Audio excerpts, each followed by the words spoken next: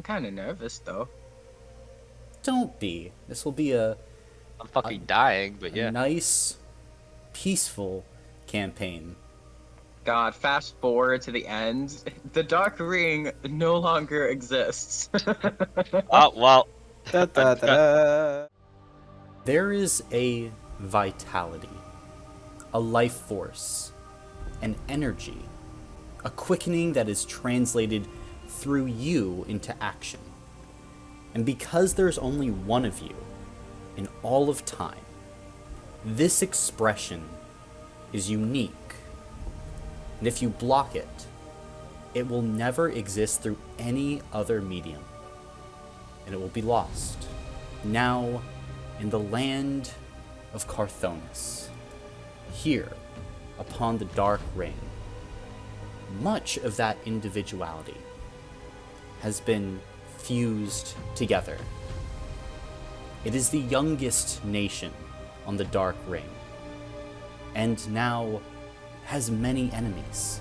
A small town just east of the capital of Del Ankh, we find Wasser, at the edge of the Pallid Desert and the lands of the Nyx. Here, unlikely heroes set out to change the very landscape of the Dark Ring forevermore. As ancient evils, generational grudges, and dark magic swirl around them at an epicenter across the entire ring. But we start with humble beginnings. We start with a gnomish man waking up on the first day of the new year in 715 AR. Keenan, can you please describe your character and his morning routine as he gets up as the first rays of sunlight start peeking in through his window? Yeah. There is a gnome, a little bit on the taller side. He's well built, brown eyes, black hair. He gets up, he cleans himself off, and he's almost hunched. Not necessarily from intense labor, but just there's a lot of like emotional and mental baggage that he's working through. And he's getting ready for the day, and he's off to work out on a farm. Well, due to, your position here, you are actually working for Dara, the nomarch of this land. You have a farm here, but mostly you are tied to him.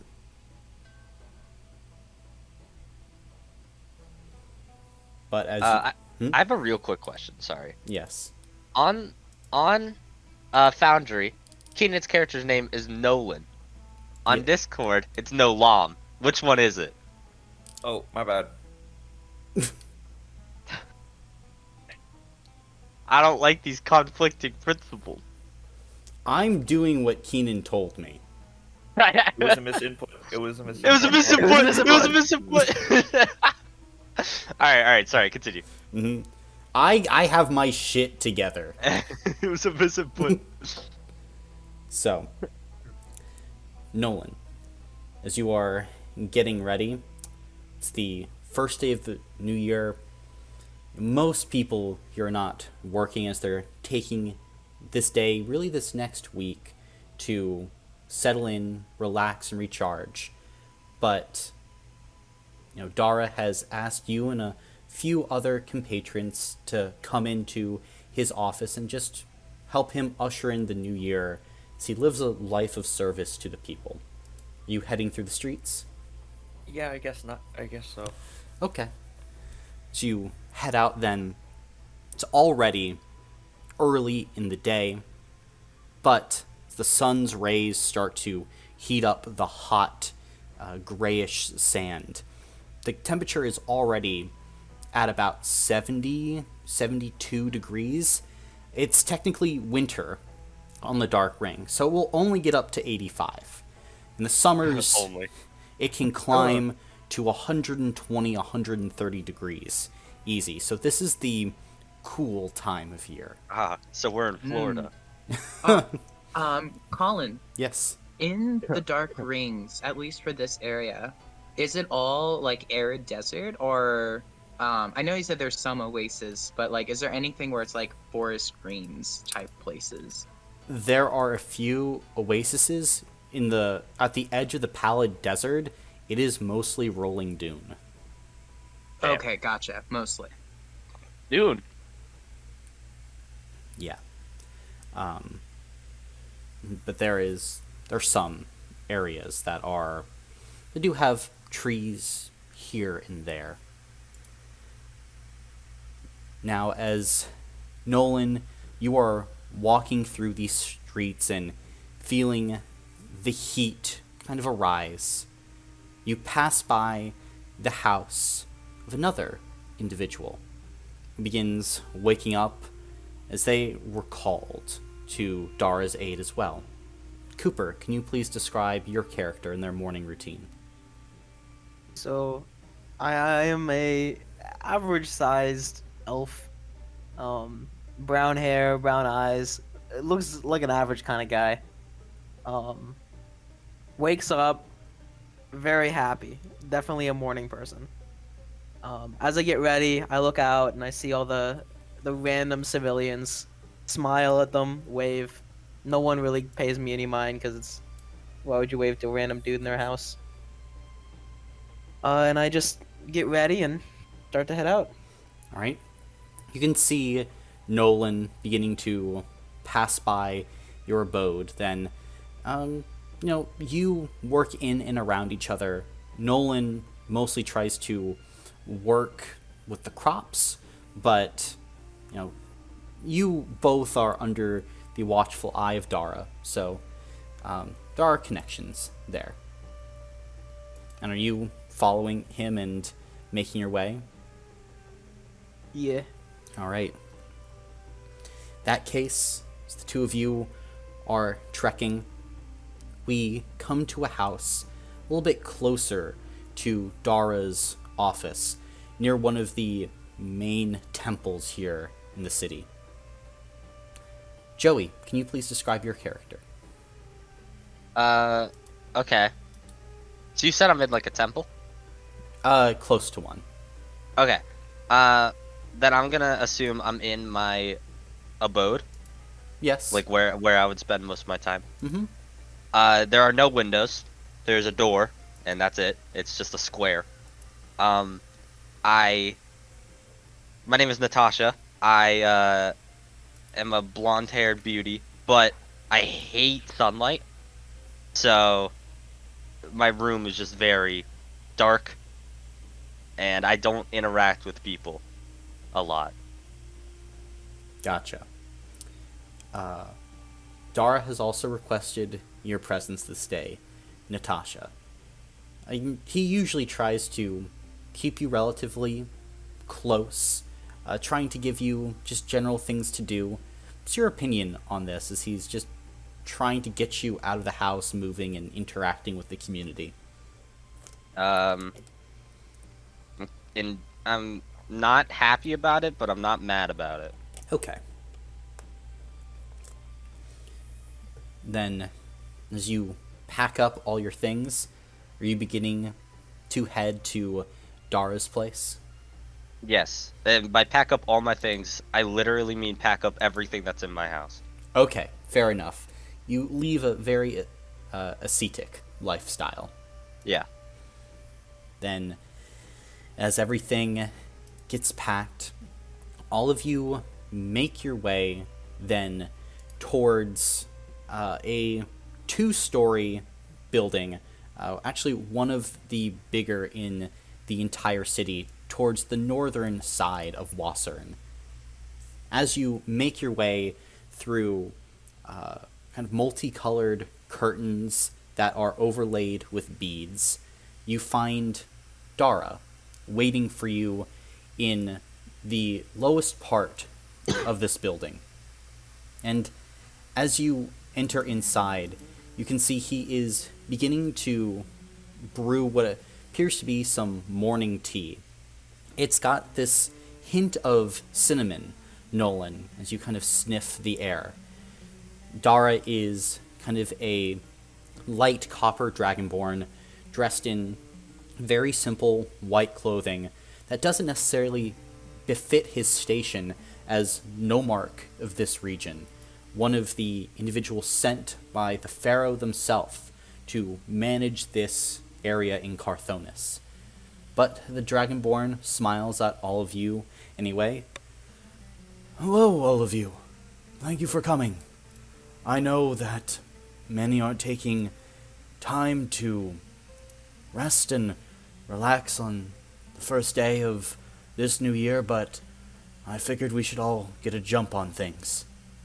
There's much to do.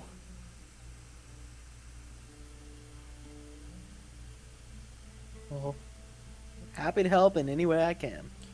Well, first let's have some tea together. And he goes and sits down on one of the floor cushions that are used really instead of chairs here, as chairs require wood, and there is a distinct lack of wood throughout much of the Dark Ring. So an individual with like actual chairs is living a life of luxury. But he sits down and begins to pour you each a cup of this Wacernian cinnamon tea. I drink it gingerly and look to everyone else. I guess I'll drink it. Okay. It has a soft aftertaste of cinnamon, not too warm, so you're in no danger of burning your mouth, and you let this bit of heat spread throughout your body, Natasha. I was looking at some of the local papers that came in from the capital. Apparently there's a war going on down there on the Prime Ring. Those people can never seem to get along.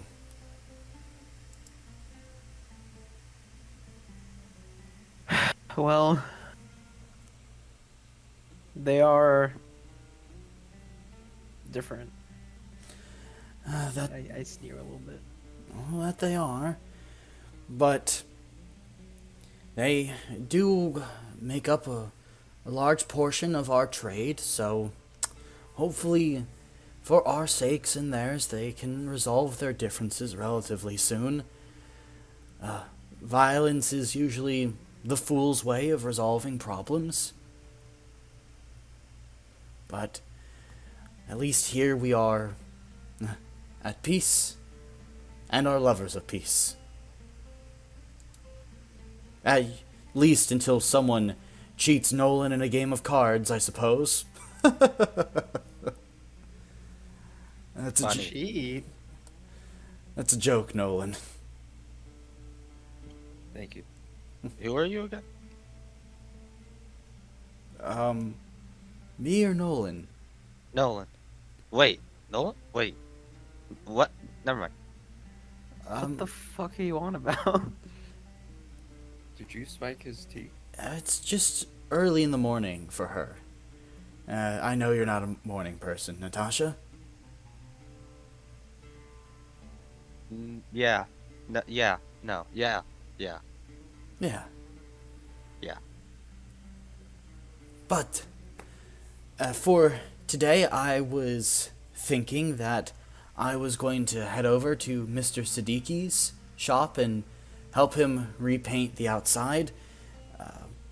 It's begun to grow a little bit shabby over the course of the last few years.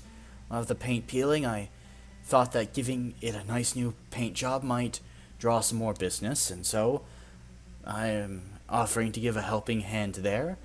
As for the rest of you, He pulls out this scroll and kind of unfurls it, and he's got this quill that he uses for writing that he holds kind of in two fingers on one hand.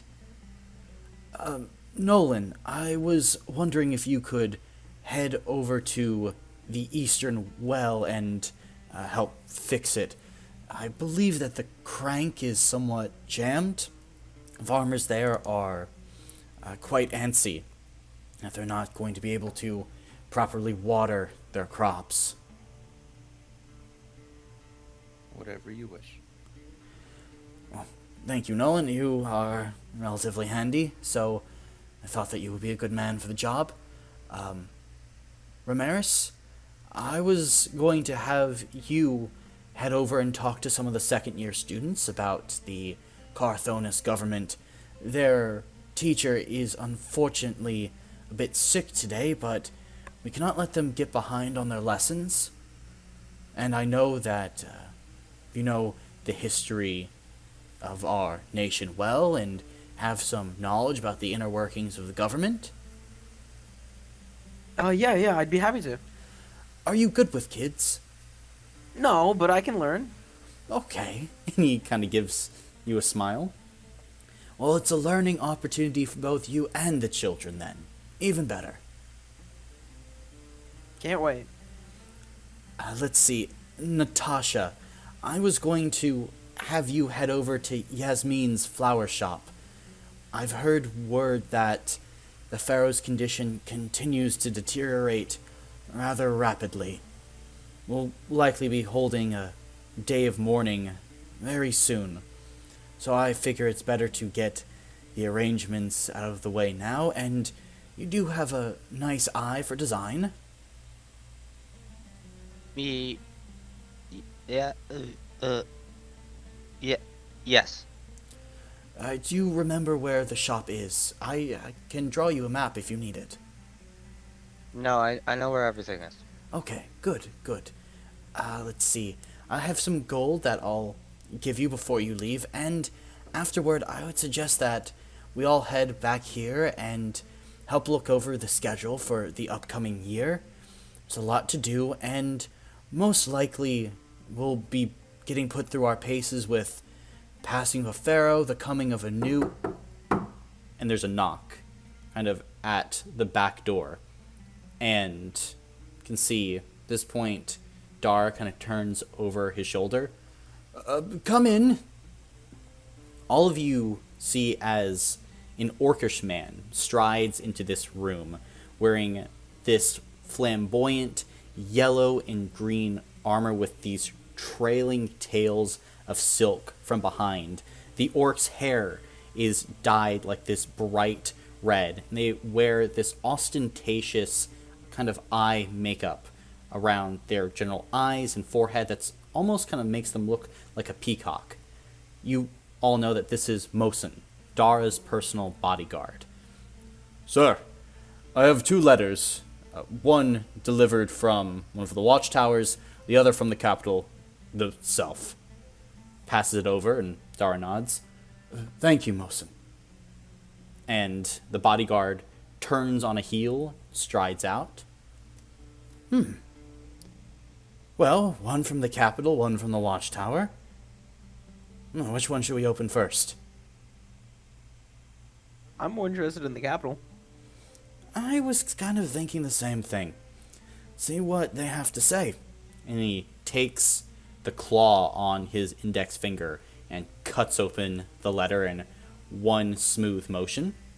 Pulls out a piece of paper, begins to read it to himself. Oh. Well, that's a bit disappointing, but we'll make do. I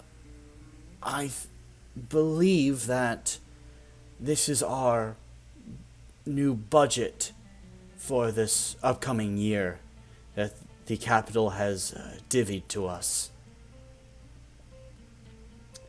And all of you can see Dara seems like he wants to say something, but it's kind of, staying silent for a bit and collecting his thoughts. What are you guys doing? Is there something wrong? Well, it kind of depends on what wrong is to you, Ramirez. It seems like our budget has been cut by 20%.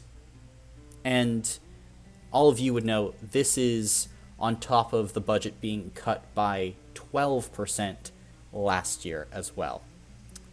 So, not great. Oh, we'll make do. I'm confident.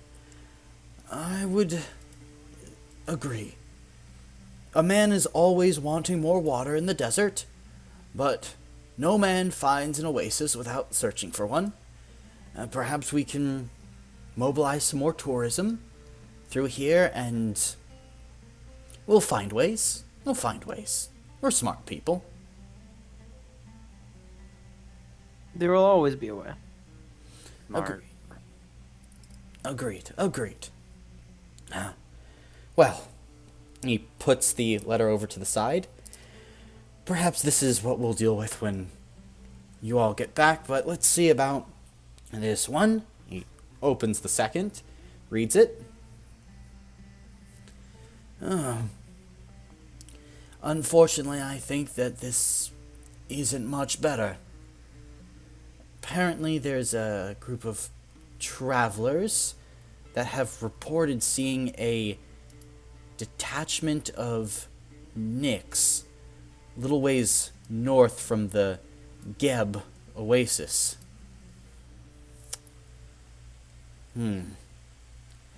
That's fairly far behind any of our watchtowers. It's probably nothing, but I would suggest that we can never be too careful about these things. Letter says that they're over near Gomes Hill. Nolan, I think that you're familiar with that location, right? Yeah. I think I've been there. Okay. sometimes. Good. Well, in that case, perhaps we put our original task to the side for now, and you guys just head on over there and make sure that everything's in order. They probably just saw some travelers that got a little bit lost. The watchtowers are fully manned, and for the Nyx to come this far beyond the border, seems extremely unlikely.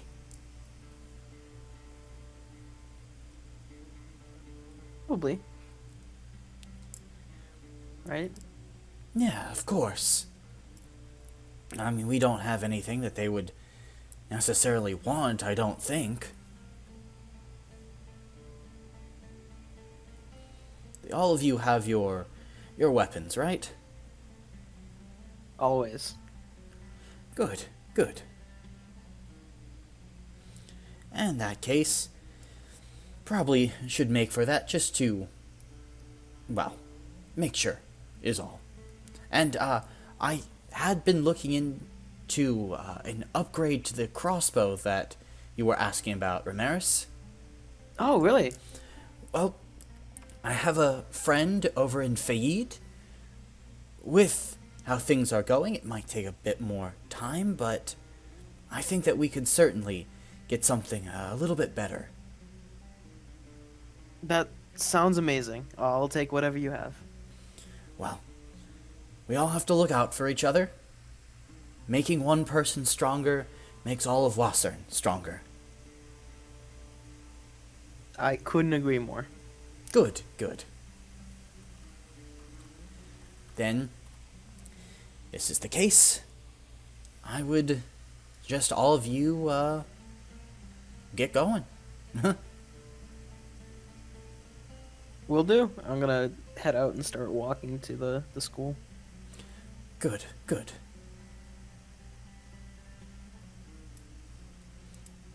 Are you walking to the school, or are you heading to Gomes Hill? Well, I was supposed to go teach today. Oh wait, no, that got over one. Yeah, we'll go to Gomes Hill. Okay. If that's the case, Nolan, Natasha, are you going as well? Yeah. All right. In that case, as all of you begin to go throughout the city, making your way there, Nolan, I'd like you to make the first check of this campaign. It will kind of depend. Do you want to take the normal road to get to Gomes Hill, which will probably be significantly longer? Or are you trying to just go straight through the desert, just on a straight line towards it? Let's just beeline it. Beeline it? Alright. Then make a mental check for me then. And this is going to be involving like tracking and navigation.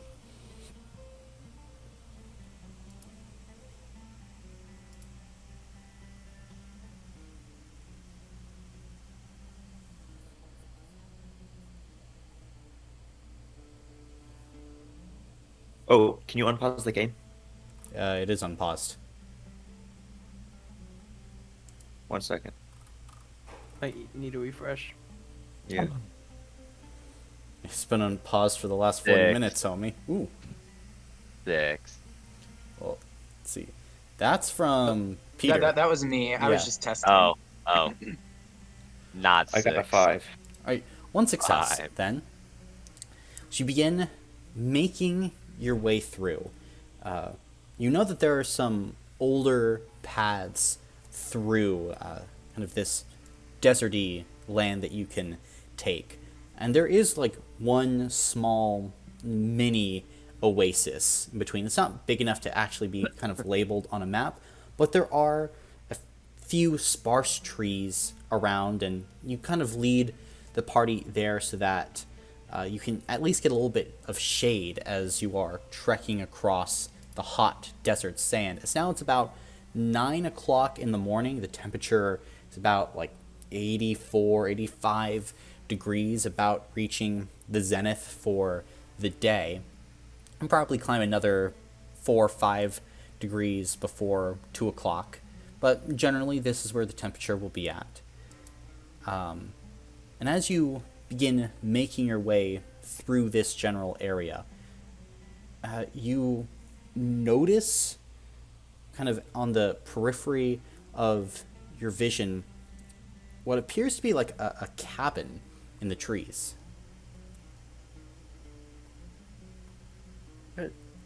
Cabin. That's Odd. weird. Ooh. I'm going to the cabin. Okay. Okay. As I'm you following at a safe distance behind. Alright, as you begin to approach this strange cabin, Natasha, Peter, what happens to the cabin? As they approach it,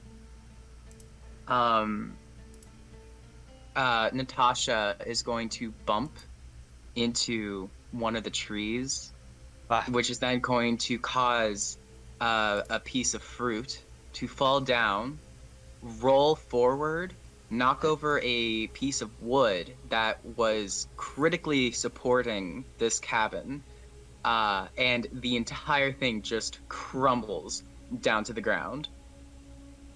With a just crunch, the entire cabin just folds in on each other like a house of cards. That wasn't me. I'm gonna laugh and pat you on the back. I'm sure it wasn't. That wasn't me. Oh, why? So hot. In the rubble, you can just see a pair of feet just sticking straight upwards. What? I'm gonna go over and try and uncover them from the rubble. Alright, make a physical check then for me. E6. Yeah. Very nice. 2 successes. Fog. As you pry this person from the rubble, Peter, can you please describe your character? My character, frozen in a sitting position, is just holding a broken handle that you presume belonged to a teacup. His hair is auburn red, disheveled and covered in debris. He is of a slight frame, and clothed in a orange garb in fashion with CERN fashion. Hello. What? What happened? Tree. Oh, so you did this. No. Mm-hmm. Well, it's oh right, I guess. I'm just homeless now. Um, why did you come here? Hot outside. Well, it is pretty hot, but it is rather chill for what we normally get, isn't it though? Um, I would offer you some tea as refreshment, but and then he just looks down at his broken handle. Quite unfortunate. Yes, but that's normal for me at least. So I guess no hard feelings. But can I ask why were you passing through here? Travelers don't normally come by. I'm gonna gesture to Nolan. We're just trying to get the hills over that away, and this is faster. Okay. And what business do you have with the hills there? We're just there's just rumors that we're trying to check out and verify is all. Okay. Well, I'm assuming that you will help me either rebuild my home first, right? Or, compensate me in some way. You know what? We can discuss that on our way back, but there are some pressing matters that we need to attend to. Well, If you would like, hmm. you can come with, but there are more important things right now. Well, I don't exactly have anywhere else to be anymore. So yeah, I'll go ahead and join you guys. Great. It could be fun. There's strength in numbers. Okay, sure. Just for like legal reasons, do you have like anything to defend yourself? Like any? Legal. You'll see it when you'll know It's when a you yes see or it. no. It's a yes or no. I have a dagger, I'm and gonna I I have. just cut you off, pat you on the back. Sounds great. Let's go. Oh, okay. And then we just start shoveling away. Very fair. In that case, so you guys are shuffling away. Are you making any more conversation as you're approaching Gomes No. Hill? No. No. No. Oh, I Not at Completely all. silent. Completely silent. James is a talker. He Okay, is. everyone else is he- completely silent. I'm happy to talk. God damn it. Ah, Perfect. So, No. what are all of y'all's names? My name's Ramirez, but I know that that's kind of long, so you can abbreviate it however you like. I don't care. I'll respond to anything. I'm always here. I'll Natasha call you hates this. Ray.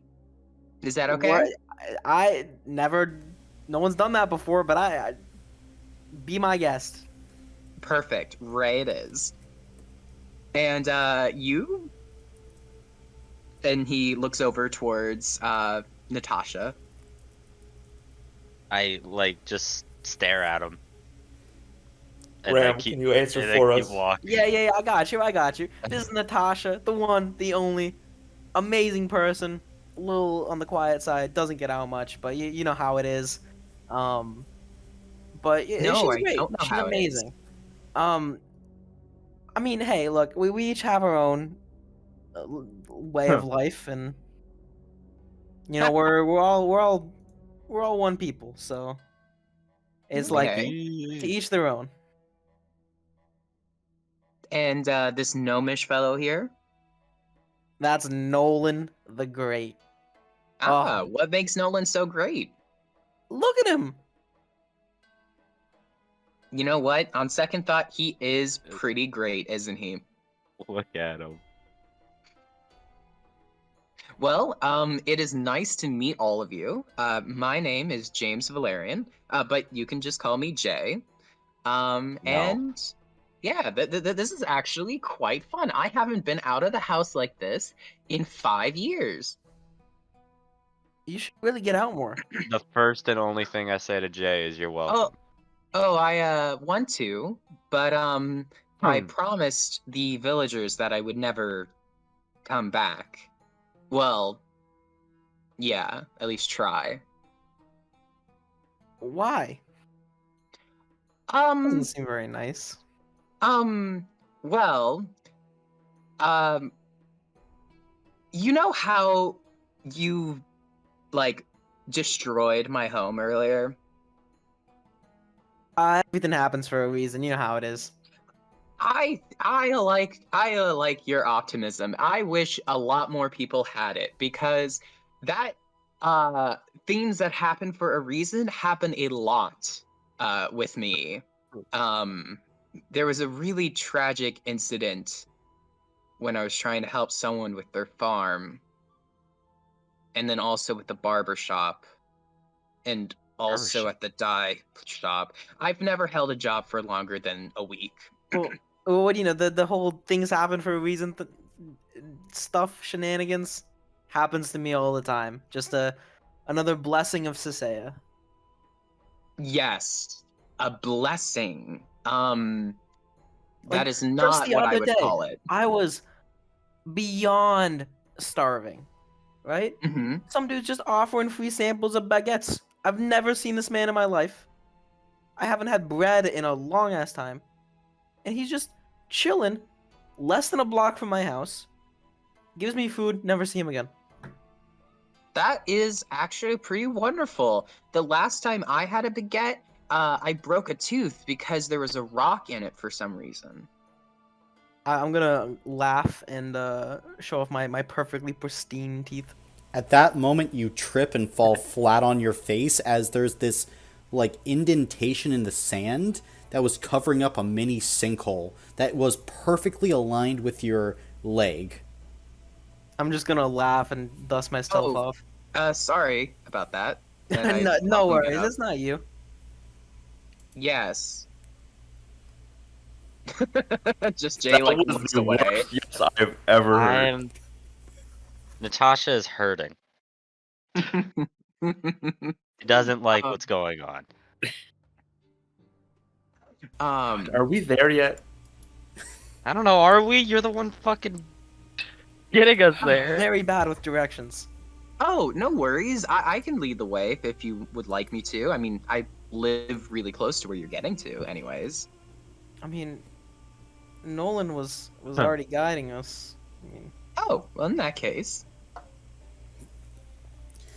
So, Guide us, gnome. I'm going to beat the ever loving shit out of you. If you I call me didn't that ac- again. I didn't actually say that. Natasha would never. Oh. Oh, okay. She's just racist on the inside. Oh. wonderful. Let's see. James and Ramirez, both of you can take a hero point for that little fun interaction. Hey. okey-doke. Now, Nolan, as you beginning to lead everyone closer, you see Gomes Hill off in the distance, and of this risen piece of dune before like this really wide and sloping landscape. And as you're getting closer to it, there's a smell on the wind, and all of you begin to pick it up. All of you can either make a physical or a mental check to try and decipher what it is. Okay. Physical. I have really bad mental. 5s are successes, so I got 2. Nice. I did not. I got a 5 and a 6. Whoa! How'd you do that? I don't know. Yeah, it's just how it showed up. I didn't was roll crazy. earlier, and I was like, what the fuck? I got 2 6s. Very nice. So, how many successes for each of you? 2. 2? Okay. 2. 2? 2. 2? 0. Oh yeah. Travis. Oh yeah. Actually, very in character and on point. Completely in character. As all of you begin to approach, then, those with kind of like heightened physical senses begin to like really sniff the air and get like a really good smell, and that's how they're able to decipher this. Those who used mental begin to like run through the Rolodex of information in your minds, and then you believe that you come to a decision on what this probably is. It's a very acidic smell, like acid burns. It was like burning hair and smoke. And you guys can smell it coming from Gomes Hill. I'm gonna start jogging over towards the hill. Okay? This doesn't seem good, and I want to check it out. Jay is confused but follows. Gotcha. So those two are jogging over. Natasha, Nolan, what are you guys doing? I feel like running to the smoke isn't the best idea. Maybe just walking. Yeah, And I'm if they get I'm in a trouble- follower, not a leader, so I'm just gonna follow Nolan. And if they get in trouble, we have a head start. So, All right. Then, with you two trailing behind just a ways, Jay and Ramirez, you two crest this hill first. And you see a battle, or kind of the remnants of one. It looks like this was an absolute massacre. There are puddles of acid all over the ground, with dozens of melted bodies, puddles of melted metal next to them, and melted weapons. There's a horrid stink in the air from this melee that has occurred fairly recently, as some of the blood hasn't even dried on the dull gray sands. Now, what your eyes focus on first is this large metal warrior, the metal mostly melted in a lot of places, squaring off against 3 Nyx scouts. Their bodies covered in this dark gray chainmail with either purple or green sashes that fall off of the armor. They attack with their sai around this individual. And you can see the warrior has this massive axe, and as they swing it, the axe carves into one of these scouts, literally severing the top of the torso from the bottom, sending the 2 halves flying in opposite directions. As you're seeing this occur, that is when Natasha and Nolan both come up from over the hill. And Natasha, as you come up from over this place, and you just look, there's just this faint trickle of blood that comes from your nose as this searing headache begins to take your person. And you feel like you might scream, but instead, for but a moment, you lock eyes with this warrior beneath their large helmeted headpiece. And you can see as this warrior rears back and throws their massive axe in your direction. What are you doing? I would like to duck. Okay. As you duck, The axe passes a few inches to your left and over you. And when you hear a sickening thud behind you, you realize that the axe was never intended for you.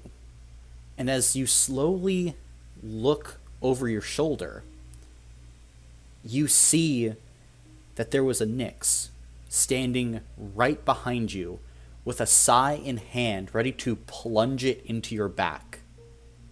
But now it lies dead on the ground.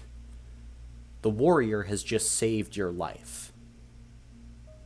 Now, as the other three of you look at this and then back to the warrior is now defenseless as they are run through with two sai, one kind of on the upper torso, the other lower leg, as this massive figure plunges down towards the ground. One of the Nyx begins to jam their hand into one of the holes they've made in this warrior's armor. They begin to pull something out, while the other Nyx begins to move up towards the head and raise one of their sai high. What are you guys doing? I'm immediately taking out my crossbow and trying to shoot one of the Nyx. If that is the case, then I'd like all of you to roll for order, as this is our first battle of the campaign. What? Bruh, I'm fucking... Okay. Whatever. I'm gonna go eat my cinnamon rolls. 7. Right? 7. I think for flavor, it would make the most sense if James is frozen and goes last, because he's never been in a situation like this before. Okay, then you'll have an initiative of 1. Nolan? 4. 4. Okay. And now for the Nyx. Ooh, terrible, but technically they are going to go in between Natasha and Jay. So, Ray, you're up first. Cool. There's only one person who ever calls me that. I'm going to shoot with my heavy crossbow, and I don't really know anyone else, so I'm going to use my know-it-all combat ability on Nolan. Okay. So for the thing to hit, it's just 2d6. Yep. And that's one hit. Okay, what are So you that aiming will- at? The Nyx, this guy. I This fella. don't see anything. It's not.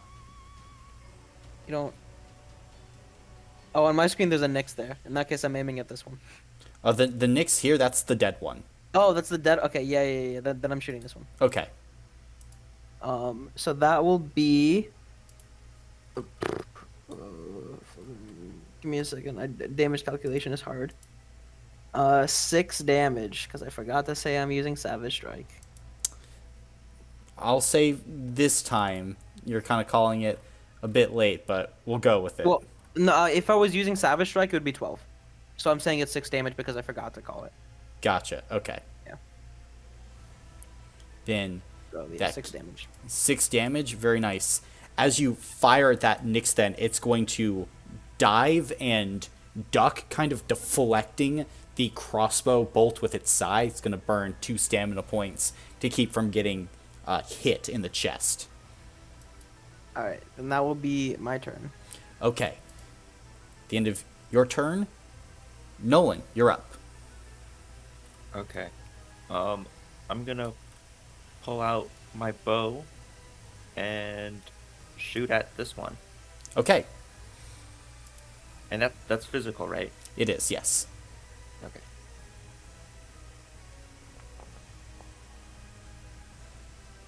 That's I don't think I hit. Nope. The highest I got were 2 4s. Nope. You can re-roll 2 though. Yep, because I gave you my background. Mm-hmm. Oh yeah. You can reroll 2 of those.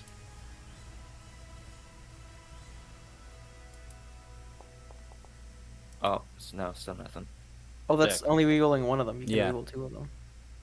Oh, what? Oh, I thought it was just the two. No. Bro cannot hear.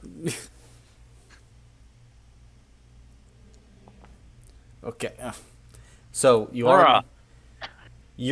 so you get one because Okay. you can't think. You already re-rolled one of them. Why would you re-roll twice? I don't know, Joey. Okay. So, as you fire then, at this point, Ramirez, how are you aiding Nolan, kind of giving him advice so that you make sure the attack hits? I'm just shouting how much like the wind has affected my crossbow bolt. So that Okay, he can aim a little better. gotcha. Then what's the damage rating on your bow, Nolan? 3. 3? All right, then that one's going to burn 3 stamina points and is going to duck underneath the attack and is going to bark something in Dwarven to the other scout. Oh, Who here knows Dwarven? I know Dwarven. Okay. I also know Dwarvish. Then I don't. at this point, then the people who know Dwarven here, we have the core. Let's get back to base. As that one shouts. But No. anything else in your turn, Nolan? No. No, it's my turn. Okay, that's your turn. Natasha, you're up.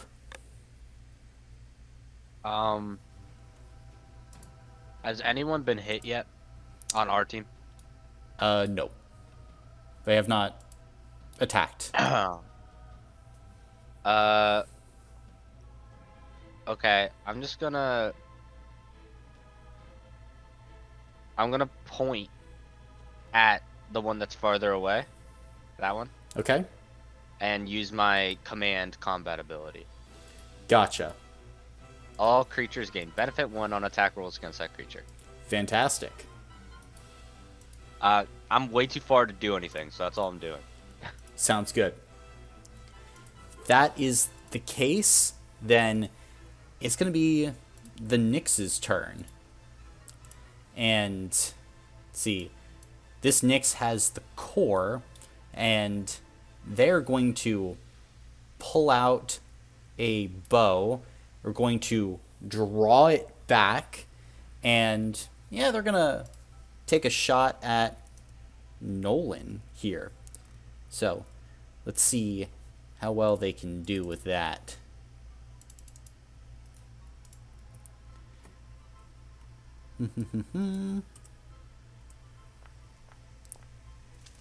Damn. All right. It's going to be 2 successes for 12 points of damage into Damn. Nolan. Do you have that SP, Nolan? Keenan, you're Nolan's muted. Sorry, it's how much again? 12. Well, 12? Oh yeah, I can burn 12. All right. yeah, I got time. I got time. So, yeah, I got time. how are you avoiding this shot then? Nolan will sidestep and then like flick his bow out, just grazing the end of the arrow as it flies by. Very nice. That fluid movement. The scout that just fired shouts to the other one in Dwarvish, "They're trained!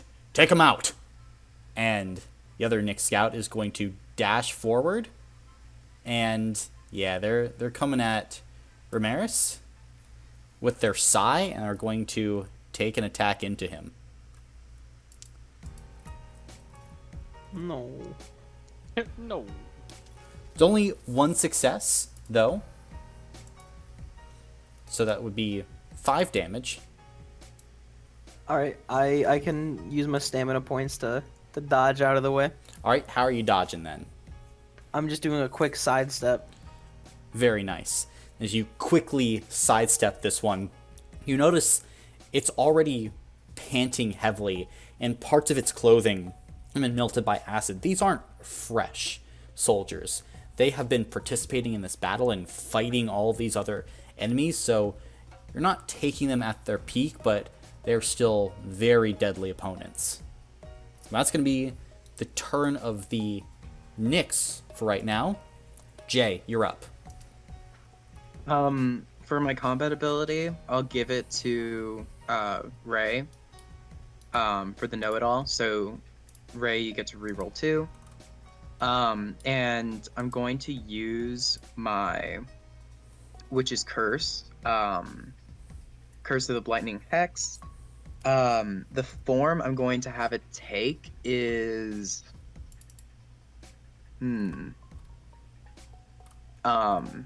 it's just gonna be blunt force. What do you mean, Okay. blunt force? Like, it doesn't have any like think as if like you got hit by like a club or something. Okay. But like invisible. Just like a Right? blast of energy then. Exactly. Slash R 2d6. That is 1 success. One success. You can roll an additional one because Ramirez is inside of this Nyx's range, so you're technically outnumbering them. So for every additional I didn't know if creature- that was yeah. only for like melee attacks. Nope, it's Okay, for all of them. nice. Okay. Oh, okay. So that's 2. Nice. 2. Very So that's gonna be 4 damage. 4. They will burn the last of their stamina points as like they feel this energy coming and are going to dive to the ground and roll away from it. At this point, you can see like sweat is glistening on their dark skin. Okay, and that will be the end of my turn. Okay. Top of the round then. Ramirez, it's your turn. All right, I'm gonna just kind of look at the Nyx who dodged out of the way and be like, "You guys got this." And because he can't attack of opportunity me, I'm gonna run 50 feet all the way over here, Yeah. and then I'm going to savage strike with my crossbow on this guy. Okay. You have benefit 1, by the way. Oh, so I roll 1 extra d6. No, you your like success range is increased by 1. Oh, so it's 4 and So greater. it's 4 and up. Yep. Okay, cool. That's perfect. What the fuck? Okay, well I can reroll both of those because of Yeah. Okay. Yeah. Well, so he'll. Ooh. Why did it? 1 success. Why Wait. did it say? Times 13. You Oh, I need didn't do the CS. CS. Yeah. Yeah. Whoopsies. Okay, so yeah, so he'll take 13. And you'll take. Oh, because I rolled a 1, didn't I? You did roll a 1. All right. Well, in that case, I will also take wait, equal to my weapons damage reading. I'll take 13 damage, and I'm just gonna lose a health block. I'm gonna lose an armor block. Sorry. An armor block? Alright. Yeah. Then, what does it look like as you fire this weapon? It like jerks back, hits me, and I just get like knocked to the floor. Okay. So you get knocked to the floor then.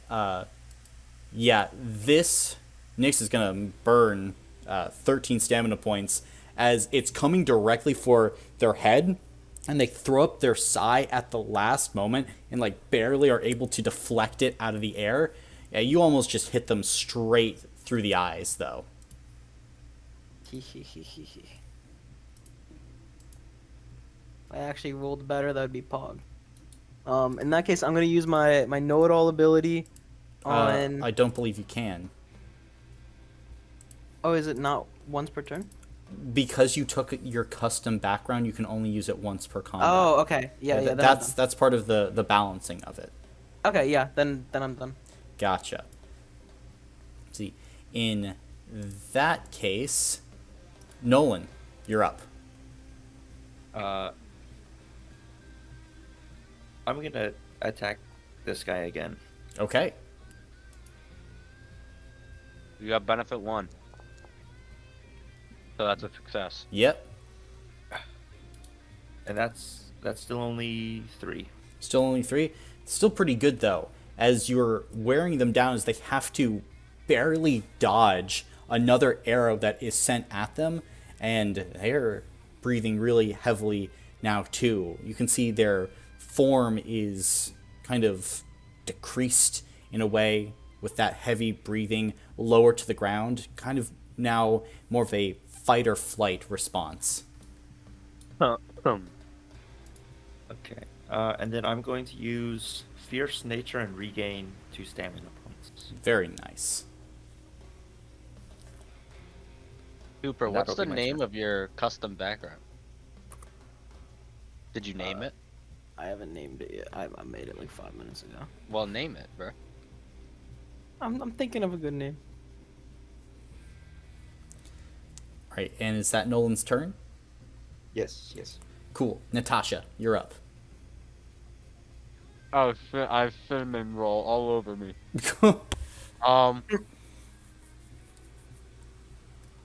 Um. Shit. Oh. I'm gonna go to Nolan. Okay, Walk up to Nolan. And I'm gonna heal him. very nice. You regain 10 stamina points. Nolan. And then, man. I know, right? And then, can I use my combat ability again? Yeah, I would like to use my Or- command ability. or because you did a custom. I didn't do a custom. I'm just Okay. noble. Gotcha, you're noble. Then yeah. Ah! Oh shit. Who's is the red guy more hurt? Is that why he's red? Yeah, he's more hurt. He's out of stamina points. I'll say that. Okay, I'll give it to him then. Okay. Then he's now the new marked target. I assume since I did all that, I can't attack. Yes, you've used your action, background action, and movement. Okay, that's my turn. All right. Be the Nyx now, and let's see, the one that just got marked. Yeah, what's he thinking? Well, I think that they're thinking that Jay needs to go. Yeah, they need to go. And because of that, they are going to That's attack Jay. him with their Sai. Ooh. Oh, It's going to be 10 points of damage into you, Jay, as they sweep low, and you are trying to back up, but they sweep the leg and are attempting to drive the Sai directly into your heart. damn. Okay, so they sweep my leg and try to drive it straight into my heart. Yeah. Oof. Okay. So that is exactly my stamina point. So I'm now at 0 stamina points. Okay, so how are you dodging this potentially lethal attack? So as he goes to sweep my leg, I'm gonna try and sidestep like I saw Ray do because they thought it looked cool. But then I'm going to step on my own foot and then like trip to the side, which narrowly protects me from getting hit by the scythe. Mm-hmm. Scythe. I'm And gonna be so cool. and like they were expecting the move that Ramirez was going to do. It's actually your failure that saves your life, as they make that initial course correction, but then your trip just completely befuddles the plan. So they kind of like curse to themselves, and because they're so damaged, they're gonna like start backing up, just because of not wanting to get hit really much more. While the other one, I think, is going to whip out their Sai. Actually, no. Their longbow is better for them. So they are going to fire at you with their longbow, Ramirez. Ooh. Holy shit. That's As, not good. as they kind of pull back the drawstring and then loose the arrow, it seems to have this shimmer to it as it's making its way towards you. 12 damage. Oh. I'm gonna have to take that. Okay. I will make an invulnerability save. Okay. Sounds good. Take it on the chest. Yeah. Okay, well, hold on. So I have 3 weaknesses. What are your weaknesses? It says on my character sheet, poison and like slash venom. Okay. Wait, lightning, and electricity. Let's see. Poison is going to be a no. Okay, It needs to I be can more change that. specific than that. Okay. Lightning and frozen, yeah, those are definitely good. Okay, cool. Well, I'll change that to Why isn't poison good? Is it too It's vague? It's vague. Like it's not specific enough. Okay. Well, can I say like acidity? Anything that burns? Well, not like physically burns, but will corrode through like chemical my burns. skin. Sure, you can say that. Okay. So I Chemical will. burns. I need to roll 1d6, Mm-hmm. and I need to get higher than a 2. 2 or higher. 2 Two or or- higher. Yeah. That's not a 1. Nice. That's not a 1. So I do not take the damage. So what does your invulnerability look like then? So he shoots it at me, and for whatever reason, it comes at like an off angle and just kind of like chips off of my chain shirt. Okay. And as it chips off of the chain shirt, kind of this miraculous act of luck or fate, you kind of pat yourself and, ooh, close call, but you're fine. And you hear this Nyx curse in Dwarvish and say, "What the fuck was that?" Just lucky, I guess. And you can see they're going to Shit. they're gonna clutch their like kind of glowing core tight against their person, begin to tuck it away, and they're gonna look to the other one and say, "Hold them off." And they're gonna start fucking bolting. They're trying to get away. It's gonna be their turn. Jay, you're up.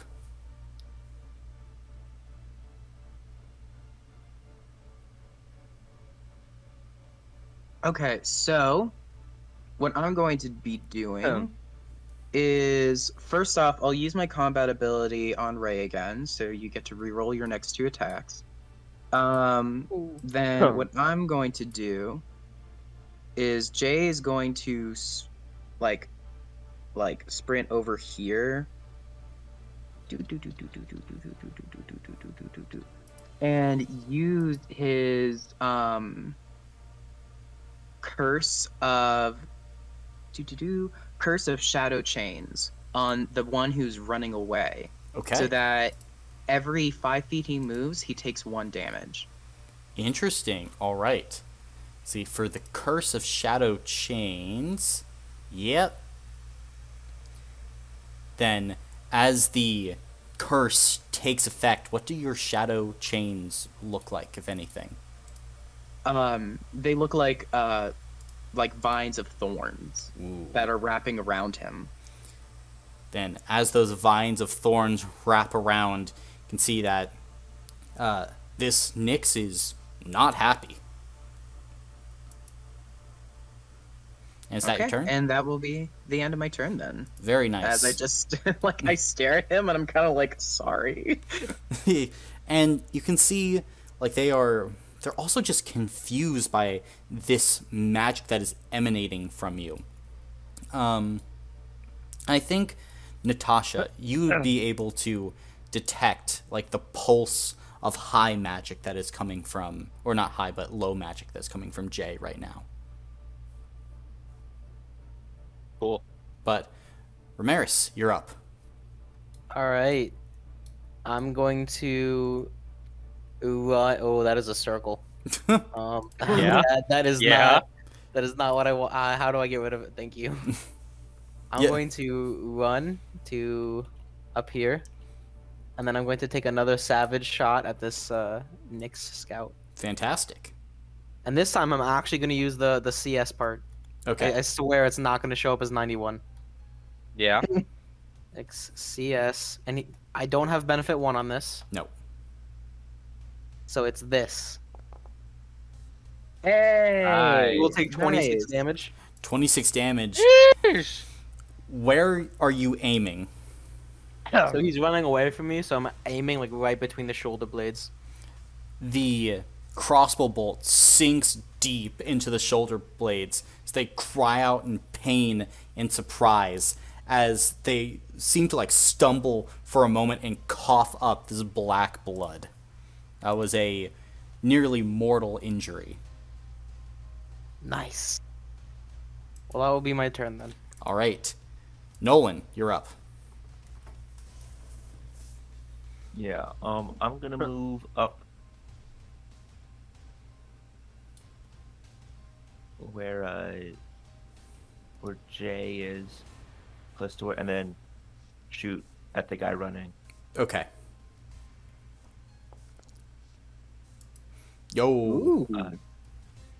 That's gonna be 6. 6. He's going to have to burn those stamina points. He's looking real bad. As the arrow comes towards them, they're able to deflect the arrow with the sai, although it just barely like kind of grazes their shoulder, leaving this trail of blood dripping down. Okay, and then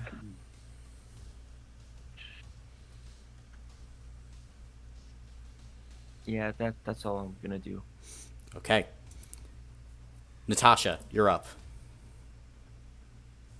Oh my god, everyone's so far away.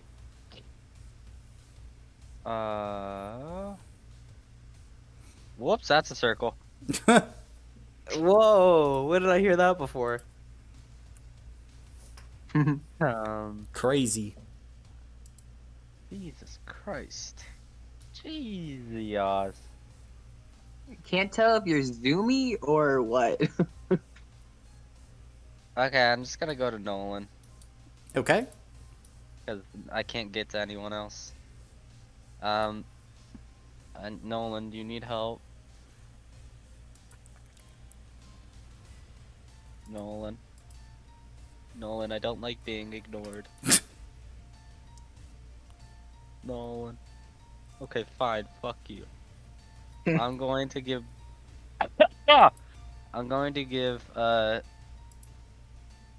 I'm just gonna combat ability the same Nyx.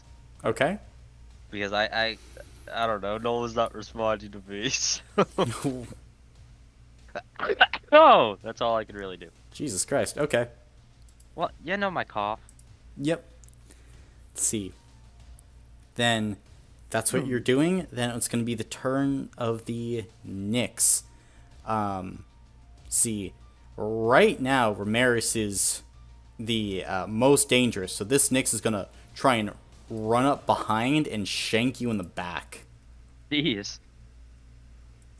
Prefer it if he didn't. Well, And I he don't think doesn't. cares. He I don't think does. he cares what you prefer. He does not. How are you dodging this?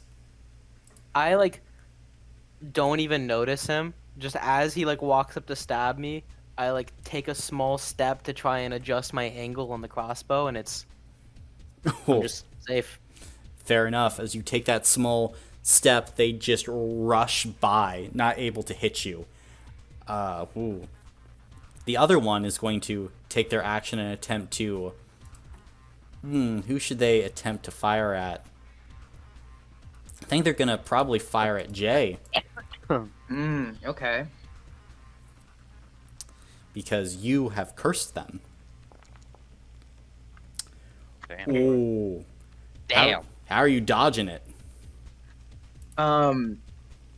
Jay is not like Jay's just standing there staring as these arrows just barrel towards him, and then a very strong gust of wind just tips him over and he falls flat on his ass. Fantastic. As the gust of wind blows you over, it also like arcs like the arrows around as well. Just this perfect misfortune that goes in your favor. See, that Nyx, ooh, can't really move or do anything else. That will be their turn. Jay, you're up. Okay. For my turn, I'm going to go ahead and I'm going to give the know-it-all benefit to Ray again. Okay. And I'm going to curse with Shadow Chains again on the next scout. Mm-hmm. And this time, now having a little bit better battle sense, I'm gonna go into this like crater and just kind of like duck down to take Gotcha. cover, so I'm not as vulnerable to those shots. Very nice. I like it. And I that'll like be I the like end the of my role turn. play as well. You can take a hero point for that. Hey, nice. Then top of the round, Ramirez, you're up. I suddenly noticed the next scout right next to me, and I'm like, whoa. Whoa! Whoa. Where'd you come from? And I'm just gonna start booking it away from him. Mhm. Actually, hold on, I gotta stand here, and I don't wanna mess this up. 50 feet. Haha. I'll make a circle. No, I didn't make a circle, I promise. And then I'm gonna take another shot at the guy who I nailed last time. Fantastic. So can I just hit the up? Oh, I can hit the up arrow, and it's Yep. this is phenomenal. So it'll be 13 damage. 13 damage. How do you want to do this? Oh, easy. So as he's like still a little recovering from the previous one, moving a little slowly, arrow goes straight through the head. I can line up my shot. As you just duck out from behind the other one, you line up the shot, fire, thump, as the crossbow bolt just goes directly through the skull, as the other Nyx cries out in like this pain and loss seeing their friend be killed. Well, wasn't a person. I'm gonna end my turn. Damn! Nolan, you're up. I'm gonna move over here and shoot that guy. Awesome. Does he still have the buff on him, or debuff? Yes. Yes. So Because you it have hasn't been my benefit turn 1. yet. Yeah. That's I mean, it didn't matter, but you still got him. Yeah. so that's 6. 6. All right. Where are you aiming? Right in between his knee. You Ow. hear this sickening crunch as the knee buckles a bit as the arrow head goes directly through. As this Nyx nearly collapses to the ground from like this spray of blood, you hit them directly through the knee. Okay. That's my turn. All right. Natasha, you're up. Okay.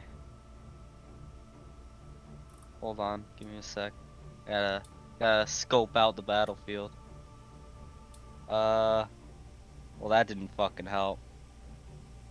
Okay, let me do. How far away am I from it? 30. That guy's dead. 50. 65. 50. I'm gonna go up to Ramirez. And I'm gonna heal him. Okay. You regain 10 stamina points, Ramirez. Thank you. And what does your healing look like, by the way? It's not like regular heal. It's not like a bright light. It's just like I touch you and it's like a heat sensation. It doesn't have much of an outward expression. Okay. I'm assuming that this cannot heal stamina points that were like from armor, right? It cannot, no. Okay, then it just makes me feel good. It doesn't do anything. Okay. I thought you got hit. I did, but it only took away 5 from my armor. So but I feel whatever. great. So Yeah, whatever. I could like lift a truck right now, dude. Just be grateful. I am. I feel amazing. Wow, amazing. Amazing. Amazing. Wow. Let's see. This point, it's going to be the turn of the Nyx again. If I'm assuming that's the end of your turn, Natasha. Yeah. Right. This Nyx is going to pull out their bow then, and yeah, fuck it. Before they attempt to go, they're gonna take a shot at Ramirez, as you hurt their friend real bad. Oh my god. Damn. He Um, has fury in his soul. Yes. so yeah, I'm gonna have to use invulnerability. Okay. Make this. I'm just rereading because I'm like I want to make sure that I. Okay. Yes. Please, not a 1. Hey. This arrow is being sent directly into your heart, Ramirez. How are you living? I just like It's all pull thanks my to me. shirt out a little bit, and I've got a little like little necklace that I picked up the other day that just barely was in like the right spot at the right time, and somehow I'm alive. Fair enough. As it kind of ricochets off that necklace, this Nyx goes, "No, you are touched by darkness. There is only darkness here." I'm just saying that in Dwarvish. I'm just gonna look at him and shrug. And then you can see they're going to drop their bow, kind of revealing their long claws, and they're going to use their digging speed to begin to burrow underneath the ground. The fuck? They can dig. That's part of the Nyx's kit. That'll be their turn. Jay, you're up. Jay's gonna like just shoot up from the crater and be like, should I go after him? I guess. And then Dig, he's going boy, to dig! he's gonna polymorph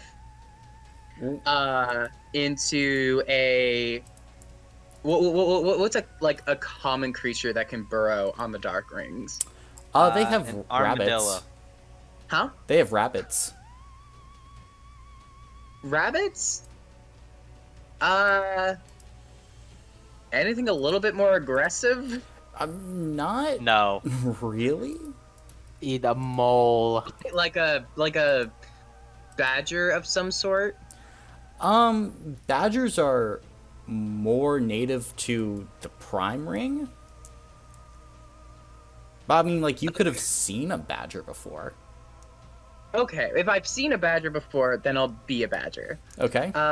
Jay polymorphs into a badger and proceeds to like chase after that Nyx scout. Gotcha. Then you're a little badger man, and Badger boy. you're just trying to burrow through the ground. Yes, correct. All right.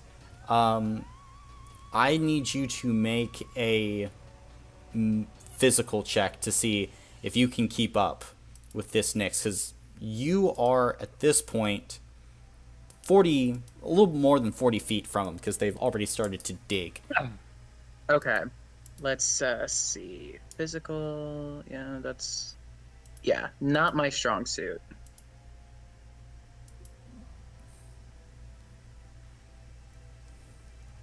Alright, D6. I succeed. Succeed? Then as you're going down, you hear these rumblings and vibrations. And if you want, you can make your way over to where the Nyx is tunneling. I do. Alright, so at this point we're basically just in combat with Jay and this Nyx scout, as the combat has matriculated underground. So, we'll say it's kind of a few turns later at this point, as we've gone through and you've caught up with this Nyx, able to, if you want, burst out of the side of their tunnel and attack if you would like. Yes, I would. Alright. Then go ahead and make an unarmed attack, so it's going to be physical. Okay. Slash R D6. Success. Okay. It has 0 stamina points remaining. How do you want to do this, you fucking attack badger? Badger. I am just like batting his face with my claws while Okay. As the badger just begins to bat the face of this Nyx with its claws, it is a blender of blood badgers and work. gore. Yeah. Honey badger just don't care.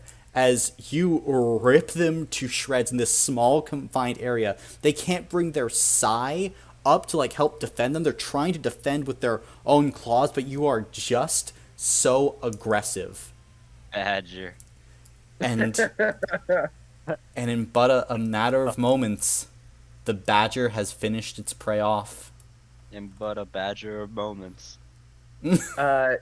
Jay will then emerge from the ground, just kind of partially covered in blood, change back into his human form, and just sit there, staring off into the void. Okay.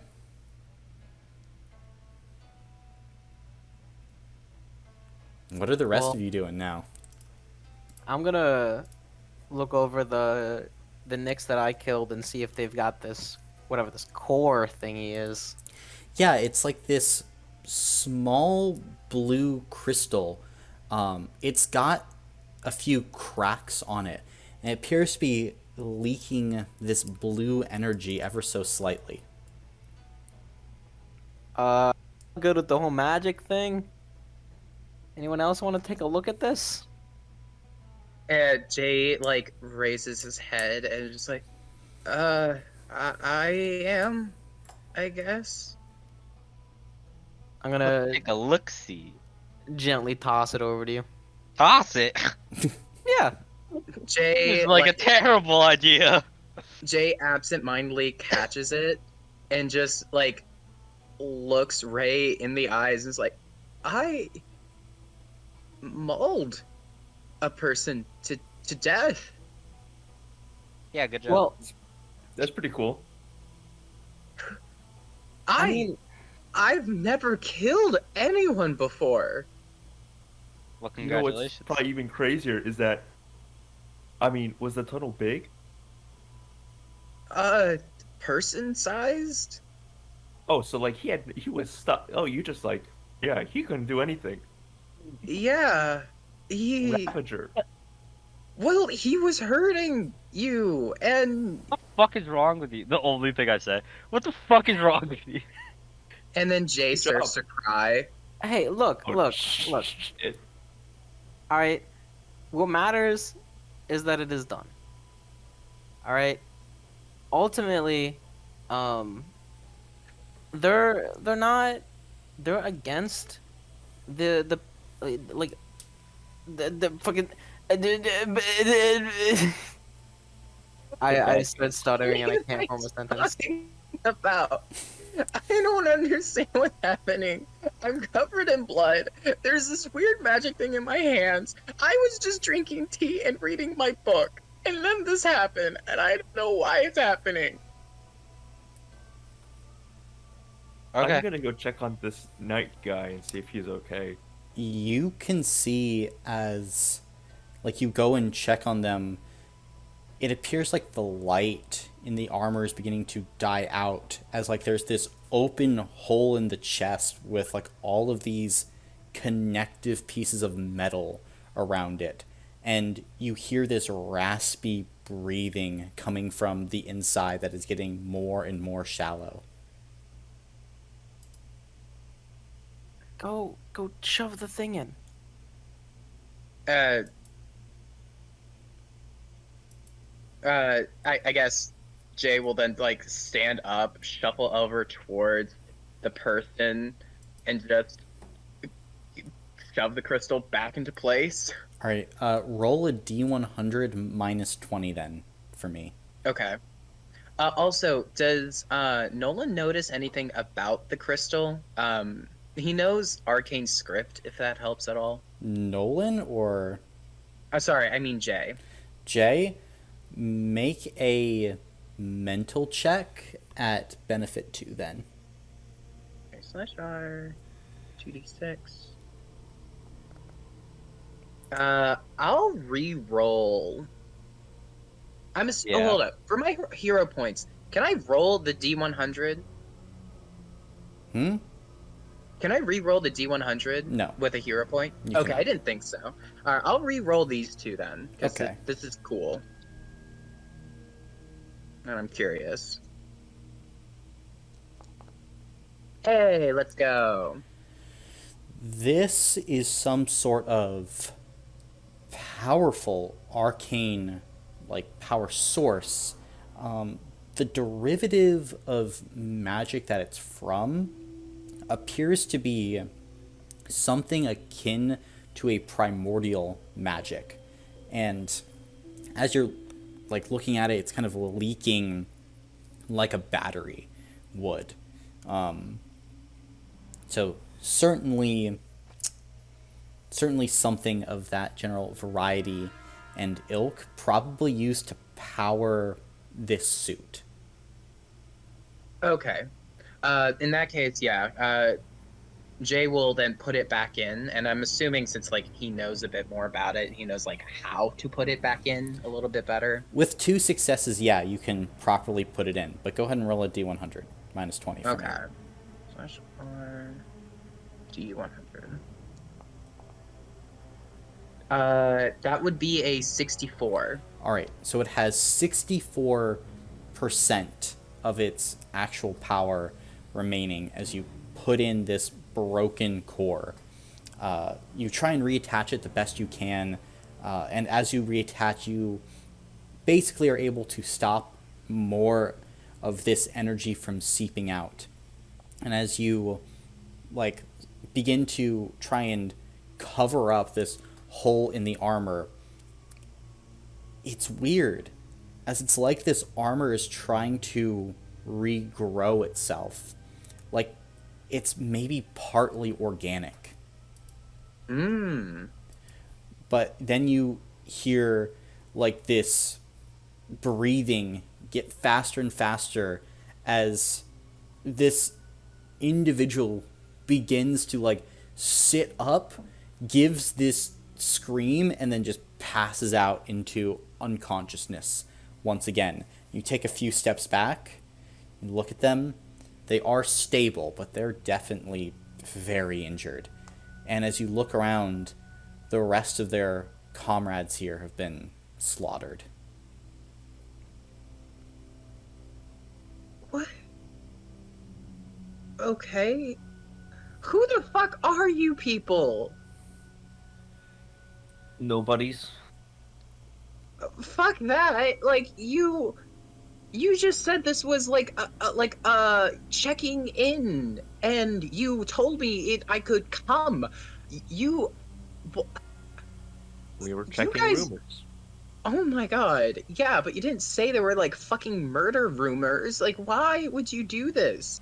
Like, why would you let me come? This was so scary. We thought there was a small band of Nicks crossing the border.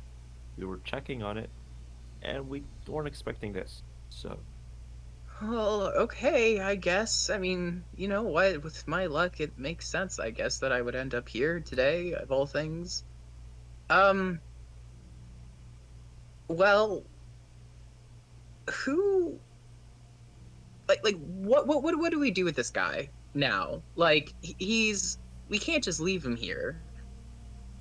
well, we could wait, or we could take him back with us. He seems a little heavy. Well, I'm fine waiting. Let's wait for a little bit, and if we can't, we can just. I'm gonna. This used to Can leave be. a note. No, I'm not leaving a note. I'll leave a Um, note. That's fine.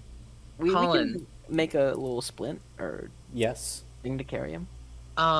Does this guy look like a horse or camel would be able to carry him? Or too heavy? If you connect it up to like a sled, like a makeshift sled of some kind, and like help, you could probably push or carry them, yeah? Okay, nice. In that case, Yeah, why don't we? There's a lot of wood around us. Let's do what Ray said and make like a kind of sled dealio, and I'll pull it. Oh, You don't. I'm gonna look at you a little skeptically. I Um, You're at gonna that Jay will just transform into a camel. what? You know, this is perfect. See, another thing just works out. I think we ran into you for a reason. Jay just like narrows his eyes at Ray. The goddess watches over us, and I'm gonna smile as I start trying to build this little sled. In Okay, enough camel, proselytizing. in camel, Jay is just like muttering curses to himself. Camel. Yeah, why can't I? In camel knees. Hey, yo, hey, But- oh, that's our word. Now, Natasha, I should say as well, as you look around, it's like this fuzziness is beginning to creep into your head. It is like an all-consuming feeling, like you've seen something like this before, like this is familiar. And the headache gets so bad that it actually begins to make you retch on to this gray soil. And you have to kind of like steady yourself against some rubble for a moment.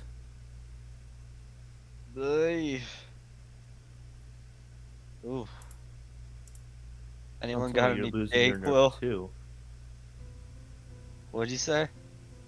Don't tell me you're losing your nerve too.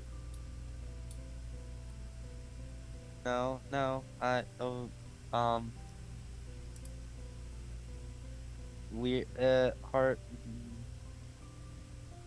brain hurt. Oh, okay. Okay.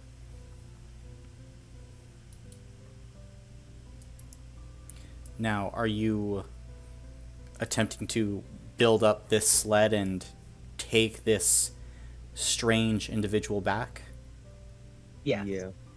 All right. Then, as you do so, you create the sled. It take you about an hour. So, you're going to be marching back under the afternoon sun. It's going to take you a while. And roll for me a spirit check with an extra 1d6. Jay. Okay. Spirit check an extra 1d6.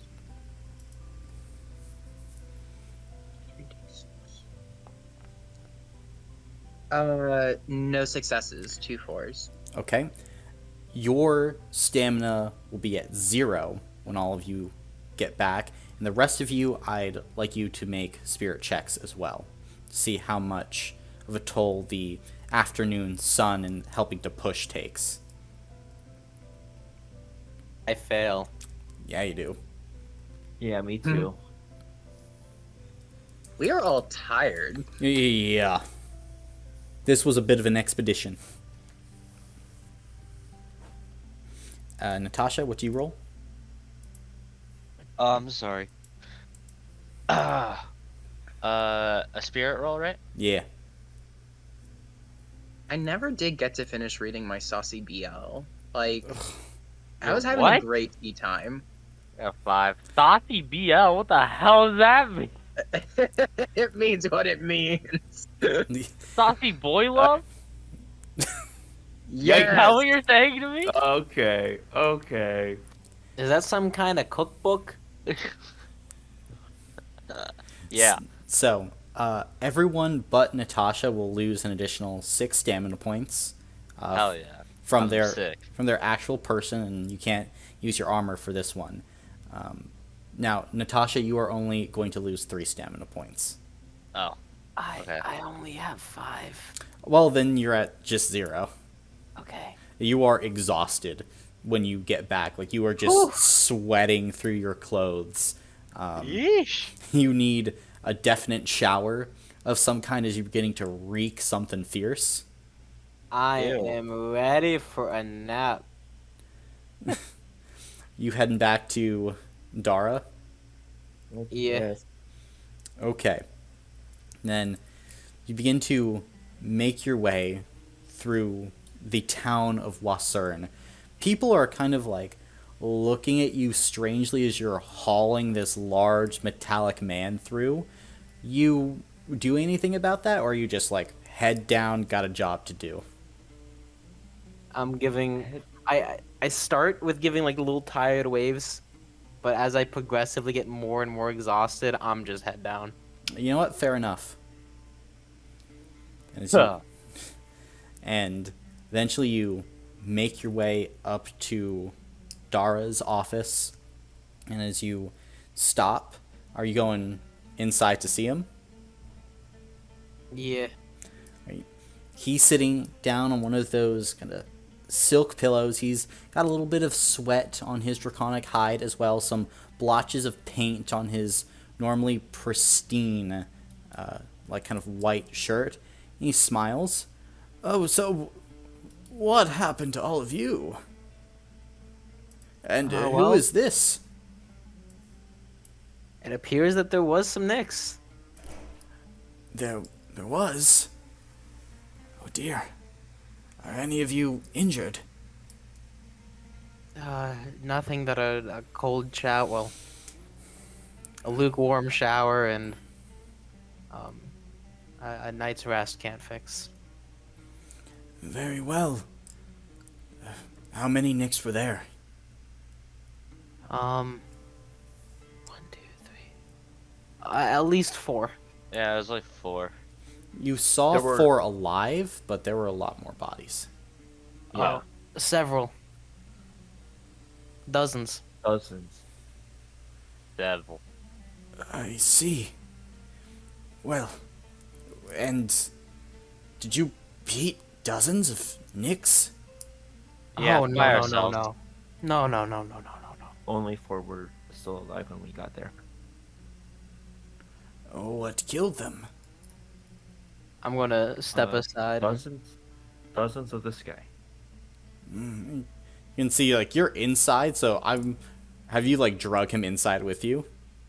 Yeah. I would like to try. All right, then you can see Dara stands up and makes his way over. This. I haven't seen one like this for a long, long time. And all these holes, the damage, are they still alive? We think so. You can see, as you're looking at this, all of you are Aether Souls. You've sensed that about each other. You can sense this one as well as an Aether Soul, but there's like this beating heart of Aether deep within this like massive armor.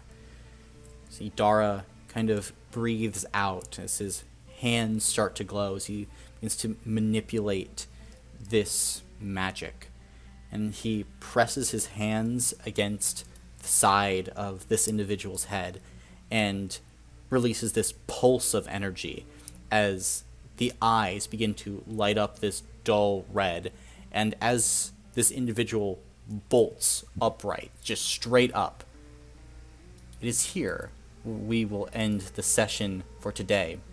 As next time, we will hopefully get to what this character was doing there, more about potentially the Nyx, their aftermath, and as we start to learn more about the situation that is going on. And all of you can take a level up. Oh, sick. Oh, okay. So I either take a power, increase my maximum SP. You can't. I'm at 5. I can up it to 10. Yeah. Oh, gotcha. I was wondering. I was like, I'm at 10. Like, I wish I could get higher. Yeah, I could get mine up to 10. Ah, or I gotcha. can up a skill, right? Mm-hmm. Just to confirm, like this is how level up works. Yes. And it's only 1 point for this level up, correct? Correct. And your future one? Yep. Every future one's just one. Okay. I put mine in spirit. Fair enough. I'll put mine in spirit as well. Nice. Yeah, because, like, between polymorph, invulnerability, and my witch's curse, I feel very comfortable with what I can do. Mm-hmm. You're cursed by a witch? Well, no, it's I'm the witch doing the curse is like the power. Yeah. Just Although, cursed in general. yeah, just cursed, just a lot of curses and stuff. James doesn't really know. Huzzah is a great place. I will not lie. Oh, where the fuck is Peter? Peter Dinklage. We're missing the other one too. Well, the other one is with their Natasha. dog. Oh. Because I mean, he Pupper's on their texted last me. legs. Peter texted me earlier today, so I assume that he's like here.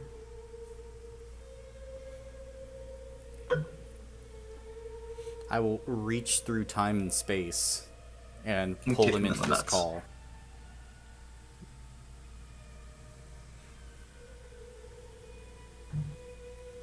Bruh, I have a bunch of law school applications today, and a professor that I asked for a letter of recommendation.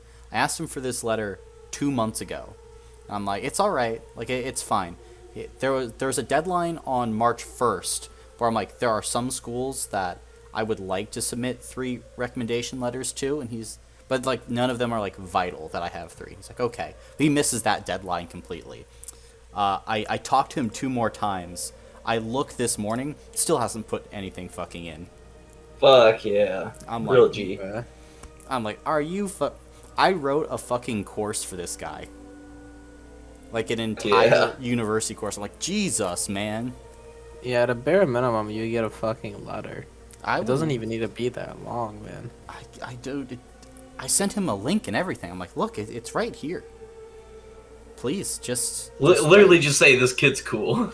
yeah, Anything. like, it doesn't need to be the greatest thing ever. You just need to write something. Please and Yeah, thank having you. a letter of recommendation from a professor to begin with is good, right? Like, just get it done. It doesn't. You don't need to write like an essay or anything. You just need to be like, "Hey, this is a good student.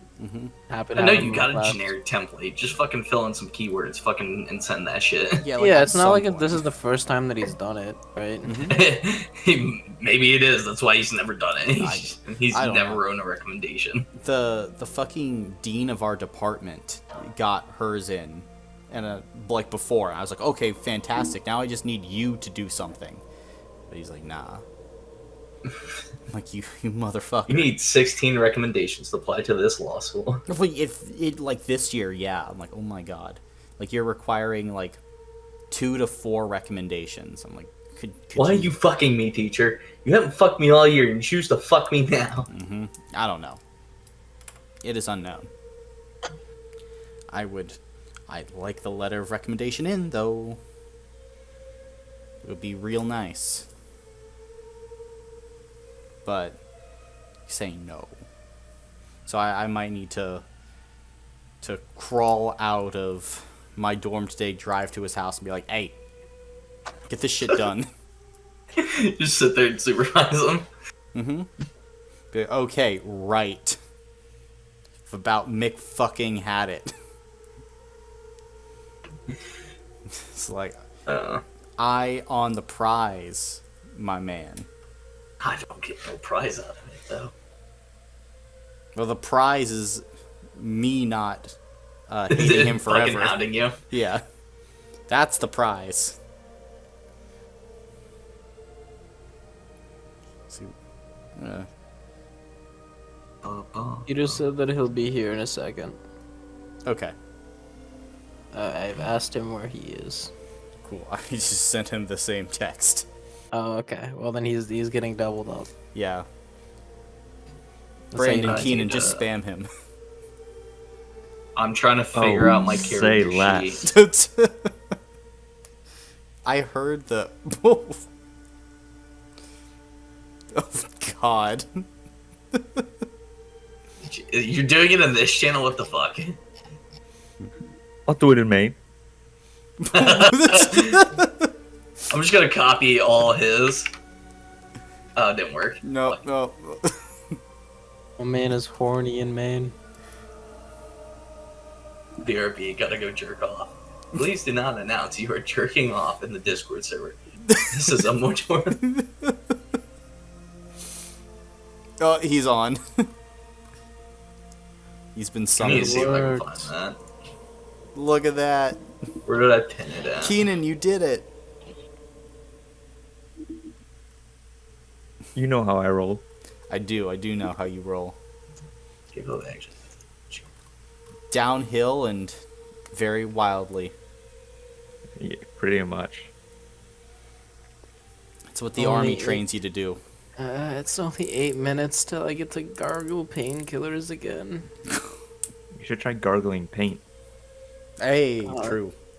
That's an activity for Thursday nights. Oh, Yeah. God damn, Also, do what I does this mean? sound okay? Yeah. No, you sound Okay, fine. good. Yeah. Thursday I night accidentally is fucked up the cable to my mic a while ago, and I want to make sure that I'm coming through. yeah. You're coming through. You're coming through. Tigers. Are you here? Hmm? Okay, good. Just wanted to make sure. I was Yes. about to start pinging you again. Currently, I'm on my phone because my computer was taking a hot minute to boot up, but now it has, so I'll be switching to that. Gotcha. Nice. Let's see. In that case, are we ready to begin? Yes, sir. All right. Then, who would like to give the recap for last session? Well, it's between I would. it's between Keenan and Peter. I'll give it. Okay, go ahead, Peter.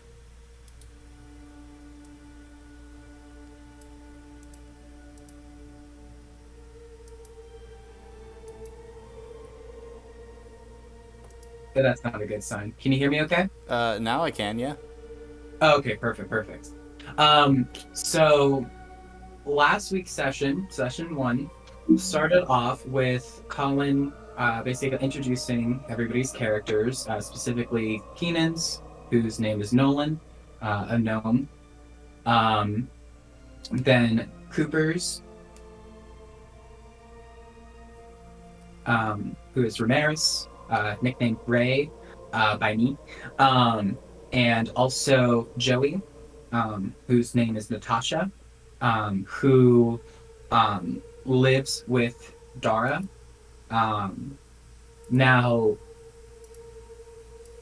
Nolan seems like a more reserved, serious fellow, farmer by trade, but works for Dara. Connection unknown. Ramirez, very go-lucky, optimistic, happy person. Why they work for Dara, unknown, but they just do. They seem very devout to their god and very lucky as a person.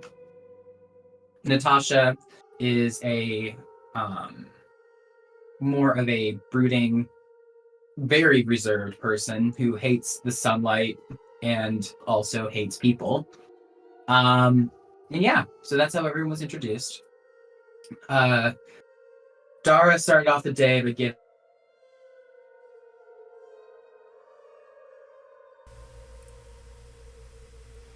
I guess his mic is still not fixed. but their funding for the city was going to be cut again. I think by 20% it was. Yes, 20%. Yeah, and that was after already having been cut like the last time. So it's been slashed a lot. So that's not great. Then the Watchtower letter said that a group of Knicks were spotted near Gromes Hill. And so he set you guys out to go and investigate what was going on out there. As you head out, you decide to take the fast way. You come across a little patch of trees and a house built inside of the trees. And we're like, huh, that's weird. As Natasha went.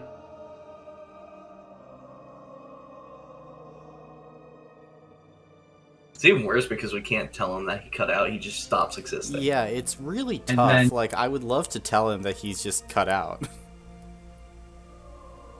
But Oh, wait, who? you cut out. For how long? When you That one was a little shorter than the rest of them, but Yeah. you're still doing it. I think it's definitely an issue with your internet, not your mic, because you can't hear us either. yeah. Oh, gotcha. Okay. So when Oh, you shoot, were there isn't. when you were You went into a house. yeah, house. Oh, okay. So I didn't cut out for long then, which is good.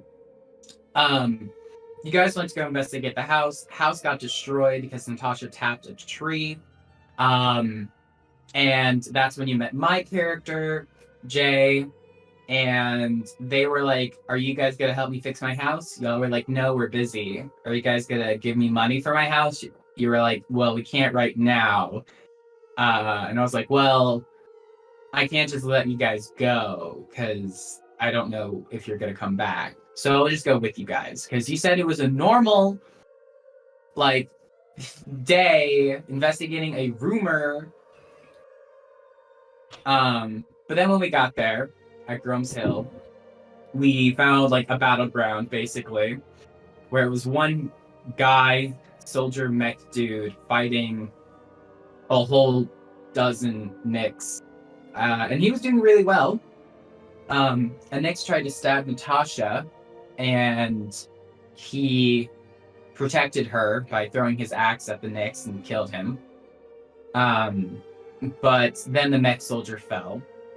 The Nyx took out of him like a power core from his suit, and we're gonna bail with it. But we stopped them, killed the rest of the Nyx, and then we put the core back in the mech suit guy. He's now stable, brought him back to Dara, and that's where we are. Yes. So, as this power core is beginning to boot up, we find this individual. And at this point, Ragnar, you were sent on a mission with 30 of your brothers, sent there by your father, because you knew the Nyx were looking for something. I'm going to DM you the name of this thing now, Brandon. You knew that they were looking, and you knew that you had to engage them before they found it. And when you found a Nyx scout battalion, you engaged them. You fought them. Last thing you remember was the Nyx calling down upon you and your brothers a storm of acid rain. You fought, and you fought, and you fought, and your brothers fell to the hordes until you were the last one standing. Civilians, to your knowledge, came upon you. You saved one, but eventually the numbers were too much, and you fell beneath their withering horde. That is when you thought that you would die. But now, Ragnar, you are waking up with the presence of 5 sets of staring eyes that look down upon you. Brandon, can you please describe your character? That picture's way cooler than what I actually gave him. So, basically, what you can tell is I basically just look like a robot.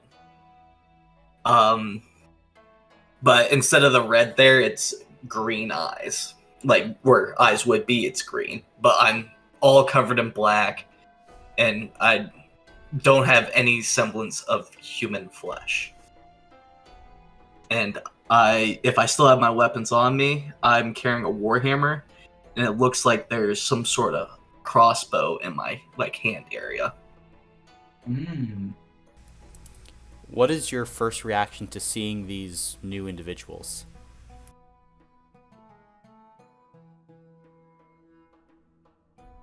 I gotta just tilt my head, trying to get a sense of, where I am and what I'm dealing with. So just, interested. All right. A dragonborn man with this copper scale tone, dressed in simple white robes, comes a little closer to you. Are you all right, sir? I am not to 100% capacity. I feel weakened. A strange feeling. Yes. My friends and compatriots here said that you were heavily wounded, and Jay, you said it was a power core of some sort that had been destroyed, injured? Yes, from as best as I could make out of it. I would imagine that you are not at full strength, but I am Dara. The man who just spoke is James, J for short. The gnome over there is Nolan. The man with the crossbow is Ramirez. And that young woman is Natasha. Welcome to the town of Wasern. I'm Dara, nomarch and ruler of this place.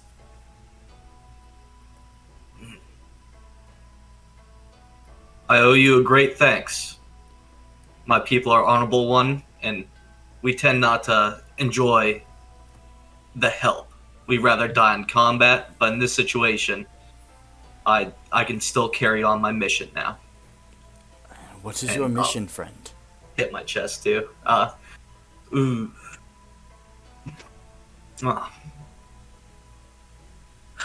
My father probably wouldn't want me to disclose the details, but I'm looking for a vault. I was trying to stop the Knicks from getting there. So, there are Knicks confirmed in the area. Do you know how many? Enough to overwhelm a 30-man battalion. And you can see Dara kind of looks back to the rest of you guys. 30-man battalion of these folk? My brothers aren't quite as strong as I am, but they are augmented with some abilities. But we were overwhelmed. I see. Ooh. And all of you can see Dara is definitely looking concerned. He's thinking heavily about the situation in front of him. Meanwhile, during this conversation, Jay is looking very out of place and just overall awkward in the situation that he's found themselves in. Is Jay the ginger? Yes. Okay, cool. Just want to... Okay. Got everyone now.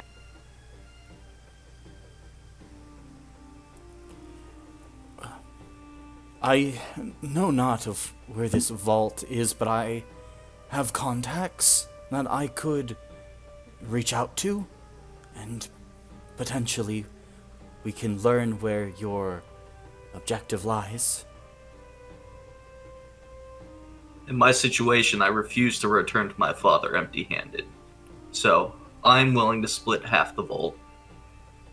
Half, that is very generous, but a man of your caliber with Knicks roaming about, I'll be frank, the defenses of my nomarch are less than what I would in general like to see. We concentrate much of our forces towards two watchtowers to the east and have but a trifling town guard. We frankly cannot afford much more than that.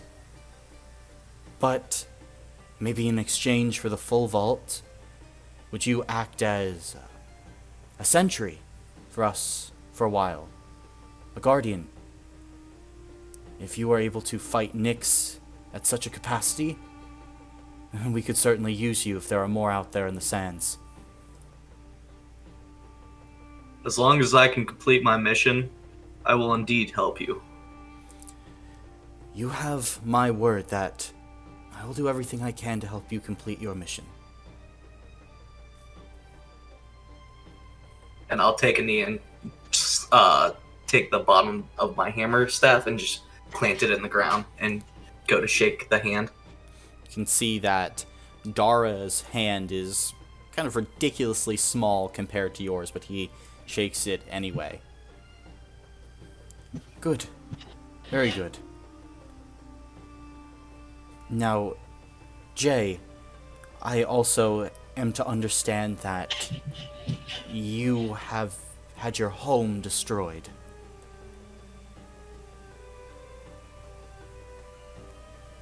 Is this true? Oh, sorry.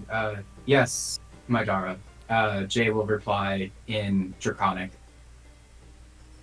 Why are you speaking Draconic? Just as a formality. Oh, that's fine. Thank you. But, I usually try and speak the language of the common people and around everybody. I try not to impose secrets amongst company. As you wish, Dara. Jay will reply in Commons. Thank you. Tell me, I've heard stories about an individual living out beyond the reaches of this town. I don't suppose you are that individual. Yes, that is... Yes, I am that individual. Some of the villagers who lived at the edge of town, they were the ones who built me that house for me to live in. I see. Well, from the stories that have been given to me, you have helped save this man's life and help save the lives of my other compatriots here. That is a debt that I will not soon forget. And until that time in which we can construct for you a new home, I would offer you residence here in the city, and if you would be willing, the same deal that I would provide to Ragnar. We do need individuals who are capable enough to help protect and aid people, especially in these difficult times. I would be honored, Dara, but are you sure? I assume you have heard at least a bit about me before. I've heard rumors, but two things. The first is I always try and see the best in people, and to think of you only in the worst light would be a disservice to the actions you've performed today.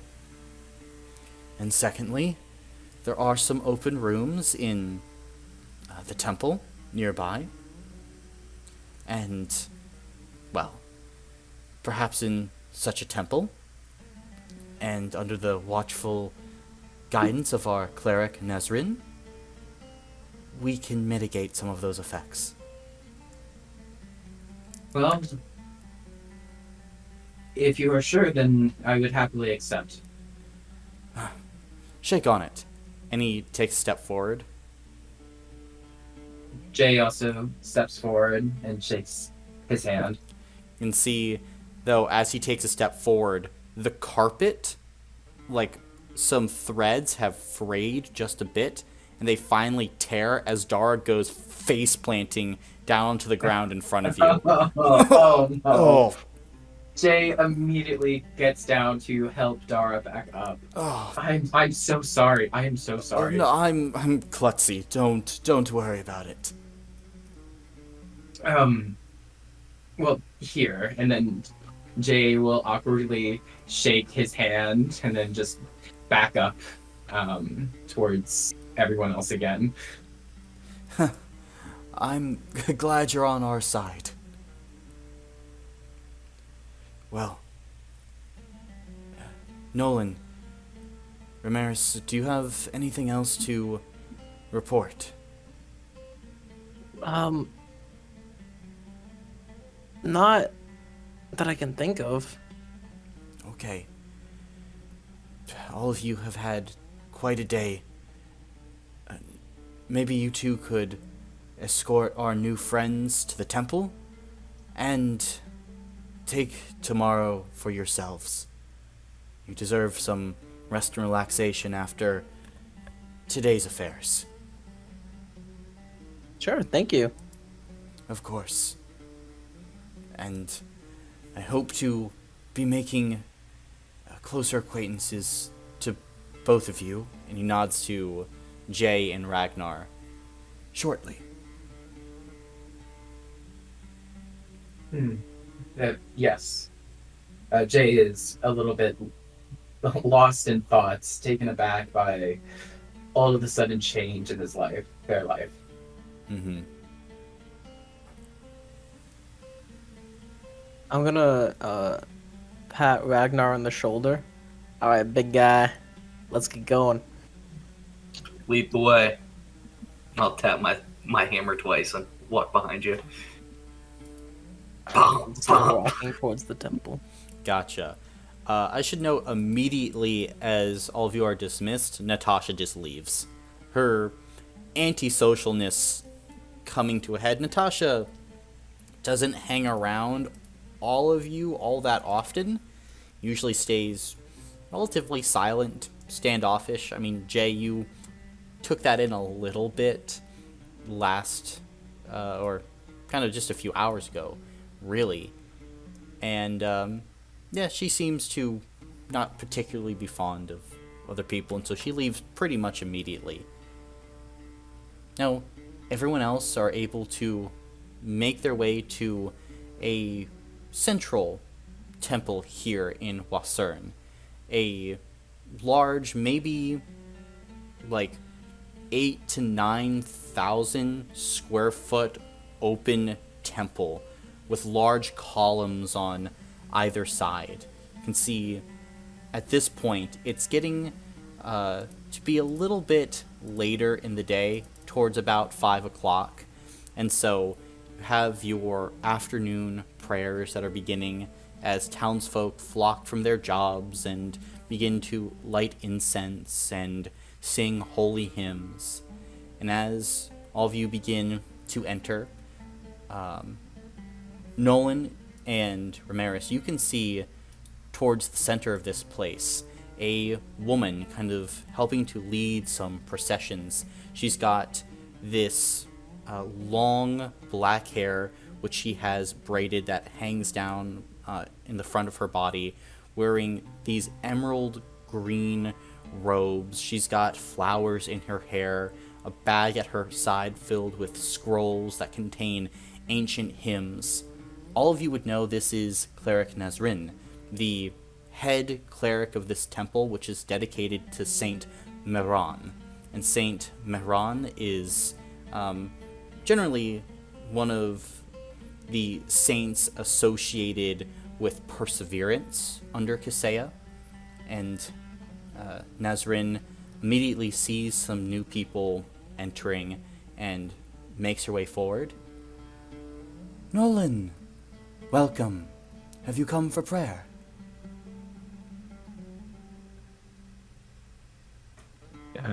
Yeah. And you can see she kind of raises her eyebrow. As Nolan, have you been praying to Kaseya and her pantheon? Nope. So yeah, she would be definitely confused, and Then, of course, she takes in Ragnar and Jay. Who are these people?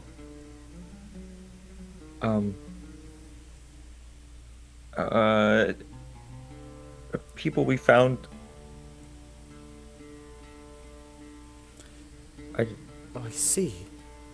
We're just showing them around, trying to be a good influence, that kind of stuff. Very well. And Nasreen walks over to Ragnar. Welcome to the Temple of Saint Meran. And she gives this curtsy to you. Greetings. What is your name? Ragnar Moore. That's a strong name.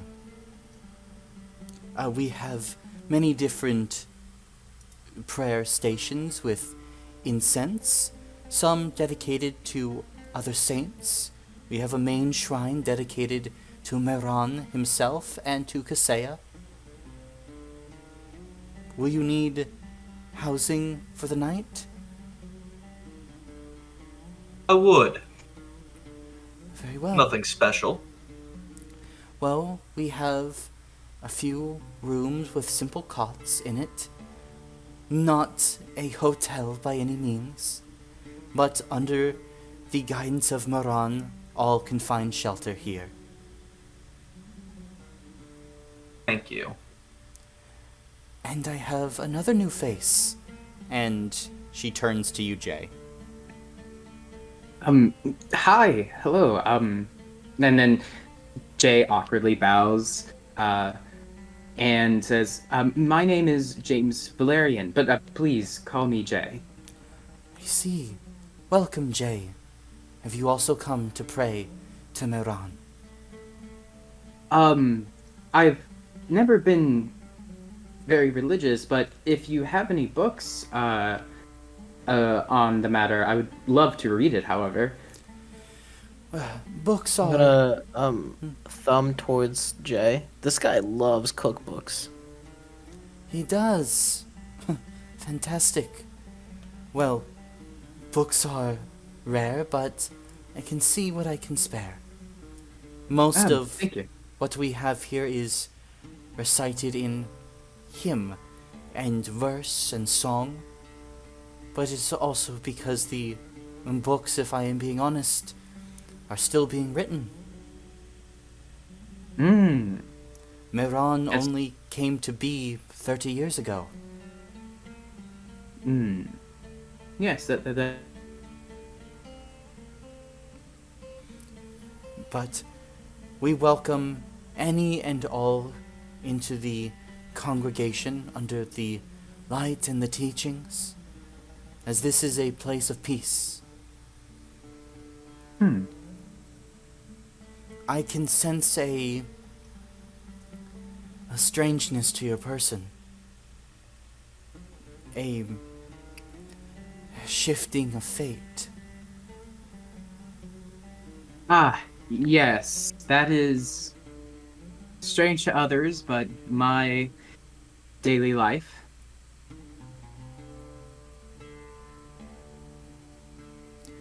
I see. Well, what a strange daily life. But you are here under the protection of the Lady Kaseya and her many saints, so you should have no fret here. Well, it will be interesting to see if that does affect anything. Perhaps not. Will you be requiring a place to stay, as your friend does? Yes, I would. If you would, however, which is the sturdiest room that you could offer me? The sturdiest. Well, that would be my room. Well, then second to sturdiest. That is, open. Nonsense, friend. Here, it is recently lit with incense and smelling of lavender. Follow me. And she Oh. gently takes your hand and begins to lead you. Oh, I follow. Ragnar, you can follow as well. I can show you to a room. Affirmative. In the meantime, can I pray? Of course you can. Just thanking the goddess Kisea for watching over me. Mm-hmm. And make a spirit check at benefit 1. Anytime you attempt to make a prayer or an outreach to a god within this temple, it will be made at benefit 1. Nice. Well, I got a success. Very nice. Then, as you send that prayer, there is the smallest of breezes that rustles through the air, and you smell honey on the wind, fragrant and sweet.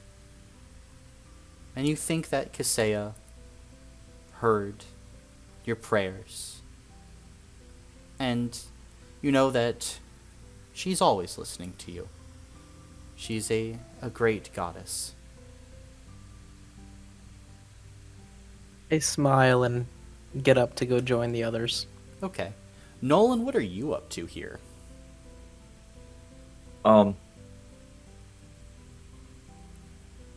Awkwardly making my way to a prayer area, sitting down, and just kind of sitting there for a little bit, and then getting up and leaving. Fair enough. Then we'll quickly find Nazreen and Jay, Ragnar, and Ramirez as Nazreen leads you to a set of buildings in the back of the temple beyond the actual sanctuary. She leads you to a small 2-room kind of clay adobe hut that she opens up. And inside there is a small bookshelf filled with all these different sorts of books about the region, about healing, medicine. It's a small personal library. You can also see that there is a bed with simple sheets on it, incense filling the room. There is a prayer shrine to the Saint Mahan, or Mehran, sorry, as the individual here appears to resemble that of kind of a darker skinned man with long flowing green robes and the head of a crane. As all the saints of Kisea are not merged with people like Kisea is, but they merge with animals, and they take various aspects of the animal into their person, into their being. And as you enter in, there's also kind of a bathroom in the back, but Nazreen smiles and hands you a simple, what appears to be stone key. This is for the lock tonight. Please let me know if you need anything else. Of course. Thank you so much again. May all the blessings of paradise be upon you, child. And she just kind of gives you a bow and turns around to Ragnar. Shall we show you your quarters? Please. Very well. Unfollow. And she smiles as she will lead you to another kind of small building that is basically a line of one-room kind of motel inns. Inside, simple bed, what appears to be a kind of clay adobe side table that's been created. And on that table there are small bits of bread, dried figs that people can eat. There's like a bedpan and a jug of water, but not much else inside, apart from incense. Will this do for the night? Indeed. Then I bid you farewell. I'm going to be leading a congregation later. If you wish to attend, be my guest. Otherwise, please be at peace here. We are all family in Meron's light.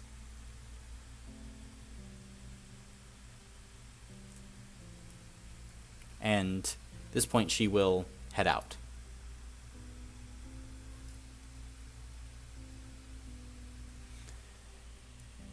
So, are you guys doing anything else for today? Jay will be comparing the books on healing and medicine to his own textbook of medicine to see if there's like any significant differences, anything else he can glean from it. Sure. These books are far more advanced, and a lot of them are scholarly works from not only the Caliphate in the north, but from the Prime Ring, like the Hall of Voices located in Kovarov. Yes, this is material given to the head cleric of this temple, who needs to be able to perform many different activities to help and heal people.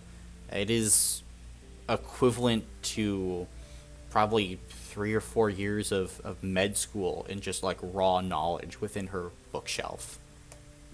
Wow. Yeah, that is definitely something that Jay would be eating up ravenously.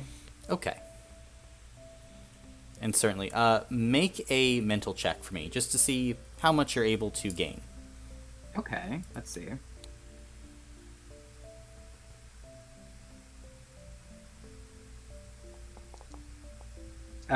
Looks like no successes. No successes. It's a lot of information for one night. So while you are not picking up anything that can be useful right away, you're taking gradual steps to building your foundation of knowledge. Nice. Ragnar, anything else for you? I'll try to close the door behind me. And is that table clayed to the wall, or is it No, you can move it, yeah. I will move it and put it in front of my door, Okay. and I'll go and just sit down and where the table was, and like just prop my hammer up next to me just in case I need to get up and do something. Fair enough. Nolan, Ramirez, anything from you two? I don't think so. Okay. Yeah, not really anything specific for me. Just kind of walking around talking to people. Sounds good, and people are more than willing to talk. Again, most of the city has taken this day as a day of rest and relaxation, so they're just here for their nighttime rituals and talking about plans for the new year. Are you guys letting it slip that there were Nicks to the east that you had to go and fight? Nope. Not at all. Fair enough. Probably a good decision. Then, with that, you're able to meet and talk to as many people as you would like.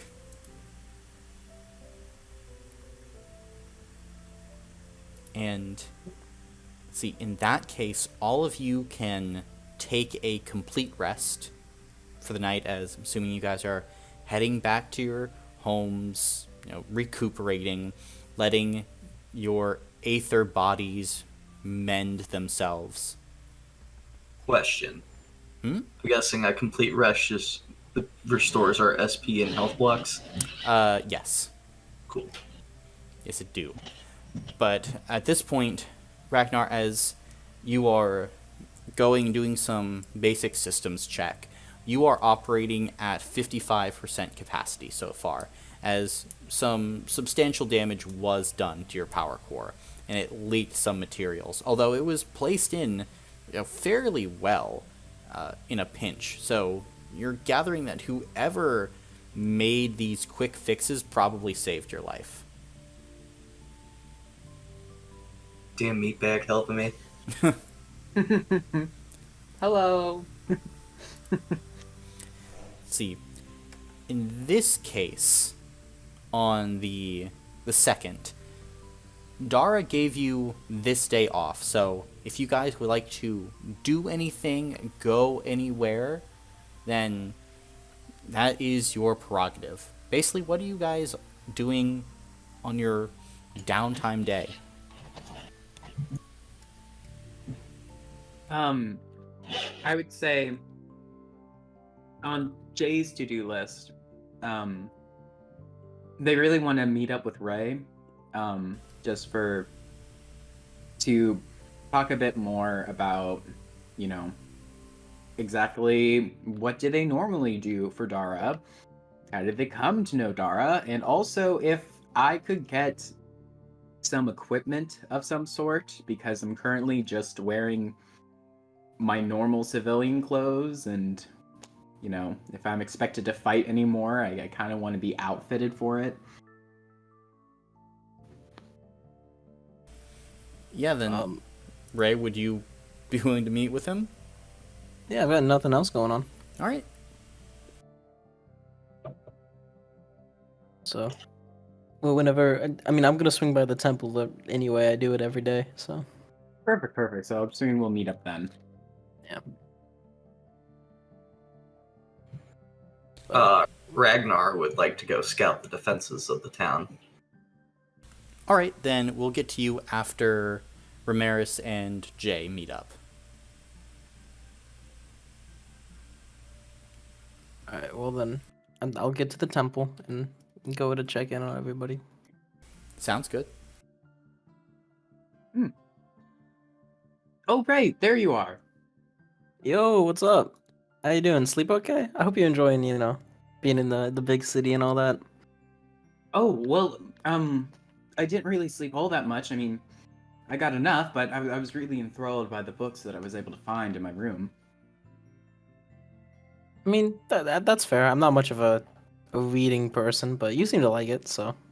Oh, no, it's wonderful. I mean, there are whole worlds of knowledge in books. If you would like, I mean, I could always lend you a few if you... No.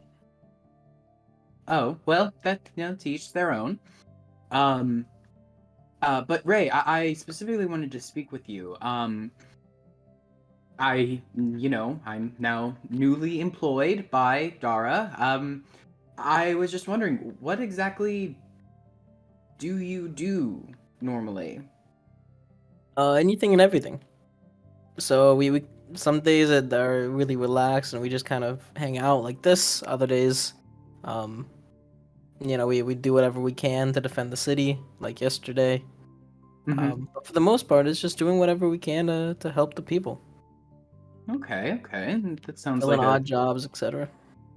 seems like a good, noble endeavor. How did you come to work for Dara? Oh yeah, my other boss, my other boss assigned me and was like, "Hey, can you go curry a little bit of favor type of thing?" Yeah, and who was it that you used to work for? Are you familiar with the Farag dynasty? Not particularly. I think faintly rings a bell. Those guys, great people. Wanted to help out, so here I am, helping out. Oh, okay. Well, I'm glad that they did. It gave me the chance to meet you. Now, is there an armory of any sort? Because I don't have anything other than the clothes on my back, really. For fighting, that doesn't seem wise. Certainly, we can go pick something out. I'm kind of poor, so I can't really help you buy anything. But Oh, I have some finances with me that I've collected over the years. So perfect. Great. And then I'll head out to wherever it is we buy Yeah, fighty gear. there are some blacksmiths and things around, and you can head to the Blue Lion Blacksmith if you would like, which is the main place that you would probably go buy from. Yeah, I'll go there then. Mm-hmm. Then, as you enter inside, there is a half-orcish blacksmith at the front, Bazan, who mainly participates in the building and the selling of these things. Probably standing 5'10", a little bit shorter for someone of orcish descent, with this bald head but thick black bushy beard, wearing a simple beige kind of tunics. And as you walk in, he smiles. Romeris, welcome!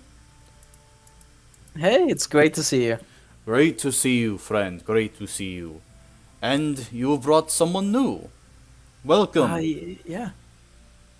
Hi, it's a pleasure to meet you. My name is Jay. Bazan. And he extends a hand.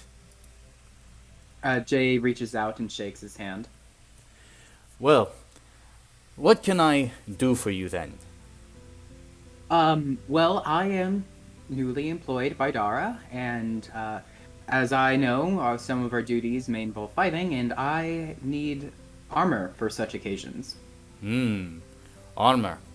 Are you looking for something on the heavier side? On the lighter would be preferred. I like to be able to move around as needed. Lighter side. I see. So, something Aswaran then? Yes, but I don't know much about it, so I really am trusting your judgment. This is how much I have to work with finances-wise. And Jay will present a bag with about 100 gold pieces inside. I see. Well, for some of the tougher Aswarans, can get a little pricey. The armor, we actually weave fibers of metal into the thread, making it stronger, but yet still light, able to reflect glancing blows. As long as you don't take anything directly head-on, you should be fine. Oh, well that sounds perfect then. How much would you expect the cost to be? For simple Aswaran armor made out of an alloy of tin and aluminum, that would run you 70 gold pieces. Okay. And what of a pricier version then? If you wanted something a bit pricier, it would go up to about 150, 160. And it goes up and up from there. Gotcha. Well, okay then. Well, for now, then, let's start with 70, and we can maybe upgrade it later on. Do you accept anything like trade-ins? I do accept trade-ins. I'm always looking for some new set of armor, new weapon, new item that I can take in, learn from, take apart, and actually the production of Aswaran armor came when someone from the Caliphate came on a trading route. And then I learned how to make it. Now I'm selling you my version now. Well, perfect. Oh, great. Well, I'll keep that in mind, and hopefully I can supply you with new materials. Fantastic. I'm always looking for more. And Jay will hand Bazan 70 gold pieces. Okay. Then he'll take that and will dispense back some Aswaran armor. This is considered a light armor and will give you an additional 10 stamina points. Perfect.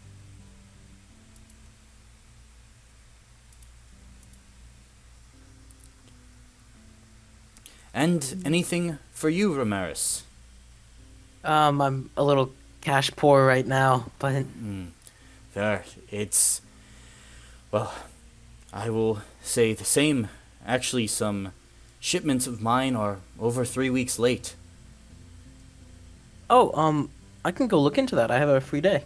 Okay, yes, that would be very nice.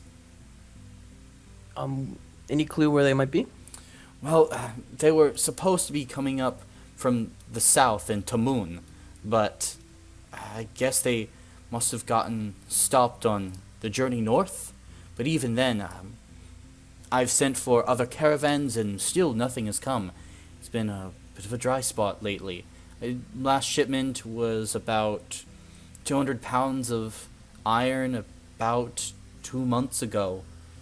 But even that supply is basically running dry. We've had to start mixing down our scrap and putting out some subpar products just to stay afloat. I'll see if I can do anything. Thank you. Of course.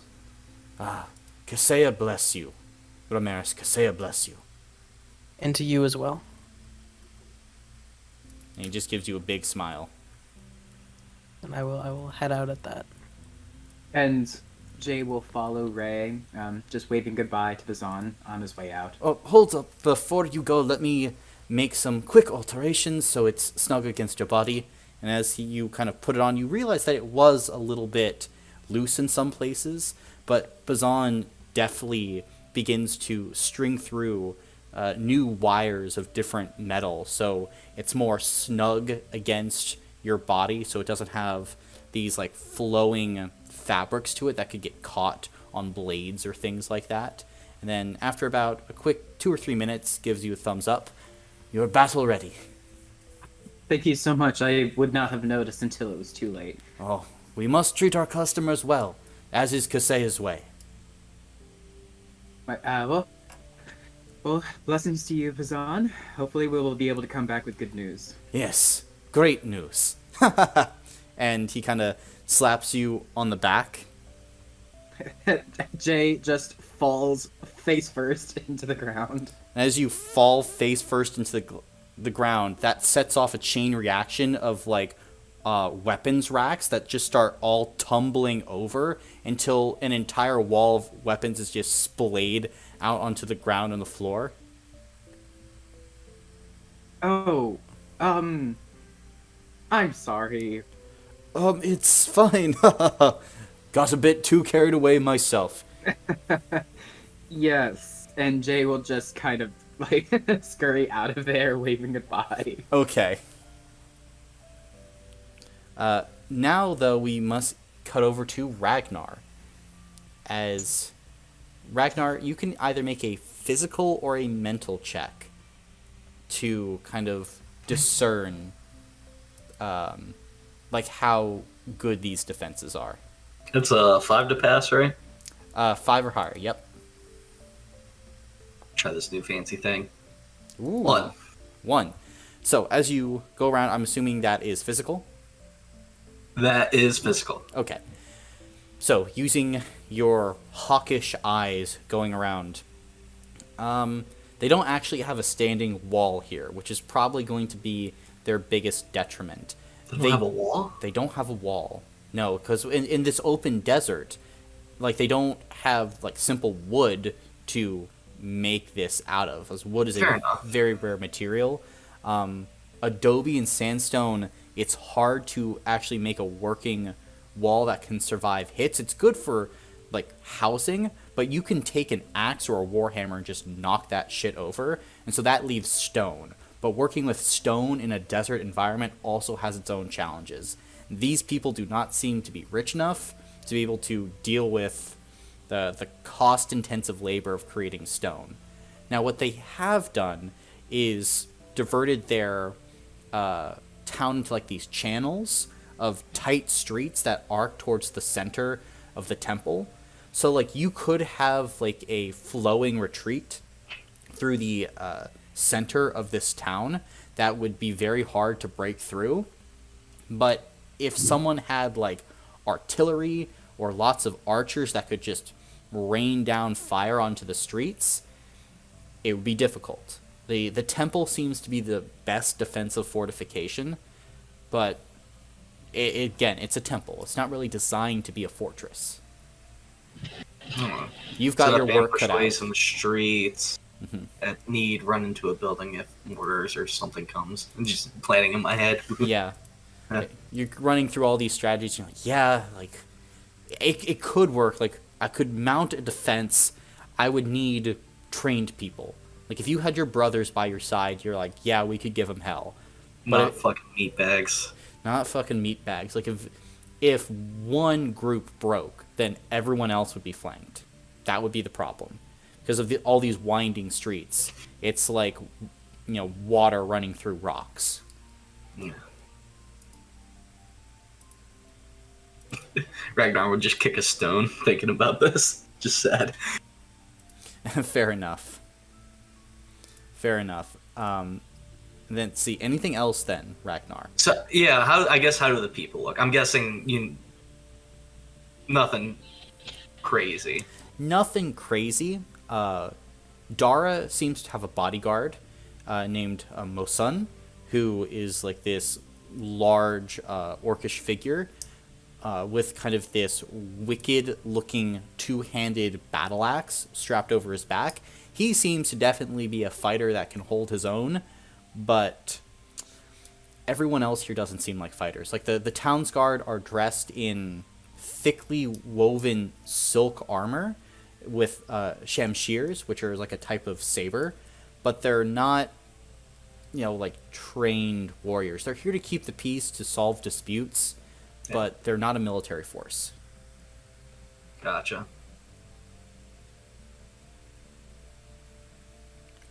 All right. Nolan, did you have anything that you were wanting to do? I don't think so. Okay. I'm just enjoying the day off. Gotcha.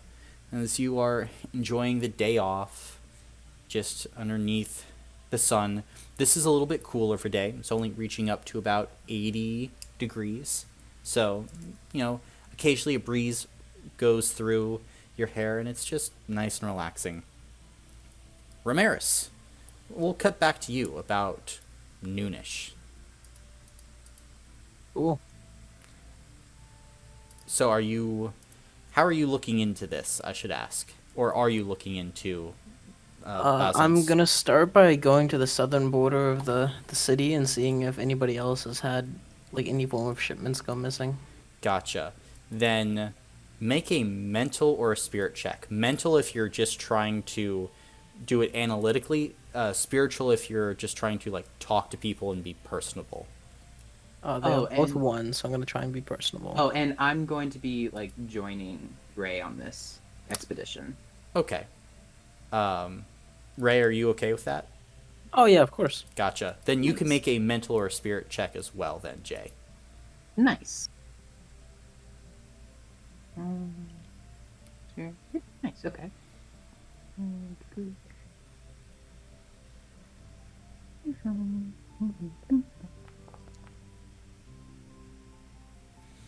All right. So, was that mental or spirit? For spirit. Spirit? Okay. Mm-hmm. Then, Ray, you are going around. You're trying to gather information, data. It's a little bit scattered. And there is a little bit of, like, why are you looking into my finances, man? They're not, like, openly, like, distrustful, but there is some suspicion there. Jay, you're kind of flowing around a little bit looser. And some people do note that, there have been some missing shipments lately. And then, as you pair that information with Ramirez's knowledge of this place, it seems like a lot of shipments that are coming up from the south have been getting picked off and not reaching their destination. Well, Ray, I'm assuming we should report this to Dara and get everybody together. Yeah. Nice, okay. Well, let's go. And then at that, let's head off to go meet with Dara. Okay. Then you can certainly go off, meet with Dara, who is in his office. He's apparently looking over documents and things of that nature, reviewing a lot of internal matters and sending off letters that Mosin is giving to couriers. And he smiles as all of you enter. Ah, Jay, Ramirez, how are you settling in? You're doing amazingly. Great. Yes, things have been going well. Thank you again for your hospitality. It's my pleasure. I'm right now seeing At what point we'll be able to gather the funds to rebuild your house? It might not be for a while, so I've already told Nasreen that you'll be probably requiring a longer-term stay. Oh, that is fine. I'm actually kind of enjoying myself. I don't typically get out as much. Of course. No, I gave both of you the day off. Why are you here? I know, Ramirez, how you are a very dedicated person, but everyone needs their rest. I couldn't help but find work. What have you found? A lot of shipments have been going missing from the south. The south.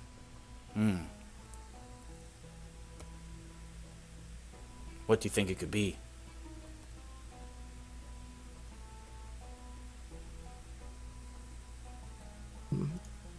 Likely just like highwaymen. That makes sense. Yeah, let me look over some reports and... No, there does seem to be some correlation.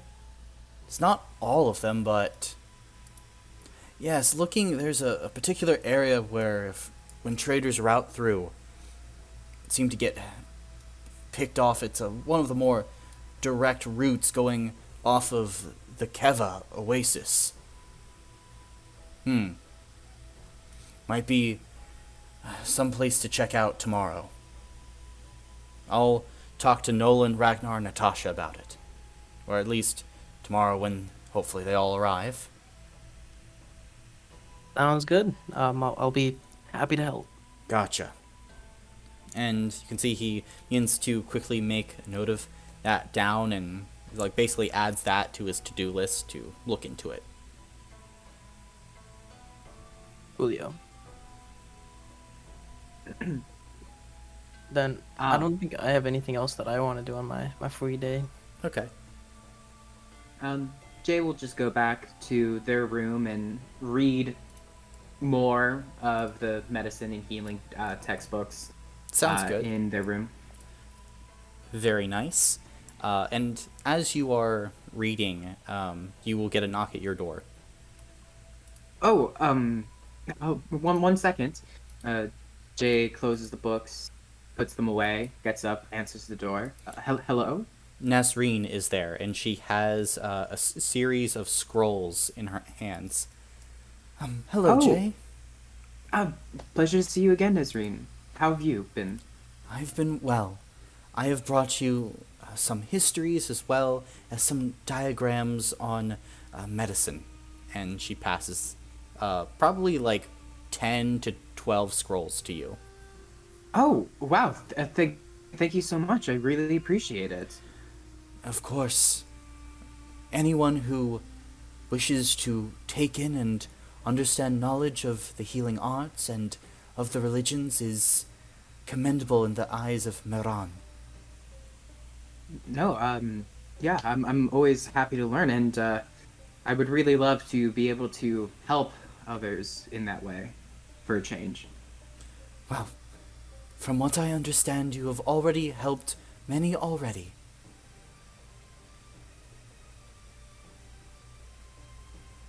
And if you need anything, again, let me know. My room is always open to you, as Dara has explained to me in more detail your condition. I would like to gift you this room for the remainder of your stay. And once again, I can't thank you enough. And if there's any way that I can be of service to you, please just don't hesitate to ask. Simply be kind.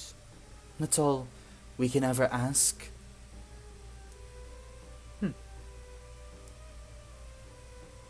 And she just gives you a warm smile.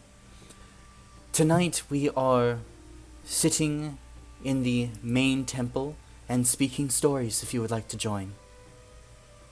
Yes, I would actually. That sounds like a good use of my evening. She smiles, gives a courteous bow, and then will depart. Perfect. Ragnar, you have something. I would like to go see Dara, if Okay. Nolan doesn't have something to do. Nolan, you got something to do, or are you just still chillaxing?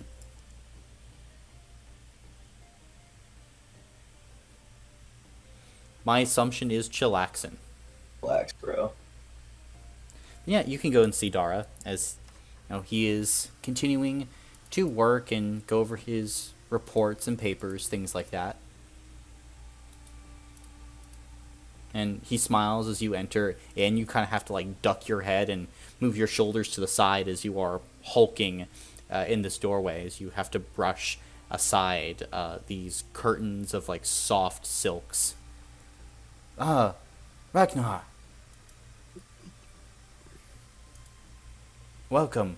Please have a seat. He motions down to a series of floor pillows that kind of sit around him, as there are no real wooden chairs here, as again, wood is extremely rare.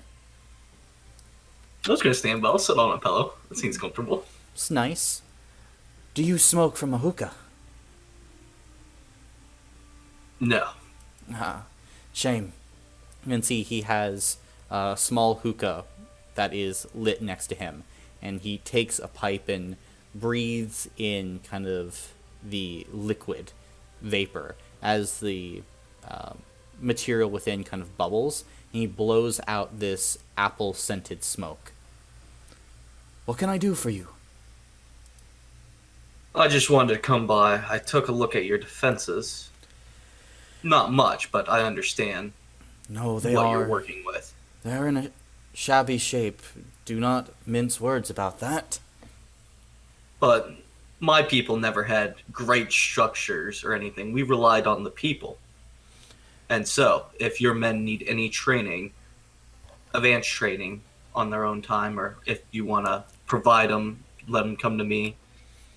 Just let them, and I'll give them some advanced training on military-style tactics if they wish. Yes. Most of my guards are limited to very few within this actual area. Most are at the watchtower, but I could start putting word out for people that would like to take part in a militia.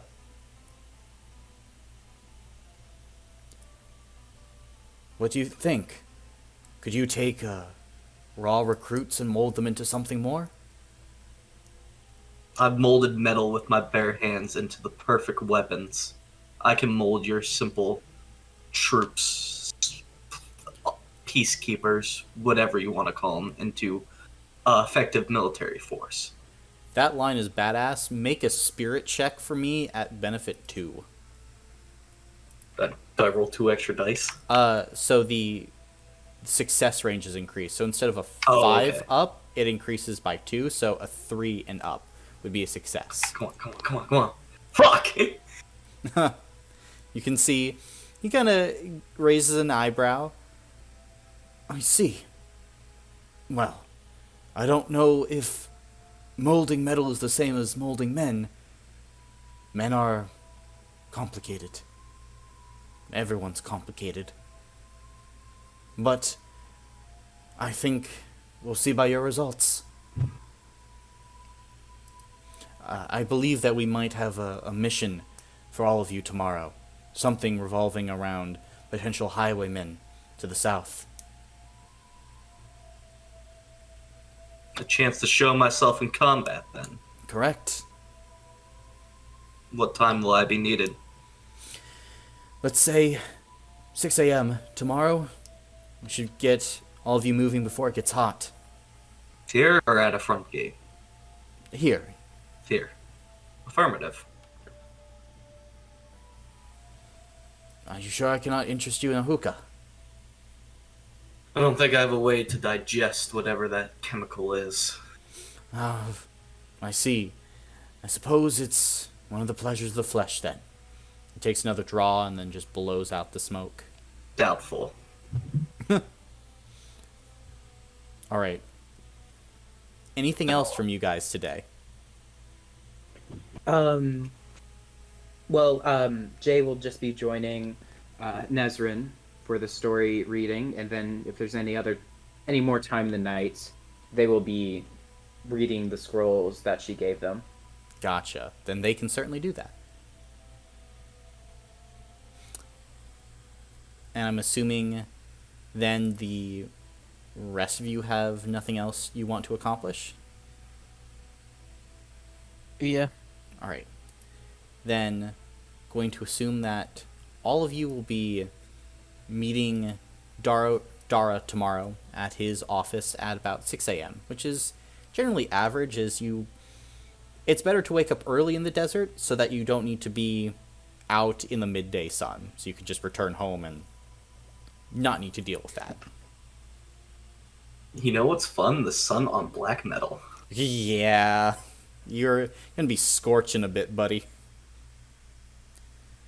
Ooh, you could just touch people and give them. Everyone's getting a fucking hug. Oh, You get a hug. Heat metal. Oh my god, that's gonna be a great ability if I had that. Just gonna go jumping on people to burn them all. Oh god. Burn them down. All right then. So, Nolan, are you showing up for this mission as well? Yeah, I guess. All right. God. He's like, Sure. fuck. Fuck it, if I have to. Natasha will not show up, as this is way too early for her. Oh my gosh. Natasha isn't here. Who else am I gonna be antisocial with? Oh my god. I'm gonna pat Nolan on the back. Great to see you, buddy. Don't touch me. Don't touch me. Wrong side of the bed again. Is there even a right side? You'll find it one day, buddy. All right. How could there not be a right and left side of the bed? Apart from our discussion on beds, I have tracked down a likely location of our highwayman problem. It's about 3.5 miles south of here, in a rocky gorge. Sides of this gorge are extremely treacherous, so climbing them would definitely bring a risk. It's likely that they're probably stuck in somewhere in those mountains. You'll most likely need to find your way in and deal with whatever is making trouble. Keep your eyes peeled, but I have faith in all of you. And I nod. here, for each of you, 2 filled water skins. He gives each of you those water skins. I put them on my belt. Drink one on the way there, one on the way back. Else, well, dehydration is a bitch. Thank you for always looking after us, Dara. Thank you for always looking after me and our people. We are but servants to those who are weaker than us. I couldn't agree more. He gives this warm smile. I'll get going, and hopefully it's nothing. Maybe just an angry set of scorpions. Well, Wait, how big do the scorpions get? oh, you know, cat-sized. Oh. I fought one dog-sized once. Oh. Marvelous. Okay. Okay. Don't worry, they're easier to kill than humans. Oh. Like morally. Oh. It's easier. Oh. Because Gotcha. you know they don't have feelings. No, They don't I can see that. They're just so crunchy. Ragnar will pop like a little, like almost like a gas thing, and he'll pour the water in there as like a coolant for him. Oh, Okay, that's cool. That's neat. I like that. You can add a hero point for that little RP thing. I like that a lot. Jay is visibly impressed and fascinated by the machinations of your body. Robo Man. RoboCop.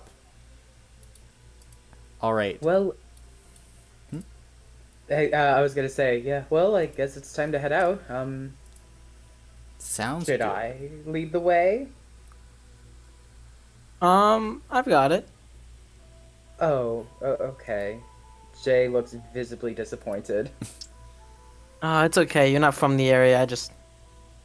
Hey, I live here. I've lived here for my whole life. Oh. Well, sure. You can take the Okay. lead with me.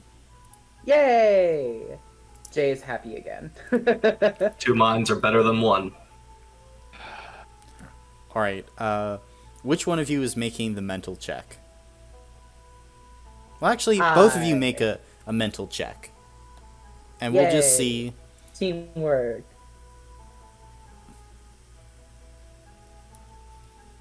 Is it working? Colin worked so hard to create the algebra problem. You guys aren't even going to use it. Don't even like my algebra. Dude, that problem's fucking litty. It's crazy. Well, the forge.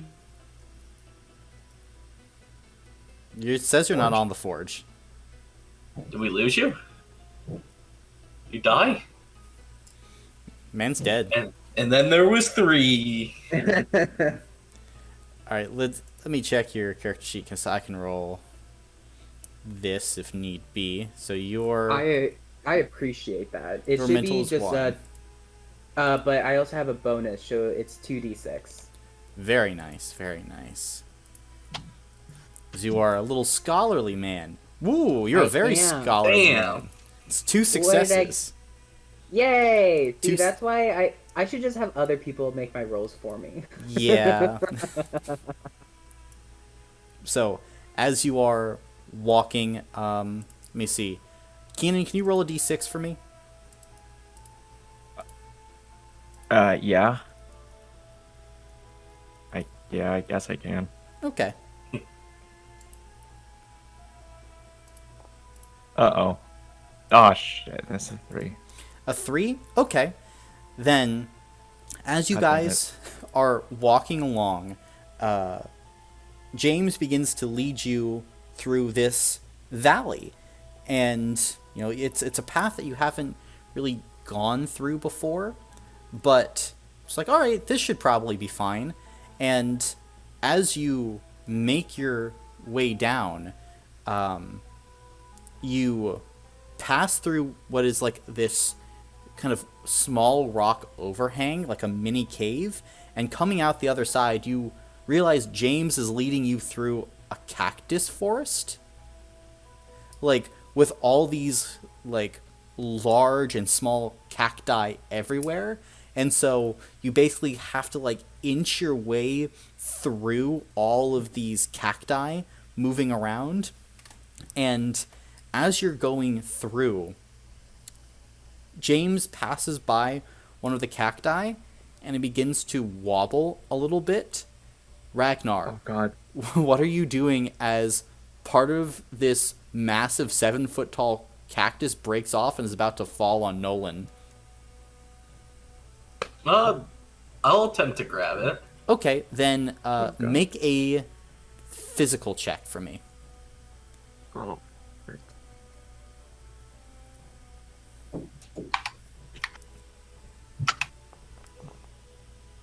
2.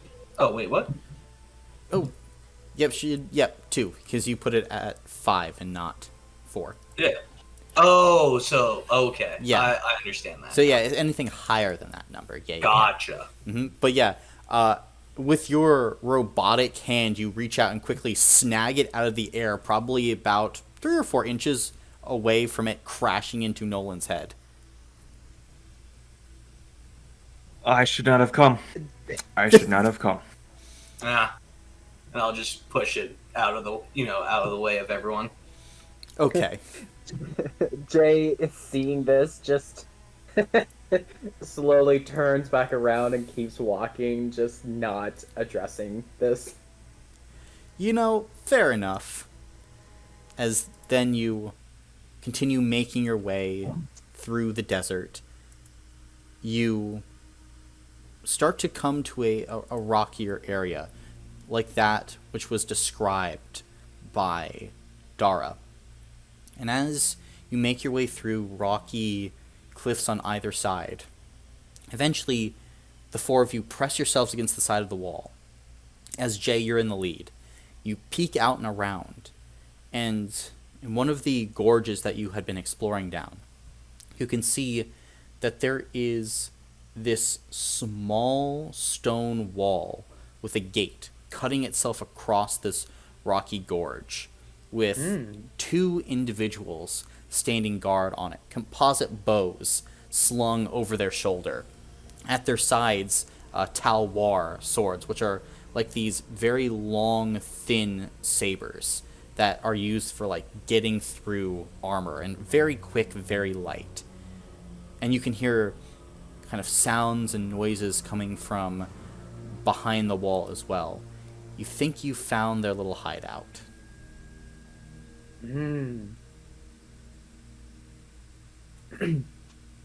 Jay whispers back, so, what do we do now? We go say hi. Those are really long swords. I don't think they want to say hi. Well, if that's the case, then we just kill them.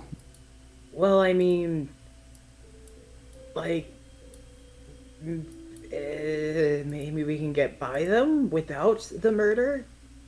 I don't think I'm sneaking by. No, we came here to take care of the highwaymen. There's no point in continuing to go south. Oh, okay, I guess, if you're sure. I'm gonna wait for someone else to go up front because I am not a. Should we attempt to restrain the individuals, or are we just going full gun po? It depends. I mean, could take them back and they can have a trial, but Or, you know, we can leave them strewn about as a warning to any other people. I like that one. You know, I feel like, you know, they're bad people, so, you know, we've Well- cut them into act. We'll give And, them a morality test. let's just talk to them first. Maybe they're just You know what? We'll give them a 10-second head start. no. Oh, Let's talk and see if God. they're actually highwaymen. Okay, but I want to be clear. We should be going to not kill them, but just incapacitate them, right?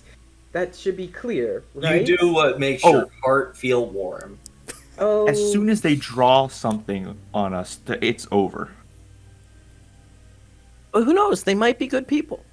They could be good people. I We are looking vote for a fair trial. Random people out here, good people. You're very funny. You're very funny. I'll go talk to them. Hey, they Oh, might have just God. gotten stranded. Let's go, Nolan. Why are you all Yeah. so murderous? Oh, not murders. Because they're bad people. We don't know that yet. We don't know their circumstances. Maybe they have a very old grandmother who's dying, and You they two need stay the here. They money. shouldn't be stealing, and You now two they're stay gonna here. learn. We got this. True, Yeah. but like they could. We can't be Oh, no, killing oh, no, people. oh, no, oh, no, oh, no. They did bad things. They're going to pay Well, if they did those bad We things. don't know if these are the highwaymen. This might just be some people stranded in the desert, and if they are, that we can do everything we can to get them to the city. Oh, God. So let's Oh. have a quick word first. Okay, Okay. James, look away Please just and cover your don't- ears. Don't kill people. We don't well, need let's- to kill okay. them. Nolan, Ragnar, can you go say hi? Yeah, we'll go Remember, say hi. make sure that they are the people we're looking for before we do anything. Got it. All right. How close do you want to get to these people? How far away are they from us right now? Right now, they're probably like 65 feet.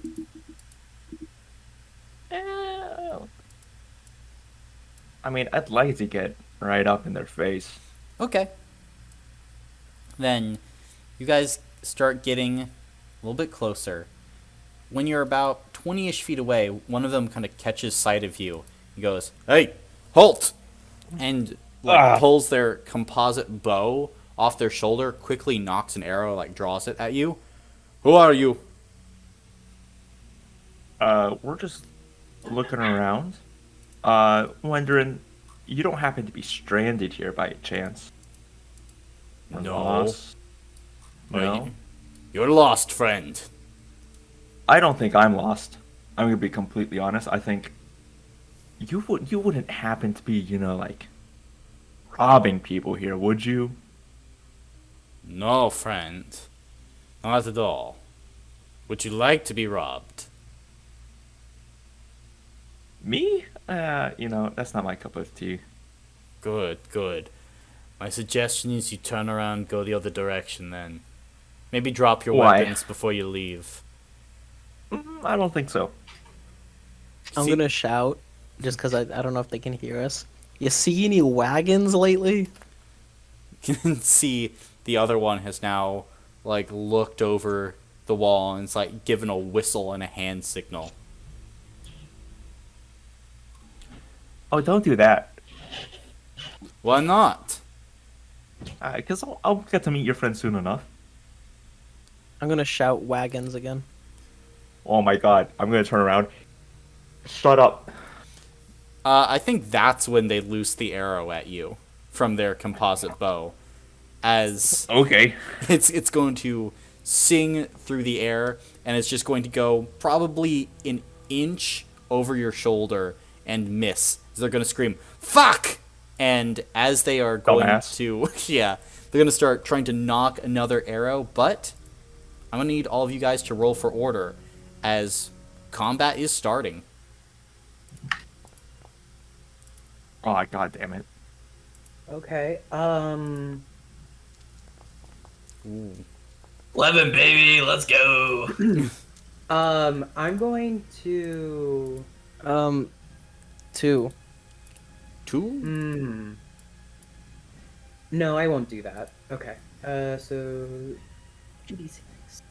Yes. Ramirez, what did you do? What did you 2. roll? 2? Okay. Nolan?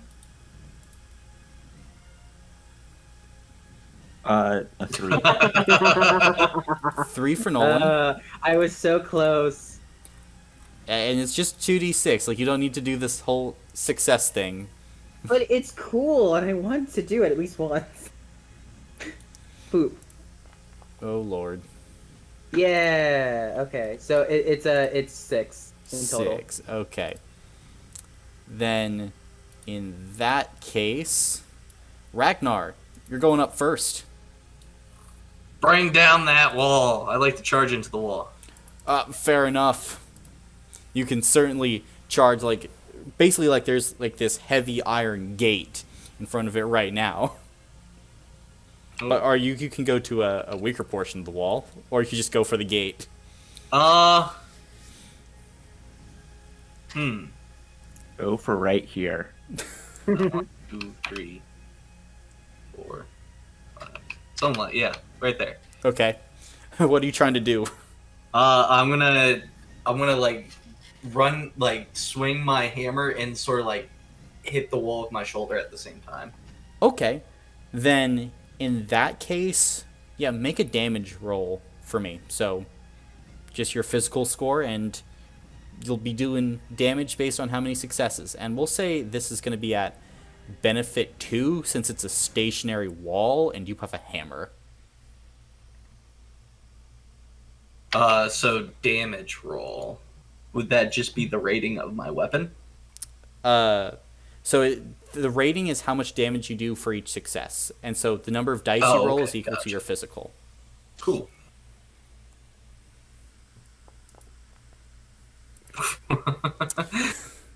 Can I use a hero point? You could, yeah. I'd like to use a hero point. You can re-roll one of those.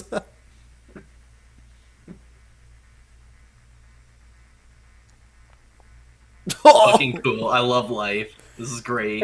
Everything is cool. As you run forward,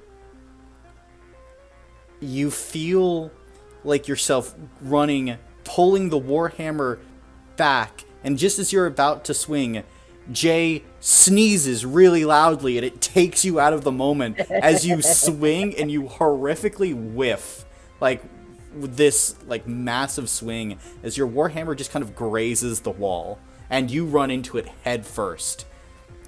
This guy's bad luck. You meatbag! You distracted me! Sorry! It's very dusty. Oh my god. Oh, I feel bad. Okay. I guess that's my turn. Okay. Wait. Okay. Can I activate my combat ability? Yeah, you Your can. chat card. Mm-hmm.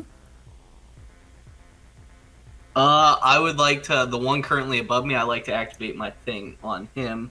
So until the start of the next turn, the creature deals damage to you. Reducing that damage would take I'd take half my spirit score. So Gotcha. I'd just take 1 less damage. Okay. Gotcha. You got them If he marked. hit me. If he hits you. Very cool, very cool. Then that's your turn. The bandit captain, who's going to be all the way at the back. You hear a person cry, "We're under attack, men! To the front!" And he's going to run up. And let's see. He's going to... Well, you guys wouldn't really be able to see what he was doing. However, you would see that sand is beginning to whip up on the other side. That's about it. Interesting. That's what the bandit captain's doing. Jay, you're up. Okay, so Jay's going to move Sandbender. up. Let's go. Yeah, I'll go right here. And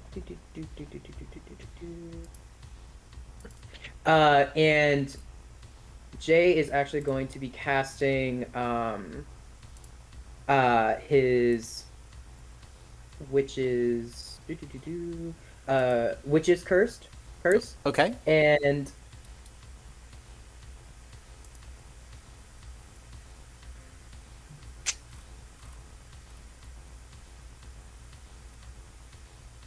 using, I'm specifically going for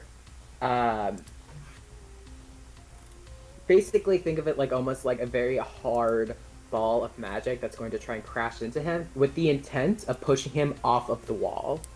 Gotcha. Yeah, so that's the intent behind it. Fair enough. Then go ahead and make that roll. Okay. Push on 36.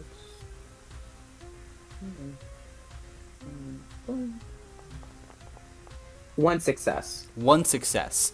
So 2 damage, correct?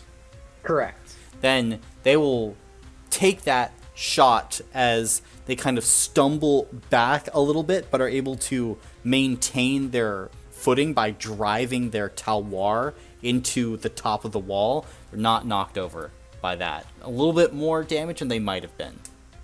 Okay. Right. And I'll also use my combat ability on Ragnar. Okay. And so Ragnar, on your next turn, you can re-roll 2 dice. And that will be the end of my turn. Sounds good. Then Nolan, you're up. Okay. How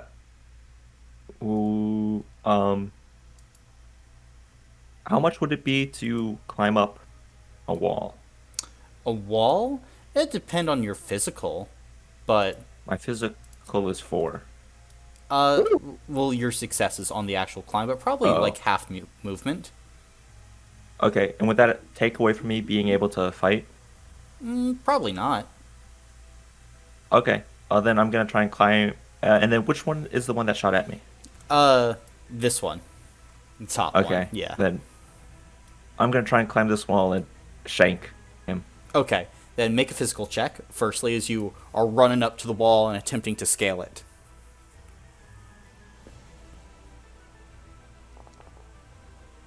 Two successes. Nice. Very nice. Then yeah, you can certainly run up there, jump, scurry up the wall. That'll be all your movement though, as you scurry up probably about 10 feet, get to the top, and you can see this bandit there, eyes wide.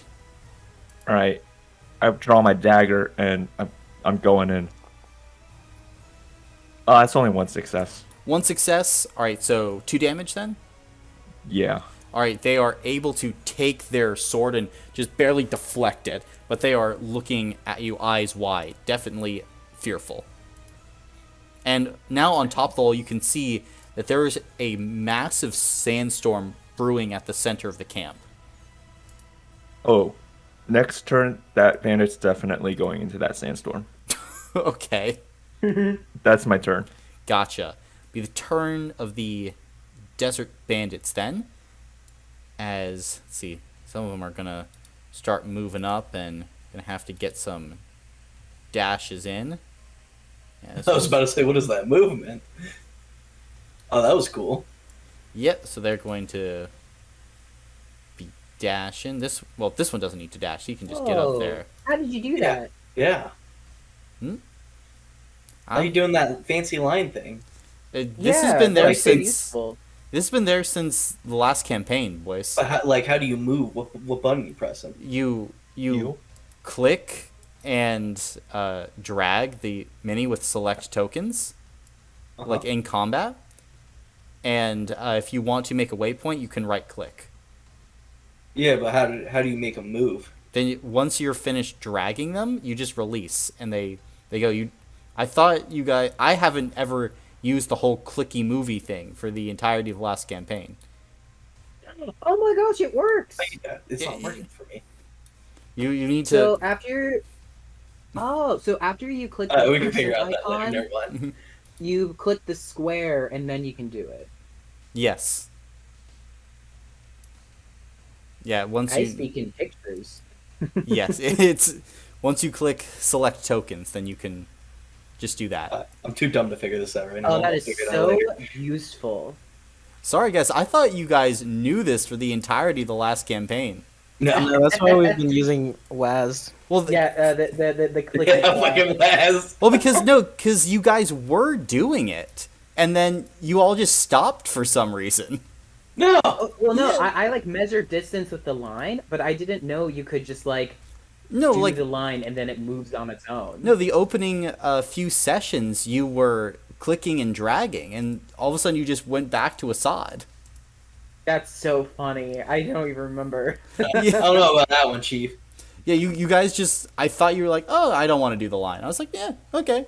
I've done the line to measure, but that's about it. I haven't done I'm gonna run on the line. All right, so the bandit closest to Nolan is going to pull out their yatagan, which is like this long dagger that kind of has this slight curl to it. It's going to attempt to stab into you, Nolan. One success, which would be 3 damage, Nolan, as it attempts to shank into you. Okay, I'm gonna burn my points, my stamina points. I assume so, as you are able to dodge away from that. And then, the one behind is going to pull out their composite bow and is going to try and fire into you, Nolan. That's going to completely miss as you dodge another arrow. The one Aim lower, dumbass. the one on top of the wall is going to move back into the side, and here, Odd, they're going to shoot for Ragnar. Even they're going to fire at Nolan because he's being a bitch. Odd, fuck yeah. Yep, Odd. So they are going after good old Ragnar. Shoot me, pussy. Well, he's going to give it his best shot. You got to give him a moment. Double ones. Bro, he's... As they fire down, your armor just deflects the shot. And Bro, you guys are 0 for 3 with your bows. You have to do better. This is sad. At their turns, Ramirez, you're up. Alright, well, I'm about to show them how to actually use a bow. I'm gonna shoot this fucker. Okay. So that's 2 successes because I have never miss, and I can Okay. make 2 of the dice into successes. Fair enough. So he will take 26 damage. 26 damage? Alright, then as he is shot, just where are you aiming? I'm just aiming for like center mass. Right through the heart as the body falls off the wall. Oh, wow.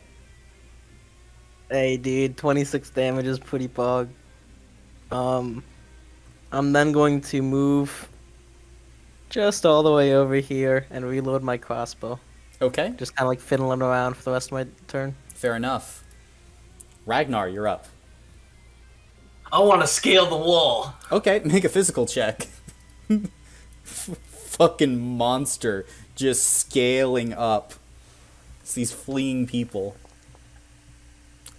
2. Yep, you are. Yep, 2. But you're on top of the wall. You have 25 feet of movement left, which is more than enough. Who would I want to go smack? I want to smack that guy. Okay. There we go. You are getting smacked. I like to. I'll roll first for it. So 3. 3. Yep. We hate to see it. As you run forward and you swing with the warhammer, they just barely duck underneath it. Ragnar can reroll too, though. Yes. Go I for would it. like to reroll 2. Please. Come on. I'm so sorry. Go back to D&D. Hey, you spent all your successes on the first roll. That's the problem. Yeah. All right. Anything else, Ragnar? I can only make one attack, right? Technically. Yeah. Yeah. I'm just gonna stare at him menacingly. Okay. Menacingly. So menacing. Then it will be the bandit captain's turn. They are going to run up with their aura, and they're going to yell, "You useless fucks! Aim for their hearts!" And that is going to... Well, they're going to take the guard action, but that'll be it. Jay, you're up. Okay, well... Jay's gonna do the same as before. He's going to be staying in place. Okay. And he's going to be attacking the person who's closest to him on the wall, with the intent of pushing him back off of the wall with his attack. Fair enough.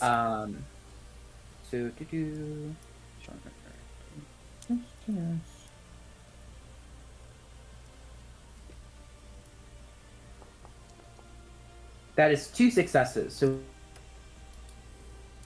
see, for 4, I'm going to have them make a physical check to see if they can survive contact with the ground. Nope. As you fling them off the wall, they would take an additional 2 damage upon hitting, and they fall upon their neck after basically all of their ribs were broken from the initial impact, and they are dead. Oh god! Oh, I'm so sorry, but I didn't see it, so I'm assuming they lived. That was not my doing. And then I'll use my combat ability on Ragnar again.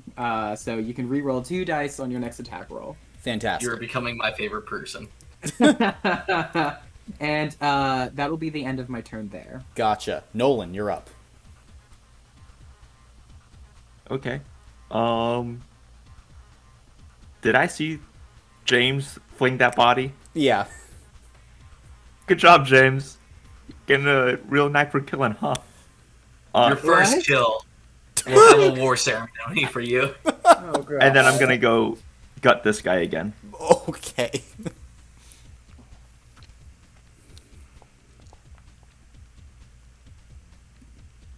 Nothing. Nothing. So you go and try Not this time. and gut this guy. They slide back just barely and are able to deflect your attack once again. As you Next time it's gonna be your kneecaps. you can Oh my. you can see like they're about to speak and then they just clutch their short sword tighter, beginning to look like they're about to strike into you. Okay. You know what? That's gonna be my turn. All right. At the end of your turn, it's gonna be the turn of the bandits. And let's see here. Yep. Some of them are gonna be moving up still onto the wall, and they're gonna be within their captain's aura still, which is gonna be useful for them. Then, let's see, can this one get up to Ragnar? He can. And then this one. Let's see. Yeah, this one can probably go right here. Yeah, right here. Take a shot at Ragnar. So, first things first, going to be a short sword attack at Nolan.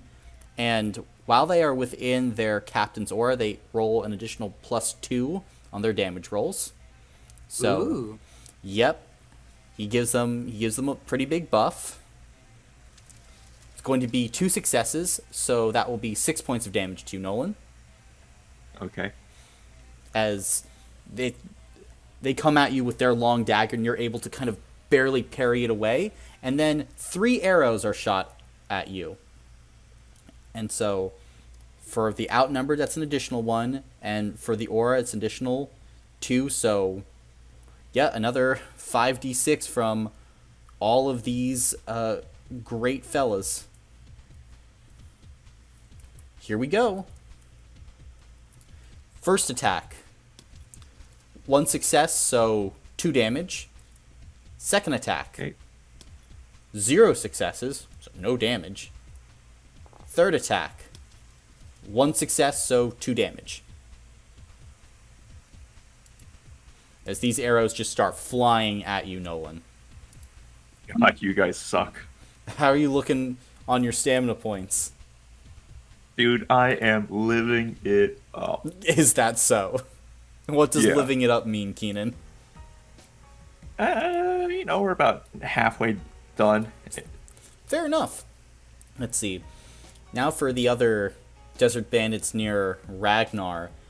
They are going to be taking attacks with their short swords into him. First, the decreased one. So their short sword just bounces off your armor once again, Ragnar. The second one that's coming up from behind you, they're going to plunge their short sword into your back for 6 damage. Owie. Are you spending stamina points? I got blocks. I'll drop a block. 6? Yeah. Yeah, I'll drop a block for that. Alright, then you let your armor just tank it as you just feel this pressure from behind wheel around, making the bandit have to retreat. See, now with the last bandit, they are going to shoot you from afar with their bow. A failure as it just clanks off of your armor. You're a walking tank. But that's going to be the bandits' turns. Ramirez, you're up. Alright. Damn, so I probably can't climb the wall, right? Probably not. Alright, then I'm gonna walk up towards the wall. And this guy has been hit, right? Yes. Then I'm going to aim for the person behind him. Okay. Ooh, that's a long range. He's lobbing it. He's like, yeah, that's a lob shot. It's a lob shot. So that's 2 successes because I have never miss. And it's just always 2 successes. So he will take 26 damage. Hold on for never miss, because isn't that once per combat? Sorry, my bad. I thought it was. He doesn't have a full crank. Well, anyway, he'll only take 13 damage then. 13 damage, still pretty good. As gets hit in the throat, and then.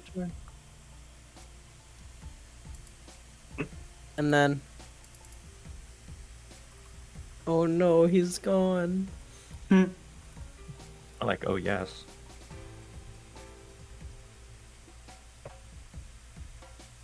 Right. Anything else?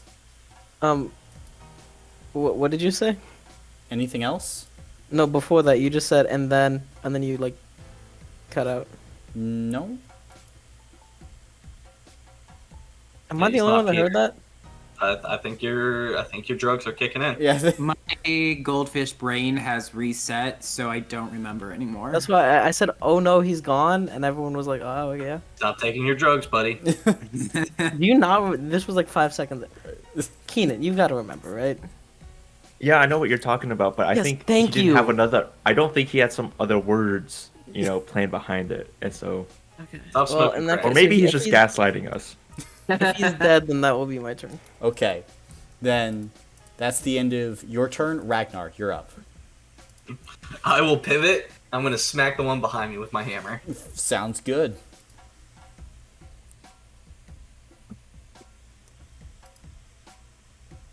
Come on. Ooh. I'm gonna re-roll those other 2. Sounds fair. What the fuck? I'm so sorry. Why? I'd like to bonk this one on the head for 4. Oh god. As you swing, this one is able to raise their blade and just barely is able to parry it away, although you hear this clicking as like muscles pull in their shoulders as they barely survive that attack. Did I get the trait? Is it my rating? Just my rating? Yeah. Oh, okay. Gotcha. Yeah, just 4 then. Mm-hmm. All right, anything else? I will activate my combat ability on the one that I didn't swing on. Gotcha. Fair. It will now then be the bandit captain. And he's finally in a position where he can start doing some damage. So he's going to get right there. Ooh. Next to you, Nolan, as this large armored individual walks up to you, carrying this kind of long, gnarled, kind of orangish talwar sword, and gives you this smile. You think that this is your wall, boy? You to say it's not. It's going to pull back and start fucking swinging. This might hurt Keenan. I will not lie. First attack. 2 successes, so that's going to be 8 damage. Okay. And you spend in those stamina points. Yeah. And using his power, he's going to throw you 10 feet off the wall after the attack. Ooh. As you just barely dodge, and as you're getting to your feet, it's a powerful kick as you are sent flying off the wall for, let's see, he has just enough movement to get up to Ragnar, and gonna take a second attack. Cool. 12 points of damage, Ragnar. Cool. I'll just spend a health block. Okay, health or armor? Oh, armor. Armor, So, I'm assuming, because if you spend health, you'll take an injury. Oh, yeah. So, yeah, my first 2 have been just my iron body and one of my armor slots. So I still have 1 more. Gotcha. Armor Then slot. your armor allows you to take that shot kind of on the brunt of the metal that's protecting you, but you feel the metal like creak a bit as this guy is no joke. Jay, you're up. Okay. Okay. Jay.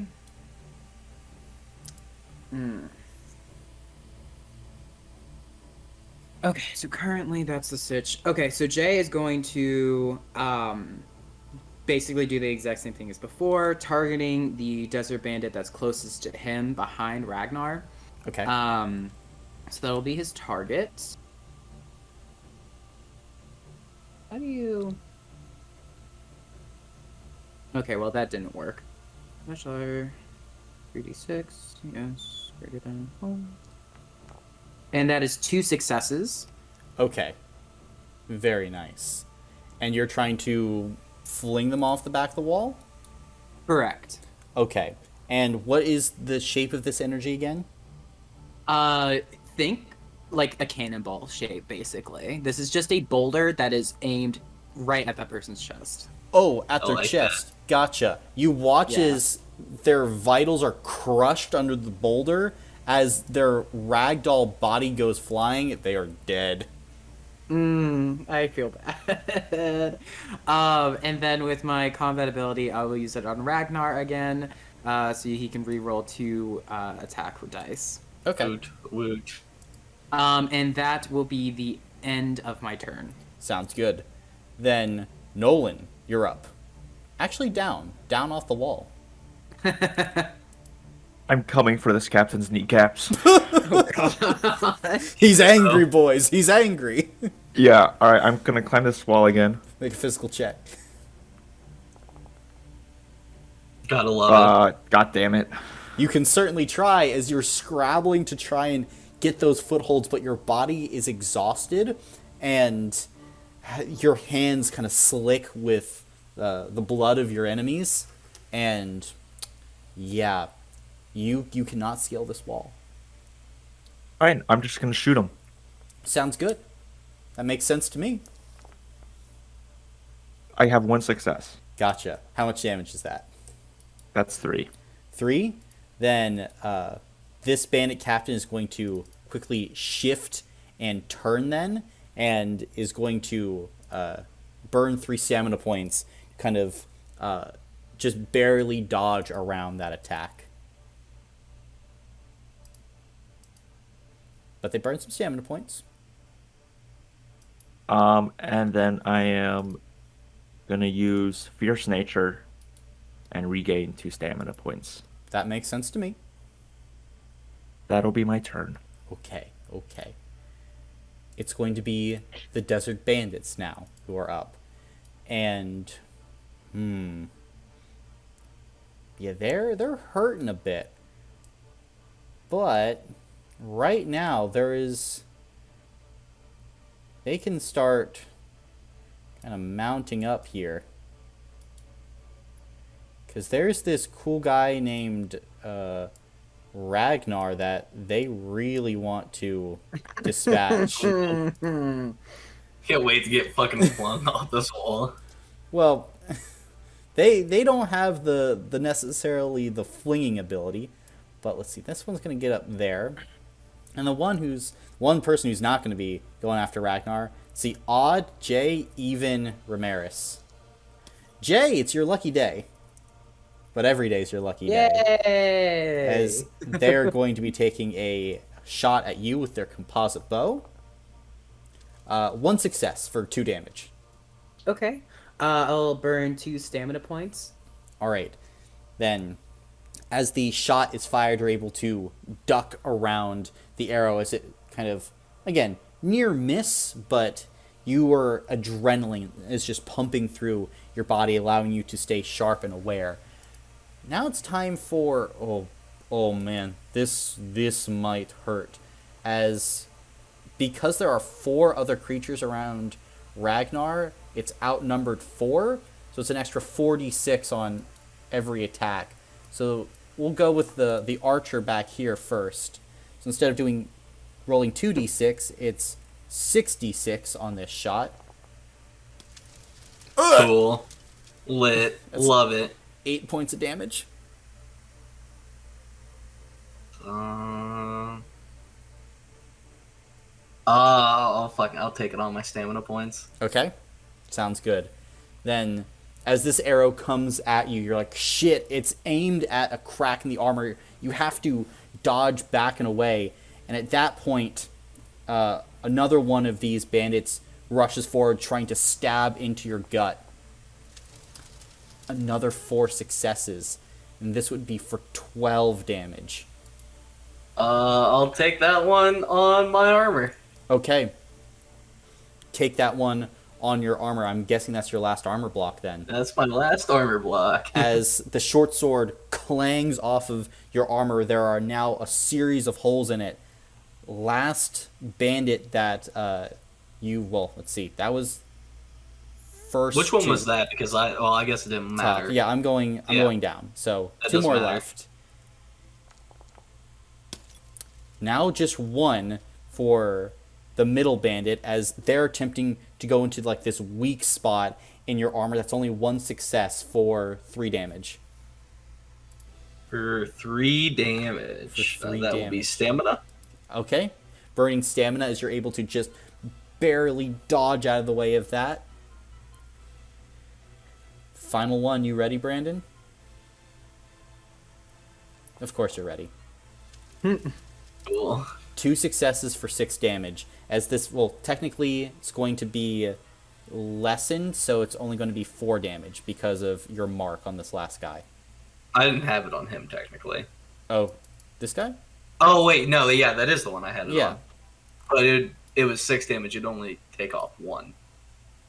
Let's see. Okay, so then 5. Yeah. Which I only have 4. Okay, so are you having to burn a health block? So if I can't take it on my stamina points, I have to take it on the health block? You do, yeah. Ooh, okay. Yes. Then go ahead and roll for me 2d6 as we'll see which injury you take. Jeez. This is when having your healer here would be epic. Let's see. 7. 7? Okay, you gain detriment 1 on all your attack rolls and skill checks until you complete a either quick or complete rest. So that means you're rolling 1 less dice, Ragnar. As they attack into you, and like their short sword is going towards your heart. You have to pull up your like left hand, your offhand, and the blade goes straight through it. As you cry out in pain and kick them back, breathing heavily. Ooh, it's looking rough. But that's all that they're doing. Ramiris, you see Ragnar basically going 5v1 in this. What are you doing? I'm gonna try and help out by shooting the bandit captain. Fantastic. I take 13 damage. I would like to burn some stamina. Okay. Oh wait. I would like to take an lose an armor block. Sounds good. As in this critical moment, you start trying to like reload the crossbow, and then the bolt isn't properly set. There's kind of like this ricochet explosion as the bolt bounces back and nearly like goes and hits into your flesh, but just barely grazes your shoulder instead. And then I'm gonna use know-it-all. Okay. On I guess Ragnar. Gotcha. So that will be my turn. Sounds good. Ragnar, you're up. What does that give me? It's the same thing that Jay has been doing to you. Okay, Yeah, gotcha. so you have like 2 of those now, I guess. Mm-hmm. Cool. I'm gonna start with just dropping the combat ability on the captain. Okay, sounds good. And I will put my hammer strikes into him. Fair enough.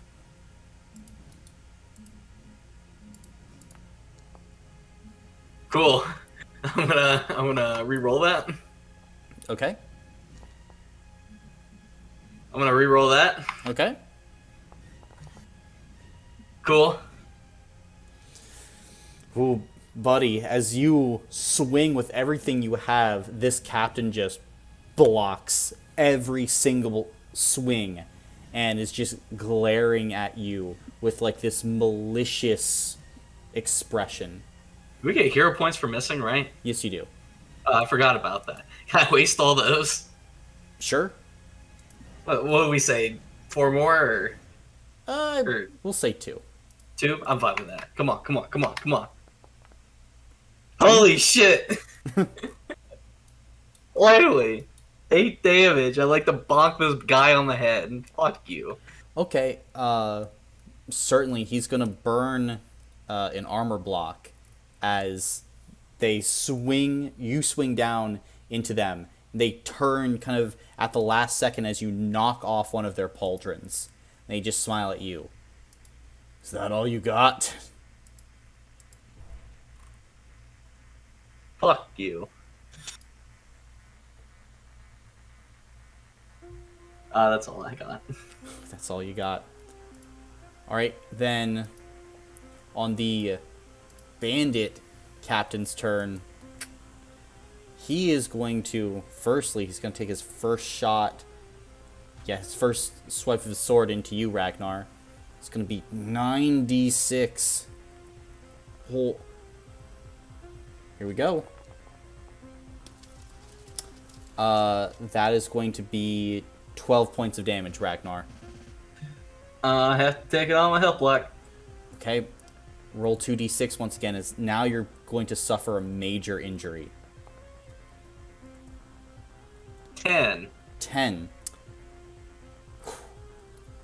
Ragnar, as you're in the midst of this fight, you can see for one moment this captain leaves an opening, and you're like, This is mine. I got this. And as you swing for it, the bandit had left this opening on purpose, spins out, runs their talwar through your right kneecap.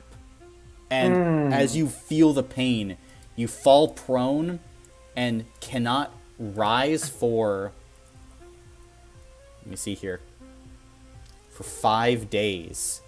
Will this injury affect you as you cry out as the bandit use their ability to then throw you off the wall? And, see, 1 is Nolan, 2 is, Ragnar's pretty down. Yeah, still 2 will be Ragnar, 3, 4 will be Jay, because Jay is magic. And the bandit captain's gonna hop down. It's gonna land right next to you, Jay. So what's your trick? Oh, Jay's just stuttering. I like it when they panic. And he's gonna spin around. 3 successes for 12 damage, Jay. Okay, ooh, should I for burn? I'm gonna go ahead and burn those as stamina points. Fair enough. So that is now, that was 12 you said? Yes. Okay, so now I'm down to 6. Gotcha. So you're down to 6, just dodging that swipe, looking to maybe like lop off a limb or something. Still in the fight, Jay, but ooh, things are looking dangerous.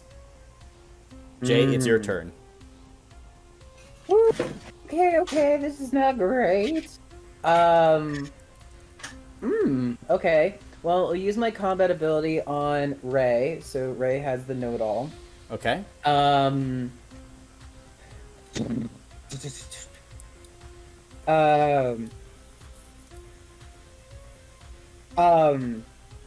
have a question. Okay.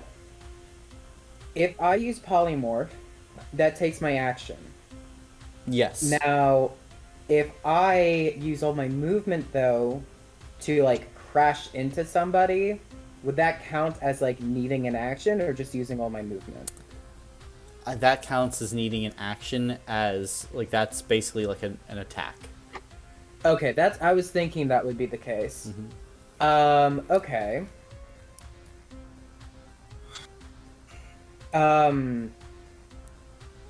This is rough. Okay.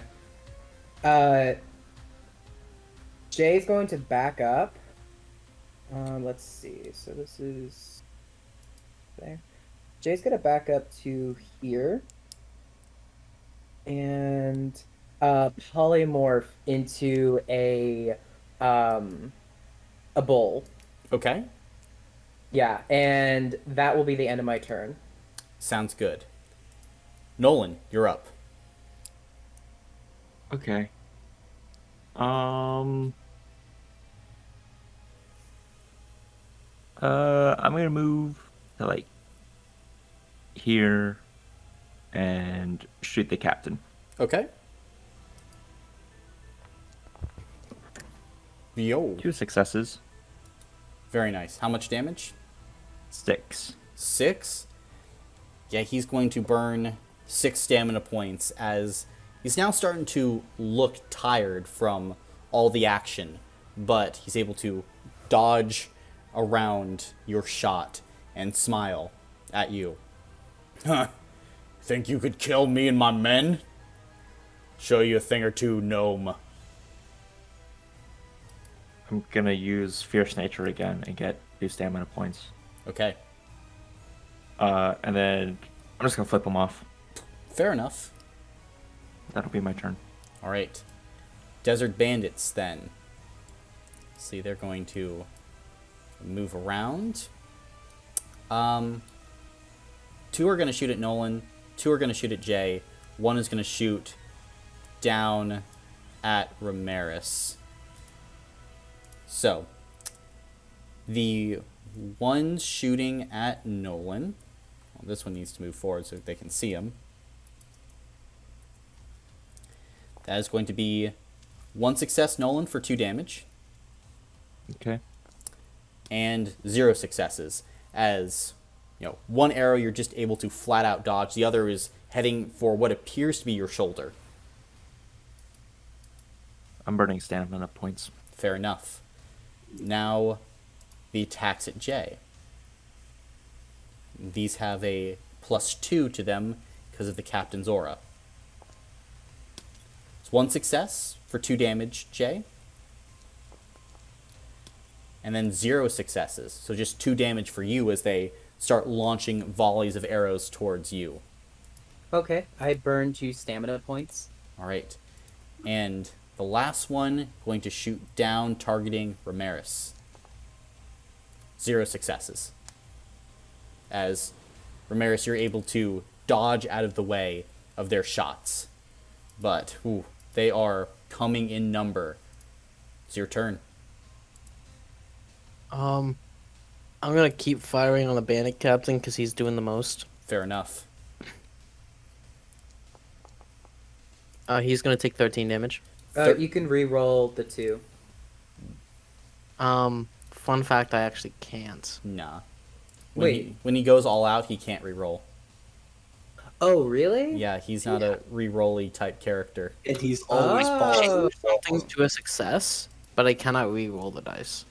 Oh, gotcha. Okay, well, that's good to know. So I won't use my combat ability on you anymore. Yeah. I wanted to say earlier, but I opened my mouth and I'm like throat hurty. Mm-hmm. No, you're good. Yeah, so I actually can't re-roll that. So he's gonna take 13 damage. He doesn't have enough stamina to block that, so he's going to have to use another one of his armor blocks, his last one, as that's going to break through it and, basically take out his chest plate. It's just this crumbled ruin now as he tears it off, revealing exposed flesh underneath. And he's going to look to you and say, Maybe it's time for a change in priority.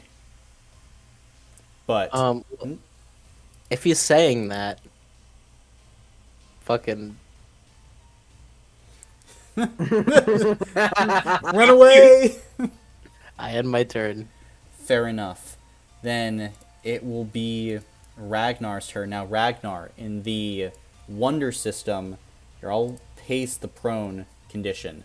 A prone creature is knocked to the ground. It requires that they take all of their movement or their action to stand, but you can't do that because this is an injury.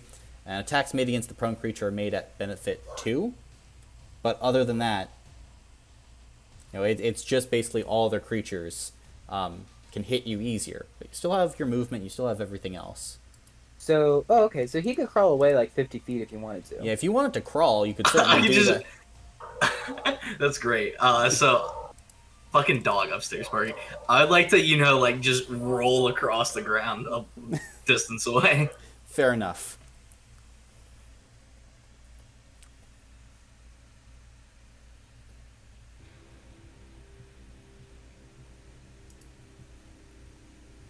Roly-poly, and then I'd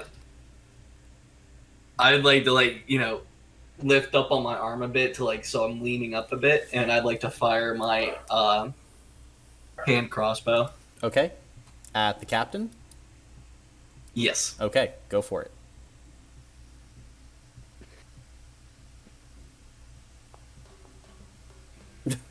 That's a nice miss. That is a nice miss.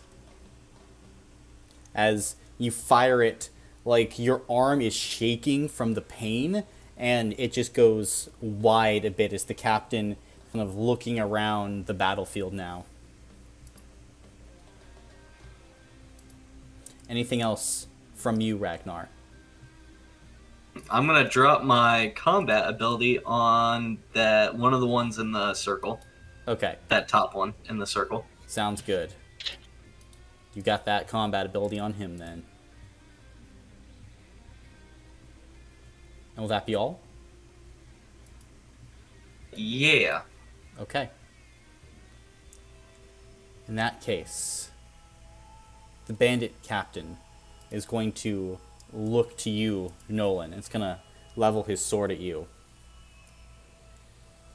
Now, we might have had a bit of a misunderstanding. So here's what you're going to do. Drop all your gold all your fucking weapons, or we skin ya. As he's kind of looking at you, Nolan, are you wanting to continue to fight?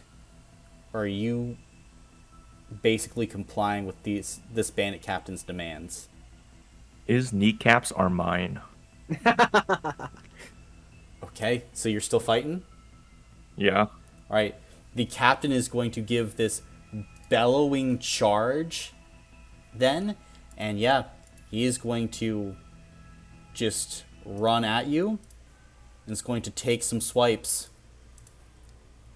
Here we go, Nolan. Okay. Oh! Get fucked. Get fucked. How are you dodging his first strike? I slip under the axe and then like I'm right up against his like shin.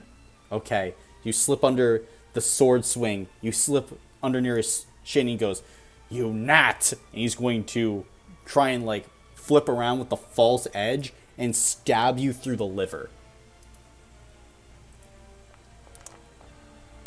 1 success for 4 damage. That's going through my stamina. Going through your stamina. All right. So how are you dodging it? I spin to the side. Okay, you spin to the side. How much stamina you got left? I'm gonna have to start taking health blocks. Then I'm assuming you're like breathing hard then, as basically it's like a 1v1 duel right now between you two. Yeah. All right. Yep. Then in this moment, as these two warriors are squaring off, Jay, you're up. Okay, so let's see here. Shoot him. Yep. Shoot him in the back. Okay, so I'm going to give my combat ability to Nolan, so you Okay. can reroll 2. Jay's gonna move over here, and Jay is going to charge as a bull through the captain and straight towards the wall. And the intent here is to shake everyone who's on the wall like off of it. I love it. Make a physical check with an additional d6, and I'll say it benefit 2. Because Nice, okay. you're a big bull, you have more strength, and you're just trying to run through all this. Nice. And do we get extra benefit against the bandit captain since no one's there? Yes, you would. Nice, okay. So another d6 then. Perfect. So it's /R 3d6, and it has to be greater than 2. 2? Mm-hmm. Nice, okay. Yes, greater than 2. That's 2 successes. Okay. See, for this with your bull horns, we'll say that is going to be like damage rating of, I think, probably 4 sounds about fair for a bull's horns. What would you say? Nice. The polymorph does specify that unarmed strikes are 2 for damage rating. Okay, then we'll go with that then. So it will be Okay. 4 for the captain, as he'll have to spend some stamina points to do that. Now, bandits on top of the wall. See this wall with your mass. I'll have them both make physical saves, because I'm with a bull running into this thing. It's not a well-constructed wall, and there's already been some damage taken to it. So it's getting ran through. One of them is staying up, though. The other one is going to fall down and off and will fall prone. Now the wall is indeed open. Nice. And anything else for you then, Jay? That'll be the end of my turn. Okay. Then, Nolan, you're up. All right. I'm taking his kneecaps. Okay. You might. Ooh. I'm gonna re-roll. You can roll 2 of them. Yep. Oh! Nice. That's 6 total. 6 total. Yeah, he's going to get stabbed in one of his kneecaps with this dagger. He doesn't necessarily, can't really afford to spend those stamina points. As the dagger hits into the kneecap, they cry out in pain and surprise. It's like there's this gout of blood now running down their leg. They're starting to look a little rough. All right, and then fierce nature again. Okay. That'll be my turn. Sounds good. Then it will be Desert Bandits now, as the one closest is going to use their action to get up, and they're going to move away from this as they don't want to deal. Then, one is going to hop down and is going to engage the bull. Actually, these two are going to engage the bull. One on top is going to fire at Nolan, the other is going to fire at Ramirez. So, against the bull, we'll roll first, as they are attempting to stab into Jay. 1 success for 3 damage on the first. Okay, let's see. I'll use 3 stamina points for that. Sounds good. Second one, 2 successes for 6 damage. And that one, I'll have to roll for invulnerability. Okay. So that's 1d6. Ooh, and it's a success. Close. Then, as this bandit is trying to stab into you, a bit of falling rock from the top of the wall comes the last moment, and literally in midair deflects the attack just enough for it to miss you. Nice. Next, the attack into Nolan. Ooh, Nolan, let's see, buddy. Actually, this is going to require an additional 1 because of the captain next to you, so doesn't matter. Still misses. As you're just ducking, diving, moving as quickly as you can. Next shot from the last person on the wall at Ramirez. A miss as well, as Ramirez, you are just backing up, dodging, ducking, diving in this desperate, chaotic battle. That will be their turn. Easy peasy. Ramirez, you're up. Well, I'm killing the bandit captain. All right, he's been annoying as shit. Okay. So I will roll for invulnerability, and he will take 13 damage. Okay. Very fair, very fair. No. Ooh. Oh. Roll 2d6 for me. 1 health block, yeah. Unlucky. Ooh. Let's see what you got there with a 4. Then, as you fire, there's this burst from the crossbow. Sparks flying as the bolt hits into the side of this bandit captain, causing them to spray blood in the air.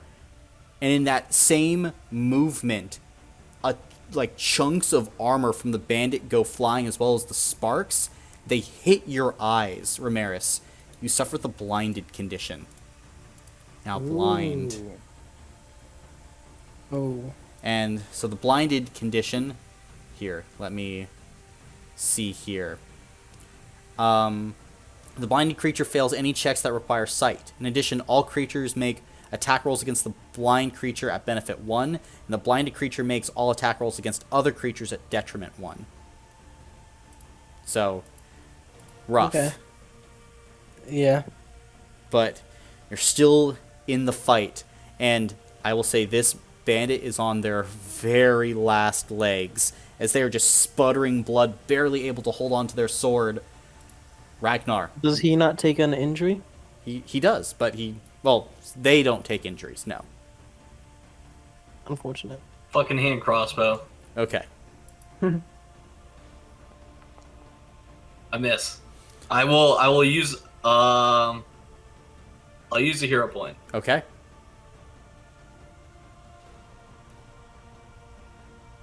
Come on. Cool.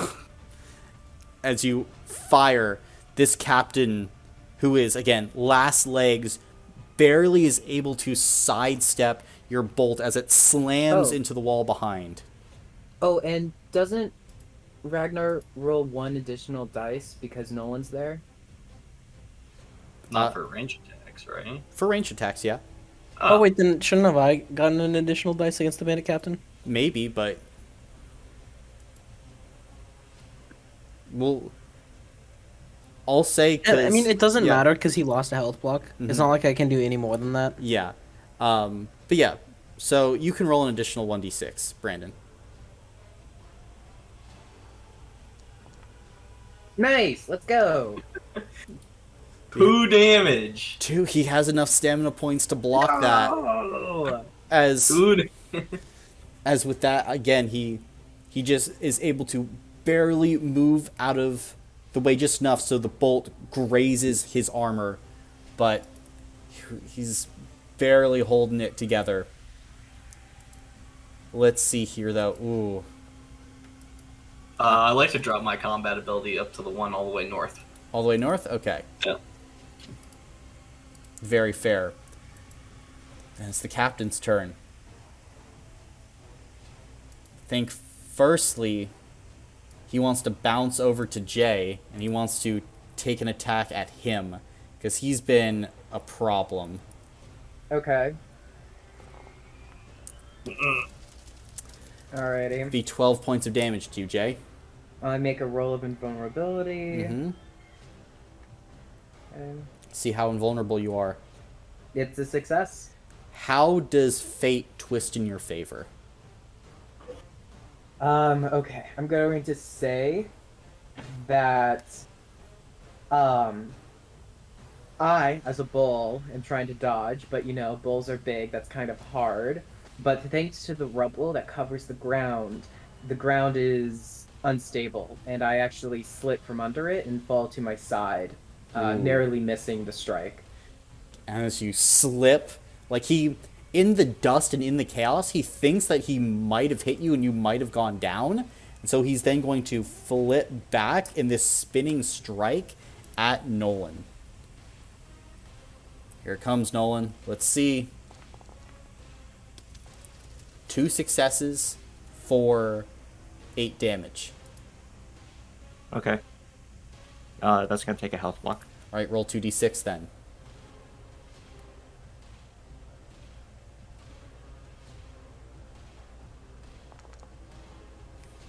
6. 6. He walks over and he smiles. An eye for an eye and a knee for a knee. And he is going to stab you through the knee and you're going to fall prone. Ouch. And after that, he's then going to use his ability to throw you 10 feet backward. And he's going to just be smiling as he's going to begin to, approach you at the start of his next turn. Jay, you're up. Okay. So, I'm going to use my combat ability on Nolan. Okay. And I am, let's see here. If I go... Okay. Can I do this where I'm going to run over here? Mm-hmm. And I'm going to run straight through to the wall again towards this bandit here. Through the captain and the bandit. Sure, go for it. Okay. And so that's going to be, you said 2 physical? Yep. So 2d6. And that's going to be success greater than... is there any benefit on this roll? I'll say benefit 2, because you're still a massive bull charging. Nice, okay. 2 successes, so 4 damage in total. 4 damage in total. Well, you'll be able to see it on the VOD later. He has 5 stamina points left, so he's going to burn Damn. 4 of those to stay alive. You're barely, he's barely avoiding you, basically having to cry out as he has to push off his injured leg. However, as you slam into the wall, you slam into it, and the bandit captain on top falls as part of the wall collapses. He's buried in the rubble, and with 4 damage, he will be dead. Woo! Jay condoned death and murder. He's in a bit of a tight spot. I think the courts will allow it. Yeah. And that'll be the end of Jay's turn. Okay, Nolan, you're up. Okay. Can I get up? You can. It's going to take all your movement or your action, though. I'll take all my movement. Okay. All your movement to stand. And then I'm gonna shoot him. Okay. So right now he's looking at Jay. 2 successes. I'm gonna re-roll the 2 fails. Okay. Nice. So that's gonna be 9 damage. How do you want to do this, Nolan? Woo! I'm gonna pull the bow back, and I'm gonna call out to him. What were you saying about knees? And I'm gonna fire an arrow through his other knee. Oh! And then he took an arrow to the knee. Yeah, and he's just gonna drop. As he turns, then one going through the throat, then another in the knee, eyes wide. The captain drops down onto his face in the dirt, just blood pooling now. Gonna regain 2 stamina, and that'll be my turn. Okay. Turn of the remaining bandits. The one up top is going to start dashing away, leaving this battlefield. As with their captain dead, they're not about this. The other 3 are going to raise their hands as if trying to surrender. As they're just doing that. I cannot see them raising their hands. That's true. As I am fucking blind. Well, they're saying, "We surrender." Am I close enough to hear that easily, or make a physical check? I'm calling out directions. 11 o'clock. 20 degrees up. Oh my god, no! Okay. Okay. Fire! If Nolan is calling out directions, can I hear them? Yeah, you can hear them. You can hear Nolan's directions. No. I mean, like, are Nolan's directions drowning out the people surrendering? Probably.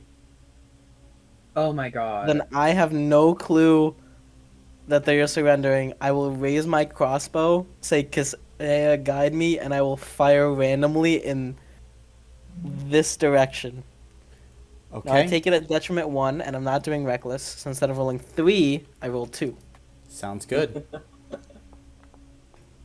I miss. So you fire, you hear a bandit kind of cry out in panic as the bolt sails wide, and they just scream out, "What the fuck are you doing?" At that, Jay's going to transform back into like human form, and just shout out like just basically like stop it, like they surrender, it's over. Oh, okay.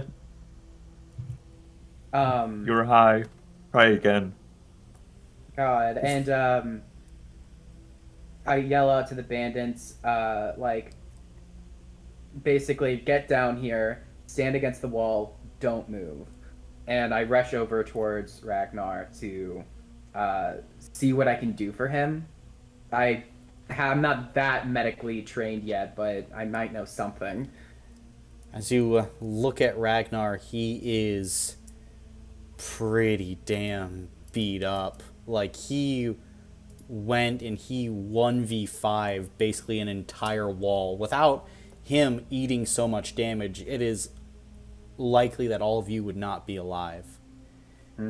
As you rush over and attempt to tend to his injuries, is here where we will end the session for today. So when we pick up next week, we will face the aftermath of this battle what is inside the bandit camp, DM. and all of you can take a level up. Woo! Wait, DM. Yes? Can I use my roleplay ability and use that last minute to regain 1 stamina point? Sure. Cool. I want to get the use out of it before the session. Fair enough. Awesome. It is just a flesh wound if I had flesh. Oh, man. So we get 5 more things to spend, right? One more thing. Yeah. Ooh. Damn. Yep. You get 5 at the start, but every continuous level is just 1. Yeah. But level ups in Wonder come a lot faster, so... Yeah. Yeah, because, I mean, it goes all the way up to 100, right? Technically, there is no cap, but... There's no cap. Oh. Mm-hmm. What's, the expected, stop like, cap. limit for this campaign? I don't have one. Oh, neato. Okay, that'll be fun. Yeah, you will keep leveling until the story is done. Please give me levels, sir. I am poor in levels. Like, I don't need to gauge, like, oh, you need to be at, like, this general power level, because it really just all depends, you know? Right, Like, right. No, that's nice. Because there can be... I mean, you can be a very high level, but you can still have any enemy threaten you. Right. Because you just need to have someone that has a high enough damage rating and hits on enough rolls. Right. No, that's nice. How many stamina points do we get if we level that up? 10. Is it still 10? Okay. Yep. Yeah, I'll take that. That's for those of us with invulnerable. Yeah. Invulnerable has come in clutch for you two the past few sessions, though. Yeah, but I just rolled a 1 into another 1 into fucking... It happens. Yeah. Luck of the And draw. if I level that up, do I get 10 more, or do I have to wait until I heal? No, you'll get 10 more, yeah. Cool. But make sure you mark down your injury, because that's going to last for 5 days. Major injuries carry, so that's okay, I see that now. Yeah. I was about to say, I just marked it on my Google Doc, but I'll do that. Right, and so, for the next 5 days, you're prone. Yep, you cannot get up from prone. Like, someone needs to be helping to carry, because he took a bad stab to the leg. Got it. And are major injuries something that could be healed by a cleric and, like, done away with, or no? For higher level clerics, yeah. Like, they have those abilities. I have to go suck off a god now, damn it. But yeah, it is possible to do that. It just takes time. All minor injuries get cleared up after a complete rest, though. So, gotcha. Okay. Like the detriment that Ragnar has, for instance, as he got stabbed through the hand, that would get cleared up after a rest. But okay, that makes sense. You know, and, nice. I was just gonna say, I'm excited. We're getting pretty close to level 5 because I want to take the skilled power that just straight up adds 3 points to a skill, and I'm like, yeah, I want that. That sounds good. It's a way to, boost those levels. Boost them quick, but you basically say, yeah, I'm only having 4 powers, so. Right. It balances out at the end. Oh, that's right. I had a question for you. You said we can, like, switch out powers, like, when we level up, right? Now... You need to spend a level up to do that, yeah. Okay, so do you spend a level up point to remove it, or do you spend a level up point to, like, trade it with something else? You spend a level up point to trade it. Told you. Oh, okay. Your god is confusing. Your god's a giant frog? No. Oh, it's not Pog. No. Poggers. Yeah, giant frog. Cooper's god is a god that fused with another god to bring about peace between, like, 3 different nations, and I find that to be confusing. Yeah, that hurt the brain a little. I don't need to understand it. I just need to know that they're cool. Well, the thing that gets me is the fact that, like, I just think that the way they went about bringing the three nations together was just extremely dumb. Like, they basically said, "Hey, everybody, I know you had your own like lives and cultures and stuff, but that's that doesn't matter now. You guys are all just one people, and it's all going to be like mishmashed together. No respect for what you had before." Car and Bonus merged because of war, and that was out of necessity. Yo, where's the avatar at? We need. And like that, I can understand a bit more for them doing that, but it's the way where it's like, just because y'all merge doesn't mean the societies have to like completely merge as well. I think it don't make sense.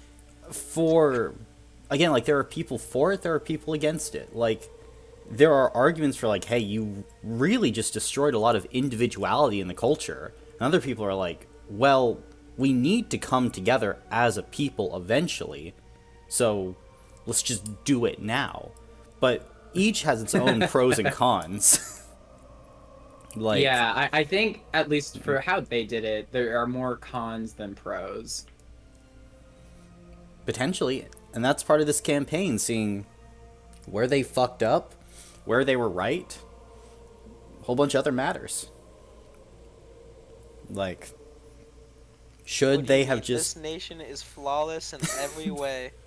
There's no issues. We are Pog, and you cannot convince me otherwise. I'm not gonna try to convince you otherwise. This is a perfect nation with no flaws. Yep. Yeah. We'll see, because I really want to dive into more of this culture fusion and, you know, what effects that has had on the society.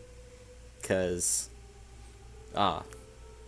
like, as you said, Peter, there are some definite flaws trying to merge two kind of diametrically opposed groups of people. Yeah, no, because, like, in my belief, like, the way to have gone about it would have been to celebrate their distinctions rather than try and erase them. Mm-hmm. I feel like that would have resulted in a lot more peacefulness, but, like you said, that still would be, oh, well, it's still like us and them mentality would be going on. But at the same time, even if it's kind of an us and them, it's kind of like you can either have some unrest. Peter, are you that arguing for an apartheid state? Yeah, a little brain bit. hurty. I guess I am. Yeah, see, that's the problem, where there's not a clear-cut solution. Are you arguing for fuck you and your moral grayness, DM. Trying to make my brain hurt. I don't even know what all that is. It's basically the Carthonian method is like the French method of imperialism, where it's like, hey, we're just going to try and completely incorporate all of you into society and just break everything down so you are me and I am you. Which, like, if you know anything about, like, Canadian history, that kind of fucked a lot of shit up. Now, if you completely differentiate, then you have the Spanish method of imperialism, which led to all the Aztecs and people of South America going bye-bye. Right. But when you look at it, they have retained more culture, but also there is more division. So it's tough. That is interesting. I think it's comparable to, like, Rwanda in South Africa, right, where you have this apartheid state. Well, I guess Rwanda not as much as, like, apartheid, as much as it is two different groups of people.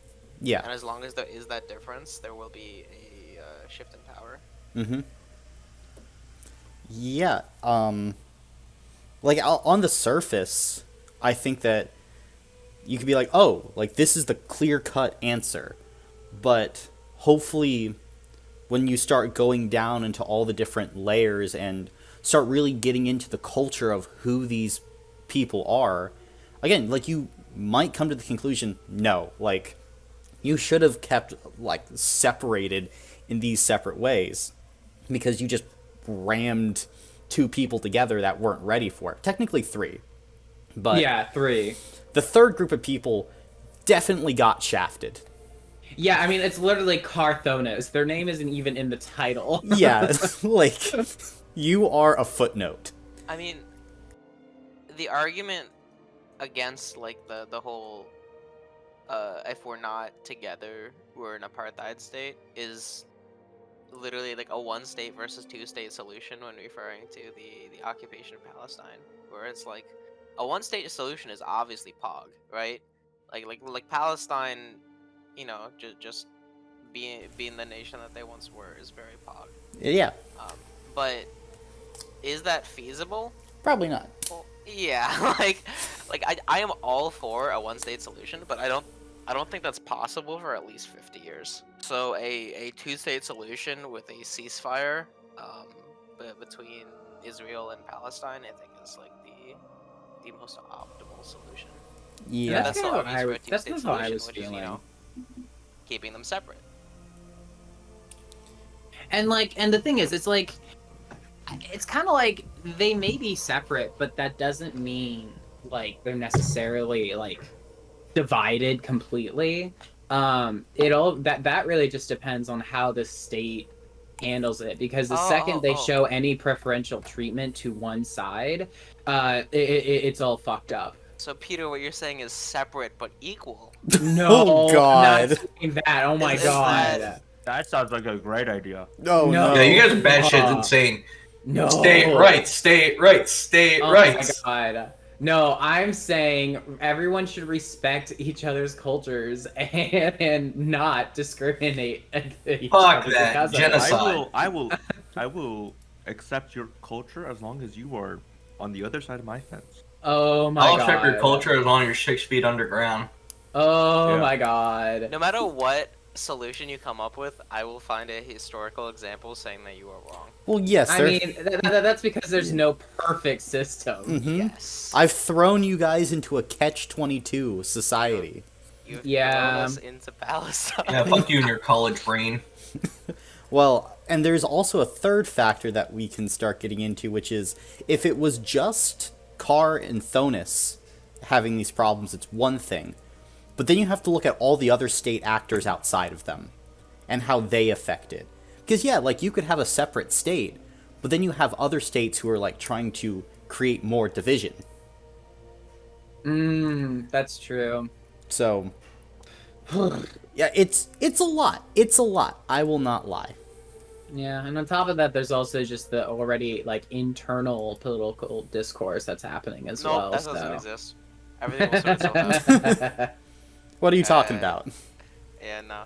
There is no war in Bossing Say. I don't know what the fuck you're on about. No, that straight up is what this is, isn't it? Uh-huh.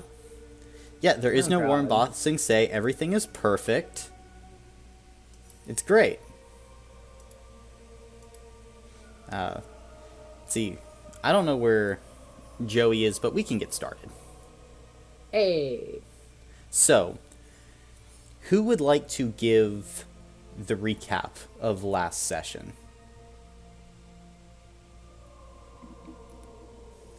Let's see here. I think I can give it a try. All right, full send, Brandon. If I remember correctly, the beginning's a little fuzzy, but I was found and my power core was repaired in the very first one, but led into this one. Yeah. Where we got back, and I met the mayor, Mm-hmm. or the No Mark. But yeah, no mark, mayor's a along similar with term. James. Yes. Hello. Yes. And pretty much, we had a conversation, just, introducing each other and talking about what we wanted and sharing information and what we could do to have a beneficial agreement to join sides in the time being. Mm-hmm. I traded my knowledge of a Volt I'm looking for, and for thanks for saving me, I would help train soldiers. James for compensation for his house, and knowledge. He would be getting reimbursed for that for damage to his house, if I'm correct. Yes, you are correct. Mm-hmm. And that led us to finding our own rooms, or being led to a ma'am who I can't remember her name, but Nezreen. Nezreen. Ramirez really likes Nezreen because she's religious. And that led to James going around finding a bunch of knowledge on medical wounds and a bunch of other things. Mhm. And we also learned that the religion has some of the Nazarenes people turn into animals. The saints merge. The with saints. animals. Yeah. Gotcha. Mm. Remember that being a big thing. I went back to my room for the night, enjoyed the night. A couple of the others went to pray. James read books, and then we moved on from there to have our own little free day. James got some armor. I went around and looked at, the town area. We moved on from there to being summoned to go look for these stolen carts, because actually Ramirez and James found that information stolen goods were being taken when they went to go get armor for James. Yeah. And then we met up with Nomark. Yes. And we were sent on our way with some water to go find these bandits. And we came to said bandits. We kicked ass. No one got hurt. Nothing bad happened. And we saved the day like always. Yes, absolutely. Why is my knee cut open? A great question. Absolutely fantastic question. Everything was supposed to go fine. And it did. Everything went swimmingly. Until it didn't. Until Flex it the medic! But now, that is where we will pick up after all of you have successfully survived your encounter with these people. And now you are outside the wall with all of them tied up at the moment.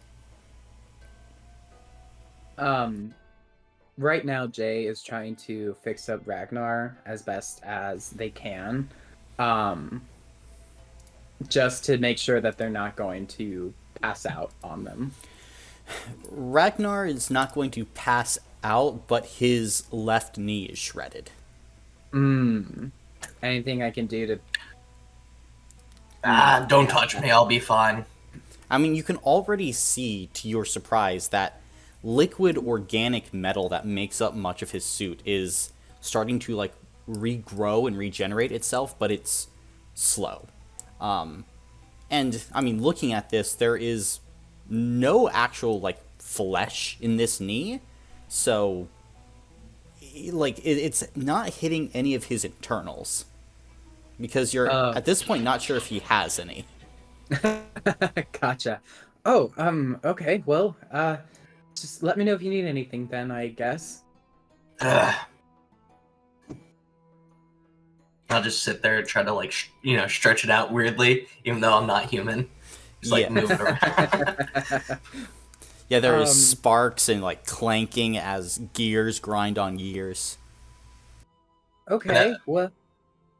I guess that's also last session. I'm doing, like, my little touches up when, I did my combat ability, or my roleplay ability. Yeah.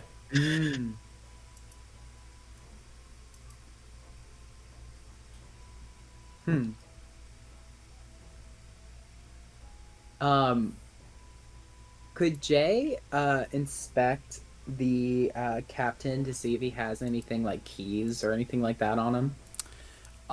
As you are looking through, you do actually find what appears to be like this circular pendant with like a tri-prong at the center that looks like it could be some sort of key for something. Ooh, I'll check that out. I asked the guys, so where does this go to?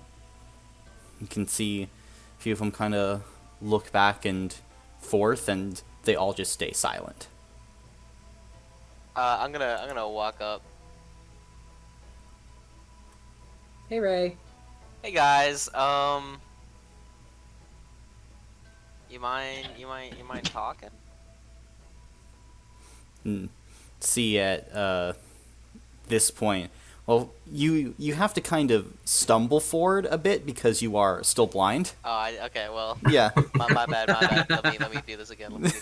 No, you can get there. Right. Go right, you. Follow my voice. Okay, there we go. Just kind of look at you, and one of them speaks up, kind of a gruff-looking person with a few bits of like shrapnel in their shoulder. Look, you can just leave. If we speak to you, even if you do not kill us, they will. I'm sure everything will work out, right?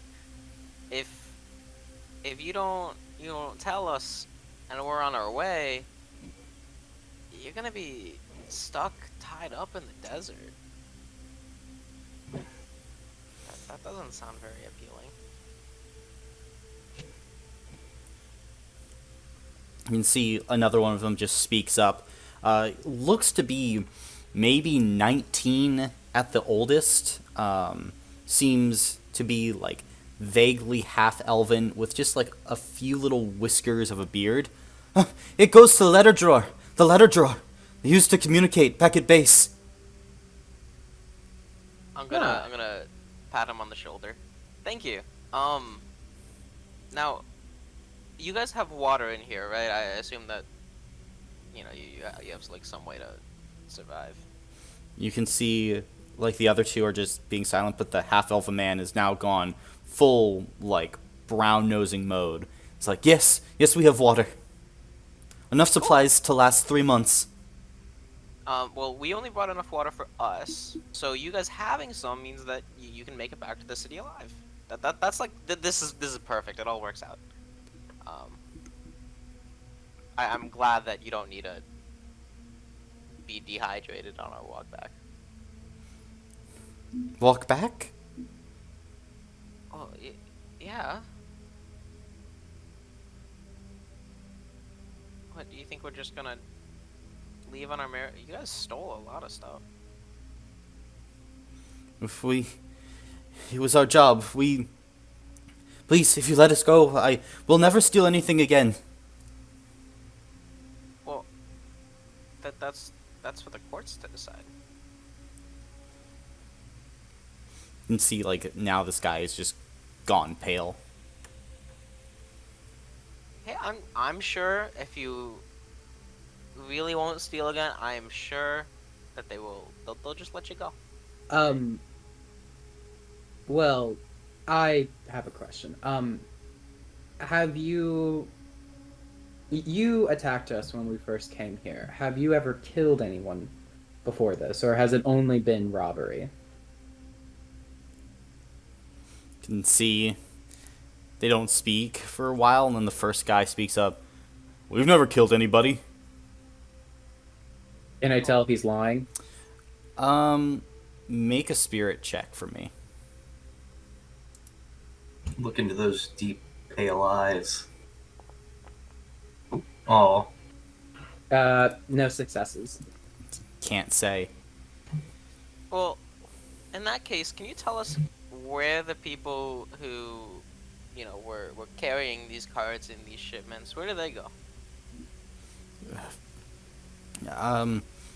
Back to a town. And Which they town? Just decided to never write or let anybody know that the shipment was stolen, or they just went back to a town, changed their name, and just fell off the face of the earth. I don't know what they do or not. I'm just saying, it doesn't seem very plausible that every single person you stole from was like, I'm gonna go, start a new life and never tell anyone. Colin, based off of the for our judicial system, what would happen to these three if we were to bring them back to court? Well, as Nomarch, Dara would probably preside over the hearing, or he would delineate that task to someone else, probably Nazreen, if he didn't have any time. They would hear the case, try and present evidence, and most likely under Dara's jurisdiction, they would be imprisoned for their crimes. Other Nomarchs would probably have them executed. An eye for an eye. Yeah, but it all depends on kind of the Nomarch and what they're about. Okay. Well, so our Nomarch, the most likely thing is that you'll be imprisoned for your crimes, not executed. But you and Jay will be looking towards the 19-year-old. For your cooperation, I'm sure we could figure a way to lessen your sentence. Yes, I could give you a tour of our base. And you can see the other one kind of turns around, Cass, stop! And the other one kind of, almost leans back a bit and looks to you. Please, I can be of great help. Cass it is. Well, I'm gonna go untie him. Which one is he? One to the far right.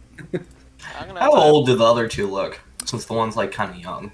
The kind of middle one who's been speaking as well seems to be probably 30-ish years old, seeming generally human. The other one seems to be a human woman, probably about mid-20s. Got a pretty nasty scar on her left cheek. With this long, ragged black hair. Well, Nolan, would you stay and watch the other two to make sure that they don't go anywhere? Oh, of course. Perfect. And Tass, it was, right? Cash. Cash. Cash. Perfect. Cash. Ah, sorry, my apologies. How would you lead the way? Yes. And he just kind of steps forward and goes through the hole you made in the wall. I forgot about that hole. Perfect. And Ray, I'm assuming you're just gonna stay behind since you're blind. Yeah, I think I'd be much help looking for things. Okay. On the way over, so Cash, how did you come to be in this business? Well, they were looking for people, needed work.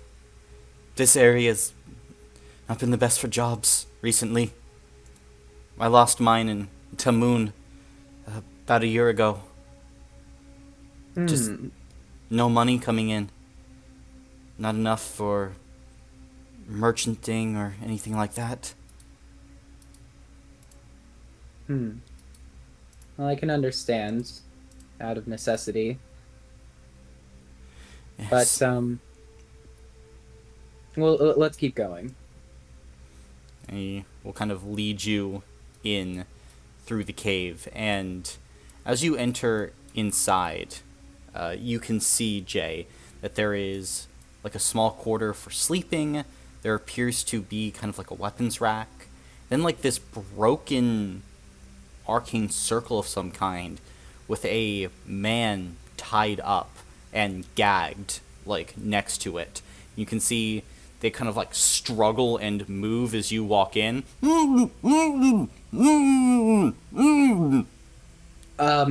Cash, who is that?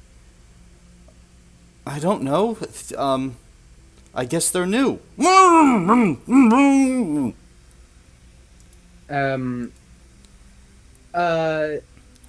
him for me, if you would.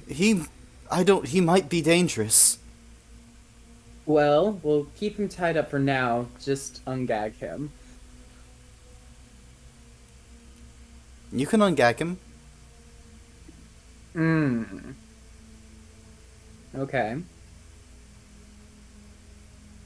Alright, I walk over, I ungag. Son of a bitch! You motherfuckers! Oh, and he kind of looks up at you. What the fuck's your deal? Well, we came and basically disbanded this group. We were trying to figure out where all the missing wagons were going. Well, it's fucking here.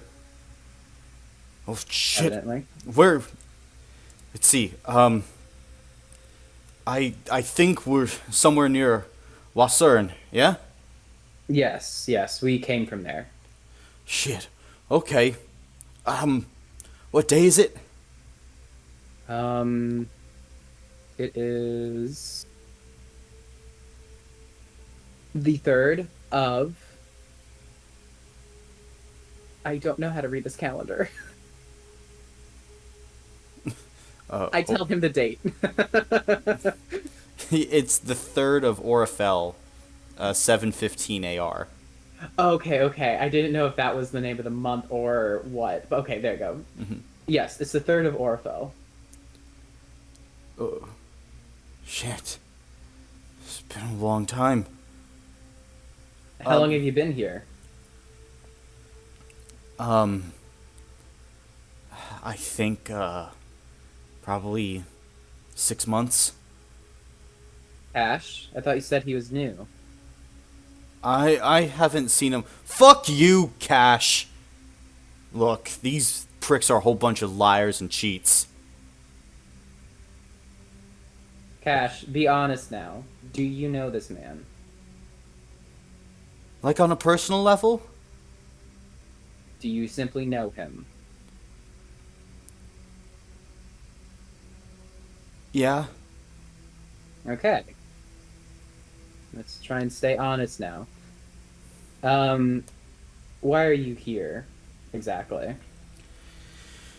Well, and you can see Cash kind of like makes a move forward and then kind of stops, like he doesn't want this man to speak.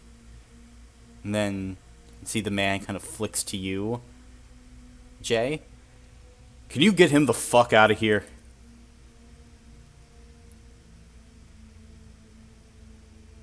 Well,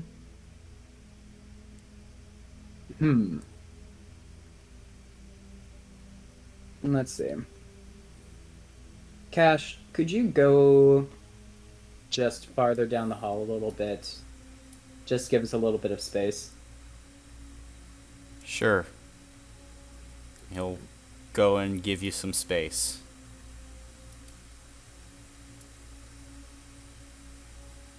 Okay, so what's your deal?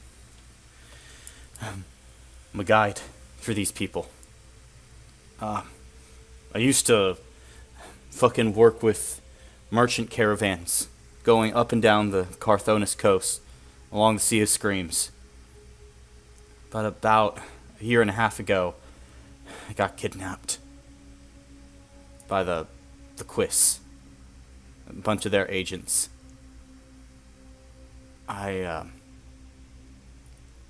Well, they kept me and a bunch of people for a long time. Yeah, I met some nice people, but a while ago I was sent out here because I knew the area. I was supposed to help these fucks basically raid and cut supply lines to this area. They just wanted to weaken shit. And we were supposed to watch for something, or they were. I'm not fucking a part of these spies. But we're wanting to watch for this crusade that they kept on talking about. Can I do a spirit check to make sure that his to make sure his intentions are true, like he's not lying or anything? Sure. You can make a spirit check if you're trying to see like the emotional character of this person, or you can make a mental check if you're trying to like mentally piece together his story. What's up to you? Which one you Ooh. want? Let's do a mental check. Okay, go for it. Hey DM, can I start trying to put together a cart for us? Sure. Cool. I got 1 success. 1 success.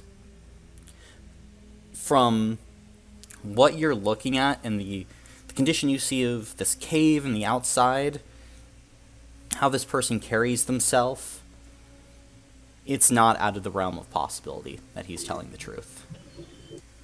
Okay.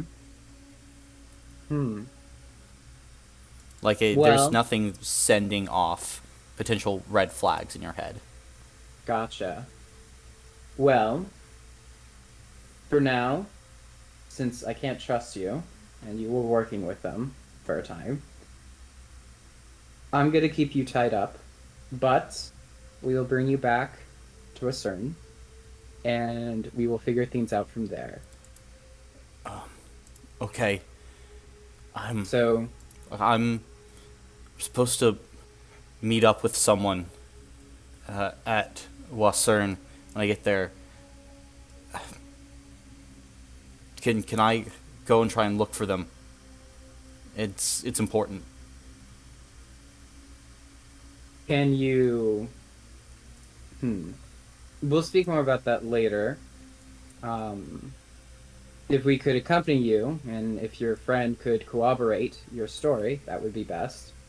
I don't know if they can. They don't even know me. It's from another person that was in one of the camps with me. Well, once we get back with my group, we'll figure it out from there. But for now, just stay here. Oh, but I am curious, what is this broken circle here? This, I think at one point they were using it to teleport in food and materials. It's a old Quist base that I think kind of fell into disrepair, but they've been trying to get it up and running. They have a big kind of laboratory in the back where they have all their notes and information. Okay. Well, I'll go check that out for now then. Just stay here. I'll be back in a moment. Okay. And as you come back there, you can see Cash going through like these like large bookshelves, and he's just like tearing apart pieces of paper as quickly as he can. What are you doing, Cash? Hey. It's just getting us Tinder?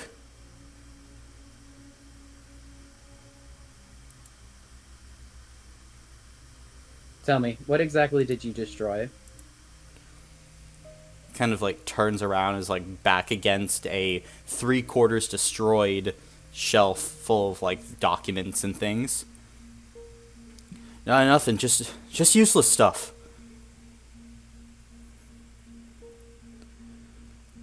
Cash, you know that I can't help you anymore now, right? I'm trying to help you. How? Well, I left all the good stuff. And he kind of like nods over to a few like desks full of different papers and maps and things like that. And why did you destroy anything at all, Cash? For fire. Cash, there's no point in lying.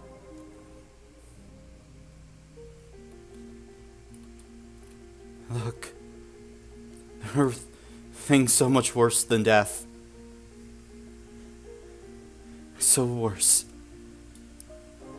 If they know that we failed, it won't matter. It won't matter what you do to us, it's what they'll do to us.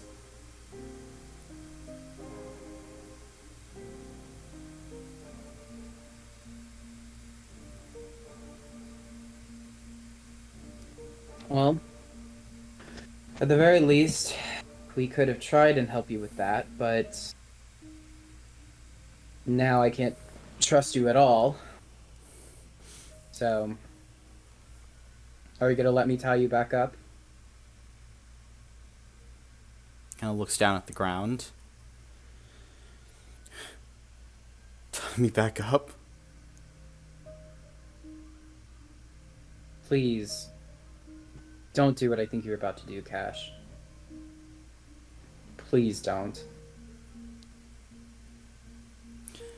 Make a spirit check for me. Try and convince this guy. No successes. I can't go back. I can't fucking go back. I can't let them catch me. And he's going to draw a knife and he's going to come for you. I want you to roll a order roll. Can Whoa, I? Cool. That was cool. Can I sacrifice my movement and combat ability to roll extra dice? Sure. Okay. Let's see.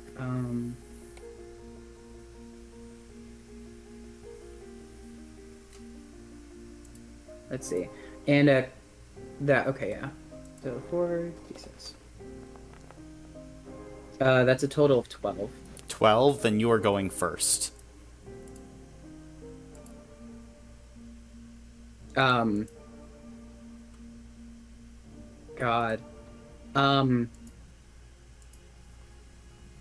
The Jay is going to cast his Blighting Hex Curse. And the form he's going to choose is going to be just a very thin spear with the intention of it going through his chest and ending him as quickly as possible. Okay. Just really trying to go for a painless death here. Fair enough. No successes. Then you can see as the spear apparates into existence and fires out. Cash is going to deftly dodge around it and still is making his way towards you. Believe that's all you can do, correct? Correct. Then on his turn, he's moving forward and he's going to try and stab you through with his blade. No successes. As he whips the blade at you, Jay, you duck, dive, and overall are able to keep away from its edge as Cash is just attacking you like a wild animal at this point. But it's your turn again. As Jay is dodging, he swipes with his other hand to make another spear come from the other direction. Okay. 1 success. 1 success. As the spear apparates in, you see Cash deftly dodge kind of out of the way, burning his last stamina points to like keep up and away from the spear's point as it just barely grazes his back, drawing this thin line of blood between his shoulder blades. Okay. And that'll be the end of my turn then. All right. He's just going to give this cry and is going to, with 2 hands, try and plunge the dagger into your throat. It's going to be 1 success. How much damage is that? 2. I only have 1 stamina point. So that I'll have to do an invulnerability. Okay.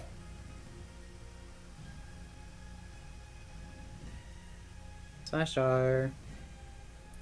1d6. That's a success. Okay. Then, tell me how your invulnerability kicks in. Hmm.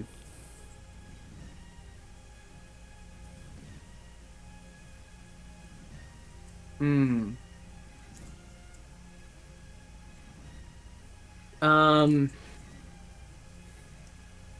Am I wearing anything that has like metal in it? Around like my neck area? Are you? I'm trying to think. Do I have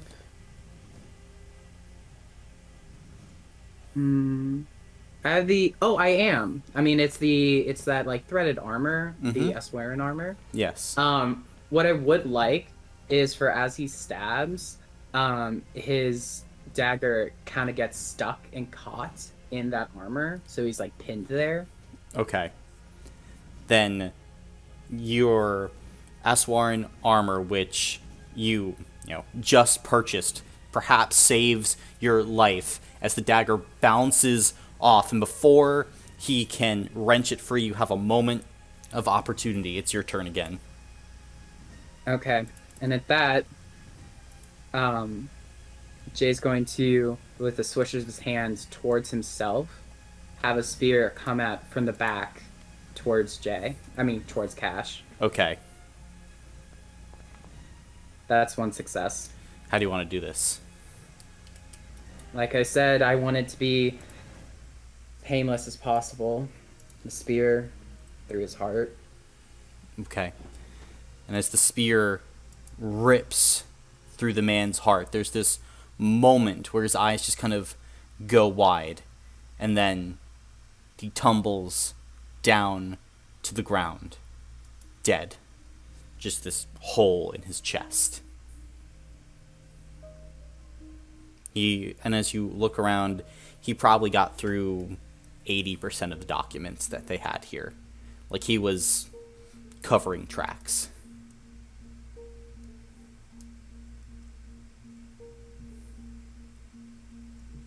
Didn't have to do that.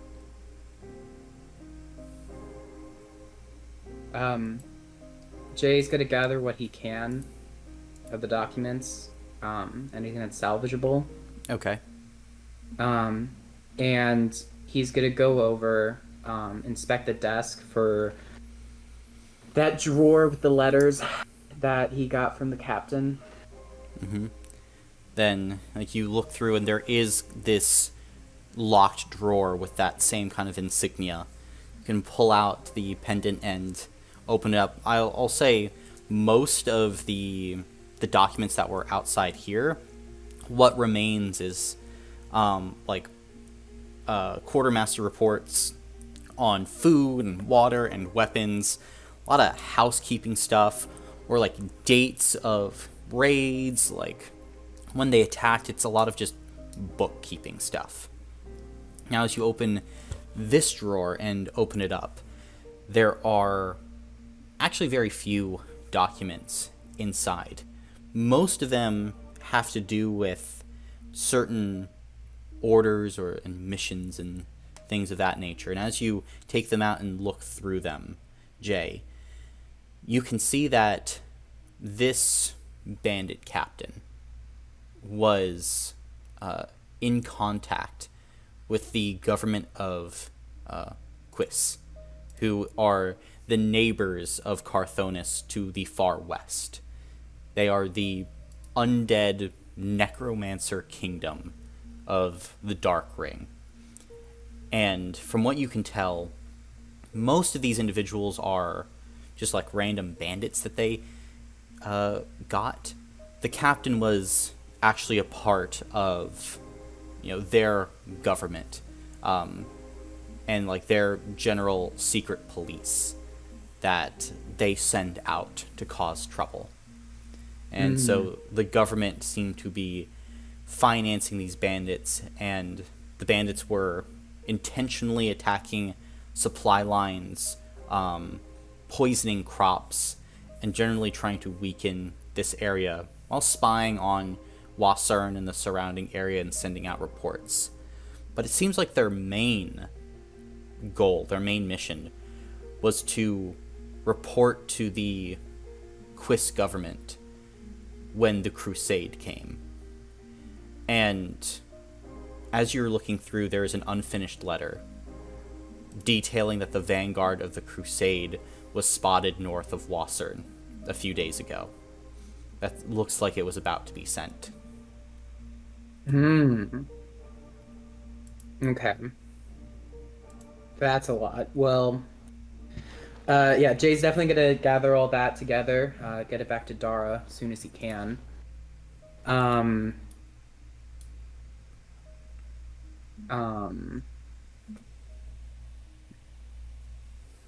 What is the I was just curious what this dial was down here.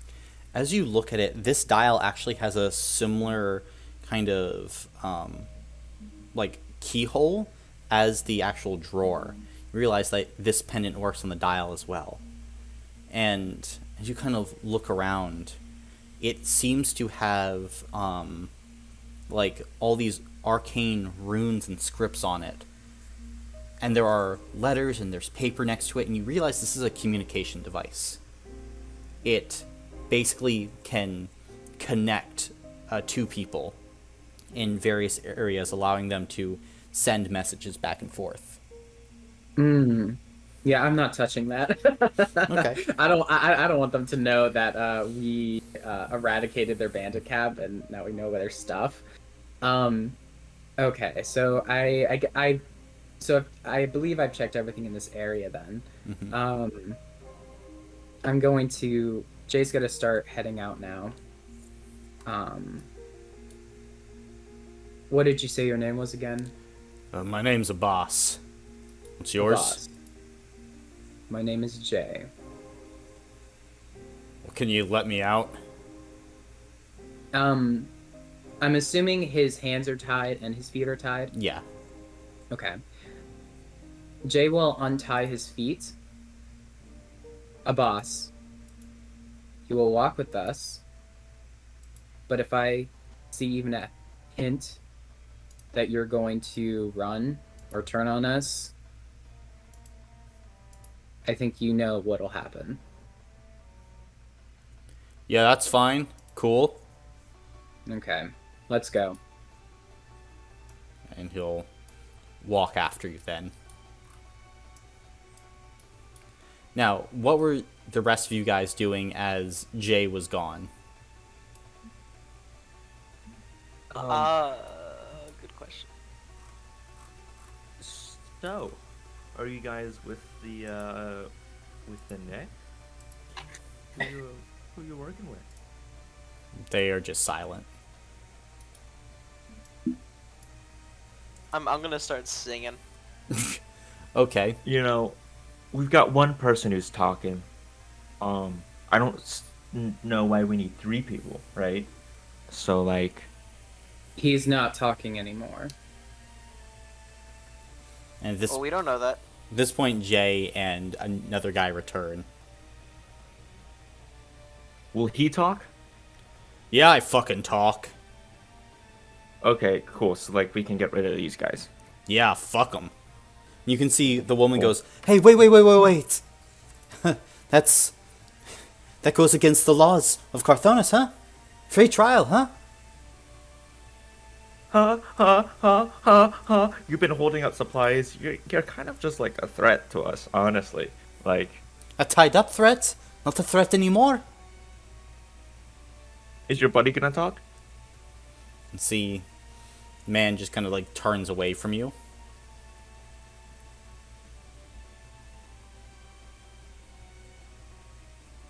Look. Maybe that's. Look. We can make a deal, huh? I have some gold buried a few miles from here. You let me go, I tell you where the gold is. I don't need your gold. Everyone needs more money. Think I'd do this for the Well- money? Well, you're talking, so I guess you're safe. I mean, I guess we can take 2 people back. And then Nolan is gonna kill the guy that isn't talking. Oh, okay. Can Jay react in time? I No. approve of this message. No, I'm too far away. Yeah, Nolan just with one fluid motion. I'm assuming you're just taking your dagger, Nolan. Yeah. Then yeah, Yeah, you he's just, been holding it like he hasn't Mhm. sheathed it. Yep, just cuts the man's throat open. They fall back onto the ground, just dead. What happened? Did All right. somebody die? Jay- You gotta fill me in, man. Jay runs up, pushes Nolan back. What the hell, Nolan? He wasn't talking. No use. Extra weight. Like, we've got one of our members is lame. We're all really hurt. Like, if we limit the amount of people that can like gang up and possibly hurt us, as well as keep the people who can actually talk and be of use to figure out what's going on. Like, he's dead weight. He was a bad person. Like,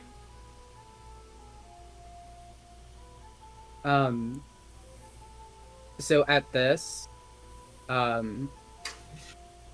Jay isn't responding to this statement. He just is looking back and forth, his face visibly distraught as he is faced with some really cold, hard reality,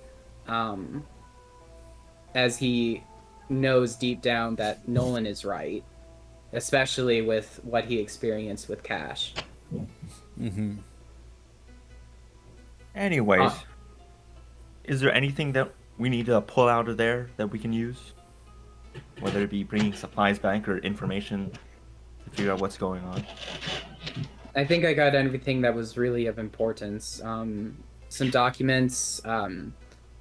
The really important ones were in that drawer the kid spoke of. These bandits were working with the Quiz government. They're preparing for a crusade of some sort, etc. I have it all here. Everything else, just random stuff, really. There was a communications device. There's also a arcane ring used for teleportation, but it's broken now, so don't need to worry about that, I guess.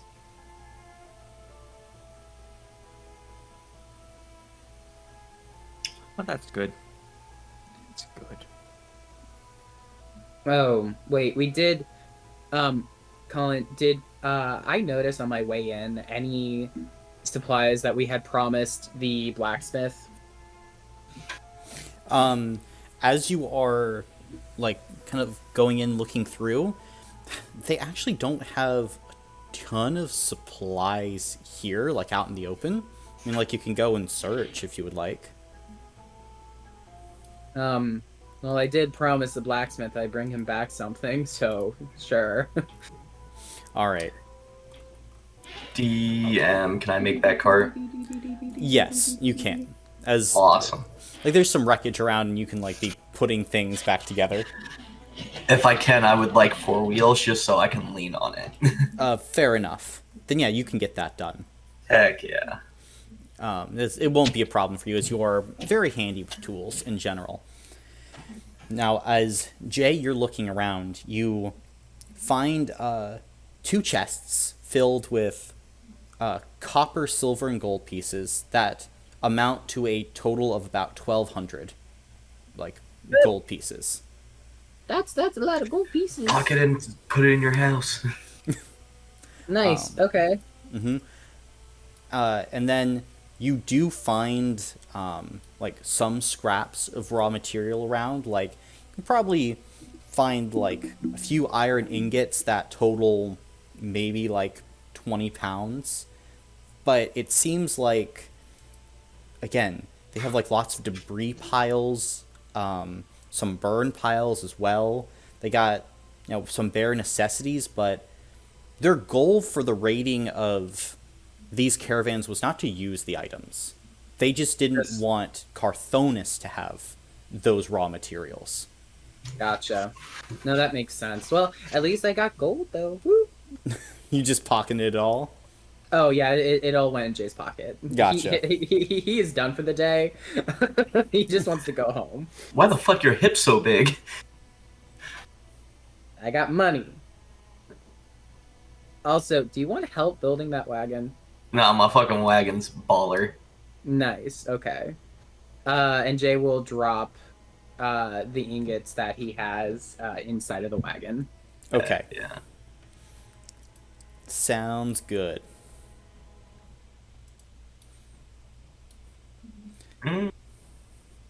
See, at this point as well, Nolan, you notice this other guy kind of walk up to you and kind of like spits on the corpse. Hey, appreciate what you did there. Can't trust these people. You should never trust a bandit. It's true. My name's a boss. Nolan. Are you from Wassern? Yeah. I generally know the area. I've passed few times. I'm looking for a particular man. Are you connected to the town at all? I mean, loosely. I don't really. Hey, I talk to Pretty people. much just a. Yeah, he's your guy. Thank you. And he kind of like turns He loves around. everyone. It's good to meet you then. Do you know of a man by the name of Ramirez? I'm trying to find him. I've heard of him. Why? There was a man by the name of, well, it doesn't matter. He was Ramirez's friend, and we were in one of the quiz camps together, and I was supposed to find him and get in contact.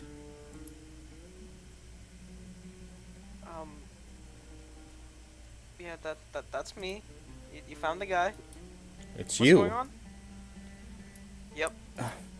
That's me. Okay. He kind of looks around. Are all these people safe? Probably not the one that's tied up, but Well, everyone else, yeah.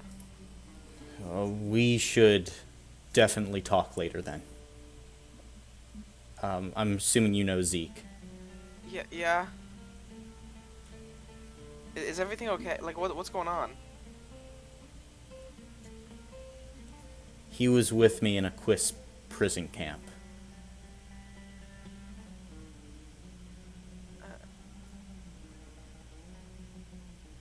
Like, why? He kind of puts a hand on your shoulder. We can talk about it later. Okay. Around maybe some kinder company. Okay. When do we get back then? He spoke very highly of you. Well, is he alive at least? He was when I He's left a him. good person. Yeah, he is. One of the best. Well, I'm sure we'll see him eventually. I hope so. Work out, right? It'll all work out. You don't see it, but a boss gives a nod. But it's half-hearted. Well, in that case, are we ready to go? I'm ready to get out of here. Been here for the last few months. Yeah, you should. I'm gonna hand him a water skin. And he just guzzles it. Because I'm he's assuming that, thirsty. I'm assuming that you guys grabbed some water while you were in there, right? I didn't. Well, we need water. Do you want this guy to survive? And I'm gonna gesture to the guy who's tied up. It's a woman. Wait, where's the water? I can't see, dude. Yeah. I'm fucking blind. Do you want him to survive? Okay, I'll go get it, and Jay will just run out, grab some water, run back. Oh, take all of it. I mean, for, like, they said 3 months. way, I yeah. can't carry all of that. I'm pushing the cart that way. Oh my god, okay. That is a valuable resource. I think Ragnar, with his one shattered kneecap, can take care of this. Yeah, I'm assuming Ragnar, like, even to move this cart normally, like, you need people to help you because you are one-legged. Oh god, I'll help him. Mhm. I'm with you, Ragnar. Yeah, that's true. I'm really only using this fucking cart to lean on. Yeah. A boss will also pitch in to help. But yeah, we go and find this water. Gotcha. Yeah, so they have like hundreds of gallons of water. So You can take a few barrels from Yeah. general locations, but And you know what? Since we are completely raiding this raiders camp, let's take older weapons while we're at it as well, and we can use them or sell them or something. what the fuck was that, Peter? I took all their weapons. Mm-hmm. Okay, then as part of that, the actual sword of the captain is a +1 saber. Ooh. So it is a regular saber, but just with the damage rating increased by 1. Ooh, that's good to know. Mm-hmm. Nice. So it would be 4 instead of 3. Hammer still better. Big hammer. Big hammer. Nice. Okay. Well, that's good to know. Awesome sauce. So I did get something cool. Mm-hmm. As we come back, Jay really wants to make this clear to the prisoner. Now, no funny business, right? Please. I don't know what you mean by that. At that, Jay's going to try, and he's not totally used to this, using his fell curse to formulate a harmless curse on her.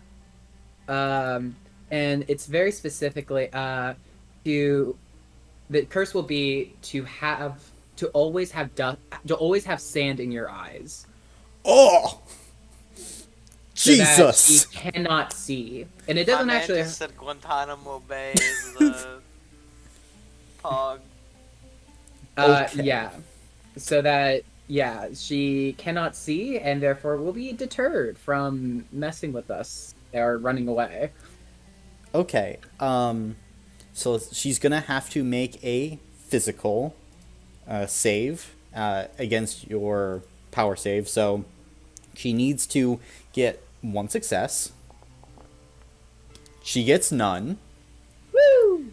As all of a sudden, like, you can see her eyes start to grow red and irritated as, like, perpetual sand starts to appear, like, at the tops of her eyelids and just falls down every now and then. It's not enough to, like, blind her, but it's enough to make her incredibly uncomfortable.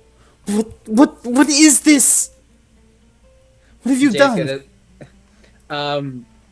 Jay's just gonna walk away from her and not respond.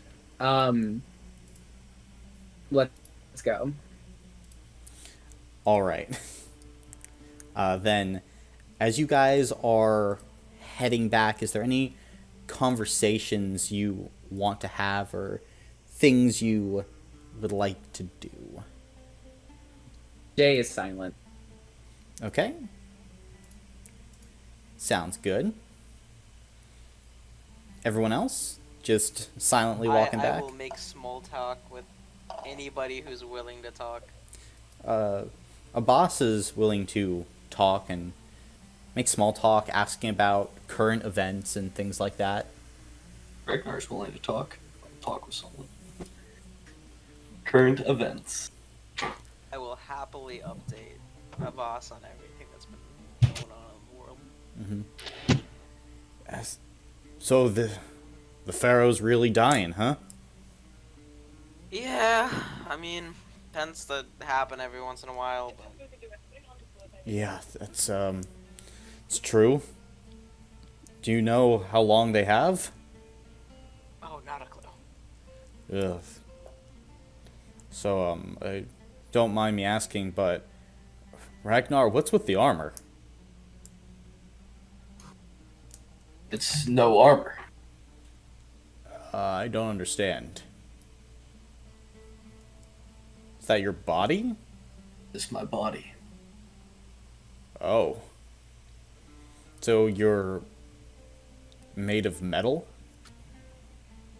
The strongest metal we could find in our wasteland. I see. It's something truly to behold. I try to uphold the presence it brings. Well, it's certainly a substantial one. And eventually, all of you start to reach the outskirts of Wassern itself, making your way inside the city, assuming that you guys are going to go see Dara first. Yep. Yes. Okay. Then, as you start to make your way there to go see Dara,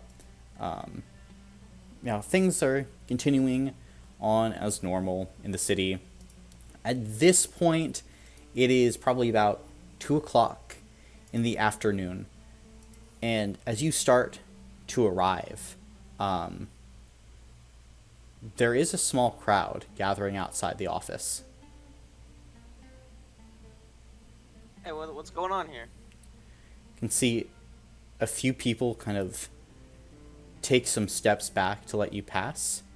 And you know Mosin Ramirez, the bodyguard that Dara has. And Ragnar, you've seen the man as well. And, because you were going around the city and looking over its defenses, seeing what fighters and warriors they got. So it's a bit surprising that he's in 3 pieces. Wait, what? Head on a spike, torso nailed to the side of Dara's building, legs flung in an alley. Oh my god. Blood and innards on the ground. Ragnar will try to lean on his hammer to try to take this warrior down off of just being displayed like this. Mm-hmm. And you can... I would like to help out. You can certainly do that. And at this point, all of you also hear voices coming from the inside of Dara's office. Dara's voice, and then kind of a thicker, deeper voice that rarely speaks and is kind of muffled by the surroundings.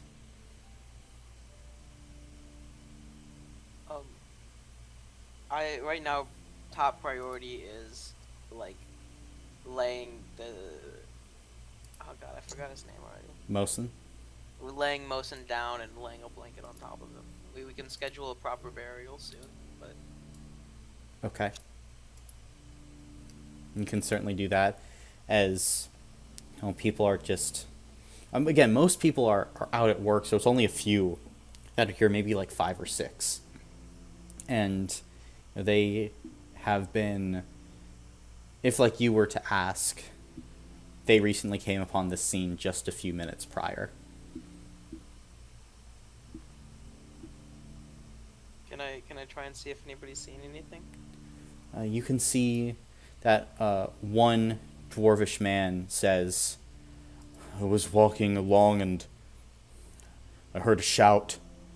When I got here, this large black figure like a knight from Prime Ring was doing all this. Walked inside." He's still in there? You see the dwarf nods. I'm going in, baby. Yeah, we're going in. Okay. Everyone going in? Yes. Yeah, I guess so. Have we taken a short rest? No, because you've been walking and hauling all this through the desert. Fucking breach and clear this shit. Well, as you kind of go into this space, you see Dara on the ground, sitting on one of the silken pillows. He looks calm, but from all of you who know Dara, who've been around him for a while, he's kind of fluttering his fingers a bit, just a little bit of glistening sheen on his forehead. Dragonborn's nervous. And Nolan, as you walk in, you can see leaning against a far wall your nightmare made manifest. It's the knight, dressed in black armor, sword in their scabbard, this point sheathed. And the rest of you can see this black helm, black armor, just this presence of power, standing maybe 6'2", 6'3". Has it seen me? As you walk in, you can see the knight slowly looks over as Dara's eyes kind of flash in momentary panic. Friends, do not act hastily. And the knight looks all of you up and down, for the gaze stops on you, Nolan. Do not worry. This one here knows what happens when you fight. Your friend, Mosin, understood the limits of my patience. But I am not here to fight. I am here to parley. If no one raises blades against me. So now, why don't we all sit and talk? I'm gonna let out a large sigh and lean my crossbow against the wall.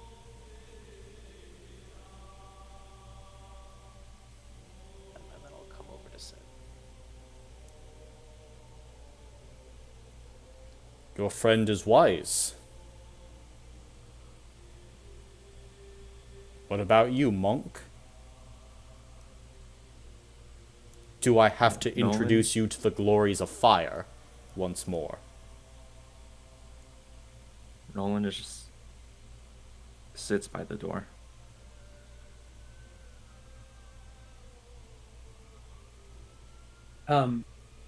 Jay will take a seat next to Ray. Okay. A boss will also sit. Ragnar's knee gives out a little bit and he kind of like collapses to the ground. As you begin to collapse, you actually feel like a strong hand grab you so that you don't collapse fully. This black knight kind of catches you a bit. Are you all right, warrior? Better days I've seen. Fair enough. And he kind of like gently helps you to the ground. My hero. And you can see now he draws his blade and just stabs it down into the ground, takes a few paces back, willingly de-arming himself. What's that sword look like it's made out of? As you look at it, it appears to be this glittering mithril blade with all of these arcane runes along the side of it. And as it catches the light, it gives like this prismatic spray of iridescent color behind on a far wall. It is quite a blade. The blade of blades. This knight is packing It's heat. Beyblade. My name is Vordrick, the Impious. I come on the behalf of the Signornia, of the Nyx. I have come to inform your Nomarch, and all of you, that the Nyx have stirred from their centuries of pacifism. Now, 80,000 paladins march from the Far East under the banner of the Damocles Crusade. The Nyx will sweep across Carthonis, and we will sack every temple all will burn, unless people kneel and renounce thy heathen gods. You must apostatize. It is my personal mission to destroy all faith, all religion, all believers of these false idols. I have already put the monk's palace of false idols to the torch. He stands in testament to my will and my work.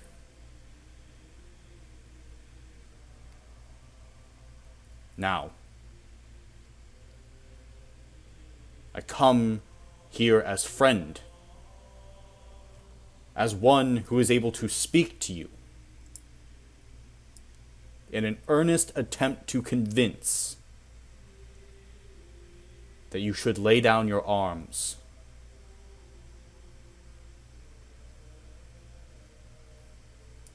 Will any of you be brave and to renounce darkness? I just very subtly shake my head. I'm I wouldn't do that if I were you. Say yes. I am not here to fight today, monk. If you apostatize, I'd rather it be pure. To lie before the Damocles crusade, and to harbor these false gods, is an even greater sin than worshipping. For poisoning the ranks of the non-believers with faith in the dark. That cannot be abided.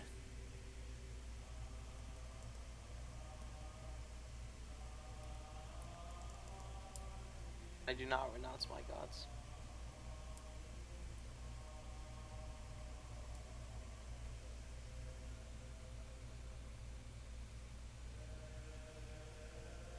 Are you just here to warn us, or is this something else you needed?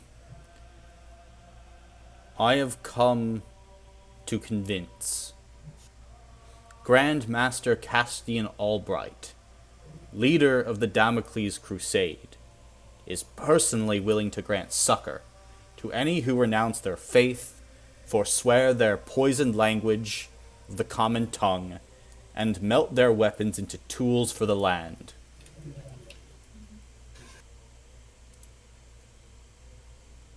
I have seen this place of faith. I have witnessed its dying death rattle.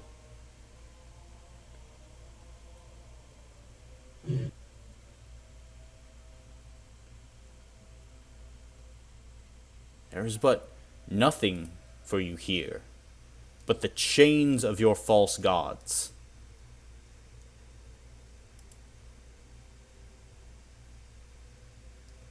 I respectfully disagree.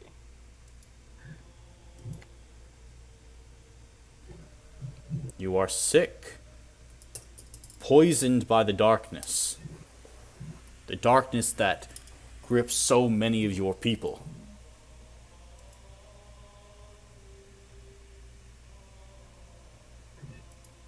I will have to deny as well. I cannot turn my back on my father. Is your father your god?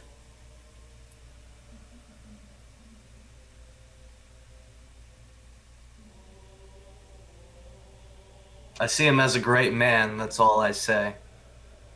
If he is not a god, and you do not place such divine faith and onus upon those words, then let family be family. But faith in the false divinity,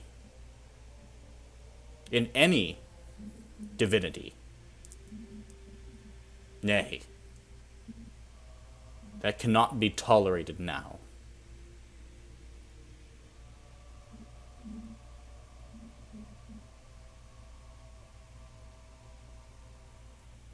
What say you, monk?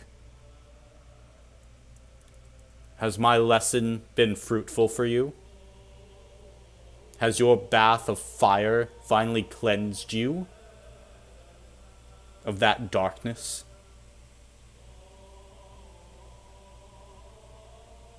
It wasn't you who did it.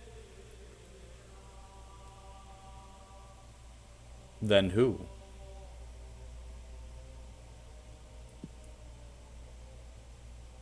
It's that you were allowed to. Nothing stopped you. The god's silence is deafening.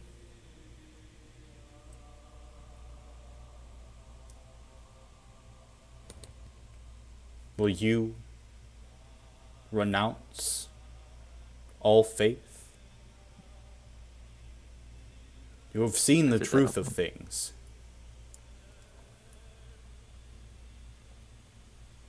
I already did that a while ago. Then, you can see the knight hand kind of extends their hand towards you. Shall I anoint you a brother of the crusade? No.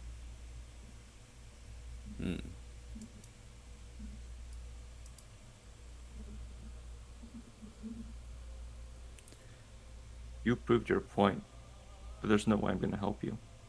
Not after that. Understandable. I shall inform the paladins to spare you then. You are already a believer in our cause. What about you, young man? And the knight turns to you, Jay.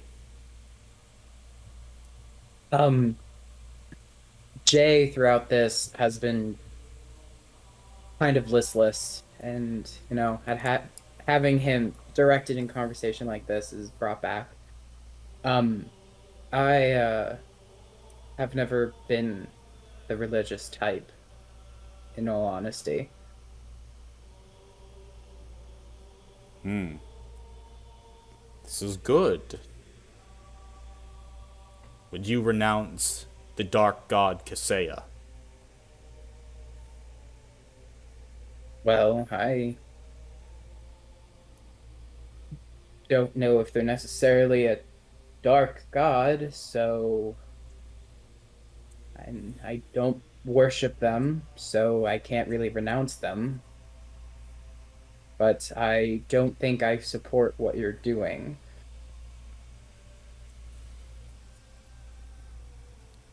This support comes from true knowledge. A knowledge of the evil and the darkness of this society. Then why not share that knowledge? Why keep it a secret? Why instead lead a crusade of violence against others? Because the Nyx have tried to share that knowledge. They have tried to share it for hundreds of years, but none listened. The people of Carthonis have attacked the Signornia. All the peoples of the Sea of Screams have. Mocked the people as barbarians. Mocked the people as slavish. Mocked them of dark heresy. The Signornia for so long was peaceful even still. An air of grace upon them.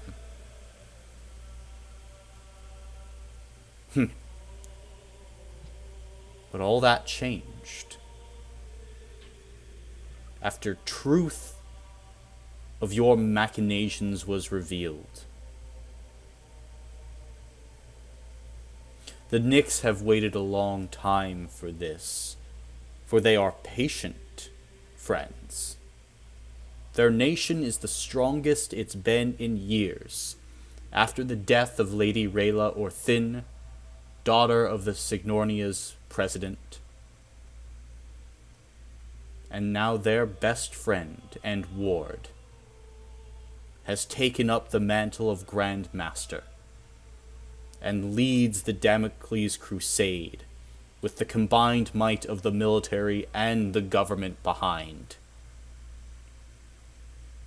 For the truth in her death shows that none of the outsiders may be trusted, and even those who profess good words, holy words, just actions, will in the end be corrupted by the dark.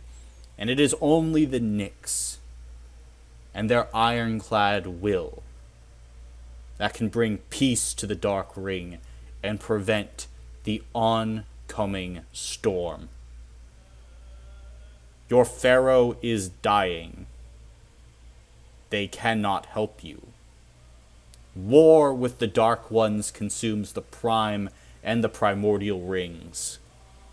They cannot help you. Your gods are false, and they cannot help you. There is no hope in defeating the oncoming crusade. I beseech you and your people to bend the knee. If you do not, then the fires that purify shall turn you to but dust and ash and cinder, as the land from here to Del Ankh is purged of darkness. You feel much different than the Nyx me and my brothers fought in the past. I am not Nyx. I'm confused. The Nyx cannot speak this common tongue. That's what I thought. But I joined long ago. Taken in, shepherded, made a part of this crusade as a blade to be plunged first into the darkness, to bear the weight of the sins and the hate and the corruption of your society, to protect all my brothers who fight behind, in solemn understanding that one day the darkness will consume me, and I will return but to dust. That as herald I may speak to you, and take upon your sins into my own body, to be martyr, a lamb sacrificed in name of justice and piety. Thus I am impious, to cleanse, and soon I shall be returned to the pyre, and burned, and all shall be well and silent.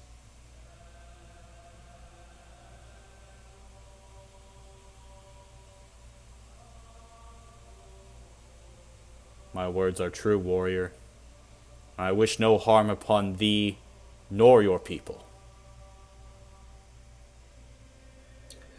All I have is a great respect for what you're doing.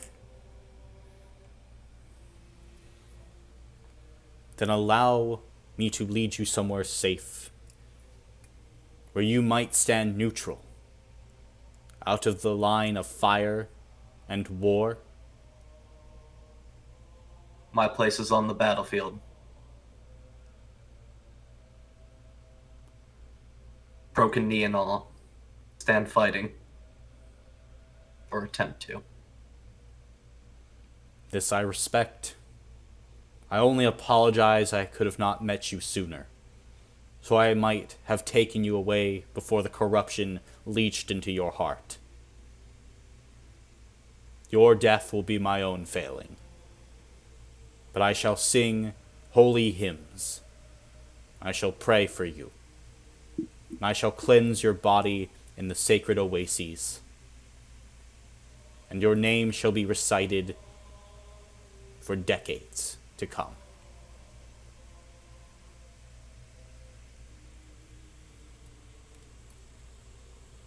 Kind of hit my hand on my chest.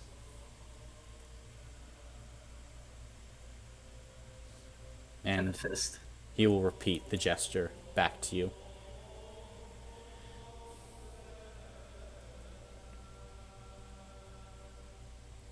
I say that soon I will be back with a vanguard of 1,000 shock troops.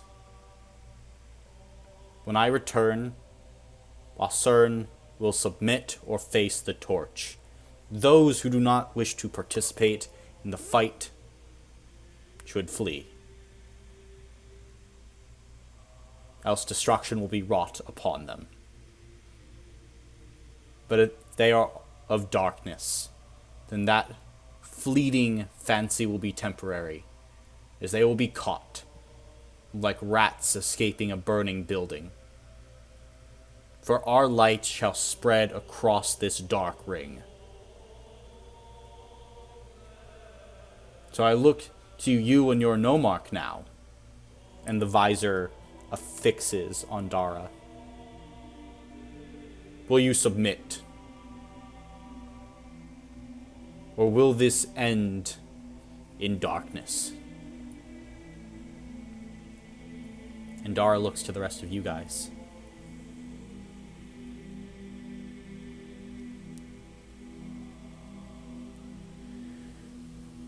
I very lightly shake my head.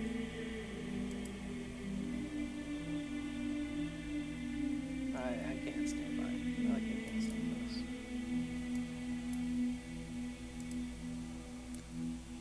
this. Go ahead. I think that there's much that we do not know.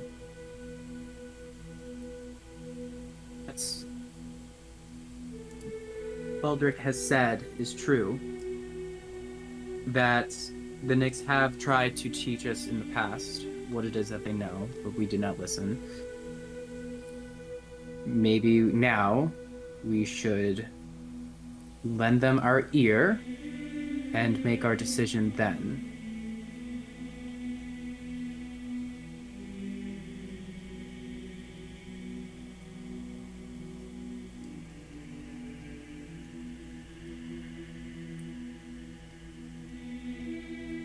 I'm gonna look at Jay with a little disgust.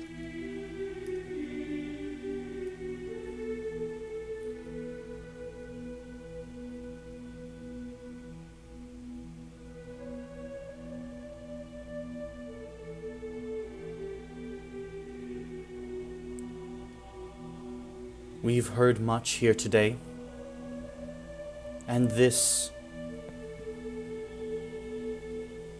ultimatum to make us submit and to renounce our faith.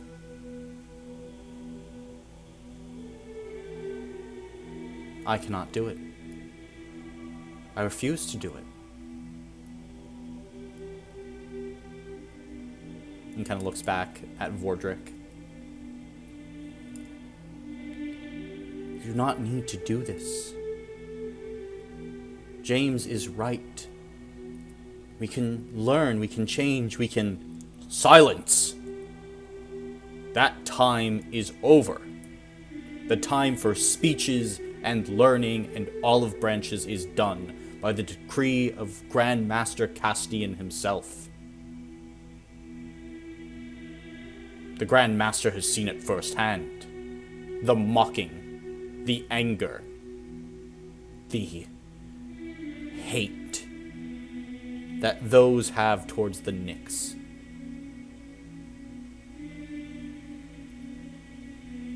You could have made these offers centuries ago, decades ago, but only now, when faced with annihilation, do you even consider, and even still, rebuff. I have told you what is true, that your gods are false. I have told you what is true, that you cannot win. I can tell you this truth with more words. I can tell it to you in any language. But these truths you will not understand, because your hearts are black and dark.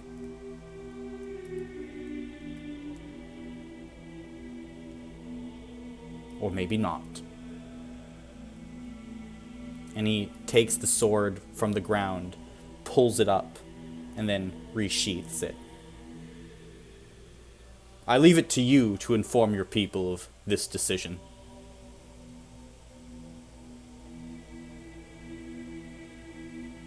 If you have any final words, speak now. For when I return, the time for talk shall be over.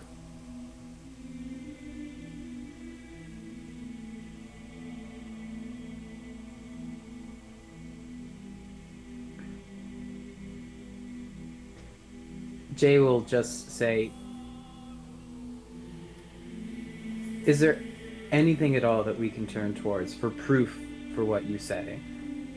That the gods are, in fact, the Dark Ones? Face is hidden under a helmet. But yet you know, Jay, for certain, that a smile has crept up on the face of Vordrick, in whatever form that might be. Of course, simply look to your pharaoh. What is your pharaoh? A chimera, forged out of broken pieces of people. A beast that will die within 7 years. Created again and again. Would a just God do this? No. This speaks of dark magic, of the destroying and warping of souls, taking two complete halves, slicing them apart and making them one.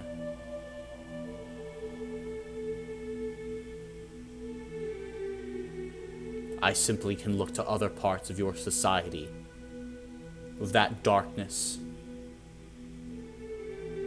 I look to the far west, where the necromancers Fenrir and Asphyxia wait, where they have waited for more than a decade, as their darkness has continued to grow. And what have thee done? As you have seen it, you have seen the blasphemies, felt them, the destruction of Aether itself. What was done? And I will reveal an even deeper truth. The death of the president's daughter was done by Asphyxia, claiming to be one who would defeat the darkness, defeat that primordial evil.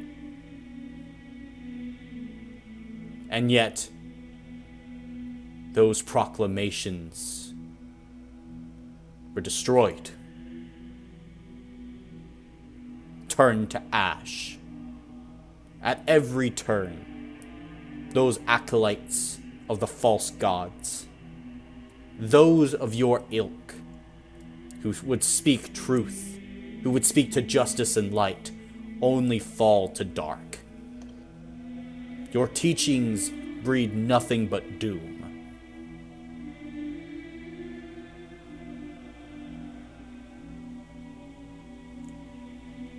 I see no better proof than a mirror. Look upon it, and you will see the faults in your gods. And at that point, Jay, one of the floorboards on the ceiling falls down and cracks you on the top of your head, splitting. A nail just having come undone at that perfect unlucky moment.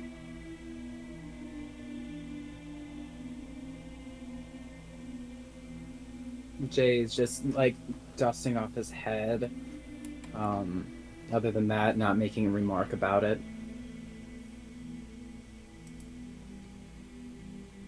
I hope all of you find truth or absolution. I hope you apostatize when you have the chance. And Vordrick will leave.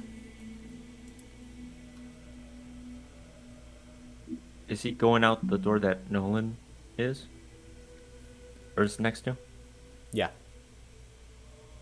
Nolan's getting up and running. Running out the door? Yeah. Okay. Vordrick does not change his stride in any way, just keeps walking. And where are you running, Nolan? Back to my place. Okay.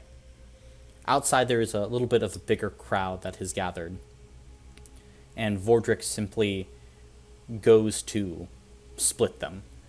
And Nolan, you can see one angry-looking man who kind of has this plank of wood is moving like he's going to go and try and hit Vordrick.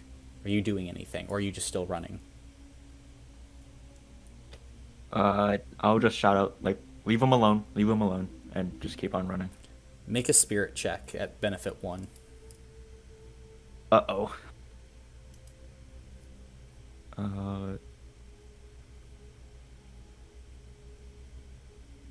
Benefit 1 is that the DC is lowered, right? Yeah, it's a 4 or higher. Okay. Oh, that's a success. Okay. Then, as you say that and run, the man kind of takes a step forward, and then Vordrick kind of gives him a death stare.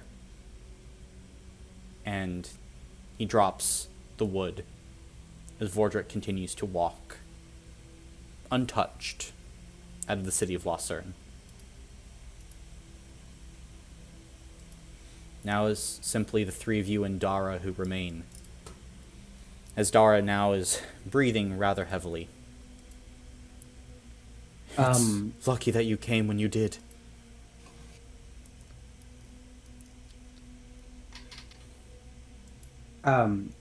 Jay is going to hand Ray the parcels and documents that we got from the bandits camp.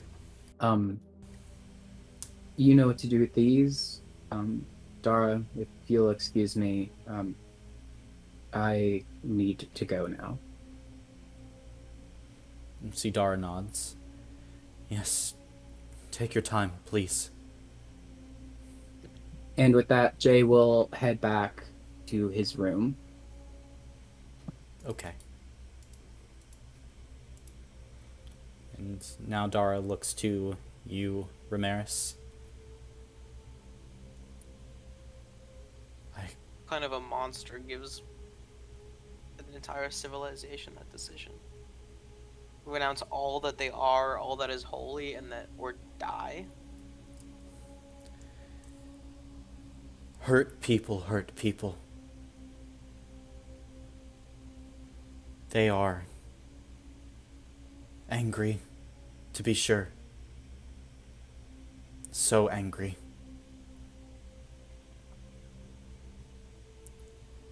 But we cannot submit to such things.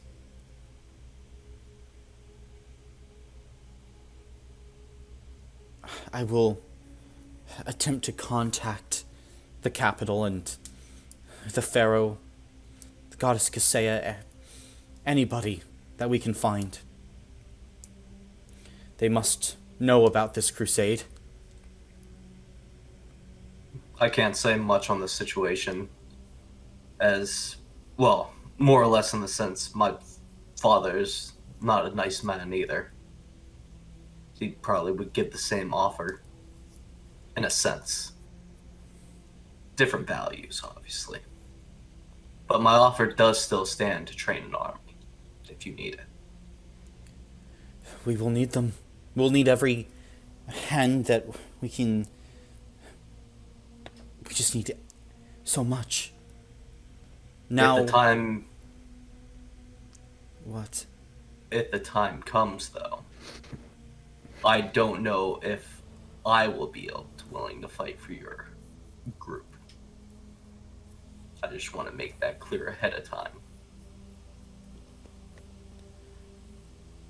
I understand. I do. But consider this. If we all die and we perish, what then happens to your vault? It will be lost in land controlled by the Nyx. Without doubt, which I will push for some involvement by my people. But I just want to make it clear right now. I understand. I do. Any that you could train would be of the greatest help. Any of your guard or person willing to fight. Okay. How long before your knee heals?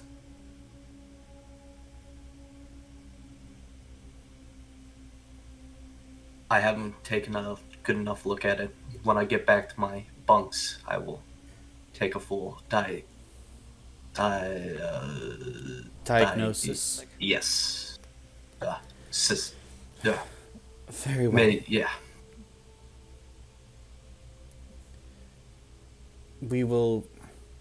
I'll take the next few days to try and assemble as many willing participants as I can then. But I don't need a good need to train soldiers. Very well. I'll see if our resident blacksmith can fashion you a large, strong cane. Where is said man? I would like to speak to him. Believe he's in his shop now. I'll see if I can have Ramirez lead me there when we get a chance. Bazen is a skilled smith. The Blue Lion churns out many excellent weapons and armors. I'm sure you will have ample choice. I don't doubt it, since one of our other members seemed to, for their first time being in a combat situation, seems like they took a few blows, and that armor held up. Yes. You have all come back extremely damaged. What did you find at the bandit camp? I'm assuming many enemy combatants. There were quite a few. And I'm gonna hand over all the documents that I've got. I haven't read over everything yet, but... See that, Dara starts to look through all of them, and his eyes start to raise in surprise. These are agents from Quiss. They've been weakening us. It appears like we have two foes instead of just one.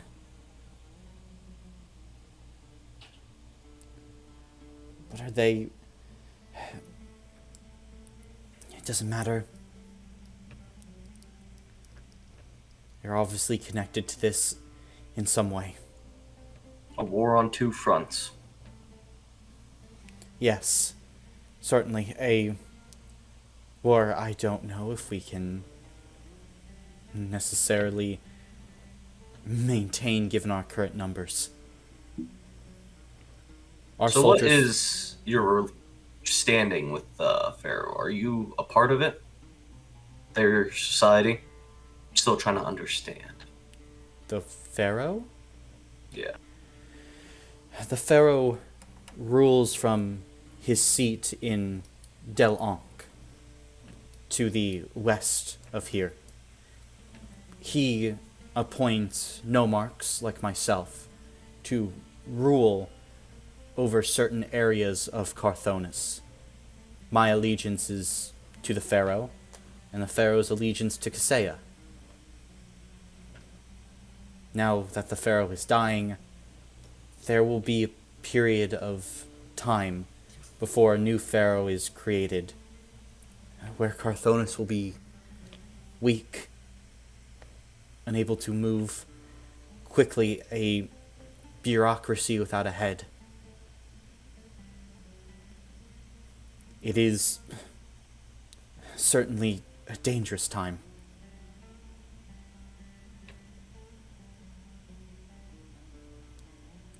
But yes, the Pharaoh is my leader, and I owe allegiance to them while they live. Understood. I have a better awareness of the situation now and where we are. Yes. And at the current moment, we are pinned against the oncoming forces of the Signornia, which make up the entirety of our eastern border, and the Quiss, whose constant attacks have been putting pressure on Carthonus for decades at this point. At least where we stand with the Quiz, it's more going to be hidden run tactics from them. That's the army's not going to be a full strong march towards us until a later date. It's definitely the Nyx presence is the more burning issue. I would we just agree. need to be aware. The fortress city of Gamietta has held off most of the large Quiss advancements. But the Quiss and their use of soldiers, it's a dark thing. They are unending in their stream of attacks, and they are bolstered by a workforce made up of almost entirely undead that work through the night every day of the year. It's impossible to compete. Almost like a dead machine on every hour on the hour. You're correct. It is a dead machine. Machine that seeks to conquer. I fear that if Gamietta falls, then they would likely sweep across the Sea of Screams into Del Ankh and the rest of Carthonus. But as well, if the Nyx are coming in numbers of 80,000, do not let this information leave this room, but our standing army on this side of the Sea of Screams numbers little more than 10,000. It could be bolstered, of course, but we would need time to train soldiers, outfit them, prepare them for battle. Mm-hmm. We are at a grave disadvantage. To take back from the bigger picture right now, we need to focus on here and now, and I'll let you have time to be on that thought. Thank you. Please, both of you, get some rest. I will summon you in a few days' time. We must begin operations immediately. I just nod and then solemnly walk out of the room. Ramirez, Yeah? you mind taking me to that shop? Yeah, of course. Thank you. I'll lead the way. Okay. First things first. Jay, are you doing anything in particular?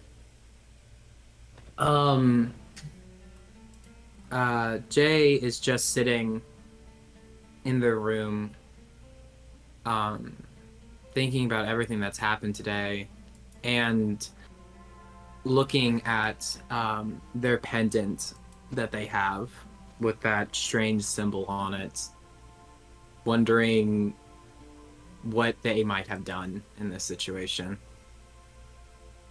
Mm-hmm. But other than that, perhaps read a book try to get some semblance of normalcy in their life again. Okay. And Nolan, what are you doing? Hacking his shit. Oh, okay. Then, as you are packing your shit, we will cut back to Ramiris and Ragnar. As you enter into the Blue Lion blacksmith, Bazin is at the front, kind of greeting customers, and he smiles. Oh, welcome. I How wish may- to bring in the ore as well. Ah, yes, thank you. This, well, it's... It's from a man named James, if you're aware of him. Yes, I... And of course, Ramirez. I had asked for this assistance. Thank you. We'll be able to start forging once again. And for your troubles, if you could dispense this to any and all who have helped, and he will put down on the table 400 gold pieces that you can, take and At my dispense. earliest convenience, I'd pass it out to the crew. All right, are you splitting it I'm evenly? not taking any. Okay. I'm gonna give my share back to him. What a show! Oh, you're giving it back to? Yeah. Him or me? Back to blacksmith. Yeah. Okay. You Thank shouldn't you. have to pay for services you've already paid for. Yes, but it is a sign of gratitude. I'm not one to deny a gift. It is dishonorable. Is there something I could forge for you then? There's no need. Okay, Helping is its own reward. thank you. Interesting. But I would like something forged for myself. Understood? I heard you're a great man with a hammer. He kind of smiles. I dabble. And I'll just pick up an item as I continue to talk. In the last battle, my knee was slit open, and I need a cane. Certainly I can make something for you. It would have to be great, though. Yes, only with the strongest materials and alloys. How much would it go for? For you, I shall make it for free. Then I can't accept your money that you've given me. Fine. I shall charge you for the cost of materials. 20 gold pieces. Thank you. And he quickly kind of comes out from behind his counter and takes your general measurement so he can make a cane of the right size. And how much weight does it need to bear? Oof. Would a cane bear half the weight, or I'm not really sure. I've never been. What is your weight? 4 tons? You can see his eyes momentarily flash like an "oh god," and then kind of blank expression again. Right. This is my general guess. I see. I will make it of the strongest materials then. Probably a titanium core is needed. But you're strong enough to move such a thing, so it should be fine. Thank you. Ooh. But you are a great blacksmith, so it should be no problem. No, not at all. As soon as you leave, I will begin working on it. Give me a day, and I will forge for you an incredible cane. Can't wait to see it. and I'll hobble towards the door. Okay. In that case, as you kind of hobble towards the door, is there anything else you guys are wanting to do today? I did leave the money there already, just to let you know. Yeah, I assume so. Cool. For me, nothing. Okay. I go back to my room and I need to do fixie knee and clean the dust out. The That's sand. fair. And Jay's just reading. Mm-hmm. Nolan, I'm assuming kind of by close to 5 o'clock, you have everything kind of packed up. What are you doing?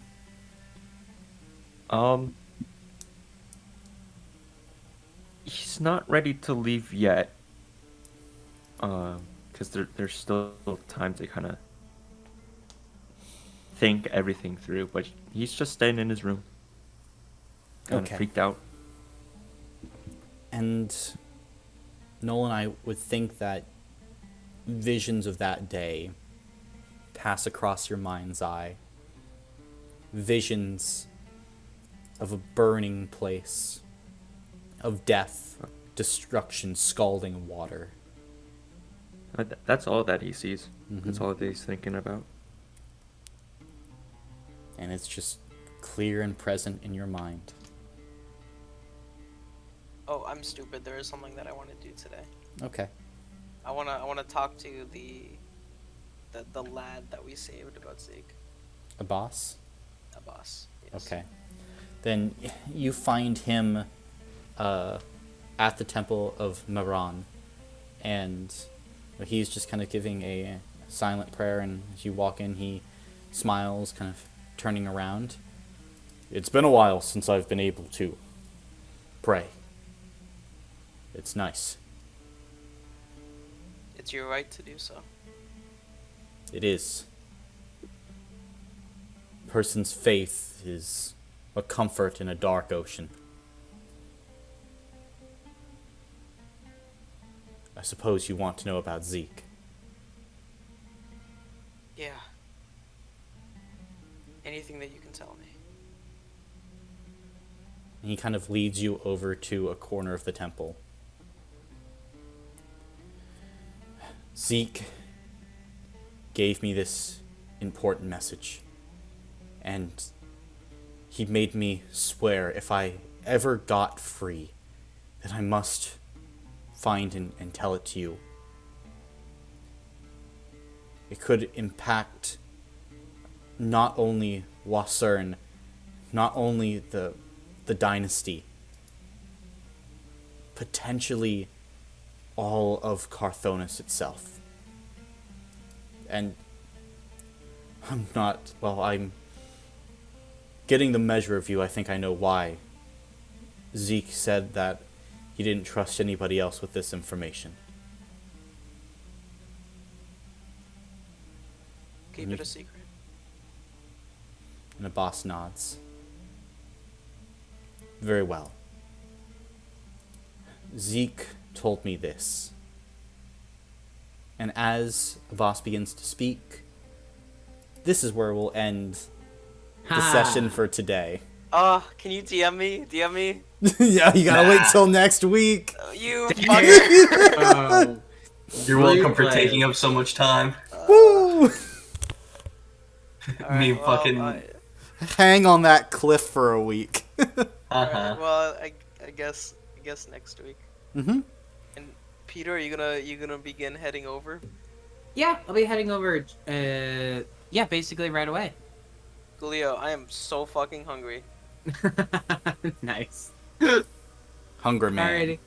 Put it on my carpet. Gross. Yeah. I feel great. That's good, Brandon. That's good. That's good. Do you have any more information on potentially coming down this Friday? Around 12 or 1 o'clock, I'll get there. Yeah, that sounds good. Cool. Yeah. Because my 1 o'clock was canceled, so I have a big block open. Okay, that works perfect. Awesome. I might go because that's my final day of classes. So I might go and be like, hey, professor, can I bring my friend to the final class? Oh, I would fucking totally show up. Be like, That'd hey. be hilarious. I'd bring pizza. Everyone gets a pizza. You know what? I think he might go for it. That would be so fucking funny. Like, how could you say no to that? Be pretty fucking epic. See, that's what I'm saying. That's what I am saying. Ah, hey Keenan. Hey Peter. Ew. We're finally gonna have our medic. I hope so. Joey. We're Joey. If he's not here, then don't expect him next session or the session or any other session, basically. Did he respond to you at all? No. Okay, well. Huh. No.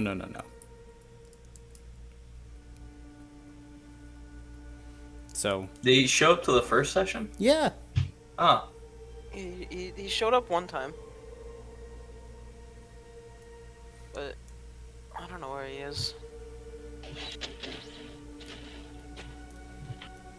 Like, I'm okay if people have to miss sessions. I mean, it's just let me know. Yeah.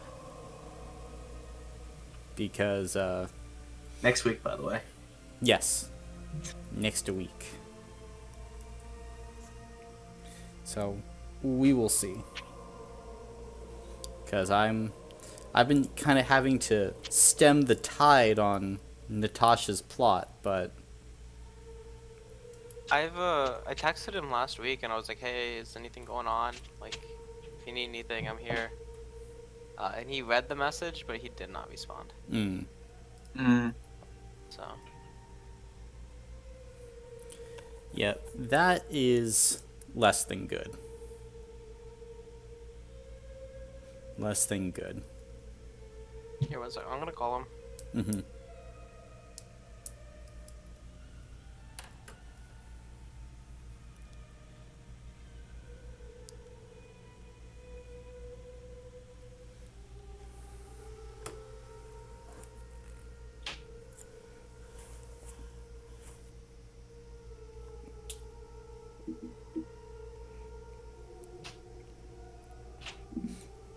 It's alright, one way or another we're having this session. Things will happen. One way or another. Get you. Exactly. Maybe next week. How are you doing, Peter?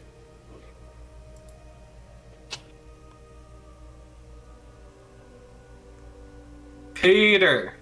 Oh, yeah? Oh, God. We almost lost another. Oh, jeez. Oh, shit. Well, I mean, hey, I'll be here in spirit, no matter what. Yes. But yes, you can hear me now, and I can hear you. Mm-hmm. How are you doing, Peter? Doing pretty well, actually. Life is finally settling down a bit, which is nice, so, yeah, I think things have been going smoothly. That's good, that's good. By the way, I just noticed that the one of the NPCs in my backstory, I named the same. I know. Yes. You have actually you've named multiple NPCs the same things multiple times. You have like 5 names that you use, and it just repeats. You see, there's a really easy solution, which is randomnamegenerator like .org or whatever. Well, no, it's because I like to look up names and I find names that I like, but apparently you go into the same list every time. Yeah, exactly. Yeah. I really like these few names. Oh gosh, I'm sorry. Like a fucking goldfish. It's like, oh, this is awesome. Can't wait to use this. Holy shit, what's that? Straight up, every day of my life. Oh my gosh. I mean, This time I tried to be different and I based all my characters off of flowers, but apparently that wasn't unique enough. Oh dear. Yeah. Oh my gosh. Well, I'll find a different name if that helps. No, it's in all of my documents is that name, so help me God if you try to change that. Oh my god, and it's not just an easy like, oh, find and like switch type deal, because like there's multiple characters that I put into this story Correct. with the same name. Uh-huh. It's not simple. Hey, We haven't slept yet, have we? Or No. rested? Oh my god. No. Nah. Well, at least, one of them I can call by a nickname, and the other one will not be nicknamed. So, It's False true for a McGee. few of them. yeah. Oh my gosh, what are the others though? I can't I haven't say. even noticed others. I can't say. Oh shit. I That's do not right. remember your backstory. Well, apparently I know my backstory, just not the names. Because all you have to do is find Colin's hard drive, and then you can. I'll get it for you while I'm down there. Swear to Oh God. my god. Colin, when you sent that meme, I was like, there's no fucking way. Did you really lose all your work and then do it all again in 3 days? I lost like 80% of my work. Yeah.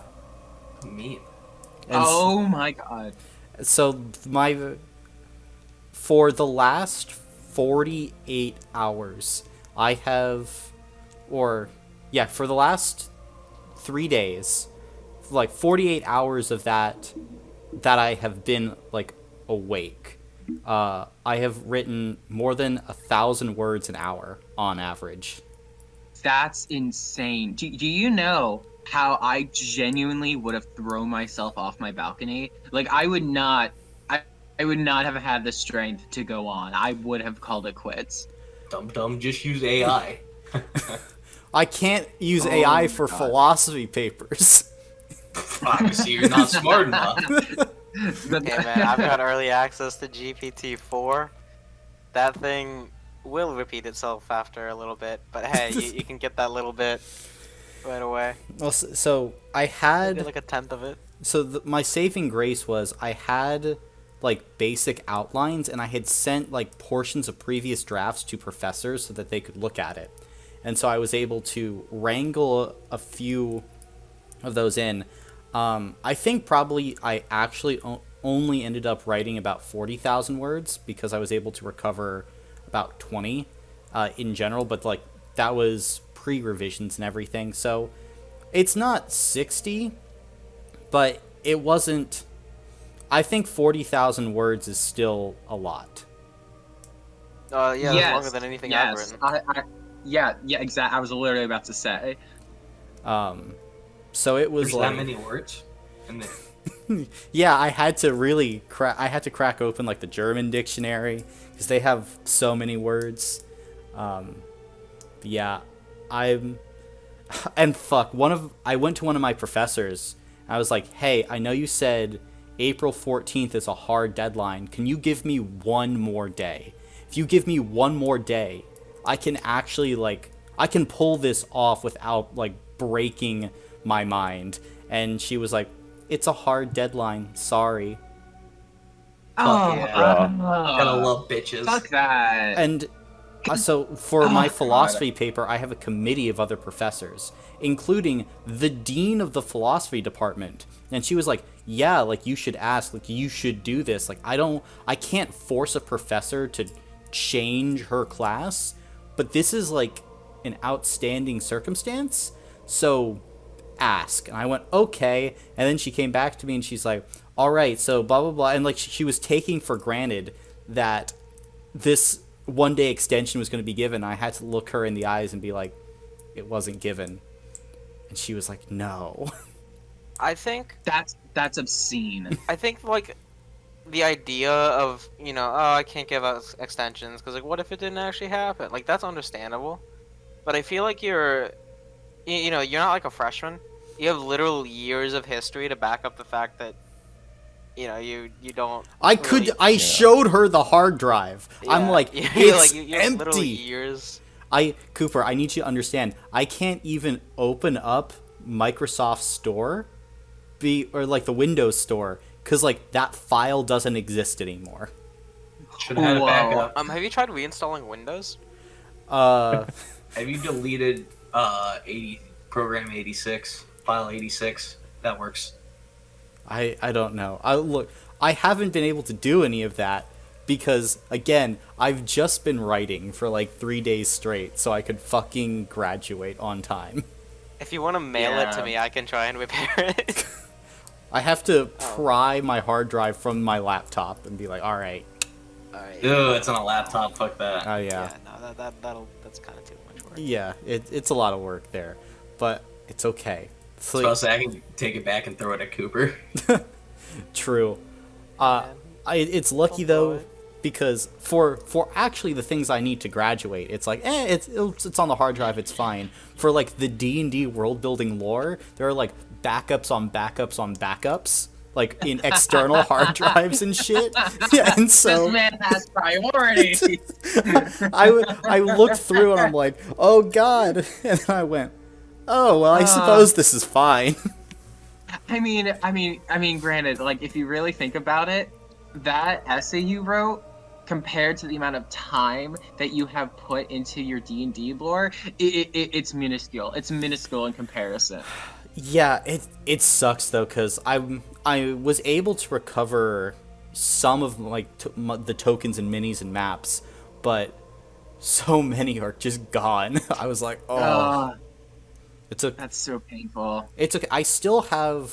So my old library of tokens was about 3,000 tokens and for stuff. It's down to about like 600 as of like 10 minutes ago. So it's not a complete loss. Like everything everything that I made from like about a month ago is gone, and some other like miscellaneous shit, but overall it's kind of all right. Yeah. Well, yeah. I'm glad it wasn't like complete erasure. If it was I know it wouldn't have been complete because I made hard copies of both of the volumes and some other things. So like even if every hard drive failed and an EMP hit, I would still have like physical pages to look at. So you're saying an alien apocalypse, we still are having D&D on Saturdays? You fucking know it. Like, well, you'll have to cross the wasteland, but worth it. Hey man, if you nuclear fallout happens and you lose all of your copies, I still have a Volume 1 of the Rings of Meropis. Yep, you have a volume. Caleb in Chicago has a volume.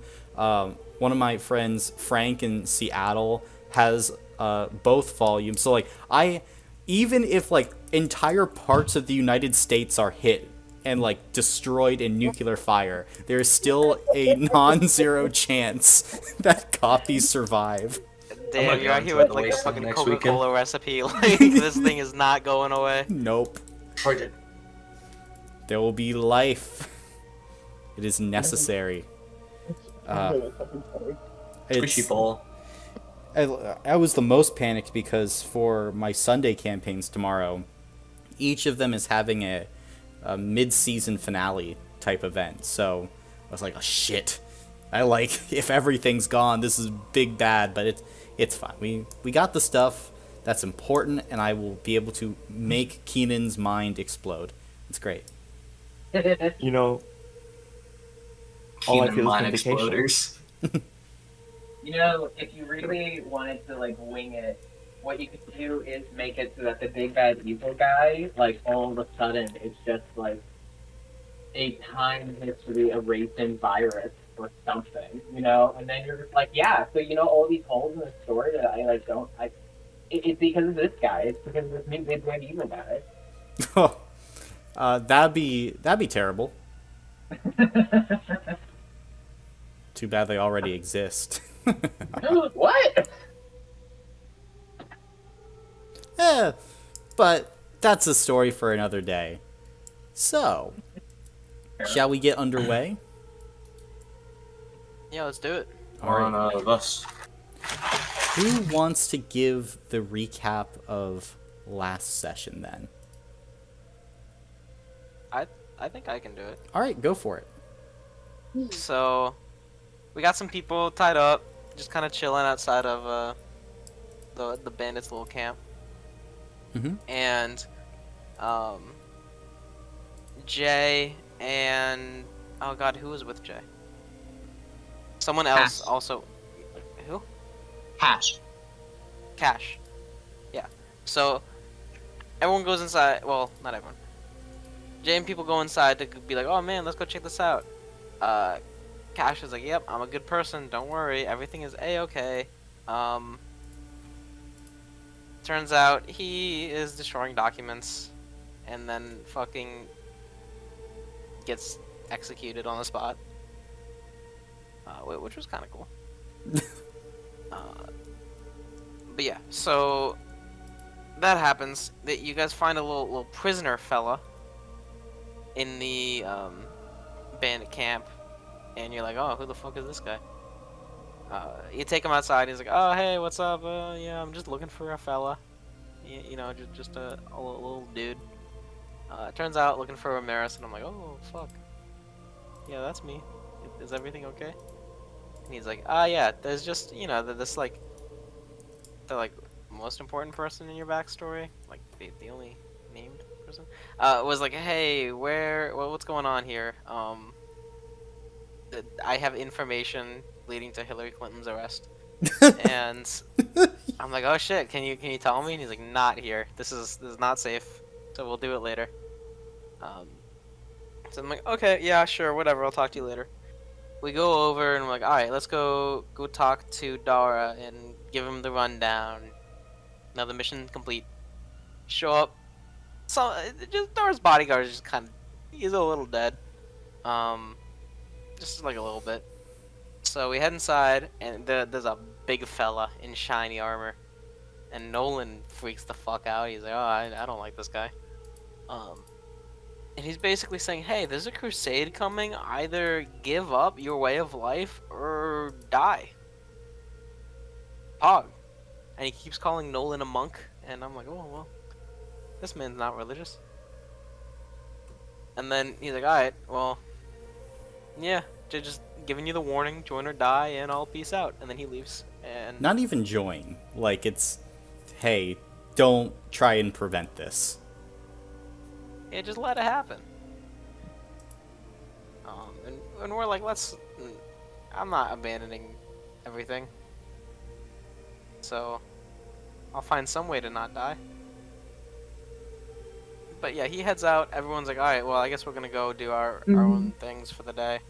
We do our own things, and then fucking right when I'm about to get information, the session ends. Haha. So that's where we left off. That's right. Hey. But at this point, as begins to speak, you can tell Ramirez that Boss is nervous. Look, alright. The quiz. You know him, right? The fuckers that were helping the bandits and shit. Yeah. Heard of him. They've infiltrated the government of Carthonus. How? What? I don't know, but they're deep in the government. So deep that Zeke had reason to believe their secret police, the SHD, the Social Harmony Division, are attempting to affect the next pharaoh. They are brushing shoulders with the highest level of government. Pharaohs, saints, maybe even Kaseya herself. How do we have any evidence? Anything that we can use to prove that this is going on? I mean, the Quiss are here. We have evidence of that. But really, they're good. They're good, Ramirez.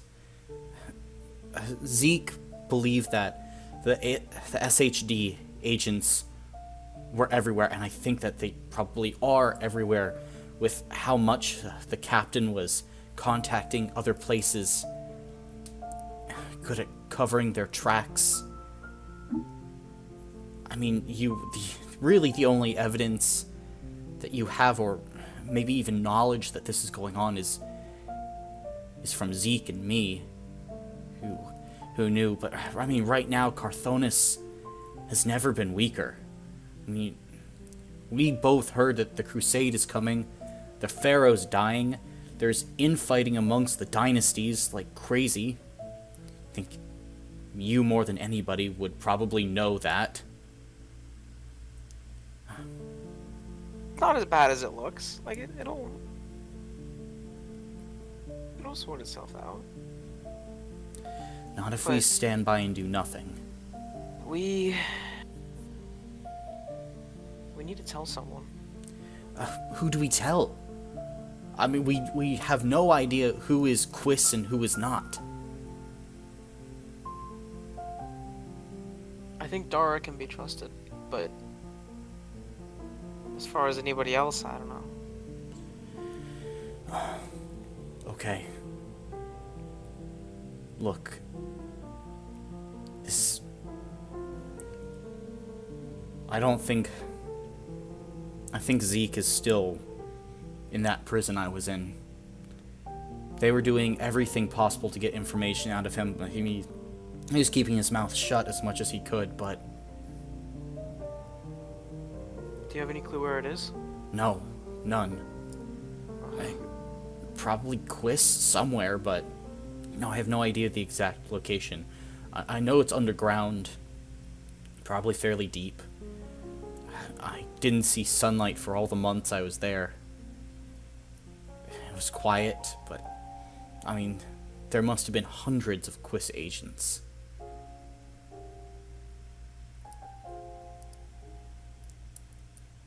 I'll do whatever I can to bring him back. Hey, I'm with you on this.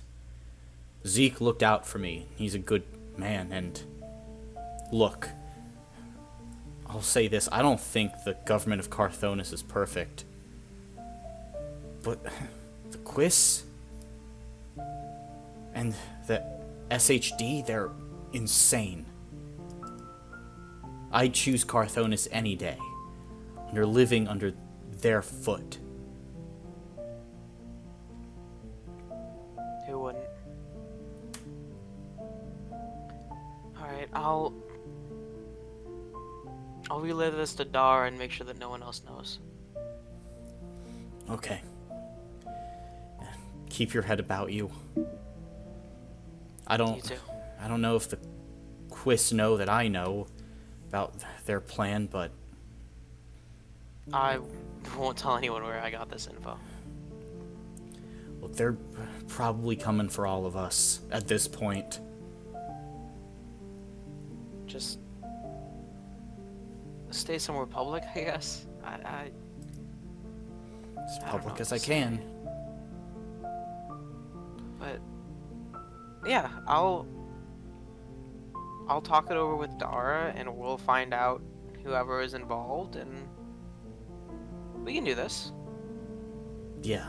Yeah, this is doable. Just couple people. The boss just kind of pats you on the shoulder once or twice, and we'll leave. I'm still talking to myself, like, yeah, I can do this. Okay. Just justifications and shit. Yeah, more to myself than anything, so. And at this point, we will be entering a time of downtime, as all of you at this point can take a complete rest for the night.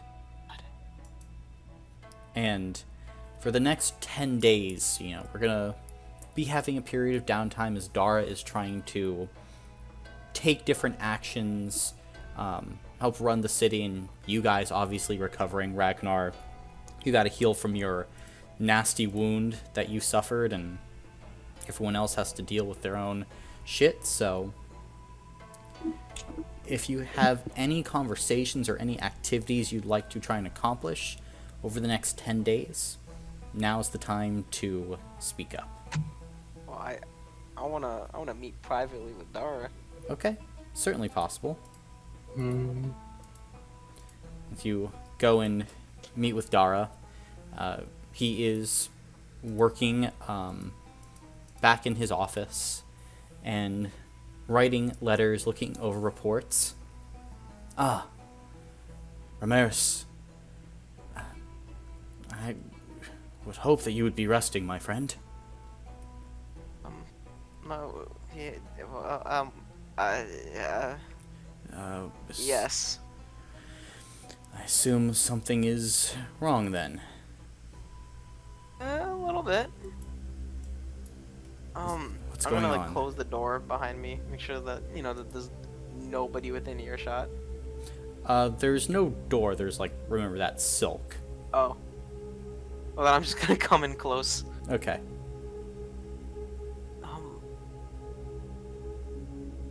You can't tell anyone what I'm about to say. All right, I won't. But what's going on? I can't tell you how I know, but not everyone should be trusted.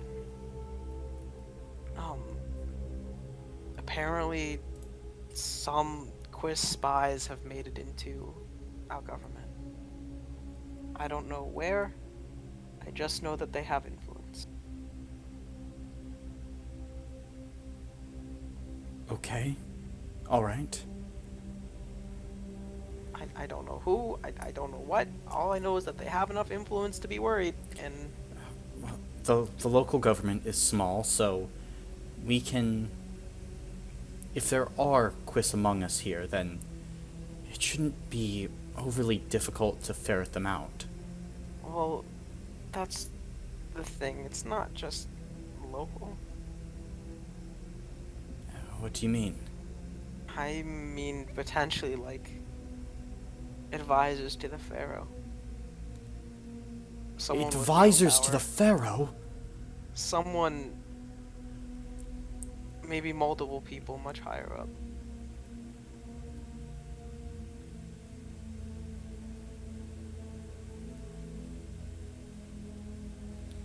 I don't know who to talk to, but I needed to tell someone. No, thank you for sharing this with me.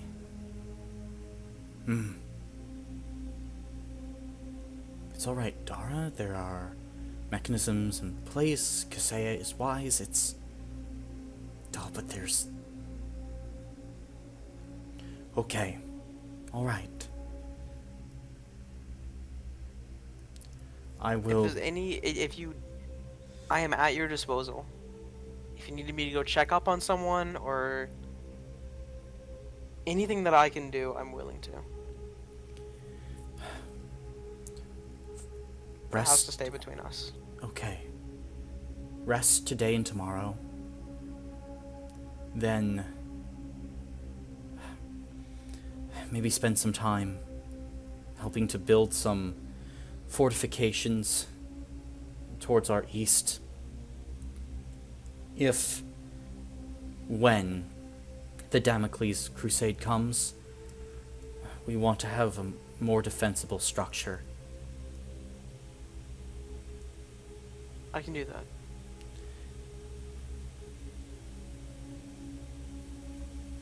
Just, if you need anything, just, you know where to find me. Yeah, check up on the others as well. I'll try and make my rounds, but... I'll swing by later today. Okay. And then I'm gonna leave the room. Gotcha. Alright, no, on like a scale of 1 to 10, how distraught did Dara seem? Extremely. Like an 8, maybe a 9. Okay, in that case, I've got another thing I want to do. Okay. But this one I'm a DM you. Gotcha. Then is there anything else you guys want to do other than what Ramirez is doing? Jay wanted to visit Nolan. Okay.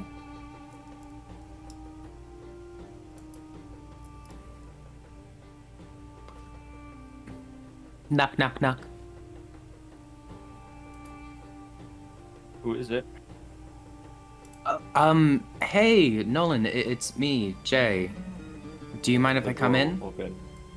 Yeah, that's fine. The door opens. Great, great. Jay walks in.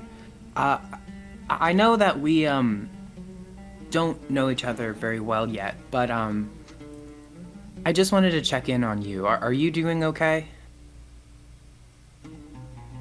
Yeah, I'm fine. You sure? I mean, Jay will, like, look around the room. Like, overall, like, does Nolan seem like he's being genuine when he says he's okay? Like, he has all of his shit, like, packed. Like, it looks like he's getting ready to, like, leave. Uh-huh. Well, Nolan, you know it's okay to not be okay, right?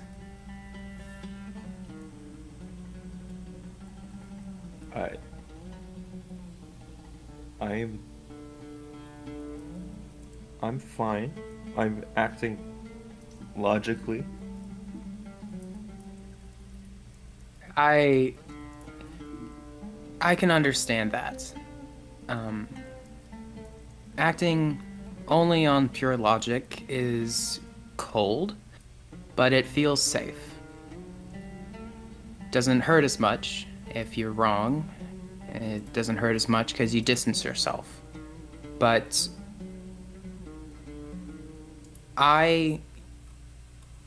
even if you need to leave, I can respect that. You have been through so much, Nolan, even if you don't want to experience it. And I don't think anyone has the right to ask you to experience it twice.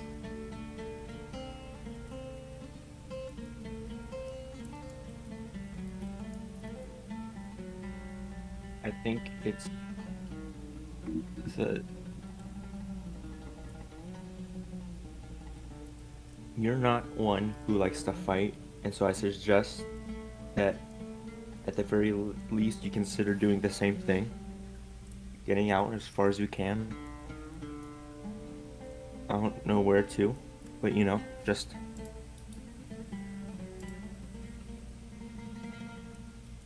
No, I want to. I want to run, Nolan. I have seen so much death in just the past few days, and I don't feel prepared to see any more. But this is my home. I grew up here. I may not have had any friends or family, except for maybe 2, but I know that if they were here too, they would stay and fight. I can't just leave everything behind like that. It's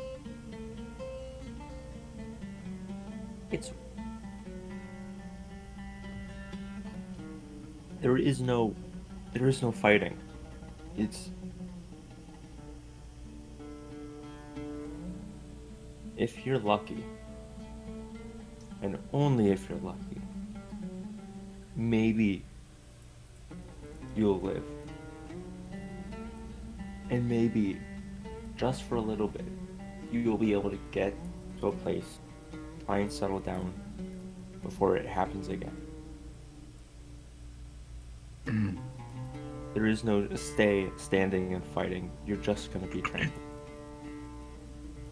So it really was that bad, huh?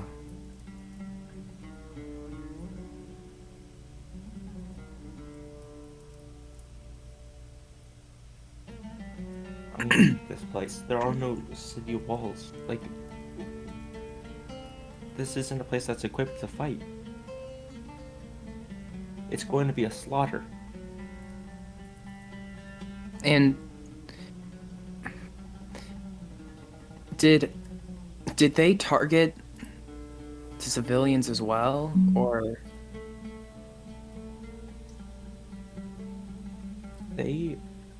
All they care about is revoking religion and stomping it out. They don't care who you are.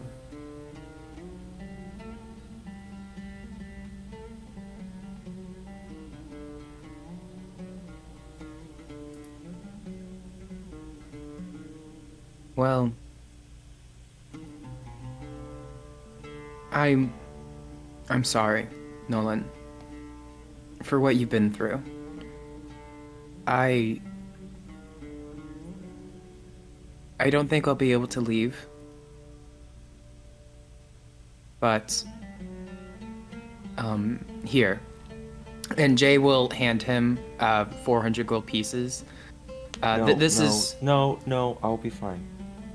No. This is from the bandit cap. It's your fair share. I should have given to you right away. I was spaced out. Thank you. Of course, Nolan. I hope that if you do leave, we can see each other again in the future. I know we didn't get off on the right foot, really, but you're a good person, Nolan. And I hope that you can see that yourself at some point.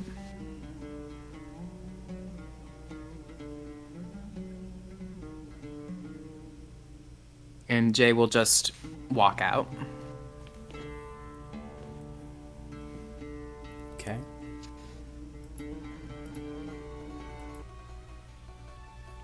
Anything you're doing after Jay leaves, Nolan? He's just gonna curl up on his bed. Alright.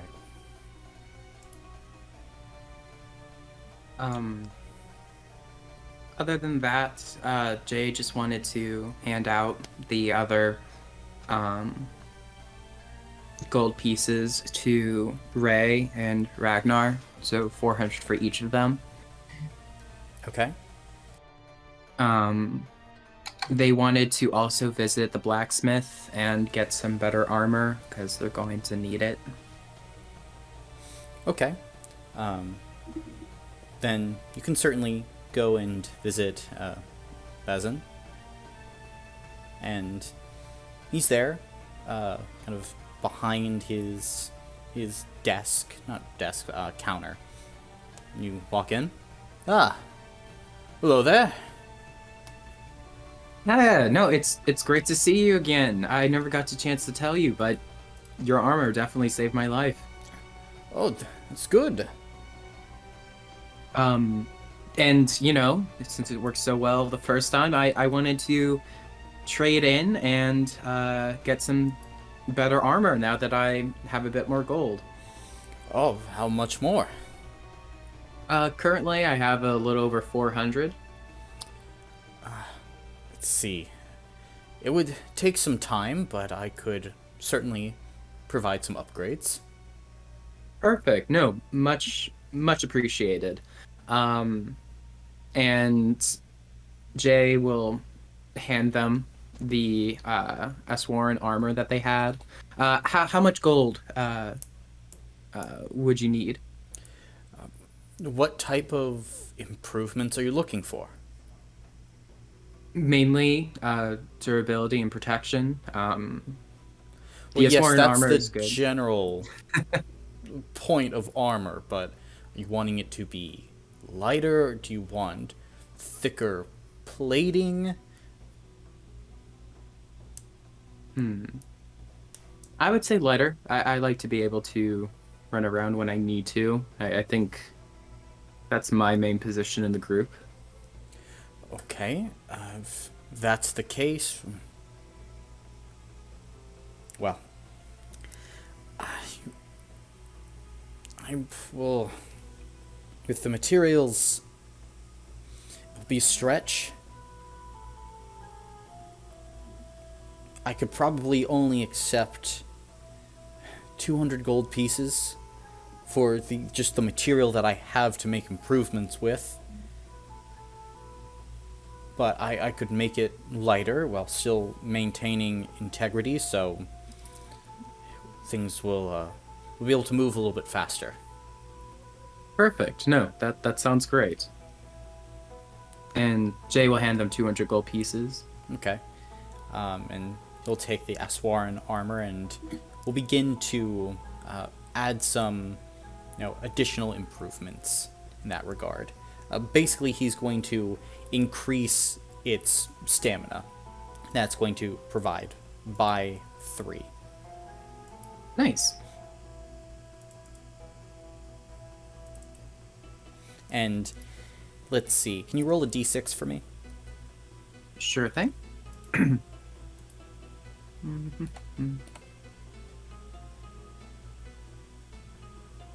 Man's about to get mugged. Oh, I hope not.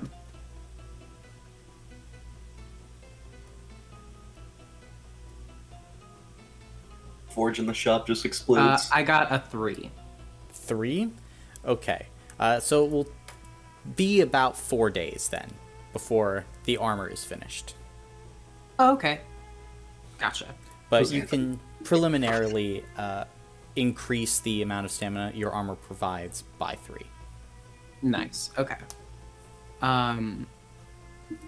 Perfect. Well, other than that, Jay will go back to their room, continue studying their medical books with, rather than it being just simply interest, it is now with a feeling of necessity. Okay. And probably on the 3rd or 4th day of downtime, you will get a knock at your door. Oh, hello? It's me. And you hear Nesrin on the other side. Oh, Nesrin, one moment. Jay gets up, rushes to the door. How are you? I feel like it's been a while.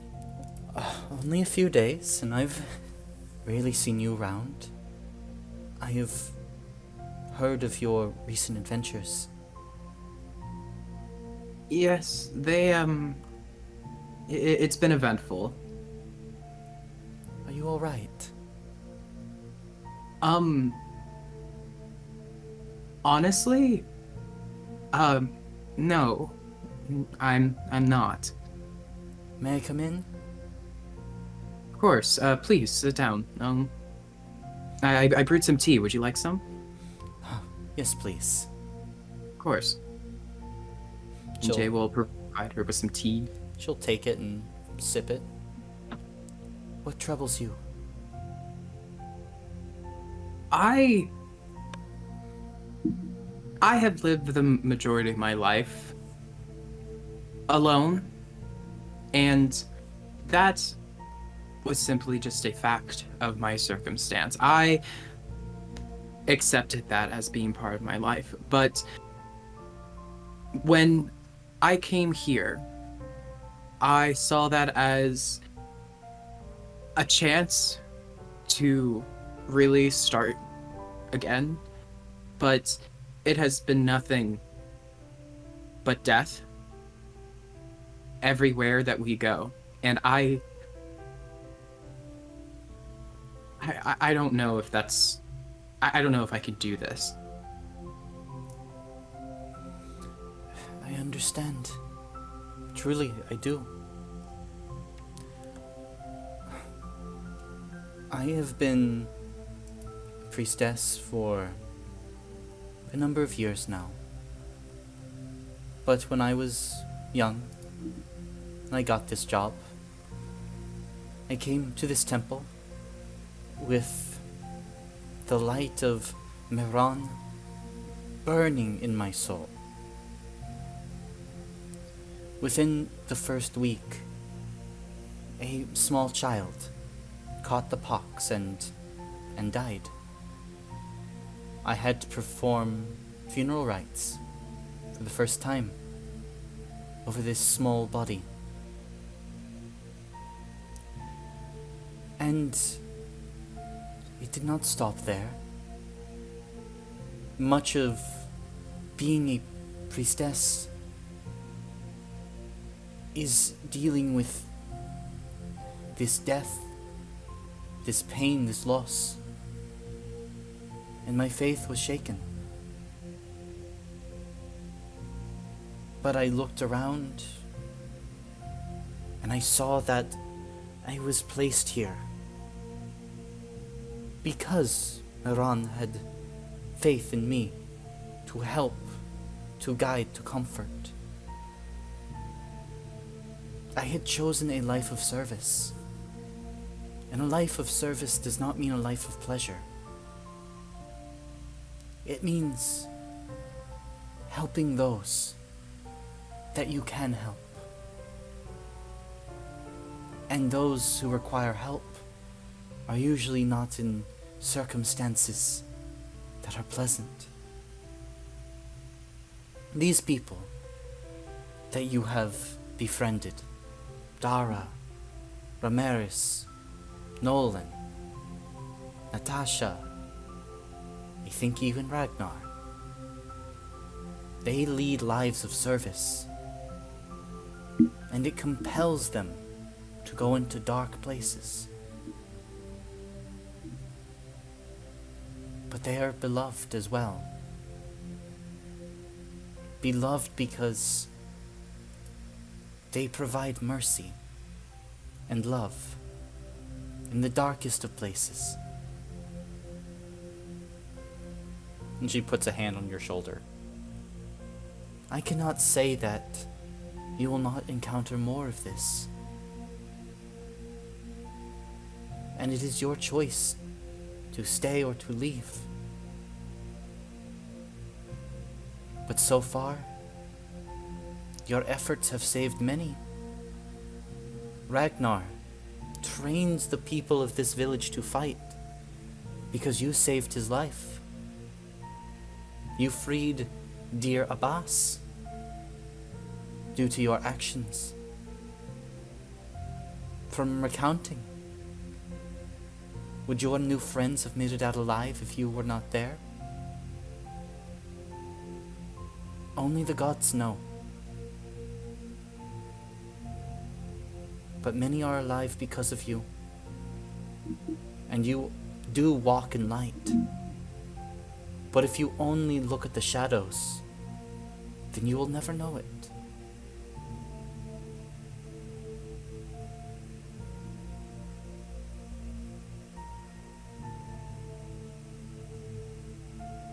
Thank you, Nezrin. That actually really helped. Thank you. There's no need to thank me. It's all the people that should be thanking you. You have a gift and a curse. One whose true nature is only being shown now.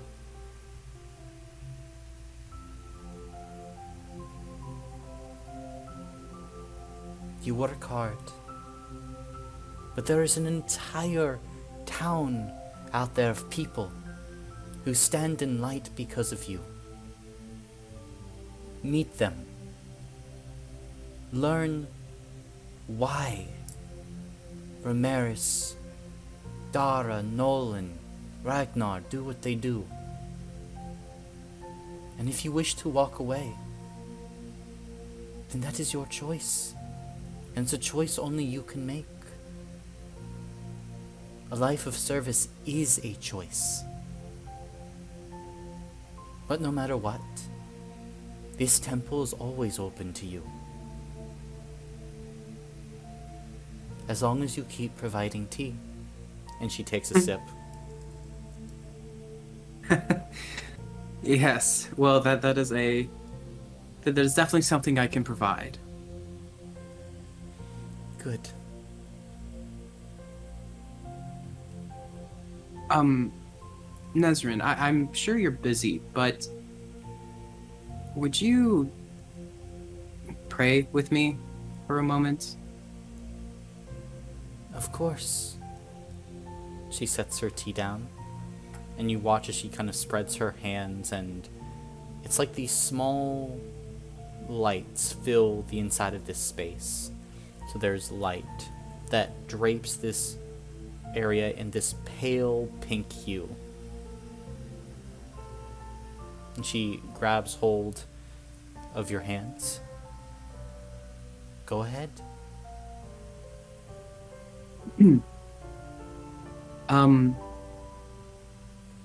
I know that I have not been the most religious person, but seeing the dedication and the goodness of your priestess,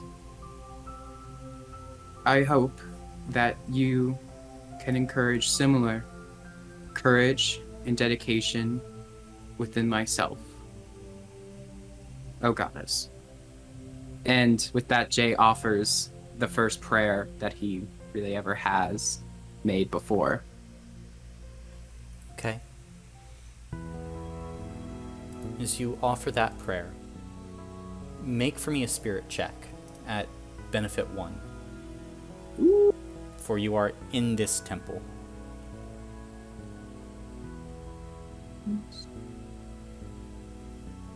That is 4 successes. 3 sixes. Wow. As you offer up this prayer, you hear a voice respond back to you. Like 2 overlaid voices on top of each other, actually. My love has never left you, James. I'm always with you in this land.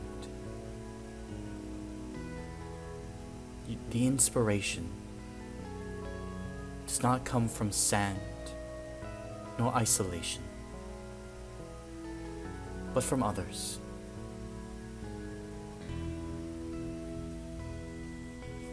And you feel this warmth in your body, Jay.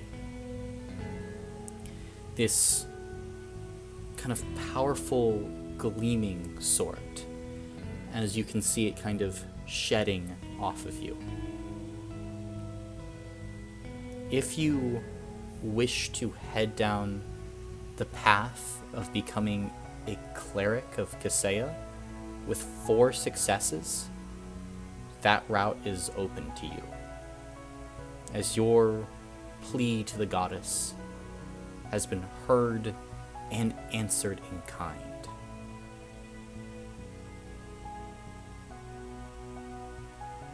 Jay has only ever wanted to help people, and to be given this opportunity to have the power to do so, they accept.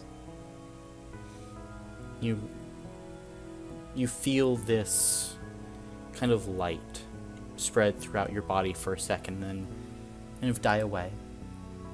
And you open your eyes, and Nezrin looks to you. That was a good prayer. Let us hope it was answered. It was. It definitely was. And then you feel her kind of squeeze your hands. Then this is good.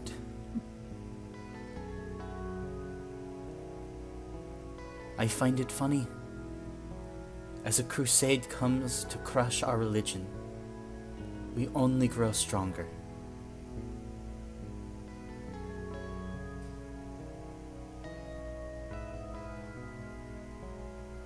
And you can see now Nezrin kind of stands and goes over to one of her bookshelves, walks back, and you can see that there's kind of like this small gray book.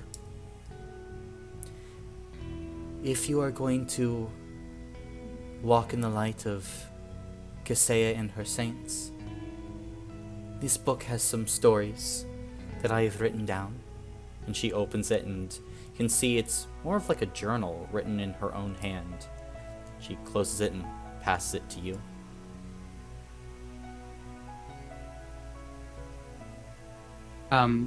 Thank you. I really look forward to learning more. It's not about learning. Faith is not reason. Long ago, I was told by one of the clerics who trained me that in this life there are 3 things that might give us purpose. One is renouncing all purpose and letting our bodies return to the earth. The second is trying to find our own purpose through reason. And the third is faith. Faith occupies its own area in our heart. It swells and flows not with our minds, because what it touches is far greater than us. It touches our emotions and our feelings. Hopefully this book can spark those right feelings.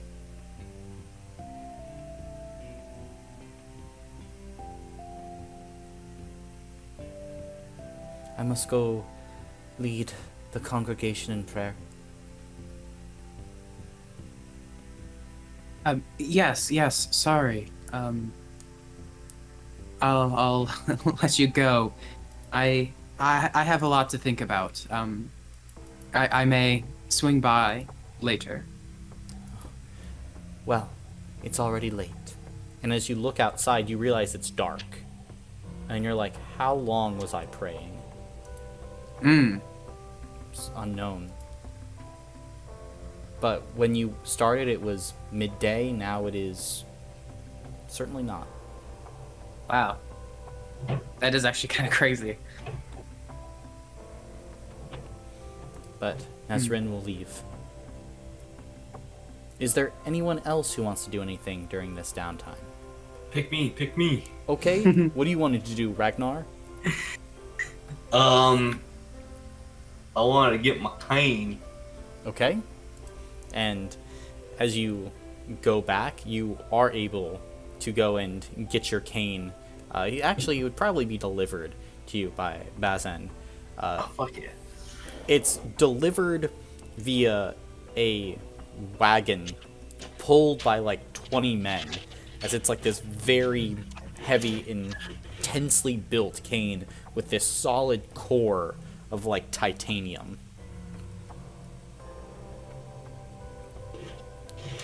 Will it work for you, sir? If anything, I can use it as a battering ram.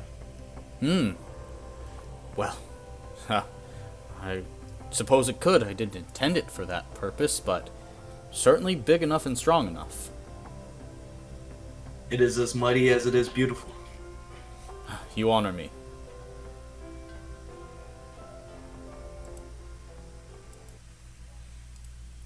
And you got yourself a cane. But the other thing I want to do is I did want to go around and ask travelers or merchants if they've seen any roaming clans of any kind. Then make a spirit check for me. Fuck.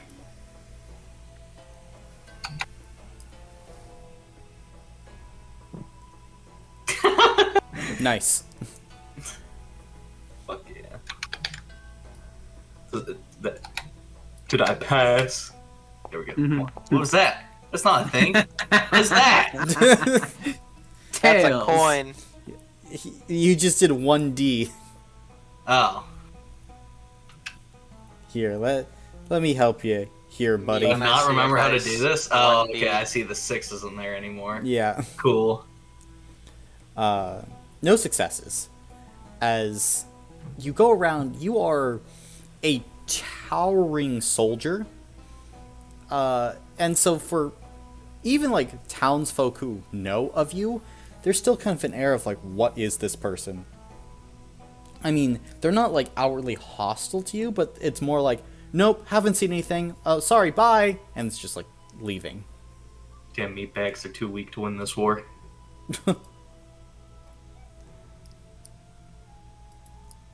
But from townspeople, wandering merchants, they haven't heard of any clans wandering by. You know, like your clan, like proper, was probably about 200-ish miles north of here when you were sent on your mission. So, you know, they wouldn't necessarily be all that close as they are wandering nomadic, but you know, if a rescue party was sent, you know, people now kind of have their eyes open and looking just because, you know, you asked them. No.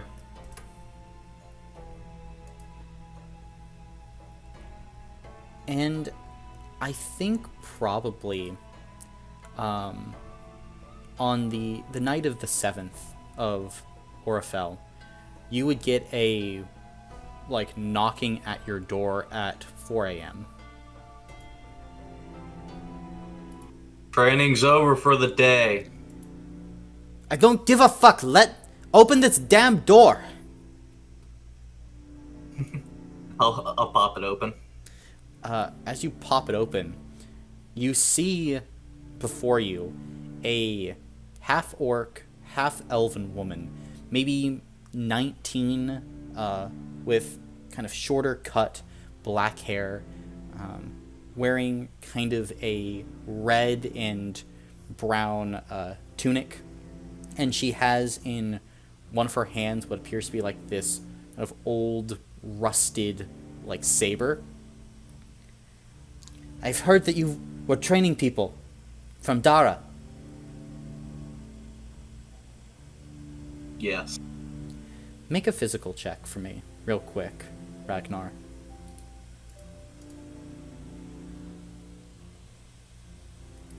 Don't worry, we can do this right this time. Ooh. I still didn't do it right. It's me. /R, buddy. I know, I don't. It's okay, I believe in you. Hey! Yeah, let's go. Let's Hey, go. it's 1. Okay.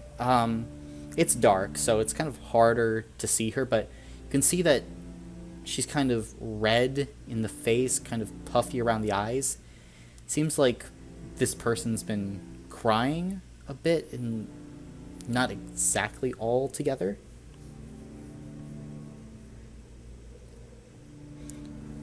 So come on, let's get training. I'm just gonna stare at her blankly. I don't know what that means, you fucking bucket of rust metal. Why do you wish to fight?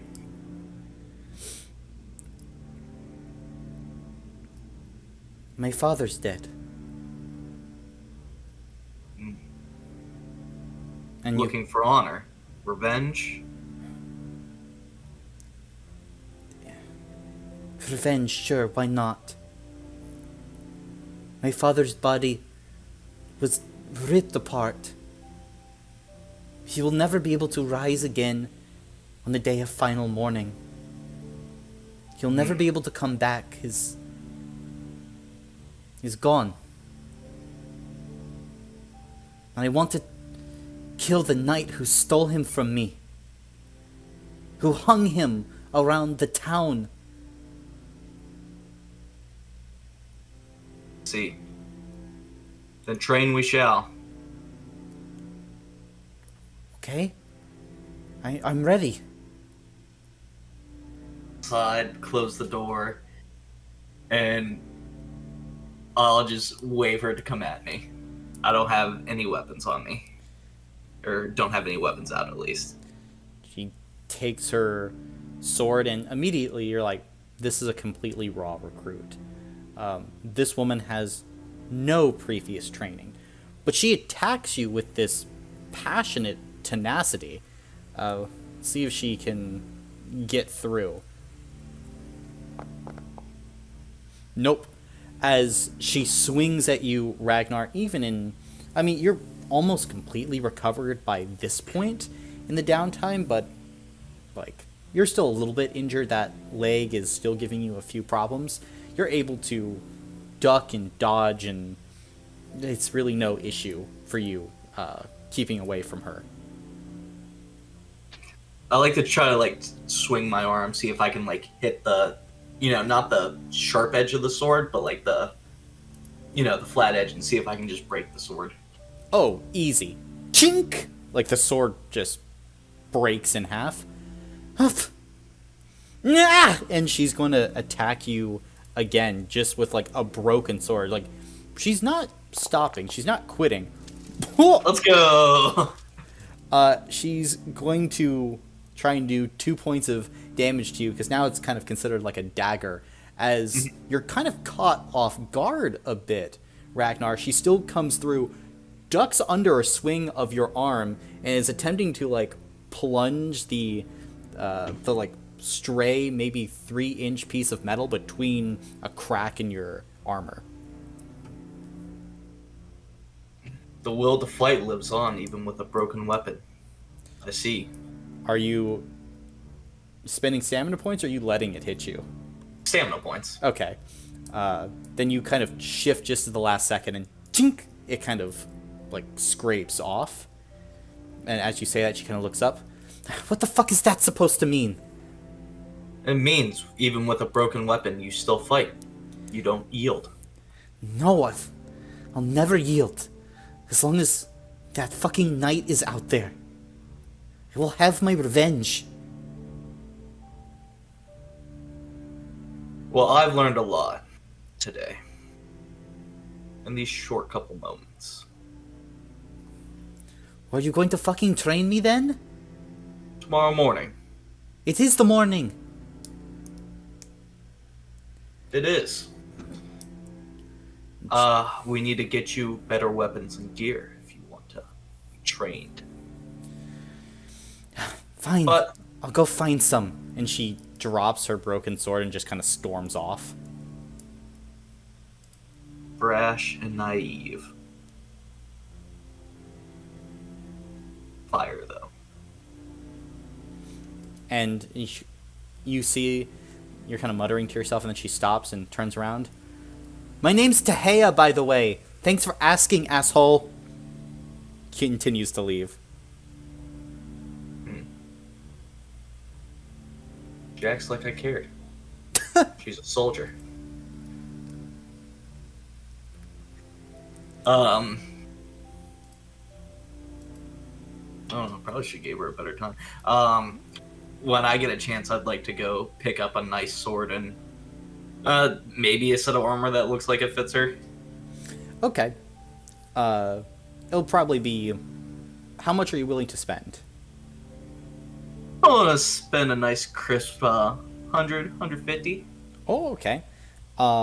Something nice. I'll do something nice because gotcha. I appreciate where her father came from. Mm-hmm. Then you can definitely, for about 100, get her a very standard set of light armor that will grant her about 7 extra stamina points, so that she will have some protection while fighting. And what type of sword are you wanting to outfit her with? Are you thinking saber, rapier, falchion? It's kind of up to you at this point on what, you can basically build up this character and the style of fighter that you want her to be. Oh, her father used a great axe, though, didn't he? He did, yeah. No, I think I want to get her, at least, a starter axe or something. Okay. Maybe not quite a great axe. Mm-hmm. Like a battle axe? Or battle like axe. A war pick? No, I think a battle axe. Battle I like axe? that. Okay. Yeah. And that's a one-handed weapon, isn't it? It is, yes. So we'll get her a shield too, then. Shields are a little bit expensive out here, just because, one, there's no wood, so you can't get any wooden shields, and ore is limited. And right now, Jay is kind of taking a lot of the other time that Bazin has, who is also trying to ration that ore that he has to make like tools and other things. So No, we'll keep her with the battle axe then. gotcha. Hee hee. You. Tee hee hee. Oh, I thought of something that I want to do. Okay. So I currently have 400 gold, right? Correct. Can I spend all of it on bread? Sure. Absolutely. Okay, What? I'd like to buy 400 gold worth of bread. That's a lot of bread. That's probably Bread. You're buying up like pretty much all the bread you can in Wassern. Alright. And then I'm just gonna start randomly giving it to people for free. Oh. It is not my money to spend. Alright, it was stolen from the people of Wassern, and to the people of Wassern it will return. So I will bread. I will give away free bread. Okay. And as you're doing this thing, giving away free bread, are you... People ask, like, what's your name? Why are you doing all of this? Like, there's questions about why you're doing this and who you are. Are you explaining to them the story? No, I'm just like laughing it off, and I'm like, Kasea will always provide. Ooh. I'm just a tool. Make a spirit check at benefit 2. Pog! Okay, spirit. Flash arrow 2d6. That is 1 success. Oh, wait. No. Yeah, 1 success. 1 success. Yeah, then you are definitely strengthening people's faith in Kasea. I think probably, Jay, you would see that in the coming days after this. Definitely more people are attending the services in the temple itself. So, yeah, it's in a strange way, as the Damocles Crusade looms over the town of Wassern, people are finding faith more than ever. And because of this, Ramirez, you can add 3 hero points to your character sheet. Oh, Pog! I will...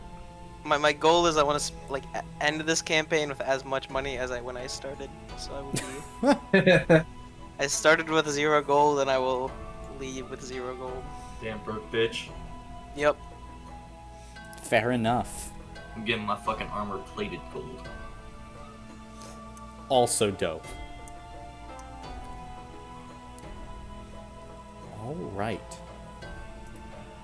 Well, as days continue to pass, anything else that you guys want to accomplish, people you want to talk to in this downtime? I guess I want to see if I can train the... I already forgot her name because... Tehea. Tehea, let me actually fucking write that down for once. Yep. T-A-H-E-Y-A. Tehea. Holy shit, calm down. A little fast there. Alright, there we go. Alright. T... There you go. Thank you. T-A-H-E-Y-A. Copy and paste. Copy and paste. And yeah, she's the daughter of Mosin, who used to be Dara's bodyguard, but that you found, killed. And you would also begin to pick up Ragnar. The day of final mourning is an event that many people across the Dark Ring often speak about. It is the day that spirits will return to the bodies of the dead, and basically it's like when paradise is reached on the Dark Ring. There will be no more death, there will be peace, there like utopia essentially. It's like, it's kind of like Revelation in the Bible, where heaven on earth, things of that nature. Wait, so like people actually like they're like zombies? No, like their spirits like would return. Like they wouldn't be purely like undead, but like their bodies would. Technically, if you want to think about it as their bodies reanimating. But no, it's like a spirit. I mean, spirit and body, yeah. But Oh, okay, so yeah, gotcha. But part of it is like the body needs to be preserved. That's Gotcha. why mummification exists here on the Dark Ring, because everyone is like preserving the bodies so that when the dead come back, there's a body to return to. Oh, okay. So, Gotcha. so like the mutilation of a body is more than just like a show. It's like this person will never come back. They'll never return. At least in like religious sense. So like when you see things like shamshears, spears, rapiers, like arrows, a lot of it is like a piercing weapon, but like the people here don't use slashing weapons or like blunted weapons for kind of a reason, because if you cut a body in two, it doesn't resurrect, and that's a problem for them in like a religious sense. Me confuzzled with my big warhammer. Yeah. Now, like, your warhammer, because, like, again, they believe, like, oh, like, the skin will regenerate, like, the bones, if they were broken, can, like, realign in place. But if, like, they're separate pieces, Okay. it's like, oh, that's not good for them. And there's, like, there's religious debate you would also pick up on, where it's like, some people think, oh, like, if you get the pieces close enough together, they'll be fine. While others are like, nah, like, if the vitals are gone and, like, the body's too messed up, they're not going to be able to come back. Or, because then it would just be, like, torture for them. Like, Ragnar's just gonna try to ignore this. This is too much for dumbness for his brain. Fair. Makes no sense. But yeah. When you're dead, you're dead. Mm-hmm. You would quickly figure out, though, Tehea is definitely got a fire burning within her. Like, she is up at your door, like, every morning. And if you are not out there by 4 a.m., she will sit there and she will wait until you, like, walk out and begin to train. Fuck it, can't Capture let at this, all costs. can't let this young person show me up. I'm out there at 4 o'clock every day. Fuck that shit. Oh, fantastic, fantastic. I'm not old. Gotcha. Yeah, I guess the next time I see her, though, I'll hand her the, the armor and the battle axe. And just practice sparring moves, teach her how to go for the vitals, all that kind of fun stuff. This won't make me go easy on you, old man. I'll still kick your ass. One day, I'm not gonna hold back. Don't try and buy my weakness. And she will, like, begrudgingly put it on. And, like, the battle axe seems like a little bit too heavy for her at this point, but she'll probably grow into it. We'll get her curling.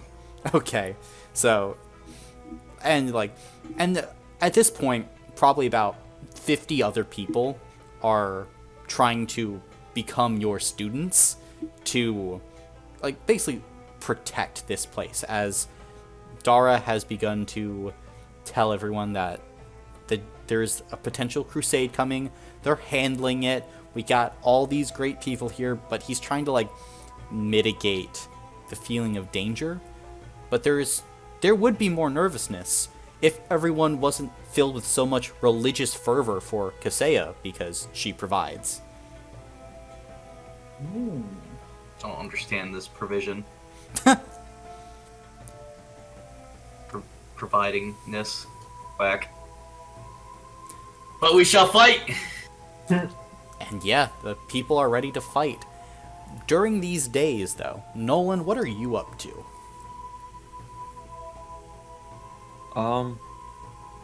He really isn't leaving his room. He's just kind of sheltering in place. Fair enough. As you're there sheltering in place, at one point you kind of feel a bit of a chill in the air. It's the night of the 10th of Orifel. And you hear a voice say, "What are you still doing here?" And there's a man in the corner of your room. A man in kind of a red button-up shirt, the black vest, hair kind of in a widow's peak, glasses.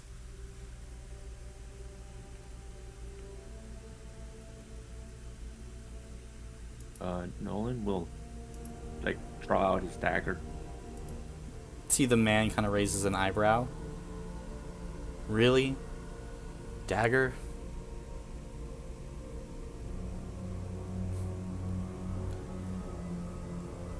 Why are you here? Do I know you? No.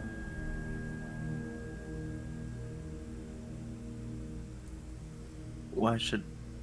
Okay. So why are you here?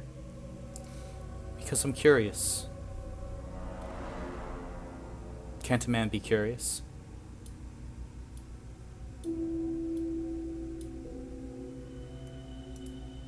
I mean, you can be curious, you know, outside, not, you know, breaking and entering. I didn't break anything.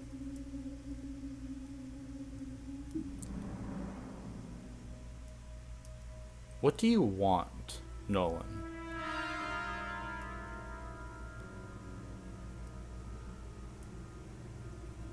I don't know. To be left alone, I guess. Kind of looks around. To be left alone. Then you wouldn't have come here, Nolan, if that was the case. We both know that's not what you want. Oh, so you do know me. Oh, well, I guess no, you do. I don't know you. Mm-hmm.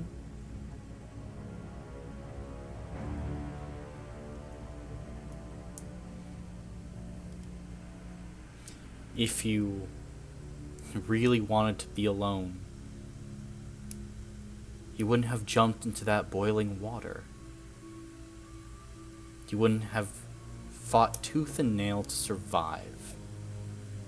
You wouldn't have come here. You wouldn't have gotten in league with Dara, with Ramirez, with all the others. You could have gone to any of the other oases and lived out a life of peace and utter solitude.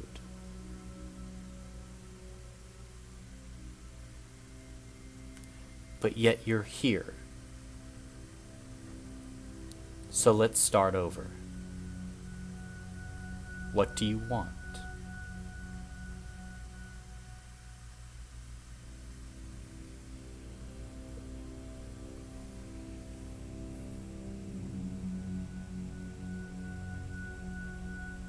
I don't know what I want. I think that's a big problem for you then, Nolan. No point just sitting in this room and being miserable. What do you want from me? What are you trying to get out of this? Honestly, just trying to figure you out. Why? I'm a curious man. Why do I matter so much that you just have to stop in? Because I don't understand. And it's not that you matter significantly more than others. It's just that you are significantly more interesting.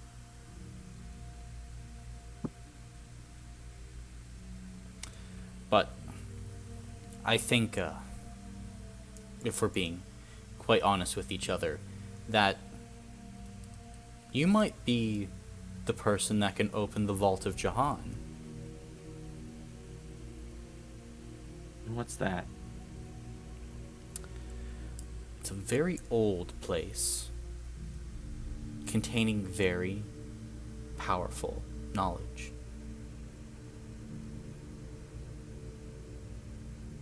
Now, I don't know for certain what is there,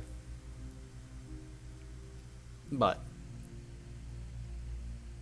I do imagine that you might be connected to it. And why is that? Oh, that's a loaded question. I think the correct answer would be your past, but it might be your future. I'm sorry, I wish I could be more precise.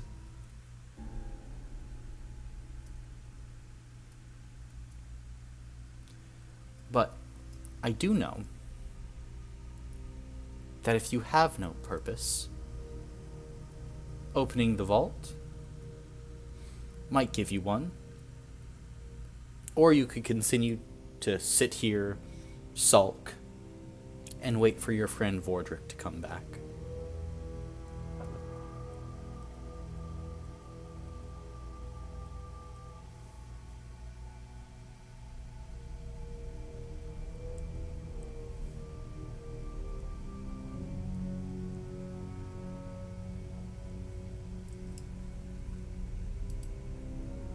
And if I decide not to after this vault and just, fuck off somewhere else, are you still gonna poke around and bother me? Nah, he kind of shrugs. You're free to do what you want. I'm free to do what I want.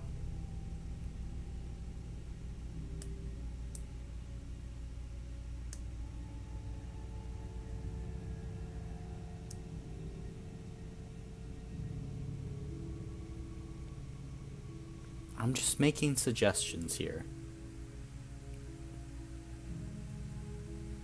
If you say you want something else, then by all means.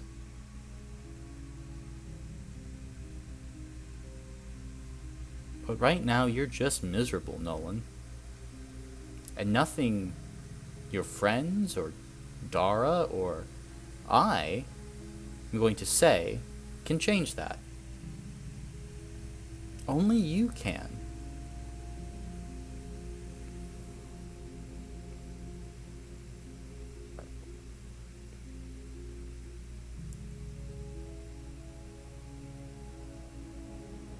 But who knows? Maybe that person is who you want to be. Maybe you actually died back in those flames. The body's just waiting to catch up. Yeah, maybe. Makes its way towards the door. Open or shut?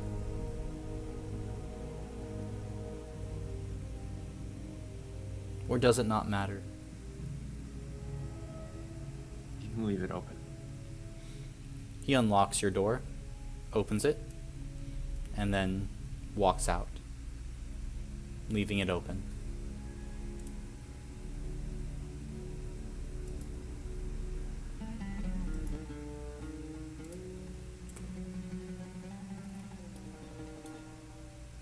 And what are you doing after this, Nolan?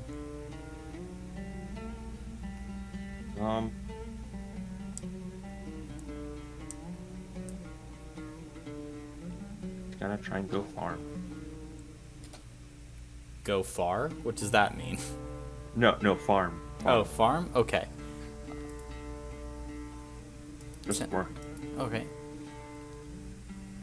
Anything else you would like to do in this downtime? Or are you ready to move beyond it? I'm ready to move. Okay. Then, on the 14th of Orifel, Dara is going to ask for all of your presence at his office. You guys Alright, go let's and go. meet? Okay. Mm-hmm. Then as you all go and make it there. It's probably about 6 a.m. Ragnar, you had to cut your training a little bit short with Tehea, and how would you have reacted to the absolute lashing of words she would have given you as you had to leave early? Get some conditioning done. Stop bothering me with your annoyance. You need to get conditioning done, old man. You're still limping on that fucking leg. Silence, tiny one. And I'll chuckle and walk away. I am not tiny, as she says, and she's just like stamps her foot and continues to like basically do conditioning. However, all of you are able to make your way around Dara's table, taking seats on the silken pillows. I have some news for all of us.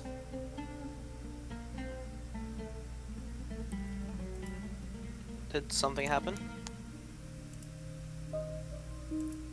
Yes. The Pharaoh is dead. He died a few days ago, by reports. Suffered multiple cerebral contusions. The brain literally ripped itself apart.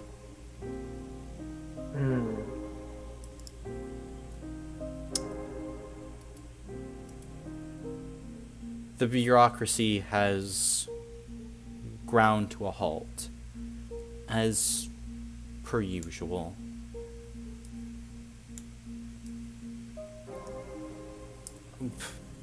The people that we need to sign off on forms, troops, weapons, money, food, it's stopped for the foreseeable future.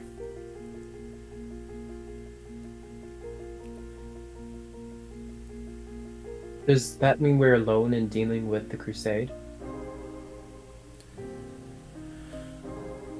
We aren't getting help from Del Ankh.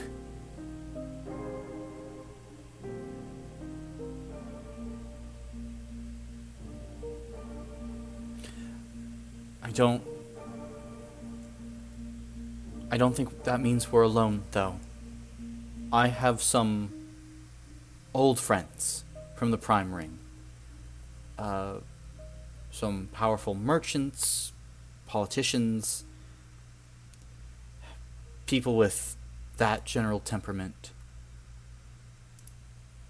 We should be getting, well, we have been getting shipments the past day or two. I've pulled those strings and called in some favors. We should be getting food, new weapons, or supplies. I fear that will likely not be enough. But we must begin turning elsewhere. I have tried to talk to Nazrin, but she is busy planning the traditional ceremony and vigil that we hold when a pharaoh dies, and Kaseya and her saints obviously have their attentions elsewhere.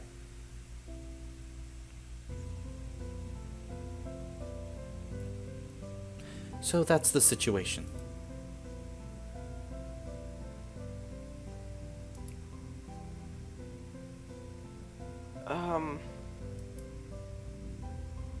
Well, that's a lot to take in.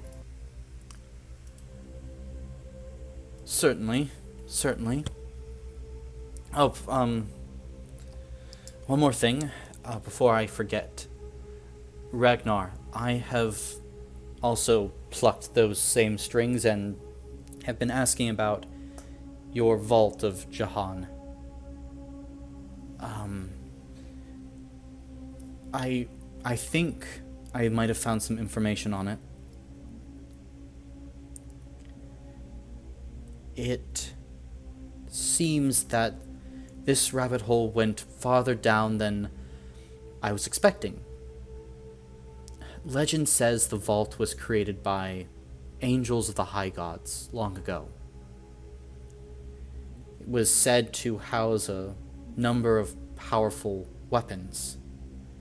However, there are many legends and rumors about these weapons, and it's unclear about what they are, how they work, or who can even use them. My sources say the vault is tied to a prophecy of some kind. However, the prophecy, like the vault, has been lost to time, although I was able to trade one of my associates for a small piece of information that may or may not be helpful here. The vault, it may or may not be near the Keva oasis, maybe a few miles due east in that general region. I don't have an exact location, but if you are looking for it, Ragnar, that would be the area to start. What was the name? The Keva oasis, to the south, beyond the obelisk. Ragnar, why did you say again that you were looking for this vault? A mission from my father. Could whatever is in this vault be used to help stop the crusade? If they're powerful weapons, I don't doubt it. Is that why you were sent to the vault, to obtain those weapons, or? Well, I'm not aware of what was actually in it. My father doesn't give too many details. Did he say just locate the vault, or did he want you to retrieve something in particular? Well, I don't see a problem with opening the vault if it helps your people. Afterwards, we can get the weapons where they need to be. Okay, no, that's good to hear.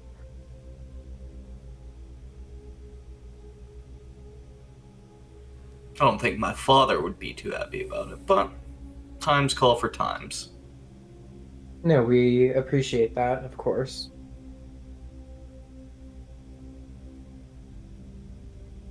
And mostly I just don't like the Knicks. Here's to that. Well, Thank you, Dara. make finding this vault our top priority, then. I can't wait to figure out this prophecy. That's going to be the only downside to this vault. Yes, likely. Well, would you plan to head to the vault relatively soon? Else we have any other little things we need to tie up, but you gave us plenty of time to do that. I'm ready to travel. I as well. Just give me a minute to catch my breath, and I'll be with you guys at the edge of the city. I see. Nolan, are you going, or will I have a farmer here? No, I'll go. You should probably also go talk to Natasha, see if she's coming as well.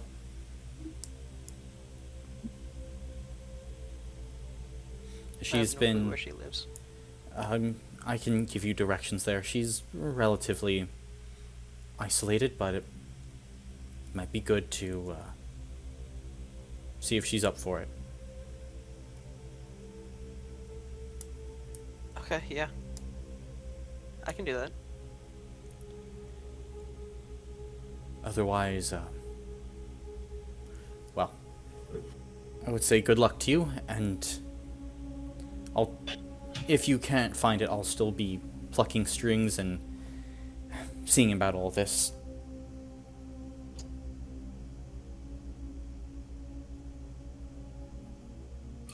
Hopefully, at least there's something there for us to use. Maybe we can take some containers to get some of that water. That is water on the map, right? Yes, it's an oasis. Mm. It mostly supplies Tamun, but yes, it should be fine to take. I mean, they wouldn't notice, right? Of course not, Dara. They wouldn't notice. Of course not. You want us to bring back a barrel or two? It would be helpful, yes. All the water reserves we can muster are likely going to be needed. Affirmative. We will be on that. Fantastic, then. Oh. If you also see any of our merchants unloading the green crates, then do help them if you can. They are from our benefactors.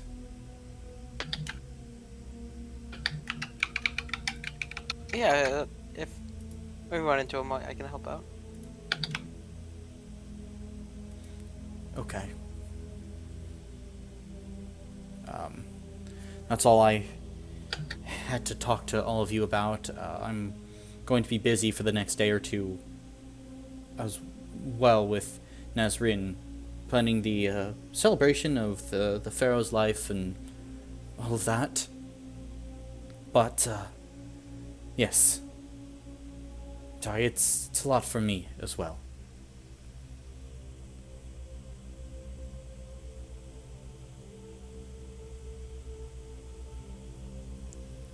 I'm just waiting for. I'm just hanging out then, you know, catching my breath. Okay.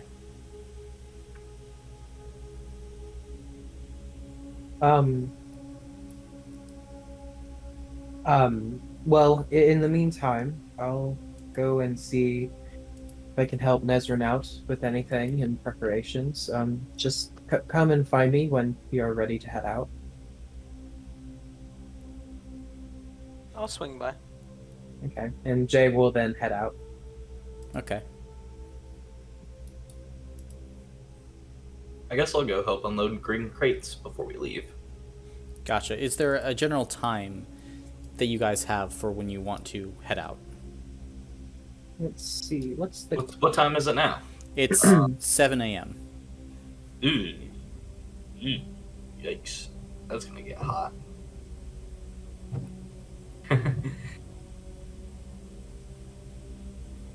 Well, at this point, if we're gonna do a couple more things, it should probably be later we move out, just so we're not fucking sitting in the open desert in the hot sun. Yeah, I was about to say it's go probably out a at better dark. idea to wait until the sun starts to set. Yeah, I think that's smart. Okay. Then you can definitely begin to wait until that time. Ragnar, as you were heading out, you would see that there was just this steady stream of carts flooding into Wassern from the west, filled with green boxes full of supplies.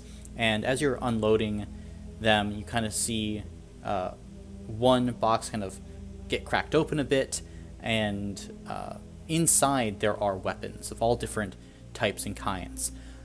But it's strange, because you would notice that these weapons seem to be made out of bronze and bone, specifically. It's a style of weapon that you've really never seen before. Huh. But does it look like fancier? Or, I mean, it doesn't necessarily look fancy. Like the weapons themselves, yeah, they're practical, but it's just in a design style that is new to you. Bone and bronze. Bone and bronze. I don't want to know what she had to do to get all this stuff, because this is fucking expensive. Yeah, and you are kind of looking at it, and it's like, with all of these supplies, like, you see probably 10 wagons full are backed up to Bazin's Blue Lion blacksmith shop, and like he is getting supplied 3 times over with all the ore and materials he'll need, and that shipment alone is probably at least 1,000 gold pieces. And like for all of these supplies, it's a lot of money.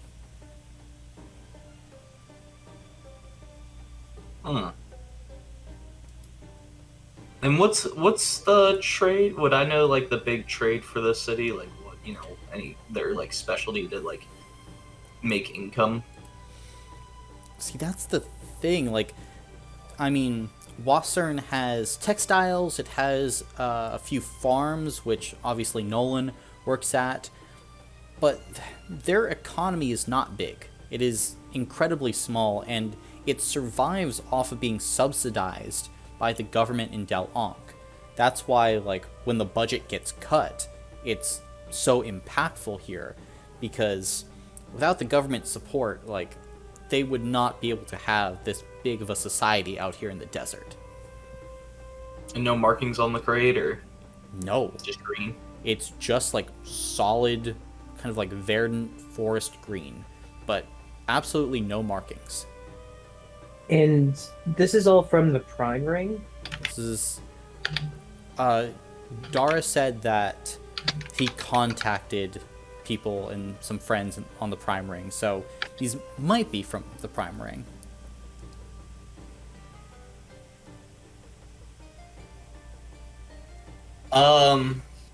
One more question. Bronze. I mean,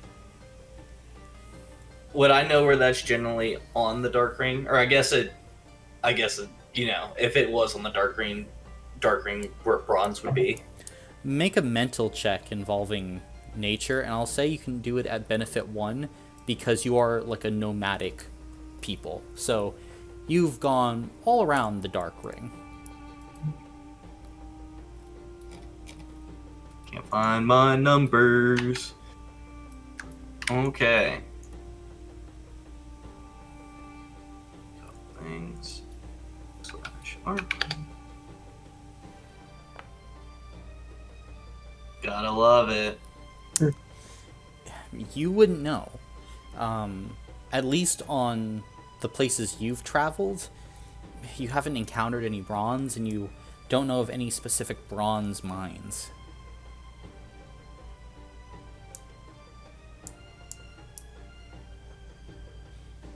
But the bones don't look human, though, right? No, they don't look human. They look animal.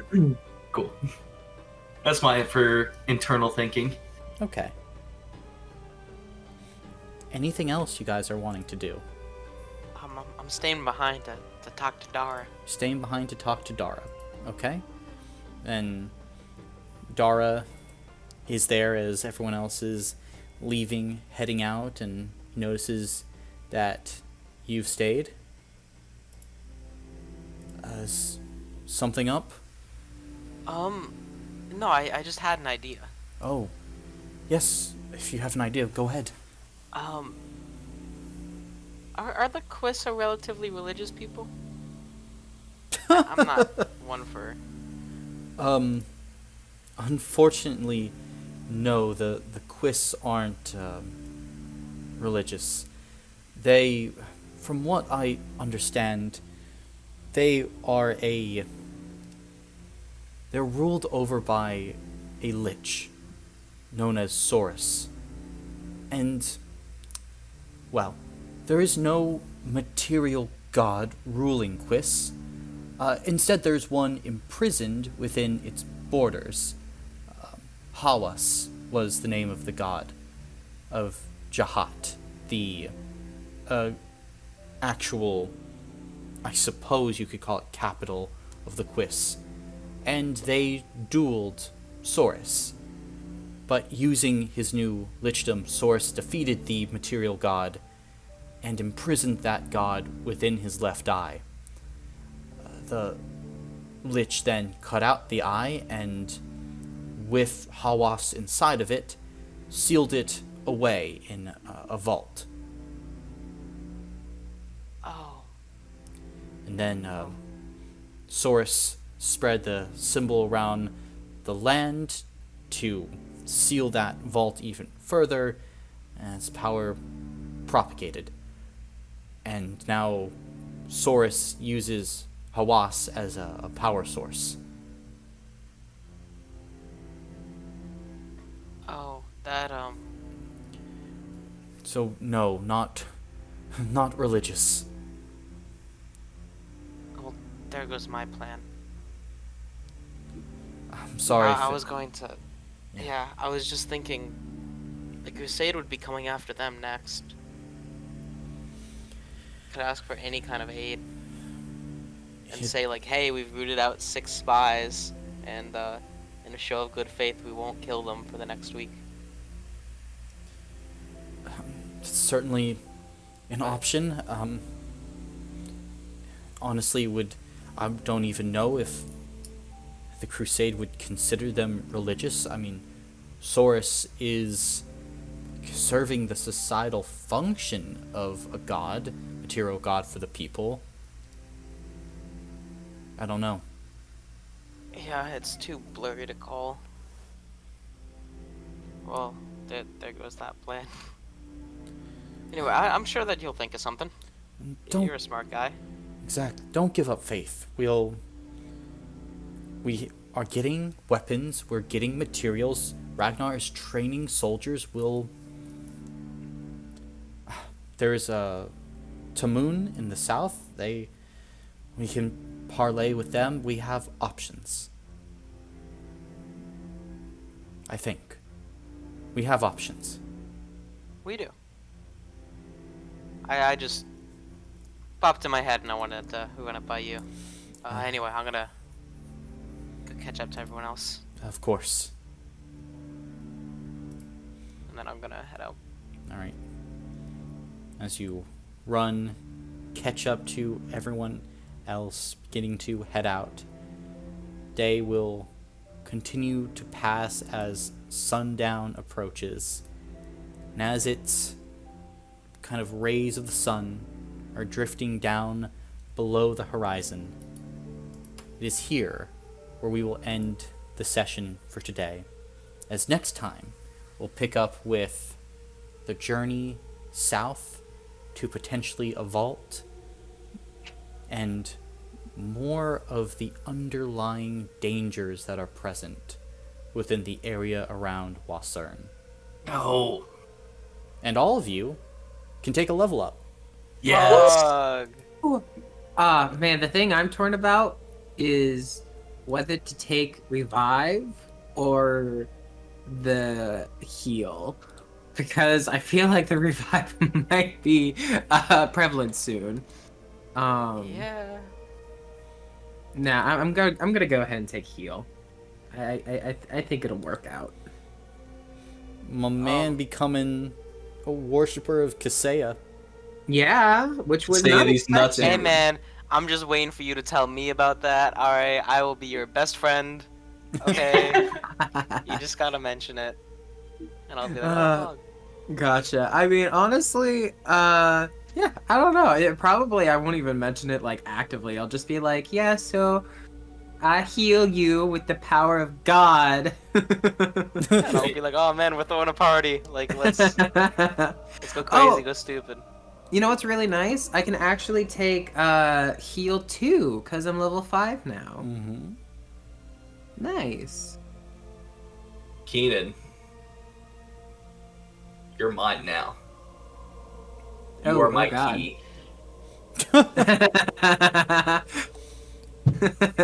The key. Your To my resistance is heart. futile. Swear to God if I find out. Nice. Well, oh, and by the way, for anyone who's curious, heal 2, I can restore 20 stamina points if I touch you. If I touch you. Oh, that's a lot. Three times per complete 3 times per a complete rest. Oh, that's a lot. Yeah, so I will be very handy dandy if you are getting wrecked. Yeah, that is 6 times my max stamina. Yeah. Let's see. But yeah, so I had never missed a wrong before I took it. I thought it was once per turn instead of once per combat. So to compensate, last level up I took 1 physical, which doesn't do anything for me. Because the way that my Savage Strike works is it's half dice rounded up, so going from 3 to 4 doesn't actually change anything. But then this level I could take Skilled, so now instead of rolling 2 dice, I will roll 4 dice with Savage Strike. Yeah, I was really tempted to get that too, but I was like, we need heals. We need love. Yeah, no, last combat went so bad that we're like, we need something. Yeah. I got fucking dogpiled on. You really did. Hell, even if I did have heal, it would not have saved you anymore. They went through fucking 5 health blocks and all my stamina points. Oh my god. Yeah, that was kind of insane. Well, Because like, even people who weren't even in the like crosshairs got injured. Like, I barely survived and they weren't even targeting me. Like you got fucking murked. well, yeah, you guys went up to their front door and went, "Hey, we're gonna kill you," and then all the bandits swarmed out when you guys went, "Oh fuck!" Hey, we did That was kill fucking them. funny. What are they gonna do about it? Unfortunately. What you gonna do when we come for you?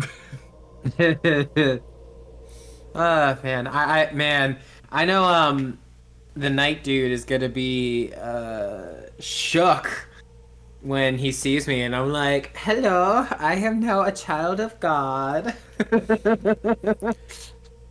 Shook won't be the right word for that. You'll just be headless. yeah. The thing is, I will defend you. I still, like, I'm very much of the opinion that I don't think the gods are infallible or anything like that. Like, I think Sisea has probably made some mistakes, but I do think that the goddess is actually caring and is really, really trying her best for us. So, that's my opinion. I've been telling you she's pog. You've been telling me that she can do no wrong and everything she does is perfect. I've been telling you that she will always provide and that everyone will be a-okay. And you know what? I am doing my best to make sure that that is true. Man. God, I wish I had 400 gold worth of bread right now. Jesus. Hey, you really raised the faith in Old Wassern. You did. Well, I was like, I was thinking, I'm like, oh man, what do I want to spend? What do I want to spend? And I was like, oh, I could get some better armor, cause I want another health block, cause I almost killed myself last combat. Yeah. But ultimately, it's like, I don't know. I think Ramirez would just give it away. Cause it is money from thieves, and the people who they were stealing from are literally like random people in the city. Yeah, no, it does make sense. Yeah, so I'm like, I guess this is what you do. So I will be poor until I find a more. Unless gold spawns in, and I'm like, this didn't come from anywhere, I will probably be giving it all away. That's funny. Yeah. Just spawns in. Yeah, but let me tell you, if gold ever spawns in, I'm buying myself some plate mail. I'm telling you here first. The second that I get gold that is just kind of like ethereal in nature, oh man, plate mail's coming. Plate mail. We can hear you. Yay! Oh, were y'all talking about Keenan? Joey. Joey. Oh, Joey. Okay. Sorry, I heard airsoft tournament, and my first thought was Keenan. Oh well, that was the Brandon. airsoft tournaments, yeah. That's Brandon. Oh, that's Brandon. Yeah. Okay, gotcha. Yeah. But on the regards of Joey, he will not be in this group anymore. At least for the foreseeable future. Now we still have, the group of 4, and since his character was only really in session 1, I'm not too concerned about it. I mean, I'm very disappointed, obviously, but that kind of shifts over to the next issue of me wanting to run groups of 5 people. So I am now on the lookout for a new person to bring into this group. And I wanted to kind of offer that up to all of you guys first. Like, if there is another person that you guys know that you might want to bring into the family, as it were. I have no clue who I would invite. Yeah, I was about to say. I'm like, it sounds a little sad, but I can't think of anyone. I mean, hey, last time that we were missing somebody, it took me like a month to think of Peter. So, Yeah, we got time. Like, we're on session 5 now. I kind of want to introduce this new person probably by session, like, 11. So we have basically, like, 2 months time to find people and, you know, try and get someone new on board. Nice. Okay. Yeah, I'll keep my eye open if any of my friends are suddenly like, "Hey, Peter, D&D, that sounds cool." I'd be like, "Well, technically, this isn't D&D, but it's also very cool." Right. And if anything, a lot easier to get into by like miles. Well, I'm glad. So yeah. I'm cool with it. If you guys vouch for somebody, I trust it. So anyone who you guys can bring forward, I'm cool with. Nice. Okay. Yeah, with me, I am the entirety of my close circle is already in D&D games with me. So, but that's like 20 you very people. Aggressively converted everyone you could. Well, it wasn't even aggressive. It was just people were like, "Oh, you do this thing? Let me try it." And then we're like, "More." I was like, "Okay." More. I was like, "Shit, cool. All right, we can deal with this." But no, I want to give the opportunity to new people first, so that we can constantly add new blood into the hobby. Because it's like, you know, if you constantly give the same players the opportunities to join games over and over and over again, then you just kind of like you're not growing that space in that pool of people, which, you know, I always like to do. That's why, you know, we have you, Peter, and Brandon. It's like we're trying to expand our horizons, you know. Nice. No, Brandon had played D&D before. What? I thought Brandon had like already played D&D before. He had, but not with this group. Okay, yeah, that makes sense. Peter had played D&D before. You have? With you? Yeah, Oh yeah. You fucking goober. I forgot that I did that. Speaking about Cooper being a fucking goober, guys, so you know how Cooper was straight up like... This is not that important. It is so important to me now. No, this is nothing. No, I quite literally saved Cooper's life. Oh. You did not.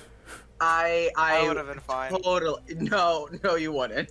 So, you know when Cooper was like absolutely dying from strep and his throat was trying to turn inside out? Yeah. So the doctors gave him all that lidocaine, right? Which he dissolved in water, etc. But he stored it in a water bottle. And what? The thing is, no. it looks identical to water. Like there's no difference visually.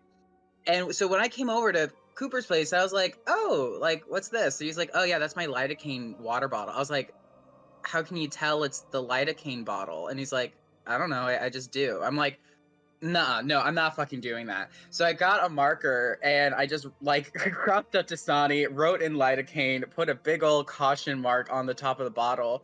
And Cooper was like, "Okay, thanks. Like, I'm not gonna need it." Sure enough, yesterday, Cooper texted me like a confession So I tried to drink out of the lidocaine bottle today, but stopped because I saw the label. I was like, oh, fucking God, Cooper. Oh my God. Okay, I would have been fine. My body is notably good at digesting things. I would have. Not lidocaine. I am Yeah. so good at like my stomach is flawless, and my Yeah, liver I is. think, wait, what is it you said specifically, Cooper? Oh, yeah. It was. Oh, yeah. Nah, I'm built different. I'll digest it. I was Yeah, just like, I would be Cooper, fine. you're built. No, you are built like a prototype. Like, Watch. I'm chilling. Watch lidocaine be the one thing he can digest. Yeah, it's my new source of protein. right, right. I just fucking chug Oh my lidocaine. God. Oh God. It just fixes all of your problems. It was the secret thing you always needed. Yeah. I need a But yeah, lidocaine so blood I've transfusion saved every week. Cooper's life. I would have been fine. Hell, dude, you would have been on the floor, frothing at the mouth, calling for poison control. Like, you would have been dying. Nothing I haven't done before. True, true. Oh God. Oh, you crazy kids. Oh. Oh man. I've after this week, I've just been reeling, and now I have to listen to fucking lidocaine water bottle story. Wild. Yeah, man. Oh man. Well, I'm excited. I'm excited because now these last few weeks I've been piled with work, so now I'm coming out from under that. I'm like, all right, like I can now start putting in like all the hours that I had to divert to this other stuff back into D&D. It's very nice. Yeah, no, I can imagine not being so divided anymore. It's great. Very nice, very nice. And now that I have the weight of potentially not graduating off, I'm we're vibing. God, man, I remember that feeling. I had a philosophy paper that it was like my final paper that I kept having like an extension on. And it was the type of extension where it was like, so if you don't get it in by this date, I literally cannot accept it and you will fail. I was like, okay. Like, thank you. I was like, thank you. I was stressing so hard. Oh God, I don't understand why I'm so bad at writing essays. It's like my essays are good. I'm just bad at actually writing them efficiently, and I have not figured it out yet. So I need like one specific class to graduate because I'm graduating next semester because I'm fucking stupid. Nice. Hey, I'm excited for you though. But so the class, there's only one section and has a total of I think like 60 people in it. Mm-hmm. The wait list is currently at 80 people. What? And they're like, well, it's 80 people because the wait list is capped at 80 people. Oh, You literally cannot sign up for the wait list because it is so long. Wow. What? Yeah. Why is what? Man, why is everyone trying to get to this one single class? You need it to because there's graduate. only, yeah, you need it to you need a senior elective to graduate. Like a senior CS elective. And they only offer like 3 different ones every semester. Mm-hmm. So because you need like 4 or 5 of them total to graduate, you kind of just need to accept whatever they're offering. So this one's like mobile application development, which I'm not very interested in, but whatever. And the other 2 senior CS electives that are offered this semester are both at like 8 a.m.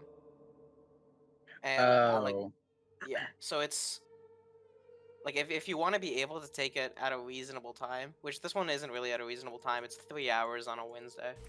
Oh Yeah. God. Yeah, it's Terrible. 3 hours every Wednesday, and it ends at like 7 p.m. So, that'll be fun. But it's like I don't really have the option of 8 a.m. because I'll be working the night before. Oof. Yeah, like, that's rough. like at that point, you just would stop sleeping. You'd be like, I'm just gonna stay up all night. It's not worth it. Sleeping is already a big enough hurdle for Cooper. I don't think we need to pressure him more. I do be an insomniac. Yeah, so we don't need that added stress. I mean, luckily, I'm only position 10 in the waitlist out of. Oh, hey, that's actually pretty good. Insurmountable horde. Yeah. So what you're saying is we just need to kill 10 people and you'll get in. Yeah. Dude, if 10 people die on that wait list, the government is going to come and find you. They're going to be like, you said you needed to kill 10 people. Okay. In that case, we'll make it we'll make it like 13. Yeah. You just kill a few more than necessary and shunt the blame. Exactly. Yeah, exactly. So number 14 on the wait list gets all of the attention. Oh dear. Oh no, because if you're gonna skip over Cooper, and that's gonna be super suspicious. Well, no. Oh yeah, it's just everybody except for me. No. I'm not saying kill people in the wait list. I'm saying kill people in the class. Oh, to get people from the wait list. Exactly. Oh, okay. Exactly. That way, all 14 people who do get in are all suspects. Look, what if we just kill 50 people in the class? Yeah. Let's kill every single person who's currently enrolled, and then there's so many people who are suspect. If anything, I bet people would drop the class because they're afraid for their lives. It's just Cooper in that class. It's just Cooper. Like, It's only yeah, Cooper. let's go, just me. If you curve, right, the class average to be like a C, right, and I'm the only person in the class, You're guaranteed to win, yeah. I don't need to take the final or anything, because a 0 gets curved to a C. Oh, God. Damn. Alright, we got a session to begin, though, guys. Oh, yeah, true. Mm-hmm. So, who would like to give the recap of last session? I can shoot my shot. Alright, shoot your shot. Nice. Okay. So I believe the last session opened up with everyone was kind of doing on their own thing after the knight had left Dara and all of us with that really big ultimatum of abandon your faith and renounce it or die. So we're all kind of having a moment. Jay went ahead and talked with Nolan to, check in, see how they were doing. Had a little bit of a heart-to-heart, but overall was like, hey, Nolan, if you need to leave, like, that is completely understandable. Like, no one would blame you. Jay dispersed the money that they got from the bandits, so everyone was able to do their thing with that. Jay got some armor, some new armor. Ray went ahead and bought bread, all the bread in like Lucerne, and then distributed that, which actually really helped to bolster faith. Let's see. Ray does learn from their friend, Abbas, I believe. Yes. Yeah, Abbas.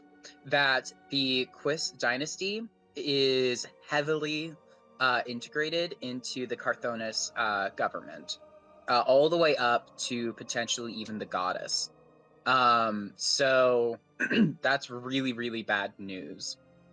And Dara's kind of like, well, shit.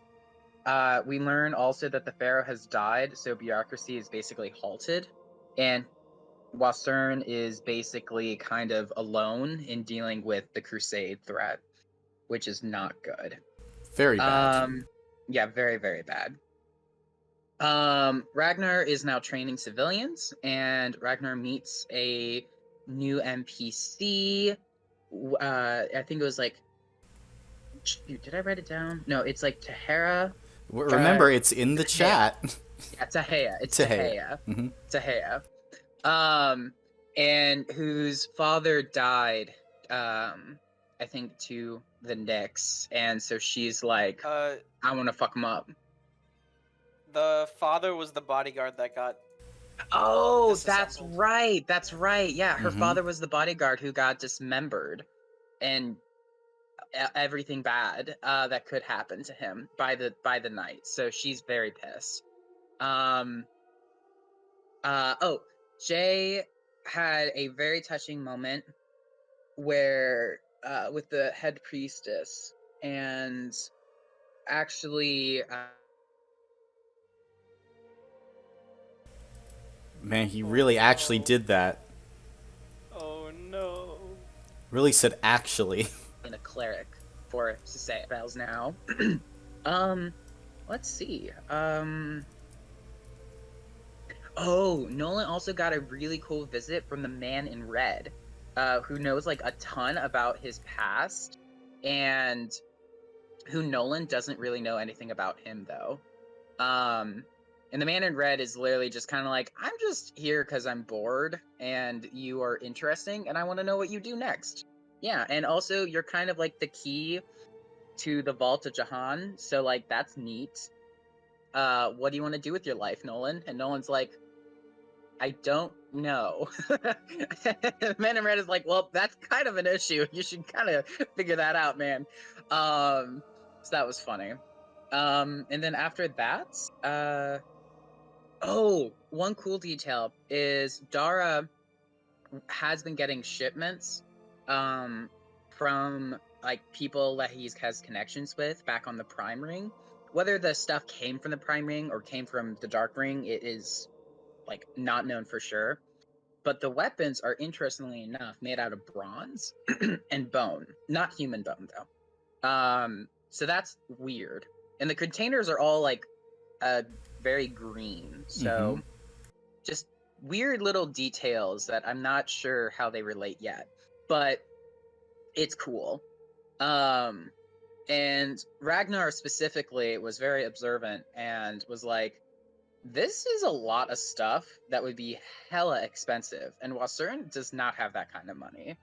So how exactly Dara is getting all of this stuff is interesting, but we have weapons now, so that's cool, and some supplies. And after that, we're heading over to the vault. We're waiting for nighttime so we don't like boil. And yeah, I think that sums up our last session. It does. And so, as we begin, as nighttime is beginning to fall over the area, should ask, is there anything you guys want to do or accomplish before you exit Wasern on this journey? To offer up a little prayer of for protection. Okay. Just be like And if Ray, now Jay also wanted to go and just visit the temple for a moment and also offer up a prayer, for similar reasons. So if Ray would like to join Jay for that. Hey, I'm already walking in that direction. If you're walking in that direction, I'm like, hey, well, let's get it. Perfect. Okay, so I guess we'll both be praying. Sounds good. I'm gonna elbow you a little bit. Wait, when did you get in the faith? Didn't take you for much of a religious man. Oh yeah, just a few days ago, Nezrin was really inspirational, and I hope to learn and grow. Well, I'm happy to hear that. Is there anything in particular that you would like to offer up in your prayers? Any like particular asks to Meran, who's this temple is dedicated to, or Kaseya, or any other saint? Well, I live a very like bare bones lifestyle, so I don't really have much to offer. Not offer, just like a prayer that you're trying to put out. I'm just gonna ask for Kaseya to guide my hand and protect me in the coming days. Okay. Jay will be asking Kaseya for the power and guidance to protect their friends in this coming journey. All right. With that, you kind of say your prayers to the temple. It's later, so not too many people inside, but prayers have been heard. Well, let's get walking. Okay, let's go. All right. And as you get walking, who is going to be in the lead then? Ooh, I'll do it. I'll do it. Be my guest. All right. Then, can you please make a mental check for the navigation of the party? Okay, let's do this. 2 successes. 2 successes. Very nice. And one additional question. How far are you trying to travel tonight? Are you trying to go the entire way?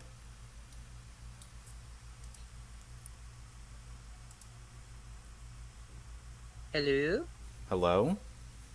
Hello? Hello? Oh, yay. Okay, can you hear me now? Yeah, I could hear you, yes. How far are you trying to okay. travel tonight, buddy? Oh, okay. See, I couldn't hear you. That was the problem. Could the rest of you hear me? Yep. Okay, I guess, yeah, okay. I guess I wasn't getting anything from y'all. Maybe I need to check my download speed. Anyways, I would say probably the Wasser'n Obelisk would be a good, like, resting point. Okay. Then yeah, you can certainly do that. And I'm assuming rest at the Wasser'n Obelisk, like for the night, and then head out early in the morning. Yeah, I think that makes the most sense. Okay. Then, as you continue on your journey down the path, you are able to navigate your fellow party members very well. This consists of yourself, Jay, Nolan, Ramirez, Ragnar, and Abbas, who are all traveling together.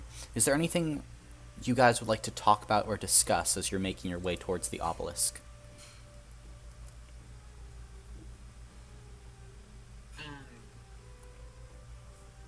If Jay would like to, like, almost like hang back a little bit, gesture towards Nolan to do the same. All right. And so if Nolan does decide to follow, just so it's more in like a hushed whisper, are you sure you want to do this? Like, are you sure you want to stay here? Well, I'm already out here, so. Okay, but in truth, Nolan, this I know is gonna get,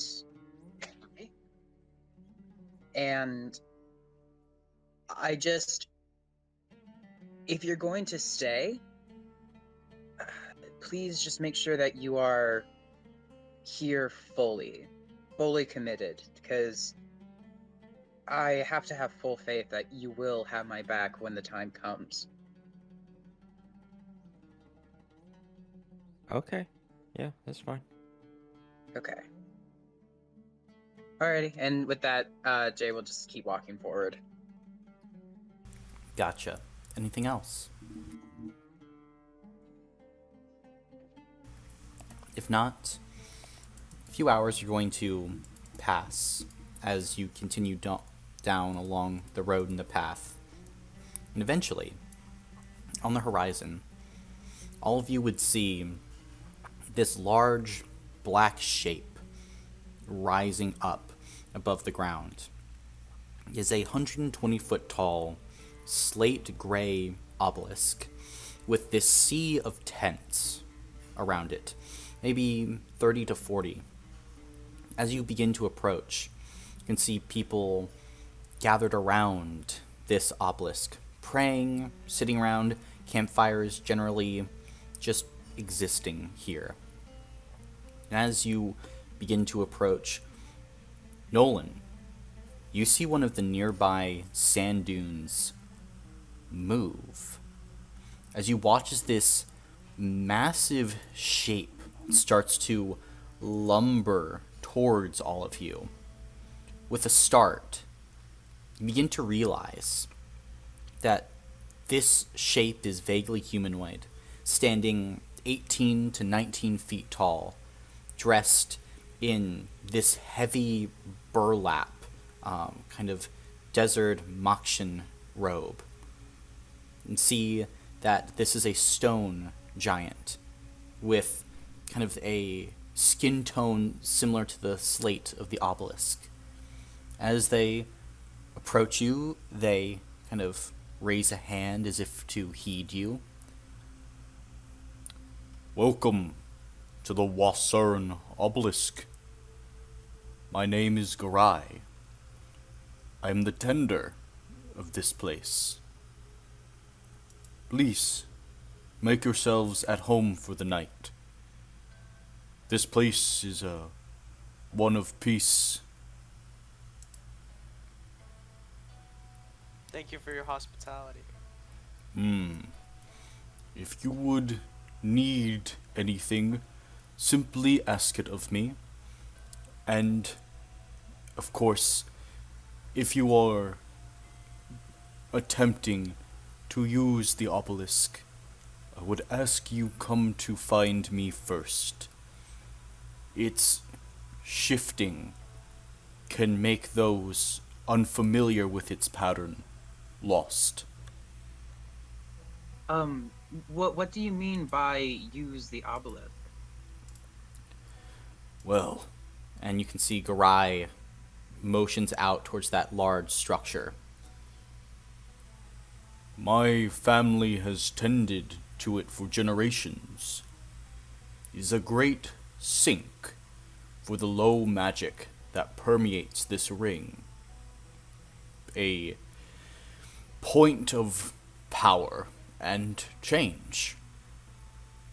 And the face of the obelisk, it changes too, pulling in sand at its base, constantly moves. I must journey out each morning to replace the sand at its base, else the obelisk will sink into the ring. It's my belief that there were once many obelisks, but they have long since sunk into the pallid sands.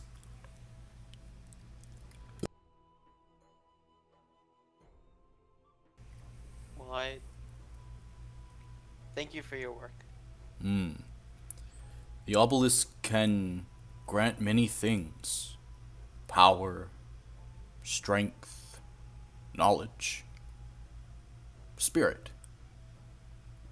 Many come to the obelisk asking, and sometimes, if one is walked through correctly, the obelisk might grant. Well, what time of day is it? It's Should about I be getting to bed or? It's about 9 o'clock at night. Okay, then. Yeah, we've got a little bit of time before we go to bed. May I try and ask something of the obelisk? Of course. Follow me. And you watch as this large stone giant begins to meander towards that large structure. Alright, I'm going after him. Alright. Jay will also follow. Nolan, what are you doing? He's staying put. Abbas is going to kind of look to you. I'm gonna try to set up camp. You're gonna help. Yeah, I'll help. Oh, if you guys are setting up camp, can I leave my stuff with you?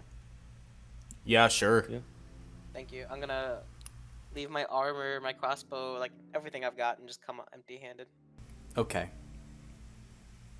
Then those three remain at camp. the other three, composing of Garai, Ramiris, and Jay, make their way towards the base of this obelisk. As Garai stops before it, you can see, Ramiris, that outside exterior moves between these reliefs, these arcane symbols, pictures, swirls that transform into lines and geometric patterns. It is this point of constant movement on the face.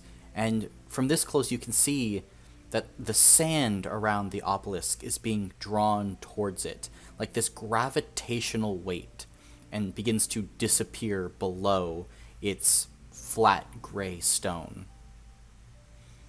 Can then see as Garai reaches out and kind of touches the obelisk, and the pattern begins to change, almost like in this rippling effect, as the stone giant takes a few steps back. You may ask it a question. It's in a good place now. And yes, its beauty is unmatched. It makes us ponder the ephemeralness of life. When a pattern is displayed, even for a moment, across the face of the obelisk, it will never return.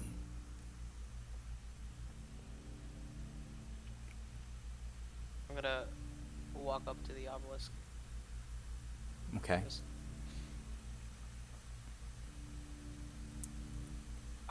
I don't really know how to phrase this. In the coming weeks, I need guidance to know who I can trust. If there's any way that that can be granted to me, I will be in your debt. I'm just like staring at the obelisk. Okay. Then as you stare at it, portions of the pattern catch your mind in these moments, drawing your eyes across its constantly moving surface. And images start to flash before you. And as this knowledge is beginning to try and filter in, I think there are really two options for you amongst what this obelisk can do, Ramiris. Do you want to gain a +1 to a skill, or do you want to receive a power? I'll receive a +1 to my spirit. Okay.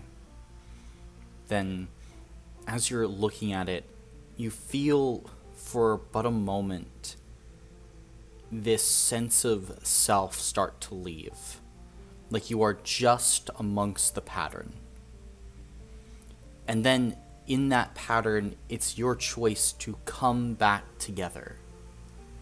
And in that moment, you strengthen not only your perception of self, but how you are able to connect and see others. It feels like hours pass, but you blink and it's been maybe a few seconds. I'm gonna smile and thank you. Of course. If there's anything that I can ever do, just let me know and I'll do it. The obelisk needs nothing but sand. Even then, it would be happy to just sink. It exists independently of us.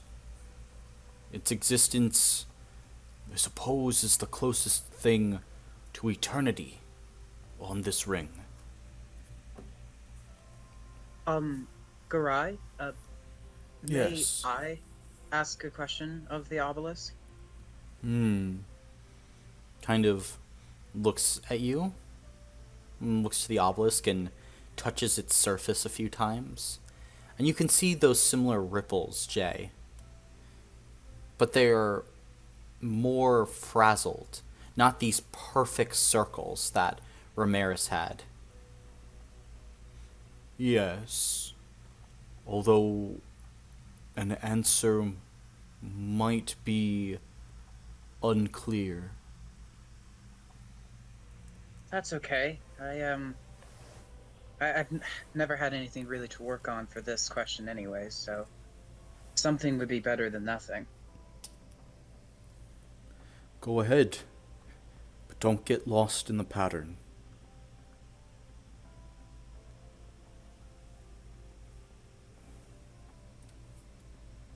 If you're talking, Colin, I'm sorry, I can't hear you. He said go ahead, but don't get lost in the pattern. Okay, perfect. Thank you. Jay will walk up, kind of dart his eyes to the sides and take out his necklace and present it to the obelisk. Do you know what this symbol is?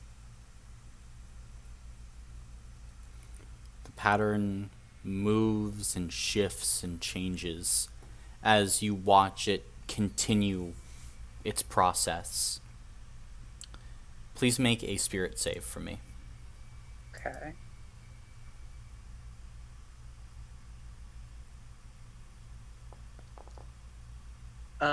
Two successes. 2 successes. As the obelisk moves and changes, maintain that sense of self as you look at that changing, swirling pattern that is there.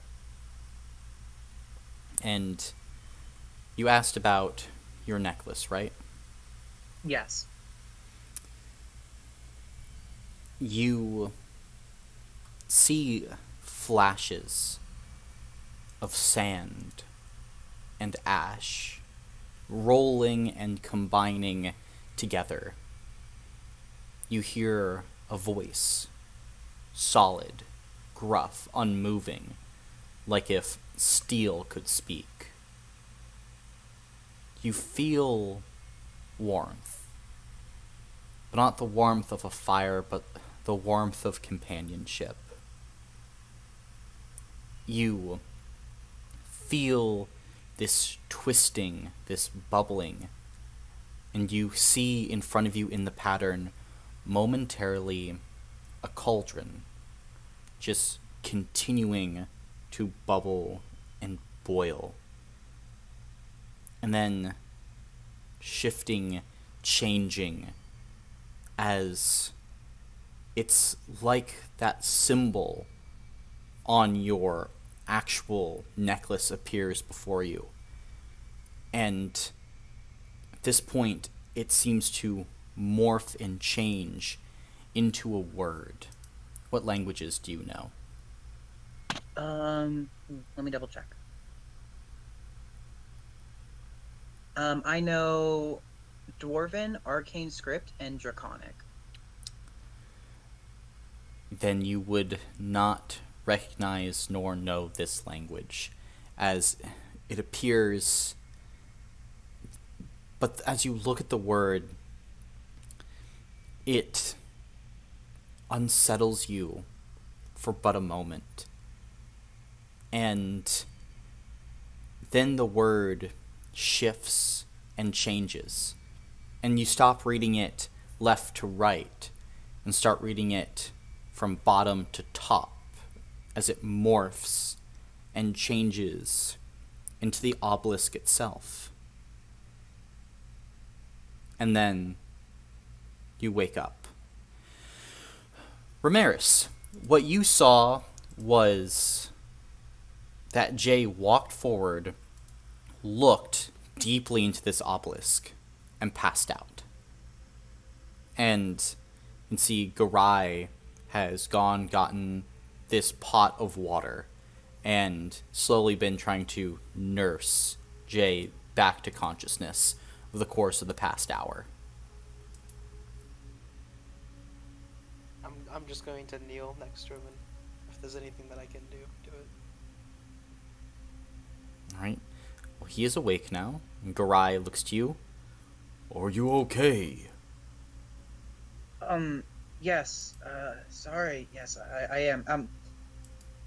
My notebook. Can you please pass me my notebook? You have all your stuff on you. Yeah. Oh, okay. Well, just being sure.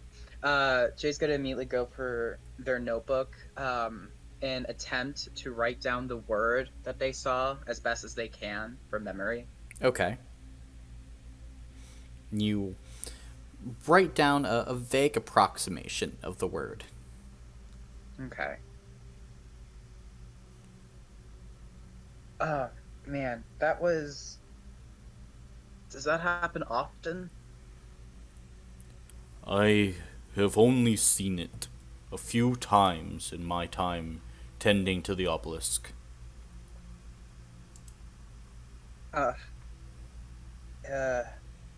Does it mean anything in particular? I don't know. Some have done nothing. I've not heard of them. They've came, had the experience, left. One of the individuals became pharaoh. But my assumption is that's an outlier. Well, thank you for your help, though. I appreciate it. I saw this word. I don't suppose you might be able to understand it. It's not something that I know of. And, Jay will just hold up the book. I do not know this word. It's a language that has never crossed my eyes before. Damn, okay. Well, it's still one step closer, so that's something. That is true. I wish you luck on its deciphering. The obelisk has truly blessed you.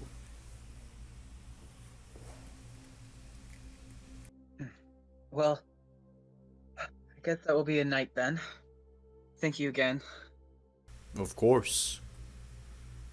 And, Jay will kind of wobble back up to their feet and, gesture goodbye to Ray as they make their way back to camp.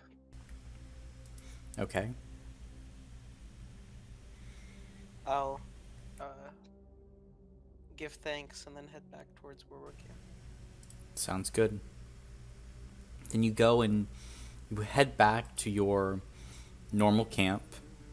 And by this point, Ragnar, Nolan, and Abbas have already set everything up that you would need for your camp. Are you getting some rest, or are you doing anything before you're going to bed? Yeah, I'm just going straight to sleep. Okay. Jay will be doing Gotcha. the same. If that's the case, then you all can take a complete rest. And what time are you waking up in the morning? I would say early, hopefully before the sun has really started to rise so that it's not too hot, right, guys? Works with me.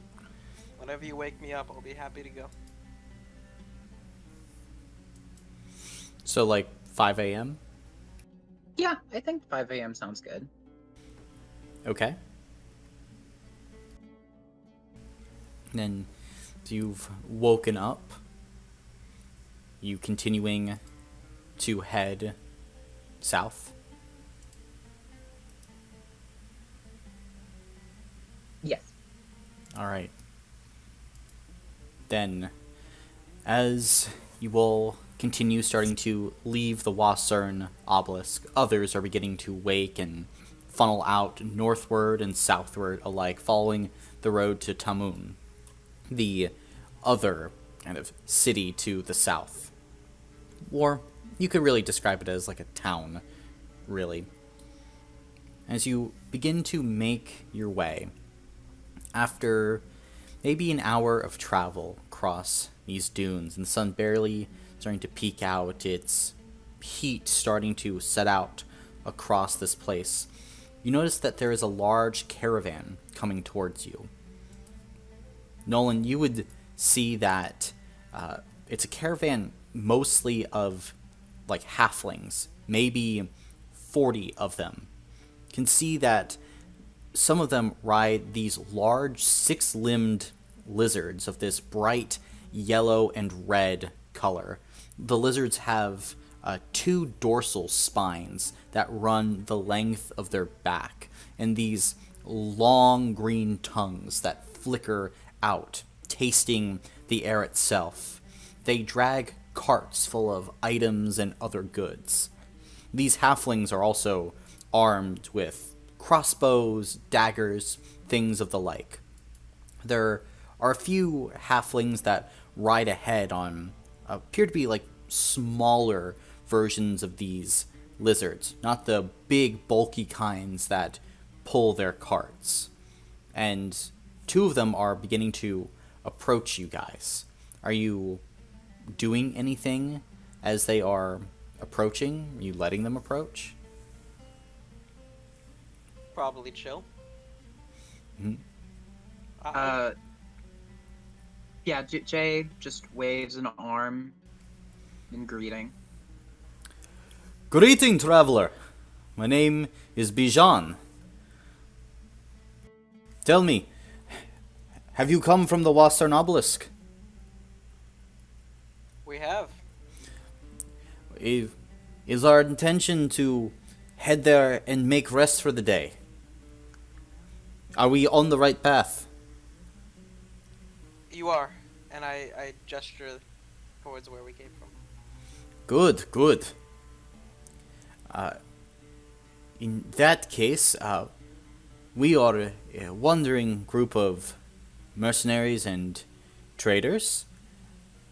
Have you anything to trade? I barely have anything to begin with. Seems to be the attitude around here nowadays. All of you are poor. I suppose that's true.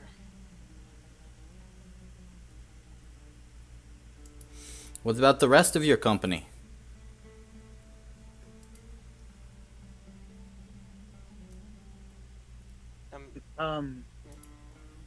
Well, I do have this, and Jay will pull out that +1 saber.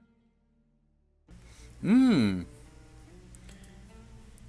you can see the halfling on top of this lizard kind of brings himself a little bit closer to look at it. As he gets closer, see he's wearing this kind of like golden like overcoat, looks like, to kind of keep sand from flickering against his body. Halfling himself has these dark, almost like black mutton chops along the side of his head with this thinning top. For a halfling, he's maybe 60, 70 years old. A few cuts and scars along his cheeks and hands. Obviously, he's been in a few scuffs every now and then. Nolan, you would notice he's got a pretty hefty mace on his hip, which he probably uses for defense. And he looks the saber up and down. This is a good weapon. What are you looking for it? Well, I am particularly a fan of reading and knowledge, so if you have any books, I might be interested in that. Books. Books do not necessarily do well in a desert. I could perhaps give you something so you could store books. And what would that be? You can see at this point kind of gives a whistle and like this hand signal as another halfling woman, probably in her 30s, jumps up onto a cart, fishes around for something, grabs the item she's looking for and runs up to all of you. It is this small red bag with this very fine golden trim around the opening of it. As she passes it to Bijan, he holds it up and then opens it, and you can see he pours out the equivalent of 500 pounds of sand from the inside of this bag. This particular contraption can hold quite a bit of material inside. The sand is for show, but it can keep anything safe from the surroundings. We employ a few of them on our travels, but I'd be willing to part with this one for your saber. Weapons seem to be on the minds of many here. Oh, wow. You know what? Deal. That sounds interesting. All right. In that case, then you will be gaining a bag of holding. Ooh, that's exciting. Yeah. Here, let me put that into document for you so you can see everything. Nice. Yes. This is a wonder bag of holding. Works pretty much the same as a D&D bag of holding. And if you go into the actual folder for the Lament of the Nyx, there's now an items folder. You can see a Google Doc in there with Jay's items. And the bag of holding is inside. Nice. Ah, that's so exciting. I wasn't expecting a bag of holding to show up. That's cool. Is there anything else that you would like for trade? We have a weapon or two. Perhaps we could sell. Potions. We usually like items, but we'll take gold in a pinch.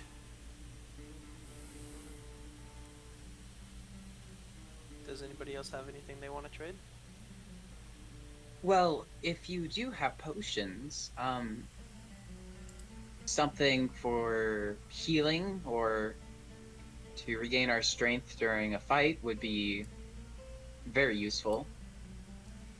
Thanks for a moment. Those are extremely rare. What would you be willing to offer for it? Let's say, does 35 gold pieces sound fair? Kind of frowns at that. It was about 60. I can work with 60. 60 sounds like a good price. Kind of snaps his fingers again, and a new halfling kind of comes forward with this dark red potion. This is a potion of stamina, a lesser version of it, but it should be good for your purposes. Perfect. Well, I'll accept that kindly. Alright, then we'll also add for you a potion of lesser stamina.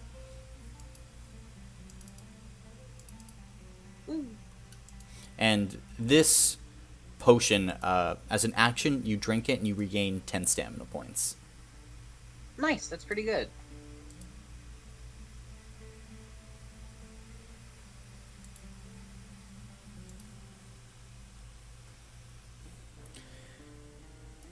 Anything else you are looking for? No, I think I have, done, quite a lot so far, so I think I'm satisfied.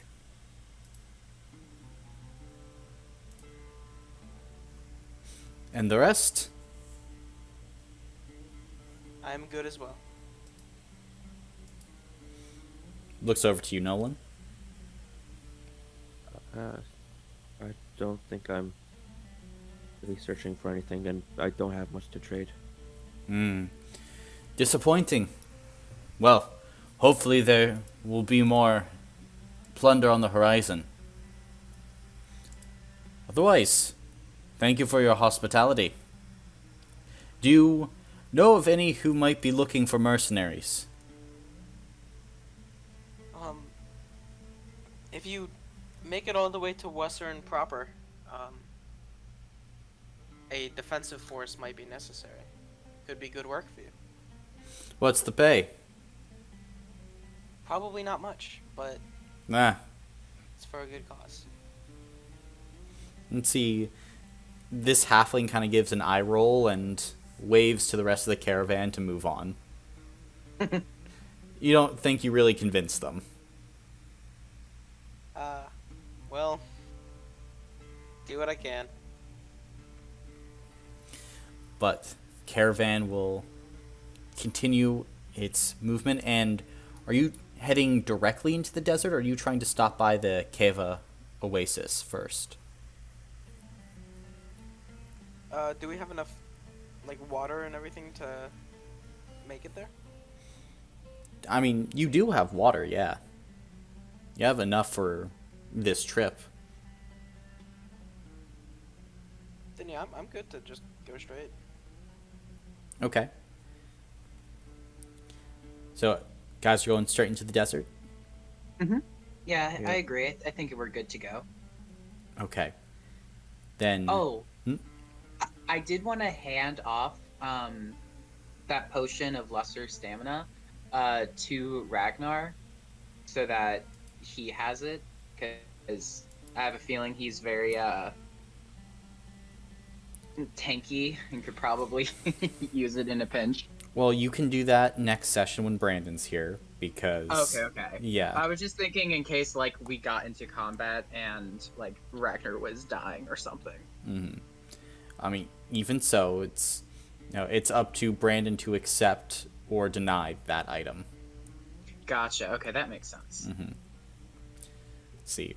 Now, since you are guiding everyone, Jay, are you jumping off the road at the soonest possible point and just making a beeline through the desert? Or are you trying to follow the road for as long as you can? Kind of at a right angle. Let's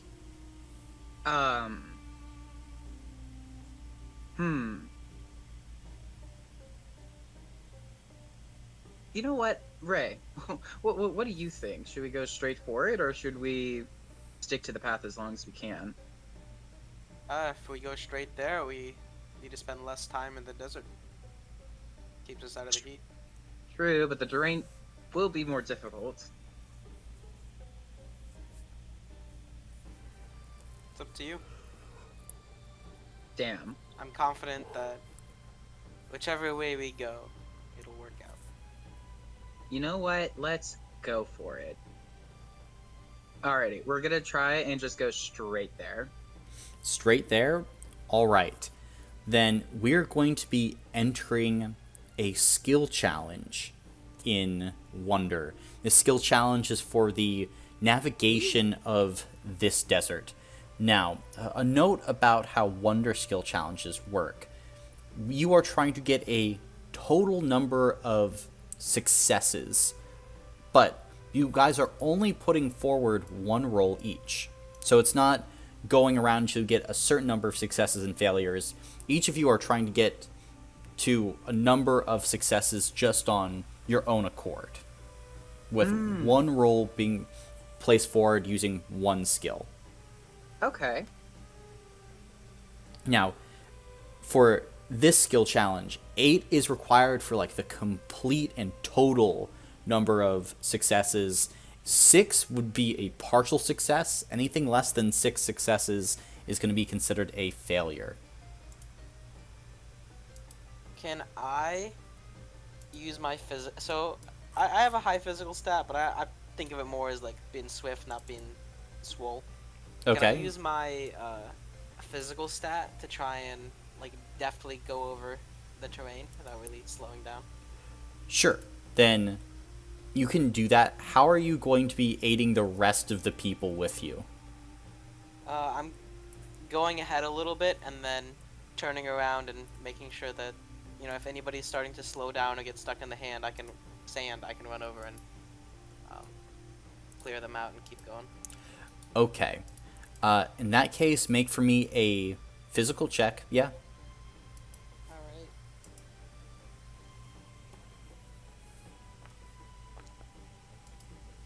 That is only 2 successes. Only 2 successes. With 76. With 76. As you making your best effort, Ramirez. Remember, there's lots of people here with you, and you are helping them move along, but this is some rougher desert terrain that you're having to cross now. And this open and a flat desert, even when the heat is not as oppressive at the moment, still quite a challenge to make your way through. But that's 2 successes for you. Could Jay do a spirit roll for basically trying to keep everyone's morale high by, talking them, like basically talking up a storm, making jokes, etc., and trying to distract them from. Okay. Can certainly attempt to do that. I would say tell me what kinds of things you are putting forward, and that will affect if you get a benefit or not. Okay.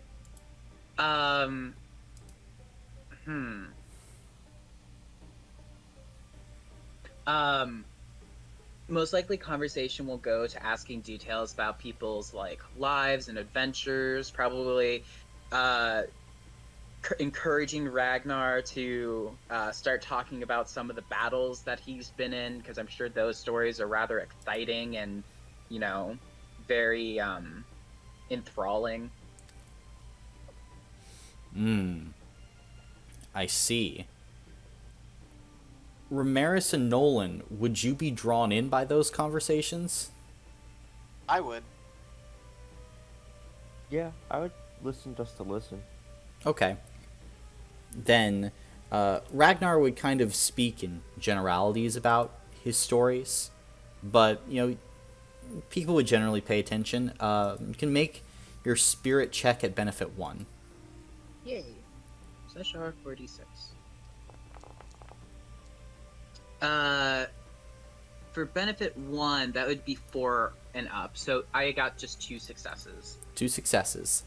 Then keeping people alert is what you're doing at this current moment, as this trek wears on.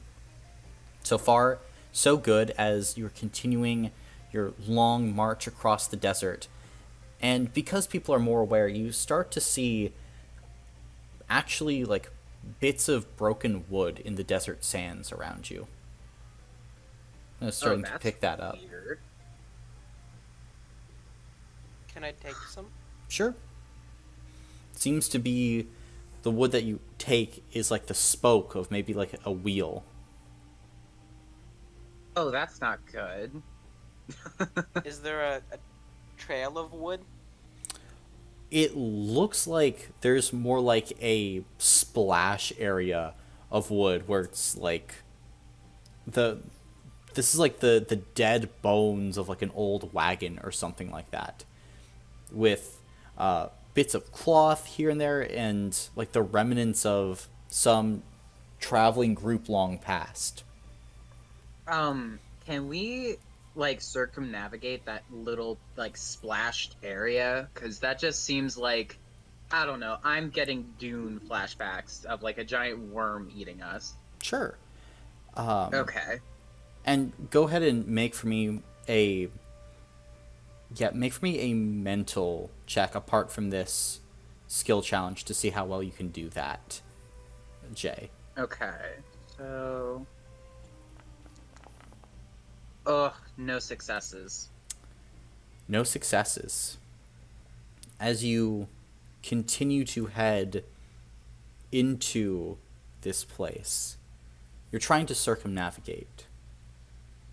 But as you keep going, you begin to realize that you're just wandering deeper into this graveyard. And it is a graveyard. Because you're starting to see bones. Broken bones. Half-eaten bones amongst the wreckage now.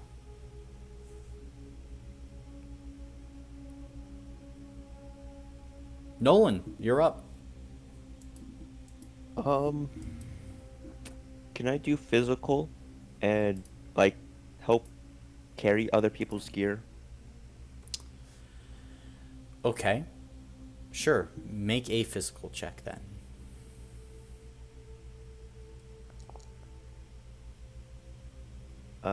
Three successes. 3 successes. It's a partial success. Let's go. As this point, continuing to make your way forward, you hear this crunching sound in the distance and start to see like there are these deep indentations in the ground, almost like these craters. And it's like there's the grinding of fingernails against chalkboard in the air. This high-pitched squeal coming from one of these craters. Can I go check it out? Sure. Are you going ahead of the group? Yeah, but I've got my crossbow at the ready. Gotcha.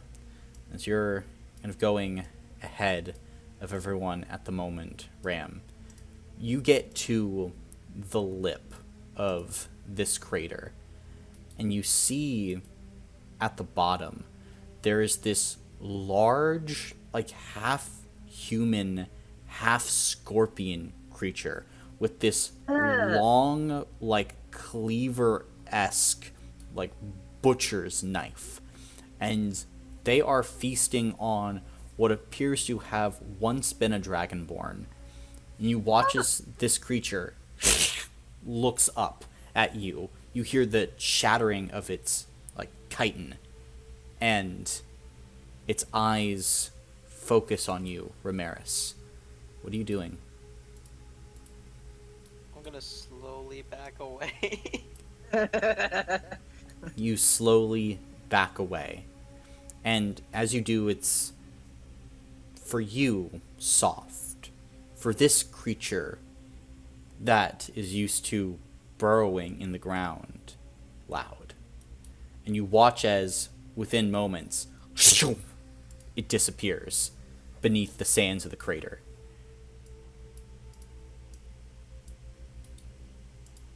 I'm gonna call out to everybody and explain what I just saw. Oh no. Oh no.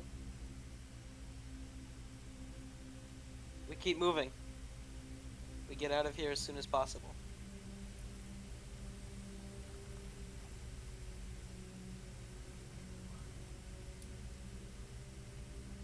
I guess. Can we? Which way are we going? North, south, east? I thought we were heading a little like Oh yeah, south. south, a little like south, but slightly to the east, I think. I'm gonna. Hold on. Did it look at me when I was walking, or did it look at me while I was like just staring at it? It looked at you as you stared at it and as you were walking. Okay, so It can do both.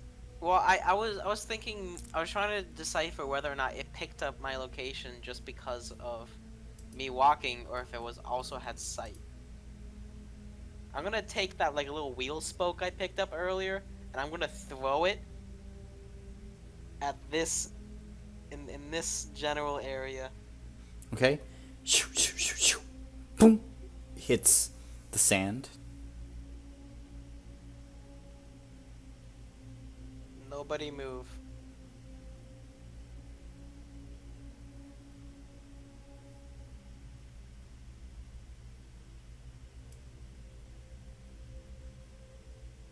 So you wait few beats.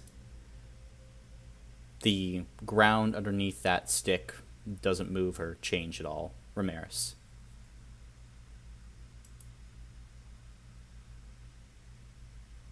Then I suppose we need to just keep moving.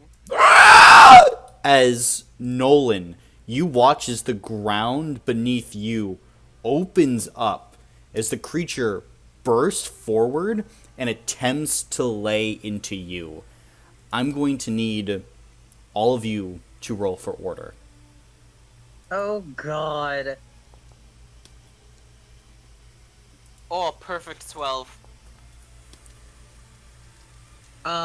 Okay, Ugh. I'm gonna sacrifice my movement to roll an extra, d6. Okay. So, or 3d6. I got a 9. 9, alright.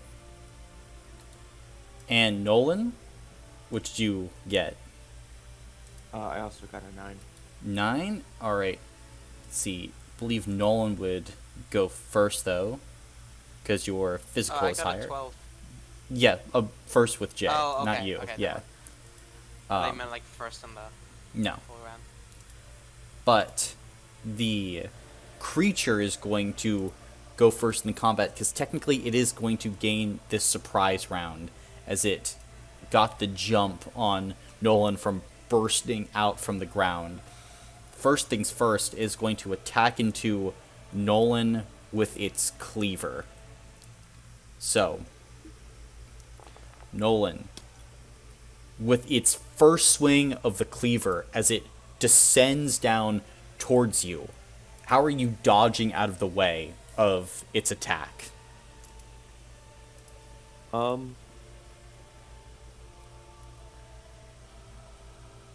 Nolan would have his dagger drawn out of reflex, and he uses that to just lightly push and parry the edge of the cleaver. to the Gotcha. side.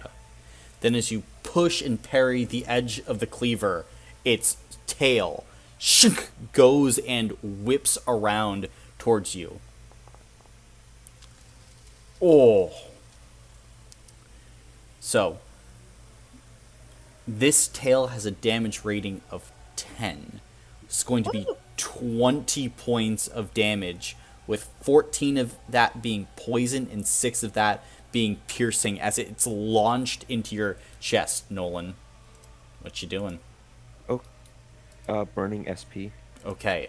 And as you burn that, you barely dodge out of the way as that, sharp tip nearly disembowels you. But that's going to be this creature's turn for the surprise round. Ramirez, you're up. Taking a knee, aiming, and I'm shooting this thing. Okay. Now, because I have 7 as my physical, half of that rounded up is 4. Mm-hmm. How do I do the greater than? Whatever, I'll do it next time.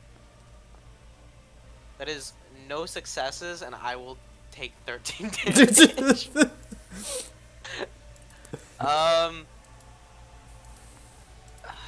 How? Okay, you know what? I'm gonna use my never miss to make 2 of those a success, so he'll take 26 damage. Okay. Sounds And good. I will lose an armor block. Okay. Fair enough. And they will, see, 26? Yeah, 26. They're going to allow one of their health blocks to be broken through with that, as your crossbow bolt fires out, but the ricocheting string kind of whips against your arm from the crossbow, from the incredible power of this coiled up machine. As you look down at your arm, Ramirez, it's going to be definitely bruised, but you hear the sickening puncture of this creature, as well as its exoskeleton has been cracked open. Nice. Alright, then in that case, that'll be my turn. Okay. Nolan, you're up. Okay. I'm just gonna attack with my dagger, I guess. Okay.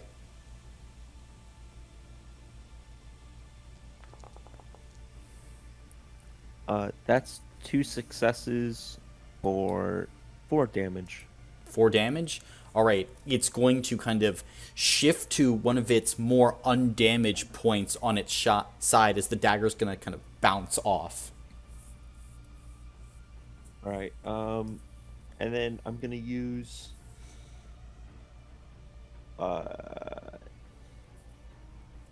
It's either fierce nature or wild strength to gain back 2 SP. Yeah. And then that'll be my turn. All right, that's your turn. Next up, Jay. I had one quick question. Okay. For the witch's curse power, it says it doesn't have under requirements like hand motion or the ability to speak. Mm-hmm. So I just want to double check that if I am polymorphed into an animal, I could still use all of those curses, correct? For that, yes, I believe so. Okay, just wanted to double check on that. Okay. But for now, though, that'll be later. Jay is going to use their combat ability on Ragnar. So Ragnar can re-roll 2 dice. Okay. For their next attack. And then I'm going to go ahead and use my witch's... let's go ahead...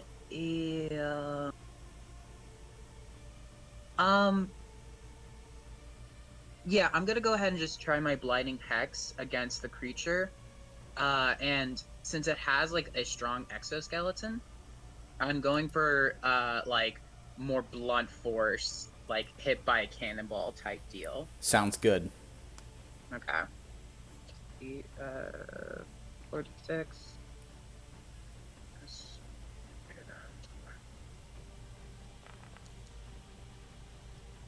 1 success.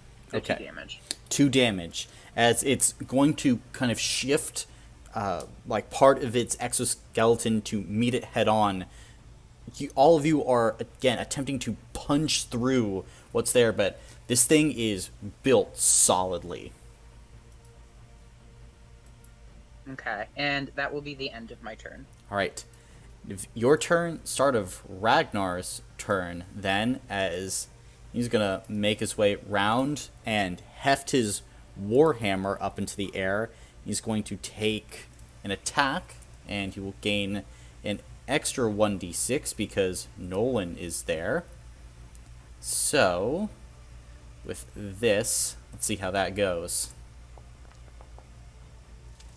Very well, and he's then going to re-roll 2 of those dice with his ability.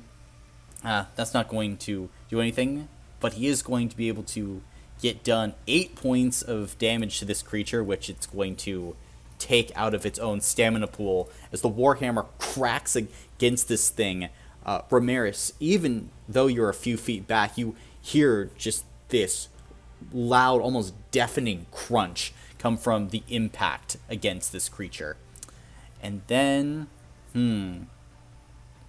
he's going to use his fighting spirit against the creature as well, so he'll take less damage when it attacks him. And that will be Ragnar's turn. Be a boss now, as he is going to make his way back and fire at this thing with his longbow. And he's going to roll an extra 2d6 because of Ragnar and Nolan being there. So that is going to be, what is that? 9 points of damage now as his arrows begin to thud against the hard exoskeleton of this creature. Although it's incredibly strong, with all of you guys attacking this thing, it's definitely looking worse for wear. Now it's their turn again. There, because the second one, the original one, is popping up right next to Ramirez. And let's see. There's 2. As they hunt in packs. there may be more. We don't know yet. See, it's going to take a cleaver attack at Ramirez, though. Oh! Okay. All successes.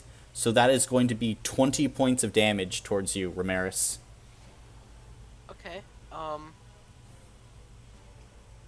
I'm gonna try and use invulnerability. Alright, roll a d6. I'm chilling. Okay, as you watch as this cleaver arcs down towards you, Ramirez, how are you in this fit of, like, divine luck not getting your head taken off? Alright, so the whole, like, backfire with my crossbow knocks me back a little bit. Oh. And it just perfectly pushes me out of the way. Perfect, perfect. As it pushes you out of the way, the creature gives this kind of screech as it whirls around its tail at you now. And as that happens, it arcs down towards you, roll down along the sand, just keeping yourself barely away from its gnashing tail, and kind of gives this angered cry, and it's just going to make its way over here, just trying to basically leave you alone since you've pissed it off. Let's see. Now the creature who was originally fighting is going to take its tail attack at Ragnar and its cleaver attack at Nolan. So, Nolan up first with the cleaver. Going to be 2 successes for 10 points of damage at you, Nolan, as the cleaver arcs down in your direction. Okay, I'll burn my stamina.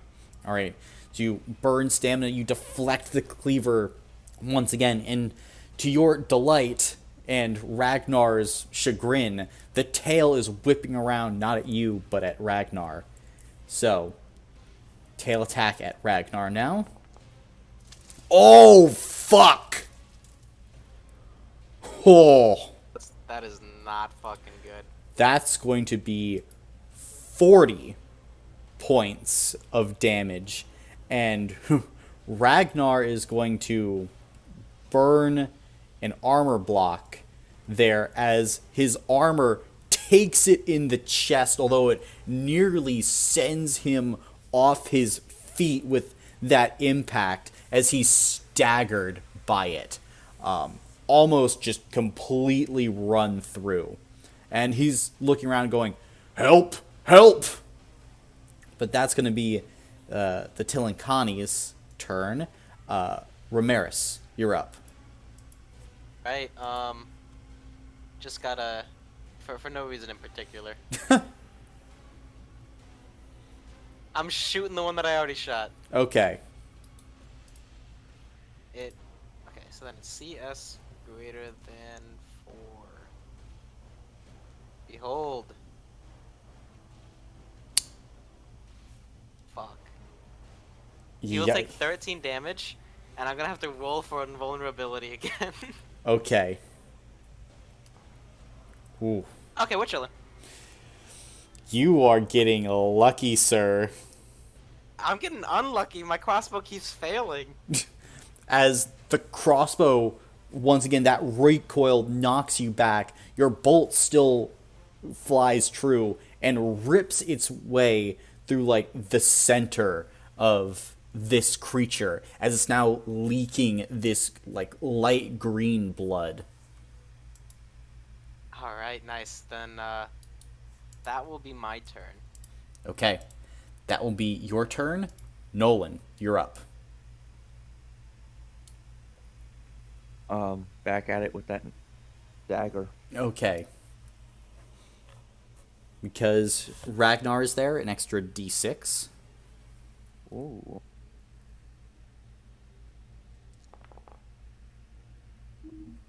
Well, only 2 successes.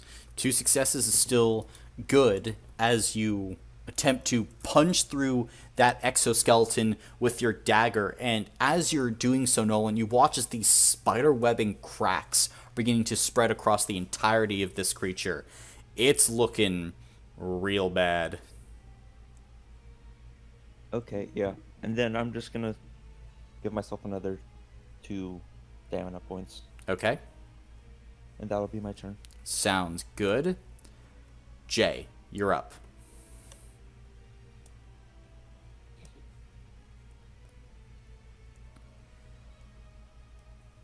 Sorry. Jay's gonna run up next to Nolan. And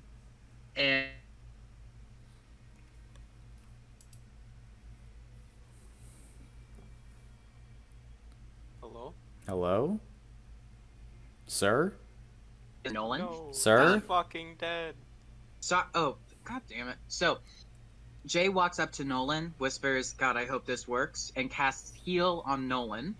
So Nolan, you regain 20 stamina points. Holy shit. I know, nice, right? And I'm going to use my combat ability on Ragnar, so Ragnar can reroll 2 attack dice. Okay. And that will be the end of my turn. Sounds good. See, for Ragnar, he... Oh, one question though. What does it look like when I use heal? Well, I should ask for this, what does it look like when you use heal?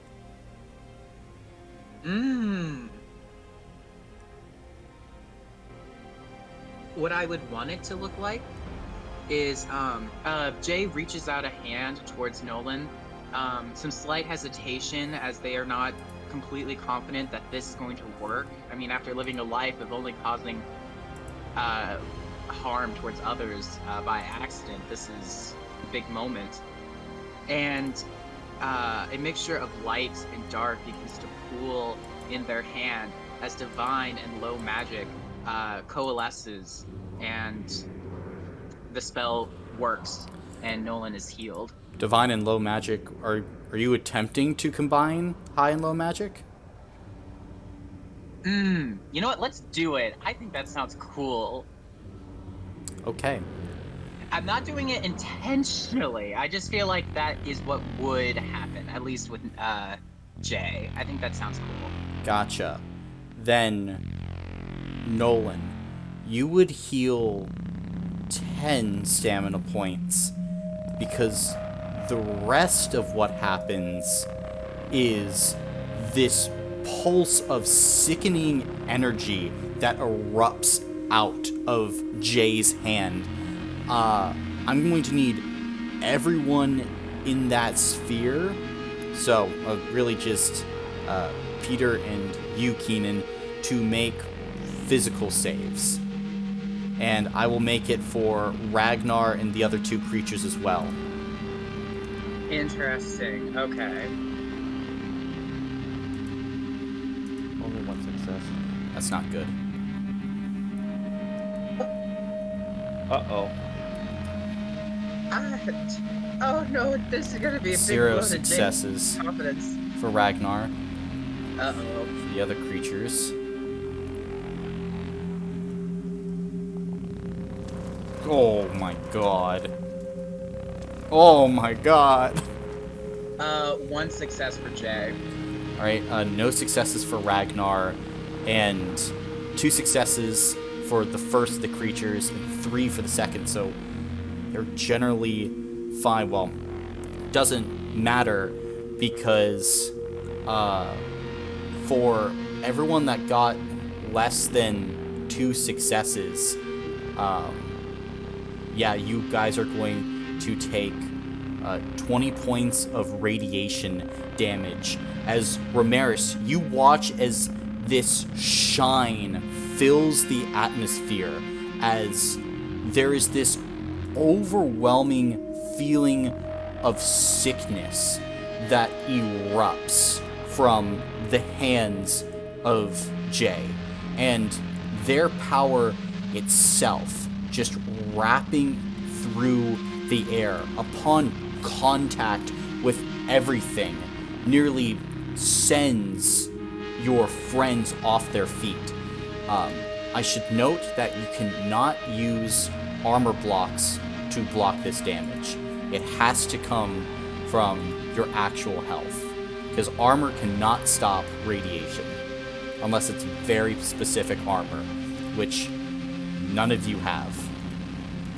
Okay. And now, then you said this was just straight up like 1 health block of radiation damage. It's 20 points of radiation damage. Like, you can spend stamina points if you want. Gotcha. Okay. How many stamina points do I have?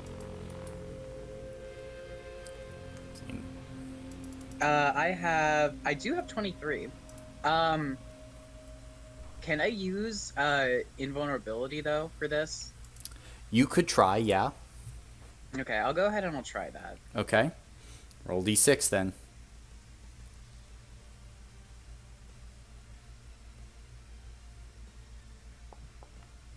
Oh my god, it's a fail. That's not good. That's not. As the radiation, like, fires outward, Jay, you feel yourself just take in this. It's a lethal dose to anybody who's not an Aether Soul, I should say.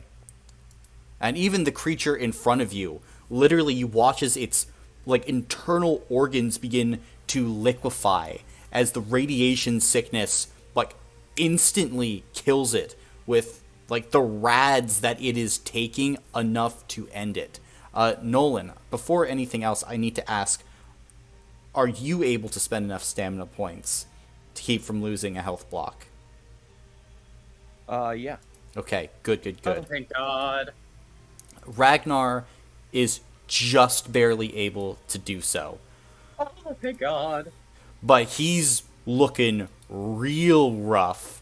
The other creature is there, and its exoskeleton has not been touched, and so it is able to kind of bunker up like a roach and keep that radiation sickness from infecting itself. But Jay, roll for me 2d6. Okay. I'll do that then. Oh. Okay. Slash R 2d6. Oops. I got 10. Okay. Maybe it won't be that bad. Whee! Let's go! So, I'm also going to note... Well, let's see here. You will gain Detriment 2 on your next attack roll or skill check, as the radiation sickness is just absorbed into your body. And for a second, it's like you feel like you can't breathe. But you're definitely hit by that. And let's see. Everyone who is now in this circle is considered radioactive. Radioactive. Anything else, Jay? Jay just kind of falls down to a knee and just looks at their hands, panic stricken. And what does that mean that we're irradiated? That's a great question. Oh god. Okay, so that's the end of Jay's turn. Okay. That was eventful.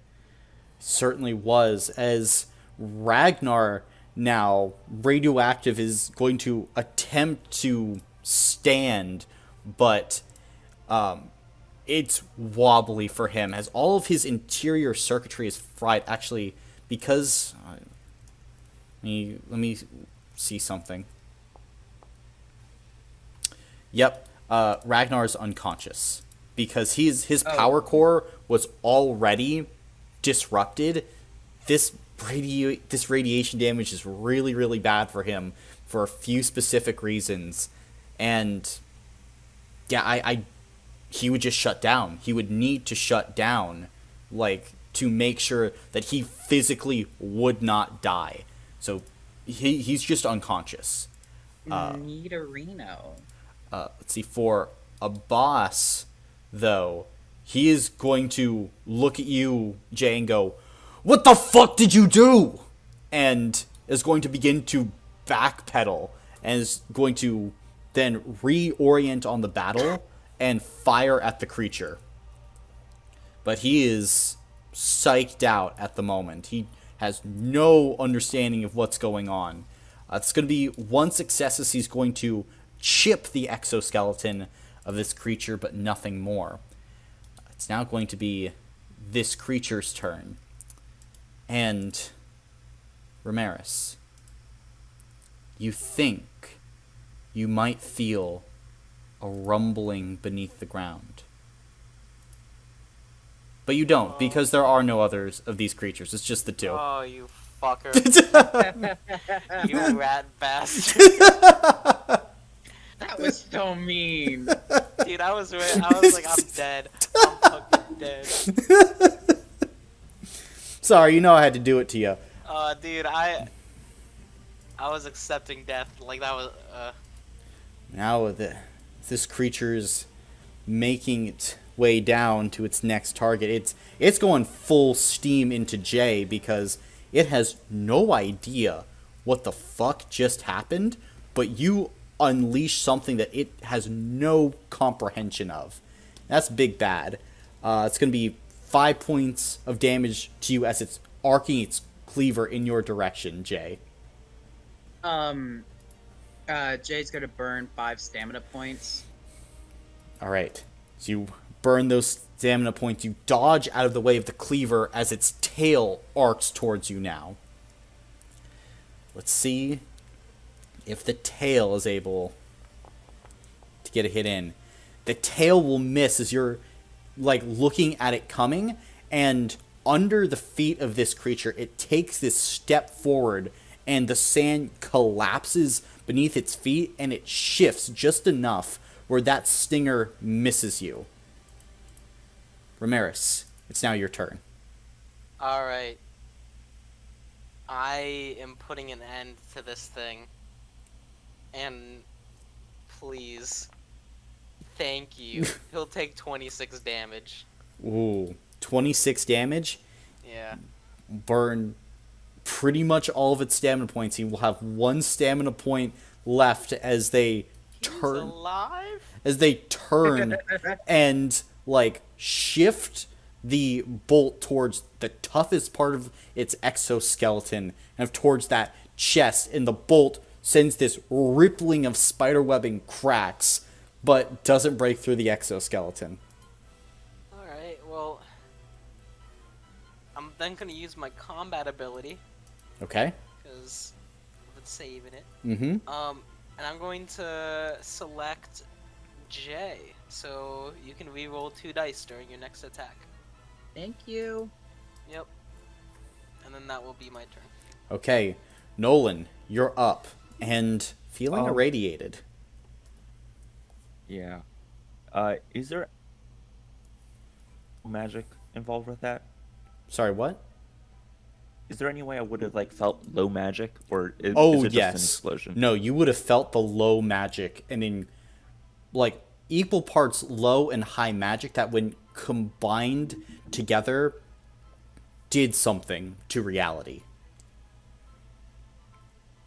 Okay.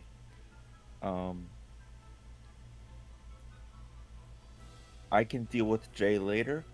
I'm gonna stab this guy. Okay. I have an extra D6 because of Jay. Let's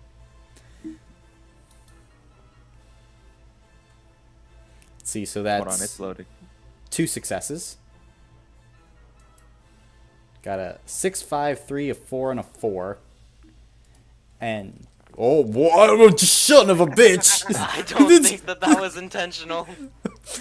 No, we just got hit by a thunderstorm, and so I got really, really lagged out. Oh, the gotcha. rain is starting for me too. Oh, dear. Yeah. I didn't even notice. I love rain. Me too.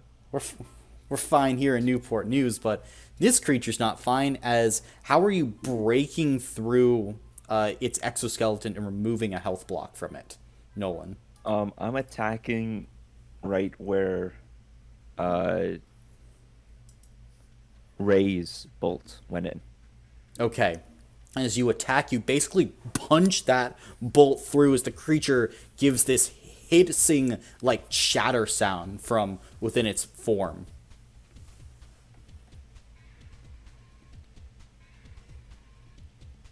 Alright, anything else?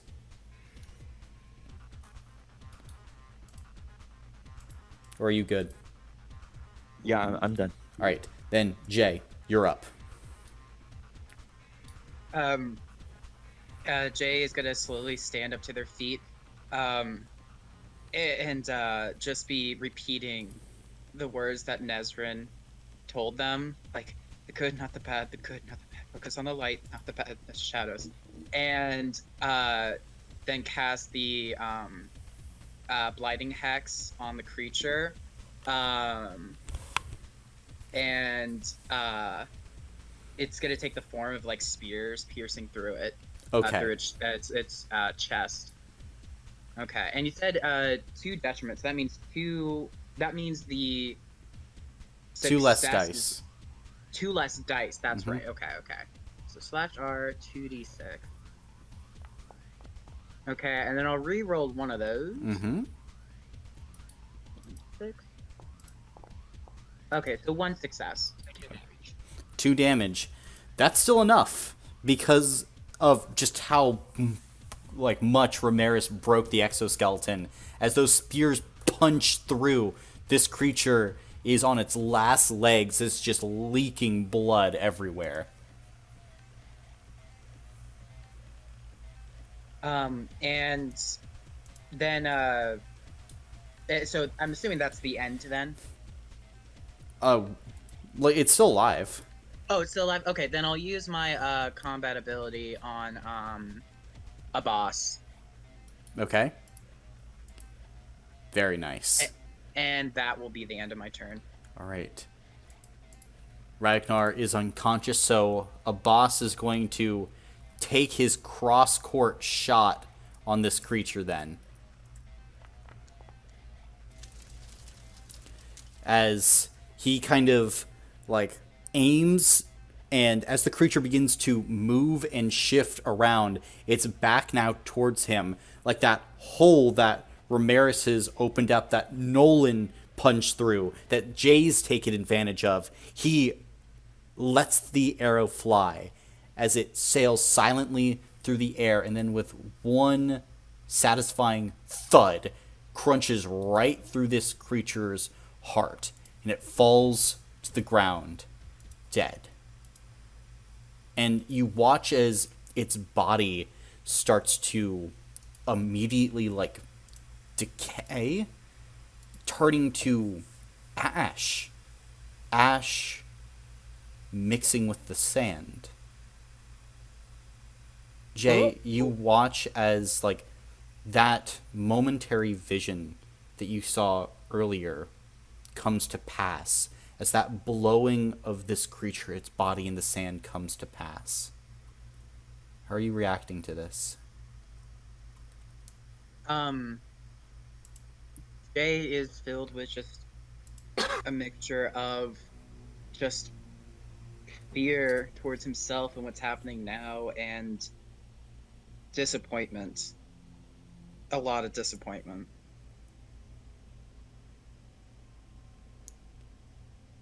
What are the rest of you doing? Is anyone dead? Bed count. You can see I'm here.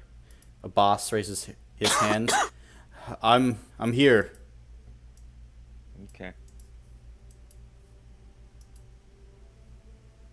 And you see Ragnar is just lying on the ground, motionless.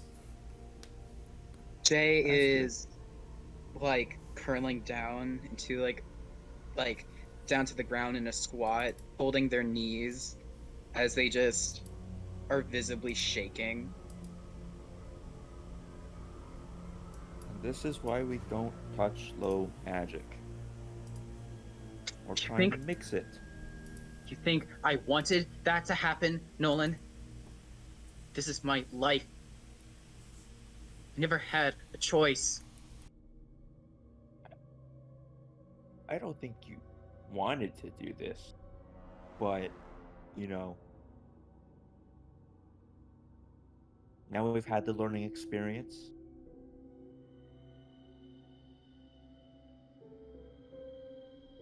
I don't understand why that even happened. I tried.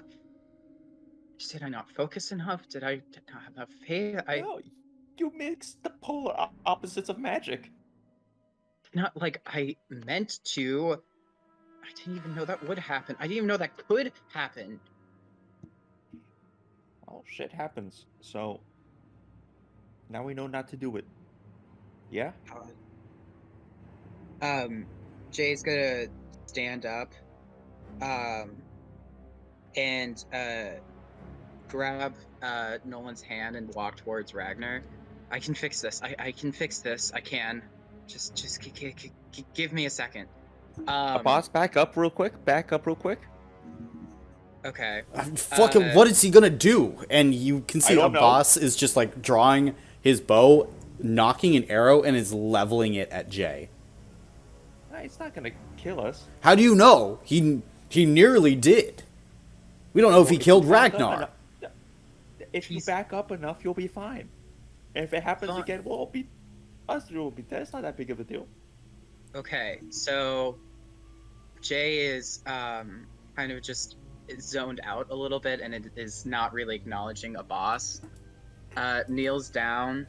He's gonna fire an arrow into you as you're approaching. He's not dealing with this. Oh, okay. Yeah, no, he's firing. Be 3 points of damage into you. Okay, I burned some stamina points. Hey, stop. A boss, it's fine. I just want to help Ragnar. That's all. Well, hold on. You did try to help. You tried to heal us.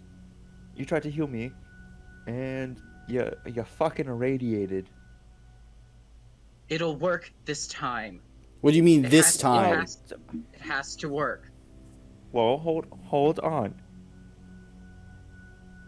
Because some people here are really fucking scared. Because you nearly took out half the team. Including yourself. Yeah. No, you think I know. I don't think. Scared? No.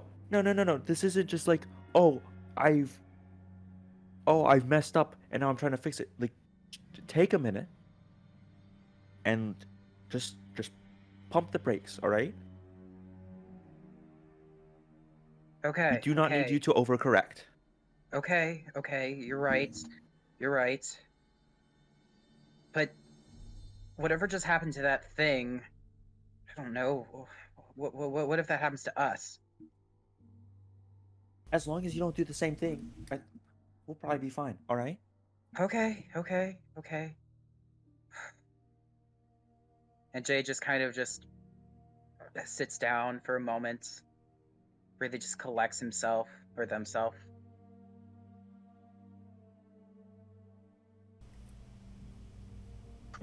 Okay. I'm fine. I've calmed down. Now, I'll say what I want to do. I want to try and heal us again. But this time, like you said, I know a bit more about what not to do, accident or not.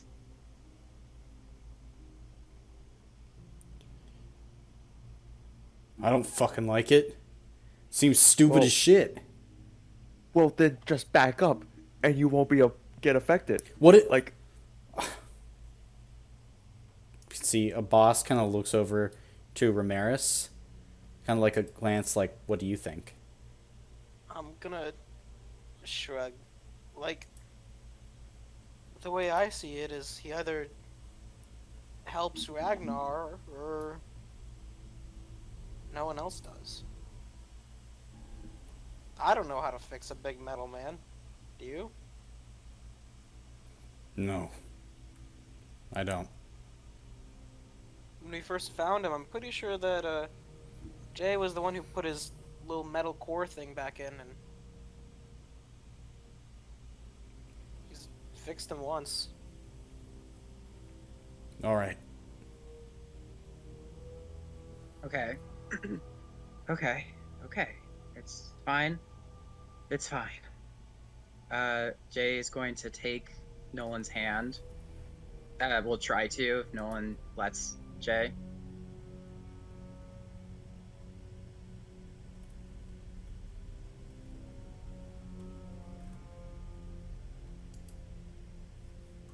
I think I cut out again. No, I heard you. Okay, okay.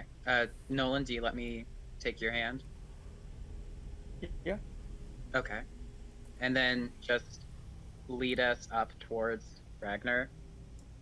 Yep. Okay. Okay. Okay. I can do this. I can do this.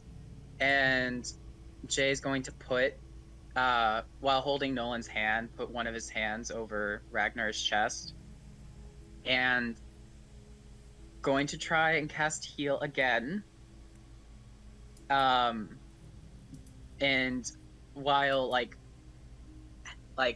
very, very much solely focusing on Kaseya and praying to Kaseya to help them, and like really begging here, while crying a little bit. Okay. So you say that prayer to Kaseya. The healing that comes now is this golden color tinged with orange. As the sands begin to whip up around Ragnar, you send this pulse of high magic through his body. And you watch as he begins to move and twitch, fidget again, as his systems come back online. He's sleeping now, peacefully. He's not in the critical condition that he was in. But you also would notice something else now. That pulse of radioactivity. It's damaged the armor. This armor, it's like this living metal. It heals Jay. But it's not healing from this. And Nolan's wounds that he took from your radiation, it's not healing. This radiation, it prevents the regular accelerated healing that Aether Souls have.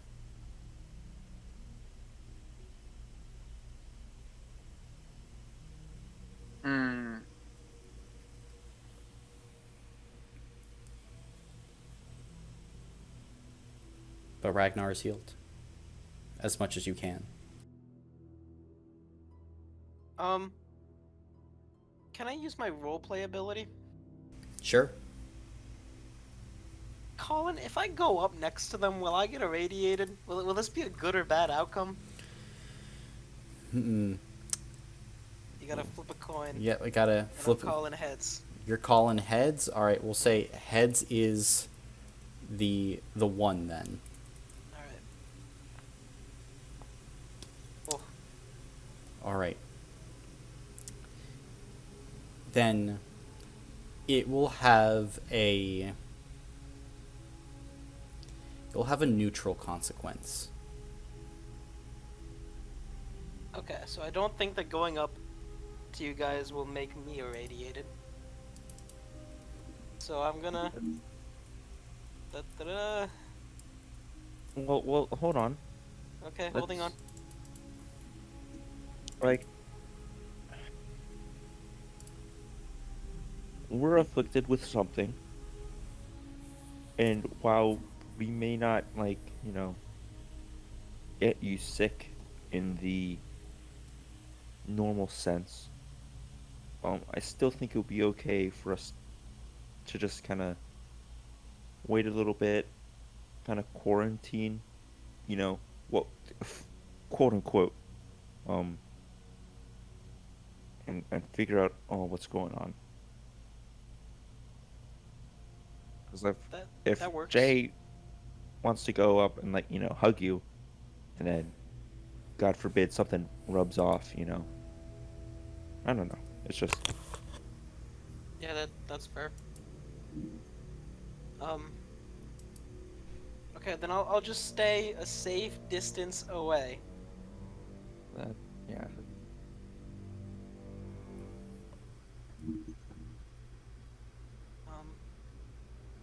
Yeah, anyway, can you guys see if you can wake him up? Yeah. And is it 9:30 a.m. or 9:30 p.m.? It's 9:30 a.m. Just gonna get Gotcha. hotter. Yeah.